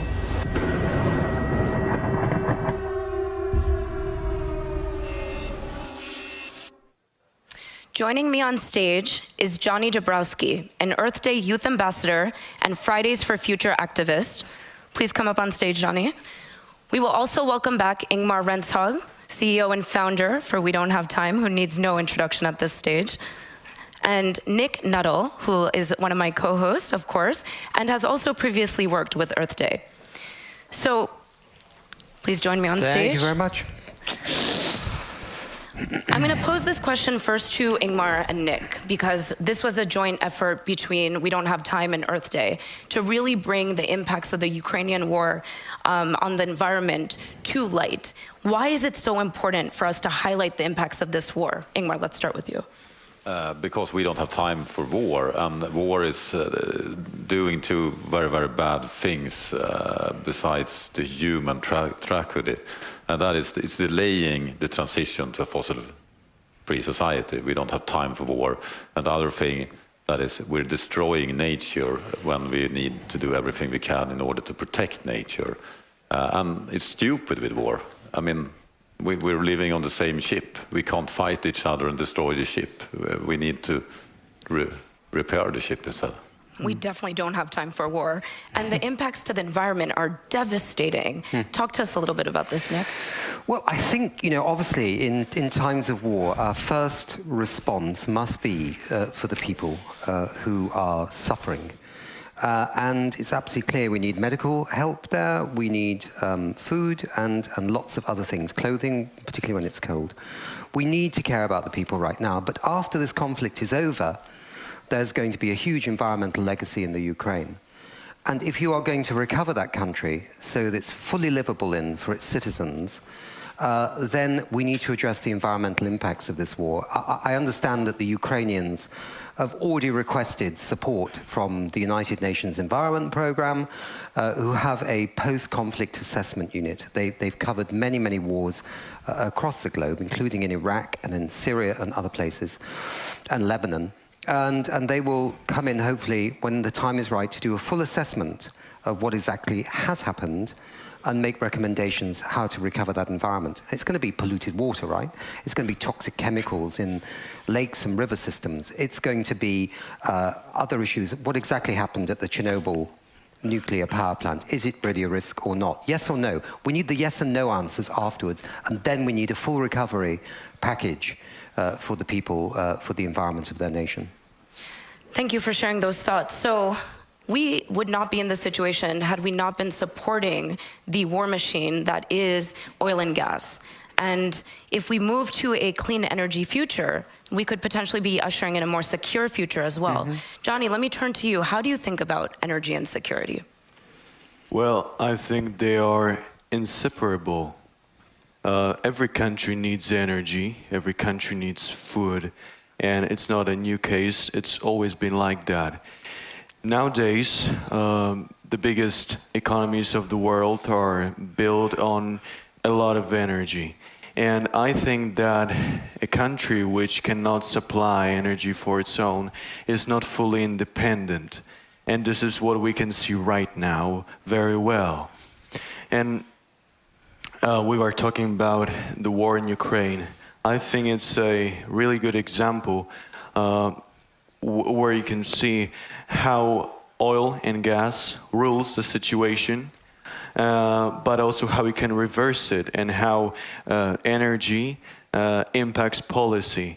For example, right now, a few days ago in Brussels, we had an incomplete embargo.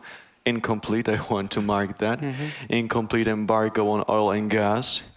And the important thing I think we all should see is that if Europe puts full embargo on oil and gas from Russia, and if hopefully Ukraine wins the war with Russia, we will have an unprecedented opportunity to finally conduct energy transformation in Europe. I mean, to the renewables. Because finally we'll cut off energy from Russia, which was extremely hard to do before. And I hope we use this opportunity in the relation between policy and energy. Yeah, you're making a good point. You're thinking ahead, and it's incredible to have young people involved in this fight. And we are in the midst of it, so it's hard to think that there is an end in sight, but there will be. We will come out of this. How do we come out of this and ensure that clean energy security is really going to be at the core of the recovery effort post this war? How do we make sure this transition is really equitable for the people? As Johnny's been saying, there's an opportunity here too. It sounds almost insensitive to say that, but as we look ahead and we think through how we work together collectively to bring in a more equitable, clean future for the people of Ukraine. How do you think about that, Ingmar? I think our leaders are stupid, and they try to get off this easy. And I'm not talking about the war, because we need to get off oil and gas, no matter war. It's just now we see it's totally crazy to give money to a country that are in war with us. But what we need to do is to get rid of all fossil fuel dependency. We need to stop natural gas. Instead, we consume more. We're building more pipelines, and they are still active today. We are consuming more fossil fuel energy, and natural gas is not a renewable energy, and we should not use it, even if it's not coming from Russia. We should stop using it. And the only way we can succeed with this transition is to consume less energy. No political leader talks about that we need to consume less energy. It will never be enough to just go green, because we don't have time. And we need to use all fossil fuel alternatives in the toolbox. We don't have time to don't use everything we have that is something else than just fossil fuels. And that is not what has happened in Europe. Instead, we're continuing increasing the energy consumption, and we're not doing it in the right way. And even if the war is gone, I think we're not going to do it if we don't realize that we need to consume less energy and transform the whole energy system. Consume less, and then the mix that we're consuming from needs to not be fossil fuels. When it was World War II, we didn't buy oil from Germany. We stopped using oil. We started to power our cars with alternative energy. We need to, and we rationalize things. We eat less food. We saved what we had. That was how we were handling that crisis. And this is exactly how we need to handle the crisis now with war, but also with the crisis, with the climate crisis. That's a great point. Thank you. Yeah, Nick, please. I mean, you know, we're fortunate, right, at this moment in time that we do have, you know, solar and wind and other renewable technologies now, you know, really low in terms of their costs, right? So this is a golden opportunity to not just exponentially increase our green energy in Europe and elsewhere in the world, but to also actually go exponential. In other words, we've got the climate crisis behind all this, right? We've got 3 years to reduce our emissions, according to the Intergovernmental Panel on Climate Change. We've got, what, less than 10 years to actually halve our emissions by 2030 to give us a running chance of net zero and achieving the Paris Agreement by 2050. So the war has come as a shock, but it has to be a shock that we can use to actually, and you see it actually. I mean, you are starting to see in Europe headline news in quite a lot of newspapers about governments doing things that are into the green energy space, and we need to actually push on this much harder. But, you know, we've got another issue here as well, which is, okay, it seems impossible to imagine doing anything constructive right now with the current regime, the current head of state of Russia. But there will come a time when the war's over, as you said, and we are not going to fight climate change around this world by isolating Russia in terms of climate action. They need to be part of the solution as well, and their people need to be part of the solution. So we have to find, either within the European Union or at the level of the United Nations or whoever it's going to be, to actually see how we can work with Russia post this conflict to bring them on track. And there are lots of opportunities. Russia could be a provider of hydrogen, for example. This would give them a perspective for their economy and be part of the new green energy transition. And I think you've even got some other interesting numbers here as well, Ingmar. I mean, we have a problem because we need to, we're going to have losers in the transition, and they are resisting. And in order to lower that resistance, we need to help them. We can't say that they are our enemies and think that that will solve things. So it's absolutely right. We need to help everyone in the transition, even those we don't like. And I don't like oil companies, but I have a solution for all the oil companies out there and oil countries as well. And that is, they are really good at drilling for energy. They're drilling for oil. They have a lot of skills in doing this. Right. They have a lot of skilled workforce doing the drilling. And there exists one renewable energy that you can drill for, and that's geothermal. And here's an interesting fact. Russia has more geothermal energy than the whole oil reserve. So what are they waiting for? Right. Instead of going to war, try to sell their oil with higher prices, they could just switch to geothermal instead. Yeah. So there's opportunity for Ukraine, there's opportunity for Russia, there's even opportunity for oil and gas to really transition, to repurpose the skills that those... Go ahead. Yes, there's a lot of opportunities here, but here is the thing. It will hurt at the start when you're doing the change. We need to save energy now so that we can consume more energy tomorrow. We need to do investment today so we don't make profit today, but we do more profit tomorrow. And this is the leadership of the world is failing. They don't want to do anything that hurt them today because they think they get out of their job. Doesn't matter if they have the job left. They just need to do the job in order to have a future. Yeah, exactly. We need to make that loud and clear, and the youth can actually really get the attention of some of these leaders. So how do we get more youth involved? How do we actually mobilize the masses, as you've been doing, in a way that this message that has been very clear and concise reaches the ears of those who are currently in decision-making positions? I think the youth is very clear on that and has always been. We just don't accept it, we don't compromise it. And I think youth has always, since the Fridays for Future has merged 3 years ago, shown who is guilty. We always said Total, we always said Shell, we always said Putin. We were never scared to do that. And so I think that we are now on the eyes of the world because we're the world's future. And we are driving this because we've been always clear about it. And I think that what you've mentioned, for example, the geothermal energy in Russia, we need to be clear about it, as the youth has been clear about who is guilty here. But I think that what everyone can do, my age, of course, everyone can do something different. You can join a movement, you can create a movement, you can join your company. But I think the first thing each one of us must do is not to accept the status quo. Yeah. And I assure you we don't. But if we don't look at the facts seriously, even facing it would not be enough. Thank you. Thank you for your thoughts. Thank you, gentlemen. We are out of time, but this was a fantastic beginning to a segment where we will talk about the transition to clean energy and how that will usher in an energy secure future for Ukraine, for Russia, for all. Thank you so much. Thanks, Jutta. I was in Davos last week, and the war in Ukraine and the role of oil and gas in fueling Putin's war machine was front and center. The real estate normally dedicated as Russia House on the promenade had been turned into the Russia War Crimes House.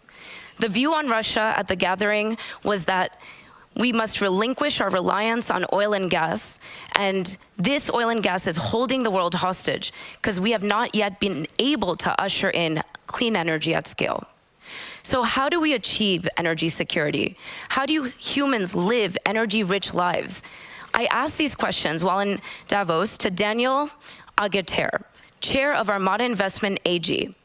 Daniel is a serial entrepreneur and VC with deep understanding on how investing in energy solutions can aid in overcoming the climate crisis. Let's watch.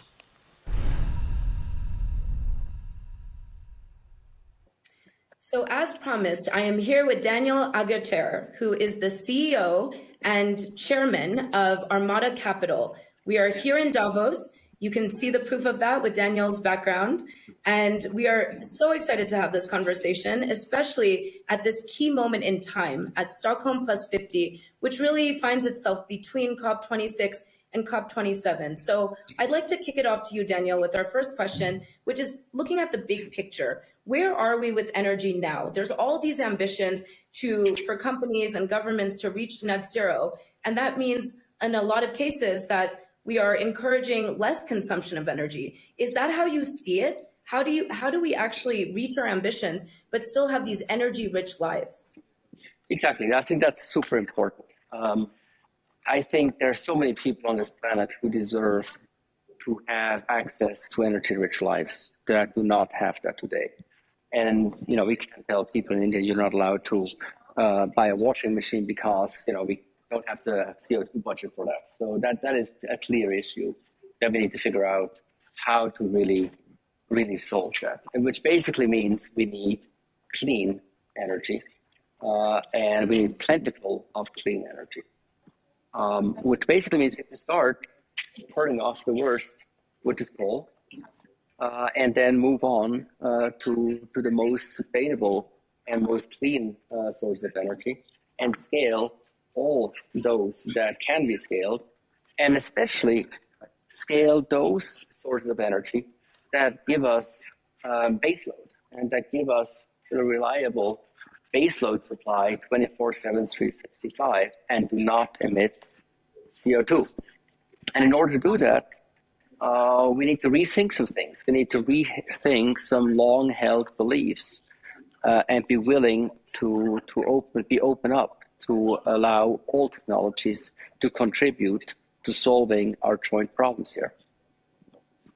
So talk us through what those energy sources are. What is the ideal mix of clean energy that will allow us to have that baseload and also ensure that we have global stability? Because a lot of our usage and reliance on fossil fuel is also resulting in some of the grievances that we're seeing around the world, like Russia's invasion of Ukraine. Exactly. So what is the right energy mix? And obviously that depends on each country. And some countries have a lot of wind, some countries have a lot of hydro. Clearly, if you can scale hydro, that is ideal. But in general, I believe that we need to have two main pillars that provide baseload, one of which is carbon neutral and one of which has some level of emissions, ideally gas still, and two that are CO2 neutral but have some intermittency, so maybe wind and solar. But the most important pillar that I believe that is the most scalable, and historically we have failed to execute on that opportunity, remains nuclear. And you look at what France is doing and how they're now back to scaling their local energy industry. And I think Macron puts it very, very well. A, it gives us price stability.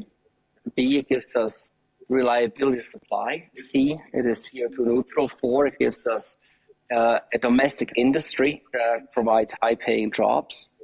And 5, it is actually still reliable, cheap electricity.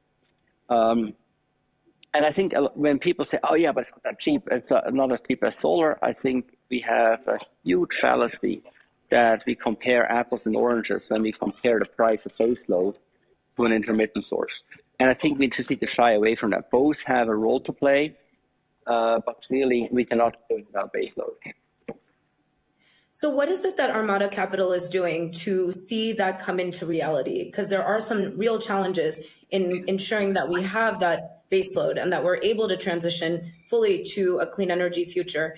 What role is it that Armada is playing and that you would like to continue to do to see all of our ambitions truly realized in the coming months and years? So one thing I'm doing is the public awareness and working with people who are advocating, to have a more inclusive and less discriminatory approach against nuclear as being part of the solution. And the second thing I'm doing is working with what I always do is work with entrepreneurs to help build companies that can potentially change the world. And I believe that the only way we're going to solve climate change is through entrepreneurship and innovation and backing entrepreneurs that really can solve problems that we haven't been able to solve for a long time. And in that area, one of them would be Jake DeWitt of Oklo, that is working on small microreactors, or Brett Kugelmass of Last Energy is also working on small reactors that are based on pretty much off-the-shelf components. Or also Commonwealth Fusion Systems, that is working on a revolutionary fusion tokamak reactor. You have been a successful entrepreneur yourself. You are now supporting entrepreneurship to really drive the capital in a direction that is going to support our ambitions to reaching net zero. And what is your hope then for the future? Are you seeing your efforts realized? And what do you think the timeline will be for us to really veer off this fossil fuel dependency that we're on? So that is actually a little bit depressive, because if you really look at the reliance of fossil fuels in the global energy mix, it remains persistently at 80%. And we've seen major economies like India actually even increase the level of fossil fuels over the last 25, 30 years. However, that is also positive because they have also an energy transition actually away from burning wood. So to a certain extent, fossil fuels have supplanted wood, which is something that happened in other countries, at the beginning of the industrial age. But the challenge that we have is we got to figure out how to get the 80% fossil fuel share down to 70, 60, 50. And of course, we got to get first rid of the coal. Then we got to get rid of the oil, and then we got to get rid of the gas, because that's the order of emissions intensity that they have for the electricity and energy they produce. So we need to get away from fossils, we need to reduce fossils, and we need to scale clean energy sources, electricity, electrify everything. That, I believe, is a multi-decade plan. I don't believe panic is going to get us there. I believe planning is going to get us there. And the other thing that I think is important, government, I think, wants to take a very active role in facilitating this transition.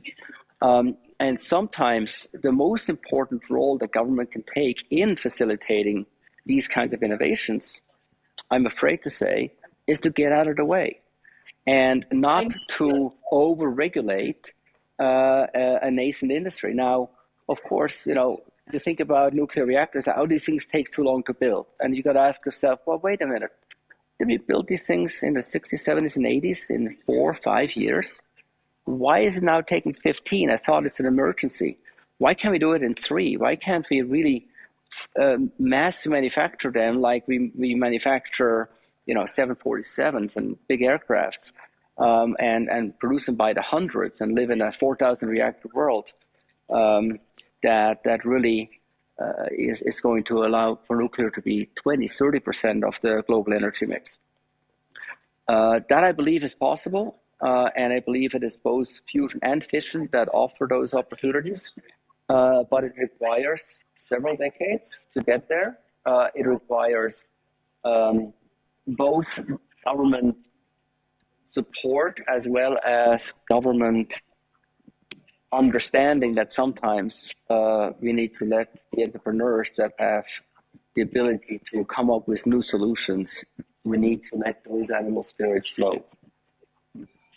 I love that. We hear that loud and clear, right? We were able to come up with a vaccine for COVID-19 in record time and distribute it globally. That was more of the challenge than anything else. So we can do it. We're capable. We have the human ingenuity. We just need to get that collaboration, that public-private partnership going so that it really sees its fullest potential, because we don't have time. And so we can't, ignore the fact that we're in Davos right now, and this is playing at Stockholm +50. And what do you think will be the takeaway in terms of collaboration across private sector and money managers, and just being able to really bring in the private sector network to really energize and get behind some of these innovations and see them to commercial viability? If the governments, let's say, get out of the way, can we still get collaboration across private sector and those who move money and really see the prioritization of some of these innovations, so we can actually usher in this clean energy future? Yeah. We clearly can't do it without government, can't do it without private enterprise. We really got to come together, and everybody has to really think about what role they can play. And we have to do that in a constructive partnership oriented way. But ultimately, we also have to find a way to make sure that the market forces work, and that it makes sense, that it is affordable, that consumers have reliable electricity at reasonable price levels. And what are reasonable price levels? I think we need to be around 10 cents per kilowatt hour clean for base load, with some level of intermittency. And I think that's a very, very sustainable level that I think we can really have industry and consumers live energy-rich lives. I also, see that now when we have gas prices spiking the way they have been. These numbers are completely going up by orders of magnitude, and that I think is the issue. We need to have some level of reliability on the price, and you look at the price in France, and it is clearly more stable than it has been in other countries. It has also had more volatility than would be inherent based on their production, due to the fact on how the mechanisms are working with exchanging with Germany, and the intermittency that need to be dealt with. But fundamentally, I mean, in Switzerland with hydro and nuclear, we've had a lot of great price stability in our energy supply. Actually, some companies that are in the paper recycling business now produce cheaper in Switzerland than in Germany, which is something we would have never thought is possible. Switzerland always being such a high-wage country. And so the point being, a reliable, clean, cheap electricity mix makes your country highly competitive and creates prosperity for your people. Well, with you and some of your colleagues and peers that are speaking on these issues and more at Davos, I hope that we can see some of these conversations really turn into reality, and sooner than later, because we need to urgently act on climate. We don't have time. Thank you for all that you do and what you contribute to solving the climate crisis, because together we really are the solution. Thank you for your time, Daniel. Thank you very much. Pleasure to speak with you. Appreciate it. I'm pleased to introduce our next panel. Joining me on stage is Seth Gray, who leads Lightbridge Corp, which is working to develop and deploy advanced nuclear reactor fuel that will result in more electricity being provided from existing and new reactors to allow nuclear power to compete and grow internationally as a non-emitting source of baseload electricity. On Lightbridge's board is Professorial Lecturer of Johns Hopkins University and President Emeritus of the Center for International Environmental Law, Dan McGraw. He is an international lawyer with expertise in environmental protection, climate change, and human rights. Thank you for joining me, gentlemen. We also have with us Åsa Peterson, the CEO of Sweet Energy, a non-for-profit industry and special interest organization for companies that supply, distribute, sell, and store energy. Åsa has previously worked as the head of sustainability for Vattenfall and Scania. Finally joining us via Zoom is Natalia Katzer-Buchkovska, former member of parliament of Ukraine from 2014 to 2019. What a fantastic panel we have here. Okay, so Seth, I'm going to start with you. We've been hearing that we need to transition to clean, green energy for global security. We've been hearing what that would look like, and we just heard from Daniel the role that nuclear needs to play in that as well. Talk to us from your vantage point, the role of nuclear in supporting a stable global economy. Well, as Daniel Aegerter was saying, I think it's essential. It's something that's been proven for decades as something that can be deployed, run at all times of day. The current nuclear power plants are very large. They operate 24/7. They tend to be, as Daniel said, very expensive, take years to deploy. And we're moving now toward these smaller modular reactors that are being designed to be built in factories or shipyards and deployed in large numbers in many more countries and more affordable, more easily financed. So I do think that as we're moving to having these smaller, cheaper reactors, nuclear will continue to play a role in 24/7 power, and also with new technologies, reactors with advanced fuels that will be able to go up and down in power, balancing renewables as the sun shines and the wind blows. Fantastic. Thank you for sharing that. Also, when we think about Sweden and the exports from Sweden, we think about cars, paper, iron, steel. But fossil fuel-free electricity is also an export from Sweden. So now with the EU trying to move away from Russian energy, the need for this electricity is even greater. So how can Sweden help to meet this need and help the EU achieve better energy security overall?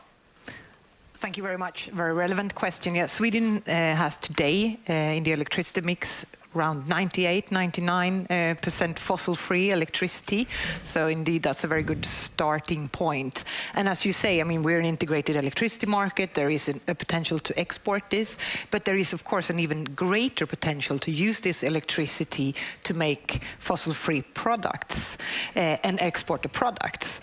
So, I mean, Sweden, we are standing just as the rest of the world in the midst of this transition, and there are a lot of projects. For example, we are very far ahead in looking into producing fossil-free steel with electricity and hydrogen as the base. So, I mean, using electricity to produce clean hydrogen and then producing fossil-fuel steel would make an even greater value out of this export of the electricity. But of course, to achieve that, we need to, as a country, double the electricity consumption compared to what we have today. So we need to build another energy system, the same as the one we have today, to achieve this. And that electricity needs to be fossil-free, renewable. Okay, so what I'm hearing is this taxonomy has to really include clean energy sources, nuclear, hydrogen. And Natalia, this is something you have been working on even before the war. You were supporting a clean energy future for Ukraine. And you're thinking ahead. You're thinking to the end of the war, and you're thinking how Ukraine is going to transition to clean energy. Tell us a little bit about the work that you're doing and why it's so important to think ahead through the devastation that's occurring right now to a brighter, cleaner future for Ukraine. Good evening for everyone. Thank you, Shada, for this question. For sure, we should think ahead. And well, first of all, Ukraine is the center of Europe, and we have a very sophisticated energy system, which is like 30% coal, 57% nuclear. We have gas and only 12% of renewables. So after war will end, for sure, we need to think, and we have the chance to, first of all, redesign the energy system. Now Ukraine under serious attack, and a lot of our energy system are destroyed. So at the first time, we have a serious shock and need to substitute energy on different means, generation on different means, as well as in Europe, they are also working on the redirection of energy flows, gas, even someone used coal as a supplement generation, just in short term. In middle term, we have a chance to redesign the whole electricity system, including Ukraine, and make it more sustainable. Because yes, from the one side, we can say we can, now everyone is working to stop transiting Russian gas and oil. But from the other side, there is a movement towards increasing the oil production. And today, OPEC countries said that they will be increasing it by 15%. So future is unpredictable. We don't know for sure what would be the design. And now, after I left parliament, I set up a Ukrainian Green Infrastructure Fund, which Ukrainian Sustainable Fund, which should design this new system. And we are working to attract funds and investment to green transition after post-war, in course of post-war recovery. So first of all, we need to think now in advance to set up the correct system and the right frame to rebuild Ukraine in more sustainable green way. Well, now it's the right time because, like, we have time, we have to think, and then when there will be rebuilding of Ukraine, we can implement all this strategy.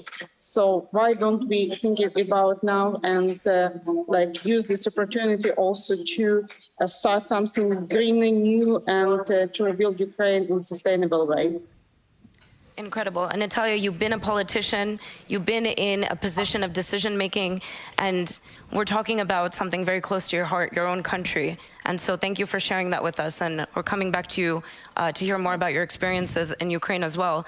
But let me turn to you, Dan. So as a lawyer, talk to us, and somebody who's worked in human rights, talk to us about the relationship between human rights abuses and dirty energy, fossil fuels. And why is it more critical than ever? Here is case in point, what we're currently seeing in Ukraine. Well, dirty energy affects human rights in many, many ways. For the audience, a basic starting point is that environmental harm impacts human rights. And if you think about it, it's pretty obvious, but it took us a while to get here. But it affects the right to life. If you're poisoned, it affects the right to property, the right to own and use culture or enjoy culture. So that's a starting point. If we look at what dirty energy does, one thing it does is just the ambient pollution from dirty energy affects people's health and their livelihood and their lives. If we look at climate change, there are several impacts of dirty energy on climate change. One is it affects the enjoyment of things like the right to enjoy culture. The Inuit can't hunt the way they used to before. Again, for this audience, I don't need to explain the different risks that climate change is raising, but if we look at right here in this part of the world, the tree line is moving north at about 130 feet per year. It's not a marginal change. It's a massive change. That's going to destroy the culture of the Sami. And that's an example of how human rights impact, or excuse me, climate change impacts human rights. It also affects migration, of course, because people are going to be moving internally as displaced persons and across borders. And that can cause tremendous havoc for the countries in which they move. But the people that are moving are also, their human rights are being affected as well. And you know, we've seen the kind of disruption that can come from overdependence on dirty fuels as well that Natalia just described and the previous speakers. The final point I'd make is some of the remedies that are being suggested now are extremely dangerous in themselves. One is to spread a level of aerosols around the world to reflect more sunlight back into space. We don't know anything about that, really. Sweden was involved in some experiments. They've stopped now, I think.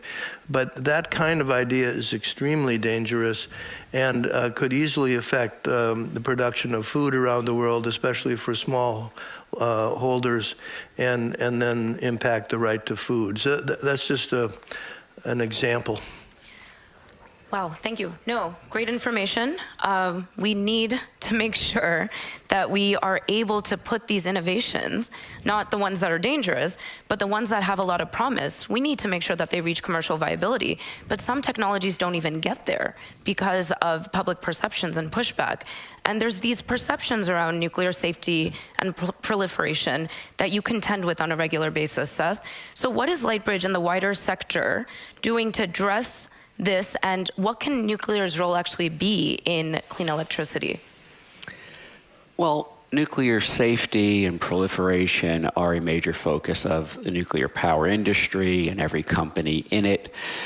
What we are doing now, in addition to better regulation, better operation of the plants, is non-proliferation and safety by design. So at Lightbridge, in our advanced nuclear technology, we are significantly advancing the safety and non-proliferation and other benefits of the technology itself. So it's like, in addition to speed limits for cars, have airbags, have technology that has the safety. And as we've heard said throughout the day, we just don't have time to replace fossil fuels with something that we don't know if it will work. We don't have time to wait for carbon capture from the atmosphere or from smokestacks economically, globally, so that we can continue to use fossil fuels. We don't have time for battery backup of cities to power Beijing at night or season to season from renewables. We do have time to massively produce much more nuclear power in these smaller, more quickly deployed units. Lightbridge is developing the fuel that will power them more efficiently with enhanced non-proliferation, with enhanced safety. And we're trying to be the answer that says, yes, we do have time to do this and to deploy it on a massive scale. Thank you for sharing that, Seth. So we really need to move our dependence, and we don't have time. We have to remove our dependence from fossil fuels, and we need to bring new technologies in the pipeline, but really deploy what we already have now. And Natalia, you know this better than anyone. You had a harrowing experience fleeing Ukraine, following the Russian aggression. Talk to us a little bit about your experience and why it's more important than ever to remove our dependence from fossil fuels so no sovereign country has to go through what you went through. Well, it's a very good question.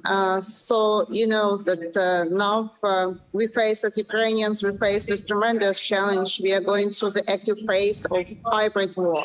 It's not just physical invasion of our country, but the Russian troops. Russia also used different means like energy and gas. It always was a political tool to press and to manipulate by others. States, but now it's a weapon. It's a hybrid weapon in hybrid warfare. So why before I've been in Parliament, I argued that the Nord Stream 2 overdependence of Europe from Russia's fossil fuels would have a far-reaching consequences. Now, finally, people understand that, yes, we need to move from this fossil dictatorship, and this country misuse the dominance position. And first of all, it's about influence over the decision, and now we have the consequences that this country invade independent state in the center of Europe. So now Europe faced with the very urgent shock and trying to redesign their energy system, gas flows. It's not possible just to jump from fossil fuels to renewables in one day or even year. But now it's a very critical time when we have a chance to redesign, because it could be different ways. It's not only we are thinking we'll switch from Russian gas and oil, and it would be renewables and green energy. It could be even more dependence on fossil fuels, because some countries start using coal and they back to coal just to cover this deficit in electricity and energy production to lower the price. And here, as we are speaking with the audience who actually devoted to sustainability and green transition, I suppose we should be very loud to switch policy 100% towards sustainable paths, because it could be very different scenarios. So in middle term, as I said, there is a chance to make a new design. And in long term, I suppose the war in Ukraine would be like a turning point towards sustainability, and it could even accelerate the transition. So from my experience, I've been a member of parliament for 5 years. We have 0 renewables in our system, and now we have 12% of renewables in our system, which is quite complicated for countries who could not afford very high prices for electricity, but we still did it. Ukraine has tremendous chances and has a big potential. Very big potential and resources for, first of all, to produce green hydrogen, solar, wind, as well as other alternative fuels. For Europe, for themselves, we could be totally independent from fossil fuels. If now, for instance, international organization will focus and help us to create this new design. And after, as I said, we will end it. It's a very critical to redirect all recovery funds, which would Ukraine receive from different countries, towards renewables, not other ways. And it's not only energy, it's other in agriculture, infrastructure, also other different energy efficiency building, which would be rebuilt from the scratch city. We have a chance to redesign it. So this is the key message. So let's think now, and let's not allow to use this crisis back to fossil fuels, to more dependence, but let's use this chance to create create the ground to much more quicker and efficient transition. Yes, let's see the light at the end of the tunnel here, and how we can really usher in a future that is clean, it's more equitable, and it has the support of the Ukrainian people, and let that be an example that can be scaled, that can be applied to other countries as well. And thank you, Natalia. Stay safe, stay on with us. I will move to Asa. So Sweden is, of course, a member of the EU, and we've recently had in the EU a debate on the new taxonomy. What are your thoughts on this taxonomy, and should nuclear energy be labeled as sustainable? No, yeah, but I think, like Natalia is saying, we really need to grab this opportunity of redesign and getting out of this dependence on fossil fuel. Nuclear is one part of this solution. If you look at the Swedish energy system today, we are 30% electricity production, around that, from nuclear power. But there is no silver bullet. We need to use all available sources for electricity production. The taxonomy is an important tool, because because it guides the financial sector into what is a good and sustainable investment. So I think it's important then to be able to include all fossil-free solutions into, I mean, nuclear power is not renewable, but it is fossil-free, and we need to move away from the carbon dependence. So including nuclear power in the taxonomy is an important step, not to exclude it. At the same time, nuclear power is not a quick fix either. I mean, so we need to focus on what's the most fast available production source today is wind power. I mean, that's what is being built. Is the only wind is the only power source that has been built in Sweden during the past years, and the only thing that it's source that is being built right now.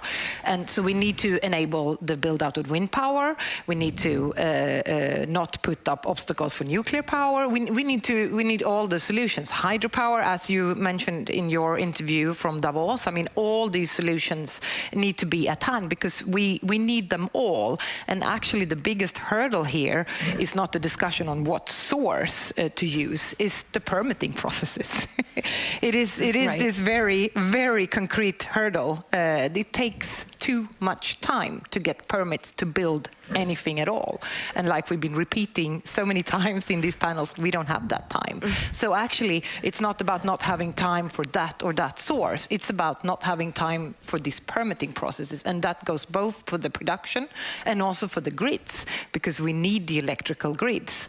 And at the end of the day, this is a very big issue of democracy and human rights, because this is all about social acceptance. Yeah. We didn't have to take these decisions as fast in a previous era, because we didn't have to get out of this dependency of fossil fuels so fast, and we weren't facing this electrification that is the answer to how to get out of the fossil fuels. So we need to rebuild also our democratic and bureaucratic processes together to include everyone, and it's about social acceptance at the end of the day. Yeah.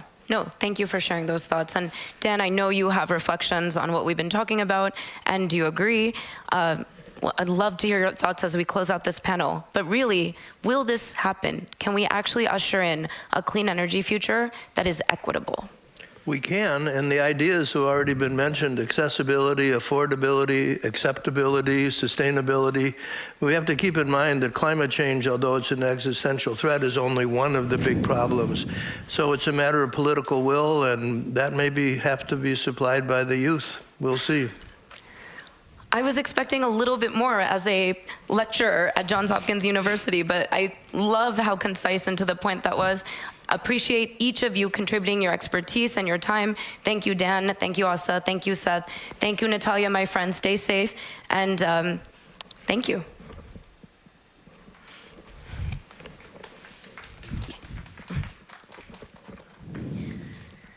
Are we supposed to get up? Yeah. It is my pleasure to introduce Randy Bell, Senior Director of the Atlantic Council's Global Energy Center, where Natalia and I are actually proud Millennium Leadership Fellows. The Atlantic Council promotes constructive leadership and engagement in international affairs based on the Atlantic community's central role in meeting global challenges. Randy oversees the annual Atlantic Council Global Energy Forum in Abu Dhabi. He serves as the co-director of the Atlantic Council's Task Force on U.S. Nuclear Energy Leadership, and he's also the Richard Morningstar Chair for Global Energy Security. Randy, welcome. Shweta, thank you so much. It's a pleasure to be here. I hugely appreciate the invitation, and it's always wonderful to be with you, even if it's just virtually right now. But I have a few remarks prepared, but before I start, I do want to emphasize and agree with what our Swedish colleague said in the last panel, that there really is no silver bullet, that we need to be looking at all solutions and anything that might address this challenge, because different solutions will be more politically acceptable in different jurisdictions, will be more technologically feasible in different jurisdictions, et cetera. And so I do want to take issue with any argument that says there's one solution over all the others. Not all of them will work, but we need to be open-minded and remember that the problem we're trying to solve is carbon. We're not trying to solve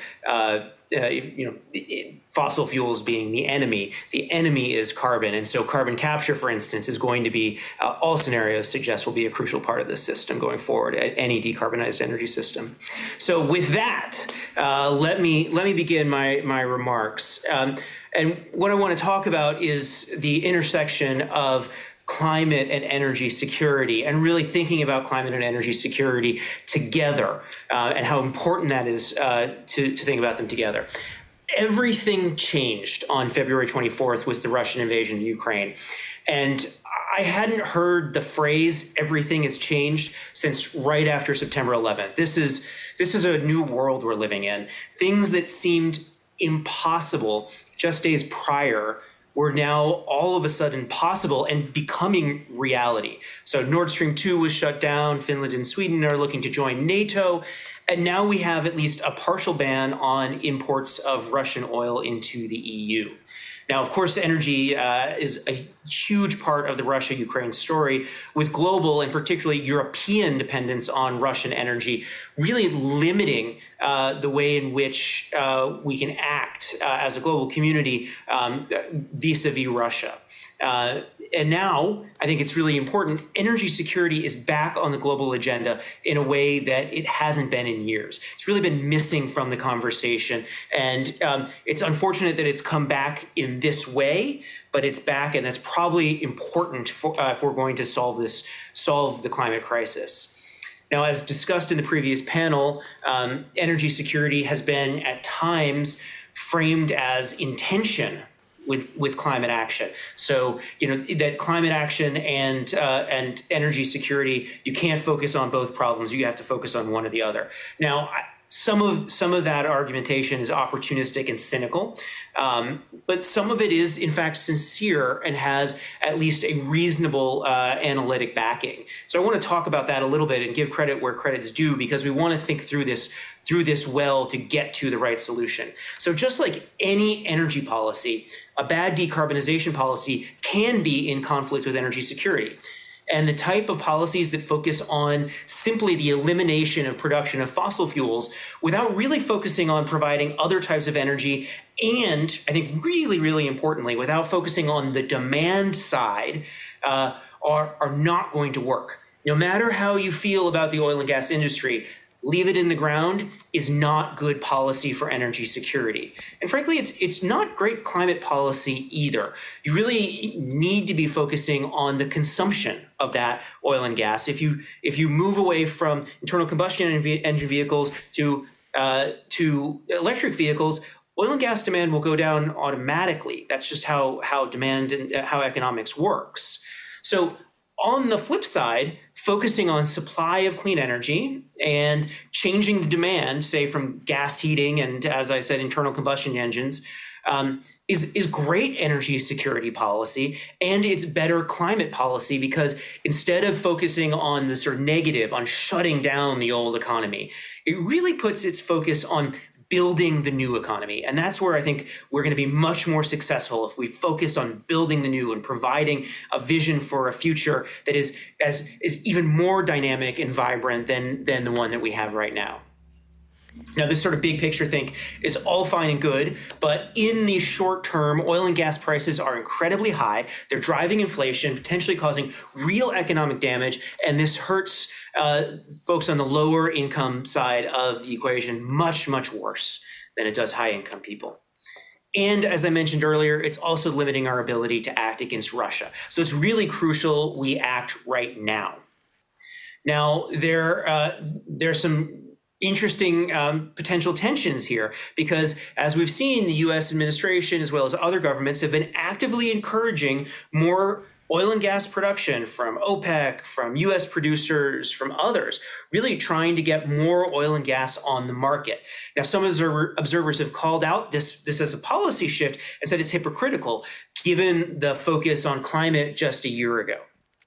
Now, I think they're wrong. I think it's wrong to call that hypocritical, and here's why. So my colleagues at the Atlantic Council and I have been looking at scenarios for the outcome of the war in Ukraine and the implications for energy. We've come to the conclusion that there are no scenarios in which Russia produces even the same level of oil and gas as it did before the war in any scenario going forward. And I don't mean this in the short term, I mean this as permanent. Even in a scenario where the Putin regime collapses tomorrow and a pro-Western government comes to power and we work to reintegrate Russia into the global economy very, very quickly. And this is an incredibly unlikely scenario, but let's just, we're talking in hypotheticals now. If this were to happen, even if this were to happen, Europe will never again allow itself to have the same dependence on Russian energy that it had on February 23rd. It won't happen. You will have more Russian gas flowing into Europe under this scenario than you would have in a scenario where the war drags on, for sure, but it will not be the same as it was beforehand. Now, what happens to that Russian energy that was otherwise going to be going into Europe? And some of it will find a new home. But for logistical reasons, gas comes through pipelines, a lot of oil is coming through pipelines. Not all of that energy will be able to find a new home, and some of that production will get shut in. This is going to lead to a structural decline in Russian oil and gas production. And it could be pretty significant. And so even in the most rapid decarbonization scenarios, we're not going to be able to decarbonize fast enough to replace that Russian hydrocarbon energy with clean energy in a way that keeps the economy going, in a way that prevents uprisings from folks who are paying for that energy, in a way that really is politically palatable. It's just not doable. And so in order to meet the energy moment, we do need new sources of oil and gas. Particularly, and I want to emphasize this, short cycle plays like from shale, so that you're not making a 30-year investment, you're making maybe a 7-year investment. But we've got to be able to replace at least some of that Russian oil and gas in order to keep our economies going. Now, so to answer those who called the renewed interest in hydrocarbon production hypocritical, I want to say it's absolutely not. It's just quite literally replacing Russian hydrocarbon energy with other energy, other hydrocarbon energy, in a way that allows the economies to keep going, in a way that keeps the energy transition going, and hopefully accelerates the energy transition. We need new sources of oil and gas, but we also need new sources of energy. And I want to end with sort of the positive thinking here, which is, while the crisis is terrible, you never let a crisis go to waste. It is a tremendous opportunity to accelerate the energy transition by even more rapidly deploying clean energy. Perhaps we don't need to replace all of the Russian oil and gas that's come off the market. We can replace it with other sources, and we can invest faster. But even more importantly, and I really want to emphasize this, we can address some of the very short-term issues through a major push on the demand side, through a major push on energy efficiency. And that may be one of the only ways of really getting at the energy security crisis in the short term, is by focusing on energy efficiency. Now, it's really important to note, in the IEA's net zero scenario, there's huge news articles about that scenario and how it called for no new investment in new oil and gas fields.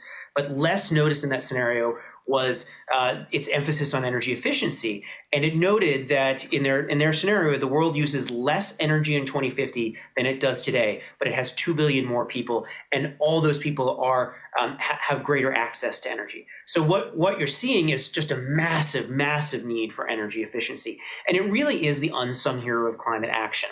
A major effort on energy efficiency right now is probably the fastest and maybe only way to minimize the impact of the current energy crisis.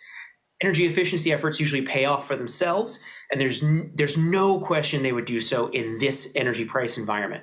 So we need massive investments in building retrofits, heat pumps instead of gas heating, digitalization of the grid, demand response. Even lowering speed limits of cars will make oil consumption lower. And there are many, many other energy efficiency solutions that we need to focus on. So I just want to end noting that, going back to the beginning, where we need to act right now on energy security and climate action. These policies, these efforts are not in conflict if we do them right. And working in tandem, the policies work much, much better than if we think of them separately. And I will end with that. Thank you all so much. Awesome. Awesome, Randy. Thank you so much. Thank you for always being such a clear communicator of the global energy landscape. We heard you loud and clear. There's no magic bullet. We really need to work together on this. And thank you for echoing many of the themes that have come up through this segment. So there is an opportunity here, and we will build back, truly build back cleaner and better than anything that we've even experienced before. So appreciate your time. Continue doing the great work you're doing at Atlantic Council. And with that, I would love to welcome our final keynote for this segment. It's my pleasure to introduce Khashayar Farmanbar, the Swedish Minister of Energy and Digital Development. Please join me on the stage. Before becoming a minister, he was oppositional municipal commissioner in Nacka and a member of the Digital Transformation Preparation Committee. So there couldn't be a better person to sign us off for the day. So would love to hear your thoughts. Please begin. Thank you, and thank you for the opportunity of being here. I greatly, greatly appreciate the possibility to say some words here. I'm going to introduce with a great change that we are in and the opportunities that it provides. The energy sector is central to solve the climate crisis. According to the International Energy Agency, the energy sector is responsible for almost 3/4 of the total emission that have already pushed the global average temperatures 1.1 degrees Celsius higher since the pre-industrial age, with visible impacts on weather and climate extremes. Therefore, the energy sector must be at the heart of the solutions for the climate change. The crisis for our environment and climate affects people all around the world. The developed countries are the ones who pollute and have polluted the most, but the poorest countries are those who get hit the hardest. We must ensure that no country is left behind, and we must ensure that no person is left behind. The climate transition can only be done if it's made in a social and inclusive way. The Russian invasion of Ukraine has also made it very clear. Fossil fuel dependency is not only a climate risk, but also a security risk. Sweden condemns, of course, in the strongest possible terms, Russia's invasion of Ukraine. The war highlights the necessity to accelerate the clean energy transition and rapidly phase out dependency of fossil fuels from Russia. Russia is currently the third largest producer of oil globally and the largest exporter. Around 60% of oil exports go to the European Union countries. During this week, the European Council, the sixth package of sanctions, discussed the sixth package of sanctions against Russia. And Sweden supports the inclusion of sanctions against crude oil as well as petroleum products delivered from Russia to European Union member states. The EU is also very dependent on Russia for natural gas, and gas from Russia accounted for about 45% of EU gas imports in 2021, and almost 40% of EU total gas consumption. It is clear that the current geopolitical situation may lead to supply disruptions with serious negative impacts on the EU energy supply, with certain member states being hit hard. Therefore, we need to closely monitor and develop, share information, and discuss potential actions in the short, medium, and long term. Our current evaluation is that there is no immediate risk regarding gas or energy supplies in Sweden, but we foresee continued high energy prices. The European gas situation may have a significant effect on the Swedish gas and electricity market in the coming winter. Beyond this immediate situation, I would like to once again underline the need to intensify the phasing out of fossil fuels. This will improve European security of supplies and also allow us to reach the common climate goals.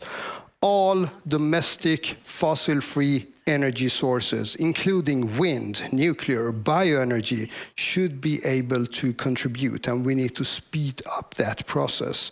For Sweden, the clean energy transition is a key priority. We are well on our way, I might say, but we still have a lot to do, mainly in the transport sector, and in the industry sector, and to meet the increased demand for electricity. Sweden's electricity production is almost completely fossil-free, as you've heard during the panels earlier today. However, 2/3 of Sweden's greenhouse gas emissions come from transport and the industry sectors. And now they are switching from fossil to electricity. The electrification of our cars is now taking place at a faster rate than anybody expected. The industry is changing at a furious pace. Now, we need to secure this ongoing development and increase the pace. Let me give you an example. LKAB, the Swedish mining company, calculates that their future export of fossil-free iron fungus can reduce emissions in other countries corresponding to 2/3 of Sweden's total emissions. Passenger cars are being electrified at a rapid pace. Today, more rechargeable cars are sold than petrol and diesel cars combined in Sweden. We are leading the league when it comes to new sales of electric cars or plug-in hybrids in the European Union. This is a development we need to secure and accelerate. The Swedish government recently adopted a national electrification strategy, which will be an important framework for our work in Sweden during the next 3 years. It includes 67 different actions in 12 different areas. Electrification is also a key to the labor market of the future. The development also provides growing industries, growing societies, more jobs and in businesses, better welfare, more service industry, and increased tax revenues. The jobs many are without today will be able to be created in this future. We will be able to develop more internationally successful industries in Sweden thanks to this process.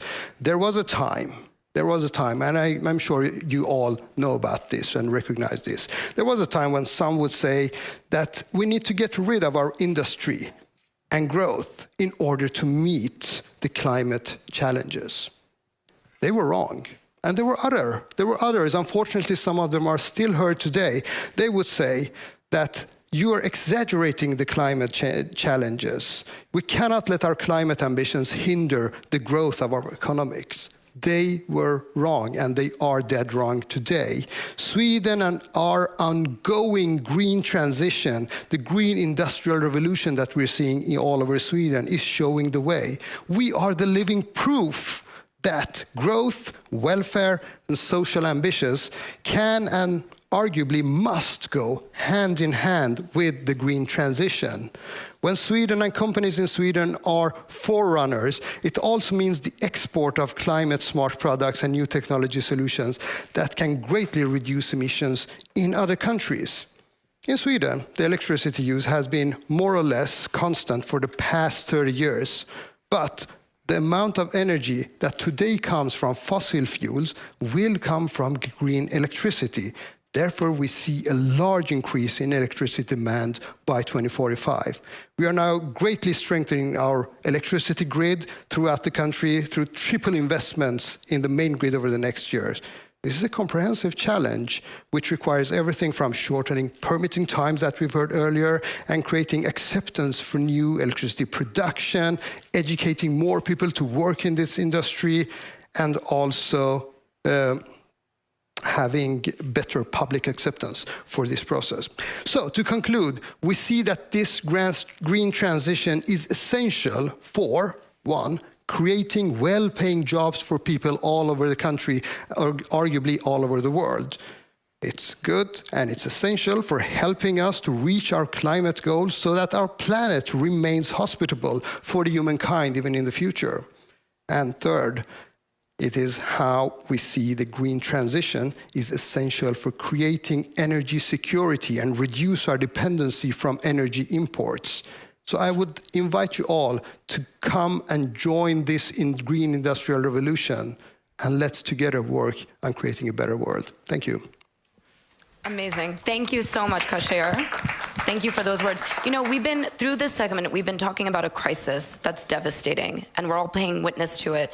And we've also been talking about the optimism that is in the room, and more broadly, through the networks that we all have and that we're working in, we really feel that we can actually overcome what's happening in Ukraine, and we can transition to clean energy. And you are as optimistic as they come. You're really positive, and you're leading the charge in Sweden. So my question to you, even though I think I already have an idea of how you're going to respond, are we going to overcome this crisis? Are we going to be able to usher in a clean energy future? Will the rest of the countries follow suit, follow the great goals that Sweden has set for itself and that it looks like it's reaching? I would say we must. So therefore, my answer is yes, we will be able to make it. But it's not going to be easy. It's not going to be easy. We need to work hard with public acceptance. If we're going to get rid of the fossil fuels and instead have green electricity, then we're going to see some more windmills around the countries. We're going to see more wind turbines in the sea. We're going to see more energy production, solar panels on buildings. That is one of the things that we have to accept. That's the way we're going to move forward. We're going to use more storage of electricity through green hydrogen or green methanol or batteries or other solutions. And we need to be technology positive on the solutions that we see ahead of us. That's one of the ways that we need to walk in order to, or to run actually, in order to make this. And I'm sure that, I'm very confident that we will make it, but hey, I'm an optimist. Well, your confidence and your optimism is very infectious, and I mean that in the most positive of ways. So thank you. Please continue doing what you're doing. Continue to lead, and let Sweden be the example for the rest of the world. Thank you very much. Thank you. Okay, so I am going to ask my colleagues to join me up on stage, Ingmar and Patrick. And as they do that, I will just say we're back tomorrow with another broadcast where we'll focus on how to maximize climate impact with digitization. And this broadcast will be part of the Exponential Climate Action Summit 6 with 1.5 degrees Celsius aligned frontrunners like Ericsson, Google, BT Group, Netflix, and so many others. So we'll be back. But before we close for the day, what do you think? How did today go? What are your reflections? What a day. I have some reflection about the content we had just now, and I think it's regarding the energy issue. It's so clear, we really hard, we don't have time mentioned a lot of times, because that is what we really need to focus on. In Sweden, we had this crazy debate about that nuclear is kind of the solution to the energy crisis. I mean, nuclear is, we need to have two things in mind here. We have the existing nuclear, and we have the idea to build new nuclear that takes 10, 20 years' time. That's maybe a good thing, but it will not solve the energy crisis because we need to do it now. So we need to have all the solutions that we have in the toolbox now. And I don't see this debate from both sides. They are either against or pro-nuclear. I'm pro-time, and against everything that takes too long time. We really need to have that in mind. Another thing is, I mean, it's great to hear people speak about how good Sweden are. I'm Swedish, but I also know a lot of information, and sometimes it is not so good. And we need to address this. Sweden is doing more. They're doing good and bad things. But regarding the energy politics, Sweden is handling the energy crisis by lowering the tax on fossil fuel. That's not how we get rid of fossil fuel. We are increasing the fossil fuel subsidies. If you own a car in Sweden, you get $100 just by owning the car last month. Right. Doesn't matter if it's electric or non-electric, you just get $100. If you don't own a car, you get nothing. So buy a car and the government will give you money. That's a subsidy. Yeah. Another subsidy is if you have a high electric bill. I don't have a high electric bill because I have solar panels on my roof. I have invested in that. I have invested in a lot of other technology to lower my energy consumption. So I actually produce more energy when I consume. But most people don't do that. So what the government are doing here in Sweden, I'm not talking about the previous government, I'm talking about this government. They are giving all the consumers that have a high electric bill some helicopter money. This is madness. This is not leadership. I don't say that Sweden are doing everything bad, but we have room for improvements because we don't have time. Let Sweden be the model, except for those examples and anything else that isn't always brought to light that we don't want to see scaled, actually. But the positives that Sweden is doing, let's really see those solutions scaled throughout the world, because we have to urgently move in the direction towards bringing in clean energy. We also need to tell the truth. And that is, we can't transform the society without sacrificing things. Everyone loves change if they don't need to change. That's bullshit. We must change, and the only way to change is to do something that hurts when we're changing, but in the end, it will be much better. That is the story political leaders need to sell. And today, many political leaders, they are selling the story they think someone will like to hear. That's not leadership. Leadership is to sell something that people must hear, not something they want to hear. That's a big thing. So I think we need to tell the truth here and be a little bit honest about. Well, never stop speaking the truth. You are. Leadership is about telling people that we need to do things that will be very uncomfortable when we're doing it. But in the end, we're going to create a lot better future. And Sweden is doing a lot of good things for that too. So that's why we have this review system, where we can give Sweden climate love for all the good stuff that we also heard the minister talk about here. I love that. That deserves love. And we could give some climate warning to those crazy subsidies and other things that we shouldn't be doing. I love it. Thank you. Thank you, Ingmar. Patrick, your reflections for today. Maybe I might lack words to say. Have seen a lot of speakers, activists, the governments who are here in Stockholm speaking regarding our planet. Already I can feel they can see our planet is crying. Already they can hear the cry of our planet. Already they can feel the pain our planet is having. So I wouldn't like maybe we have another Stockholm at 100. We are lucky there was 1972 Stockholm, which we are celebrating today.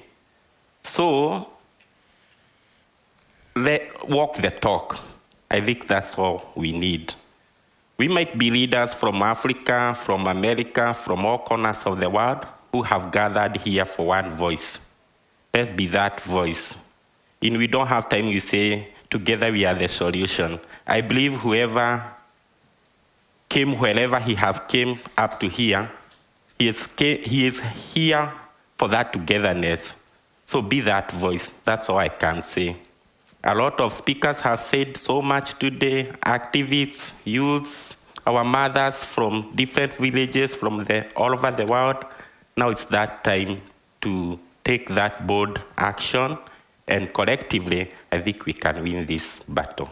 So wherever you are, our leaders, let's act. If we not act, let's remember nature is unforgiving. We don't want to be extinct, all our children's or generations to come. So let's combine together, let's combine efforts, let's act and walk the walk. Thank you. Thank you for that, Patrick. Thank you, gentlemen, for closing out today with me. We are coming back tomorrow. We have an exciting program and lineup. So please tune in to all of the viewers around the world that have been with us today. Thank you. You are part of the solution. And together, we will overcome the climate crisis. Thank you. Thank you.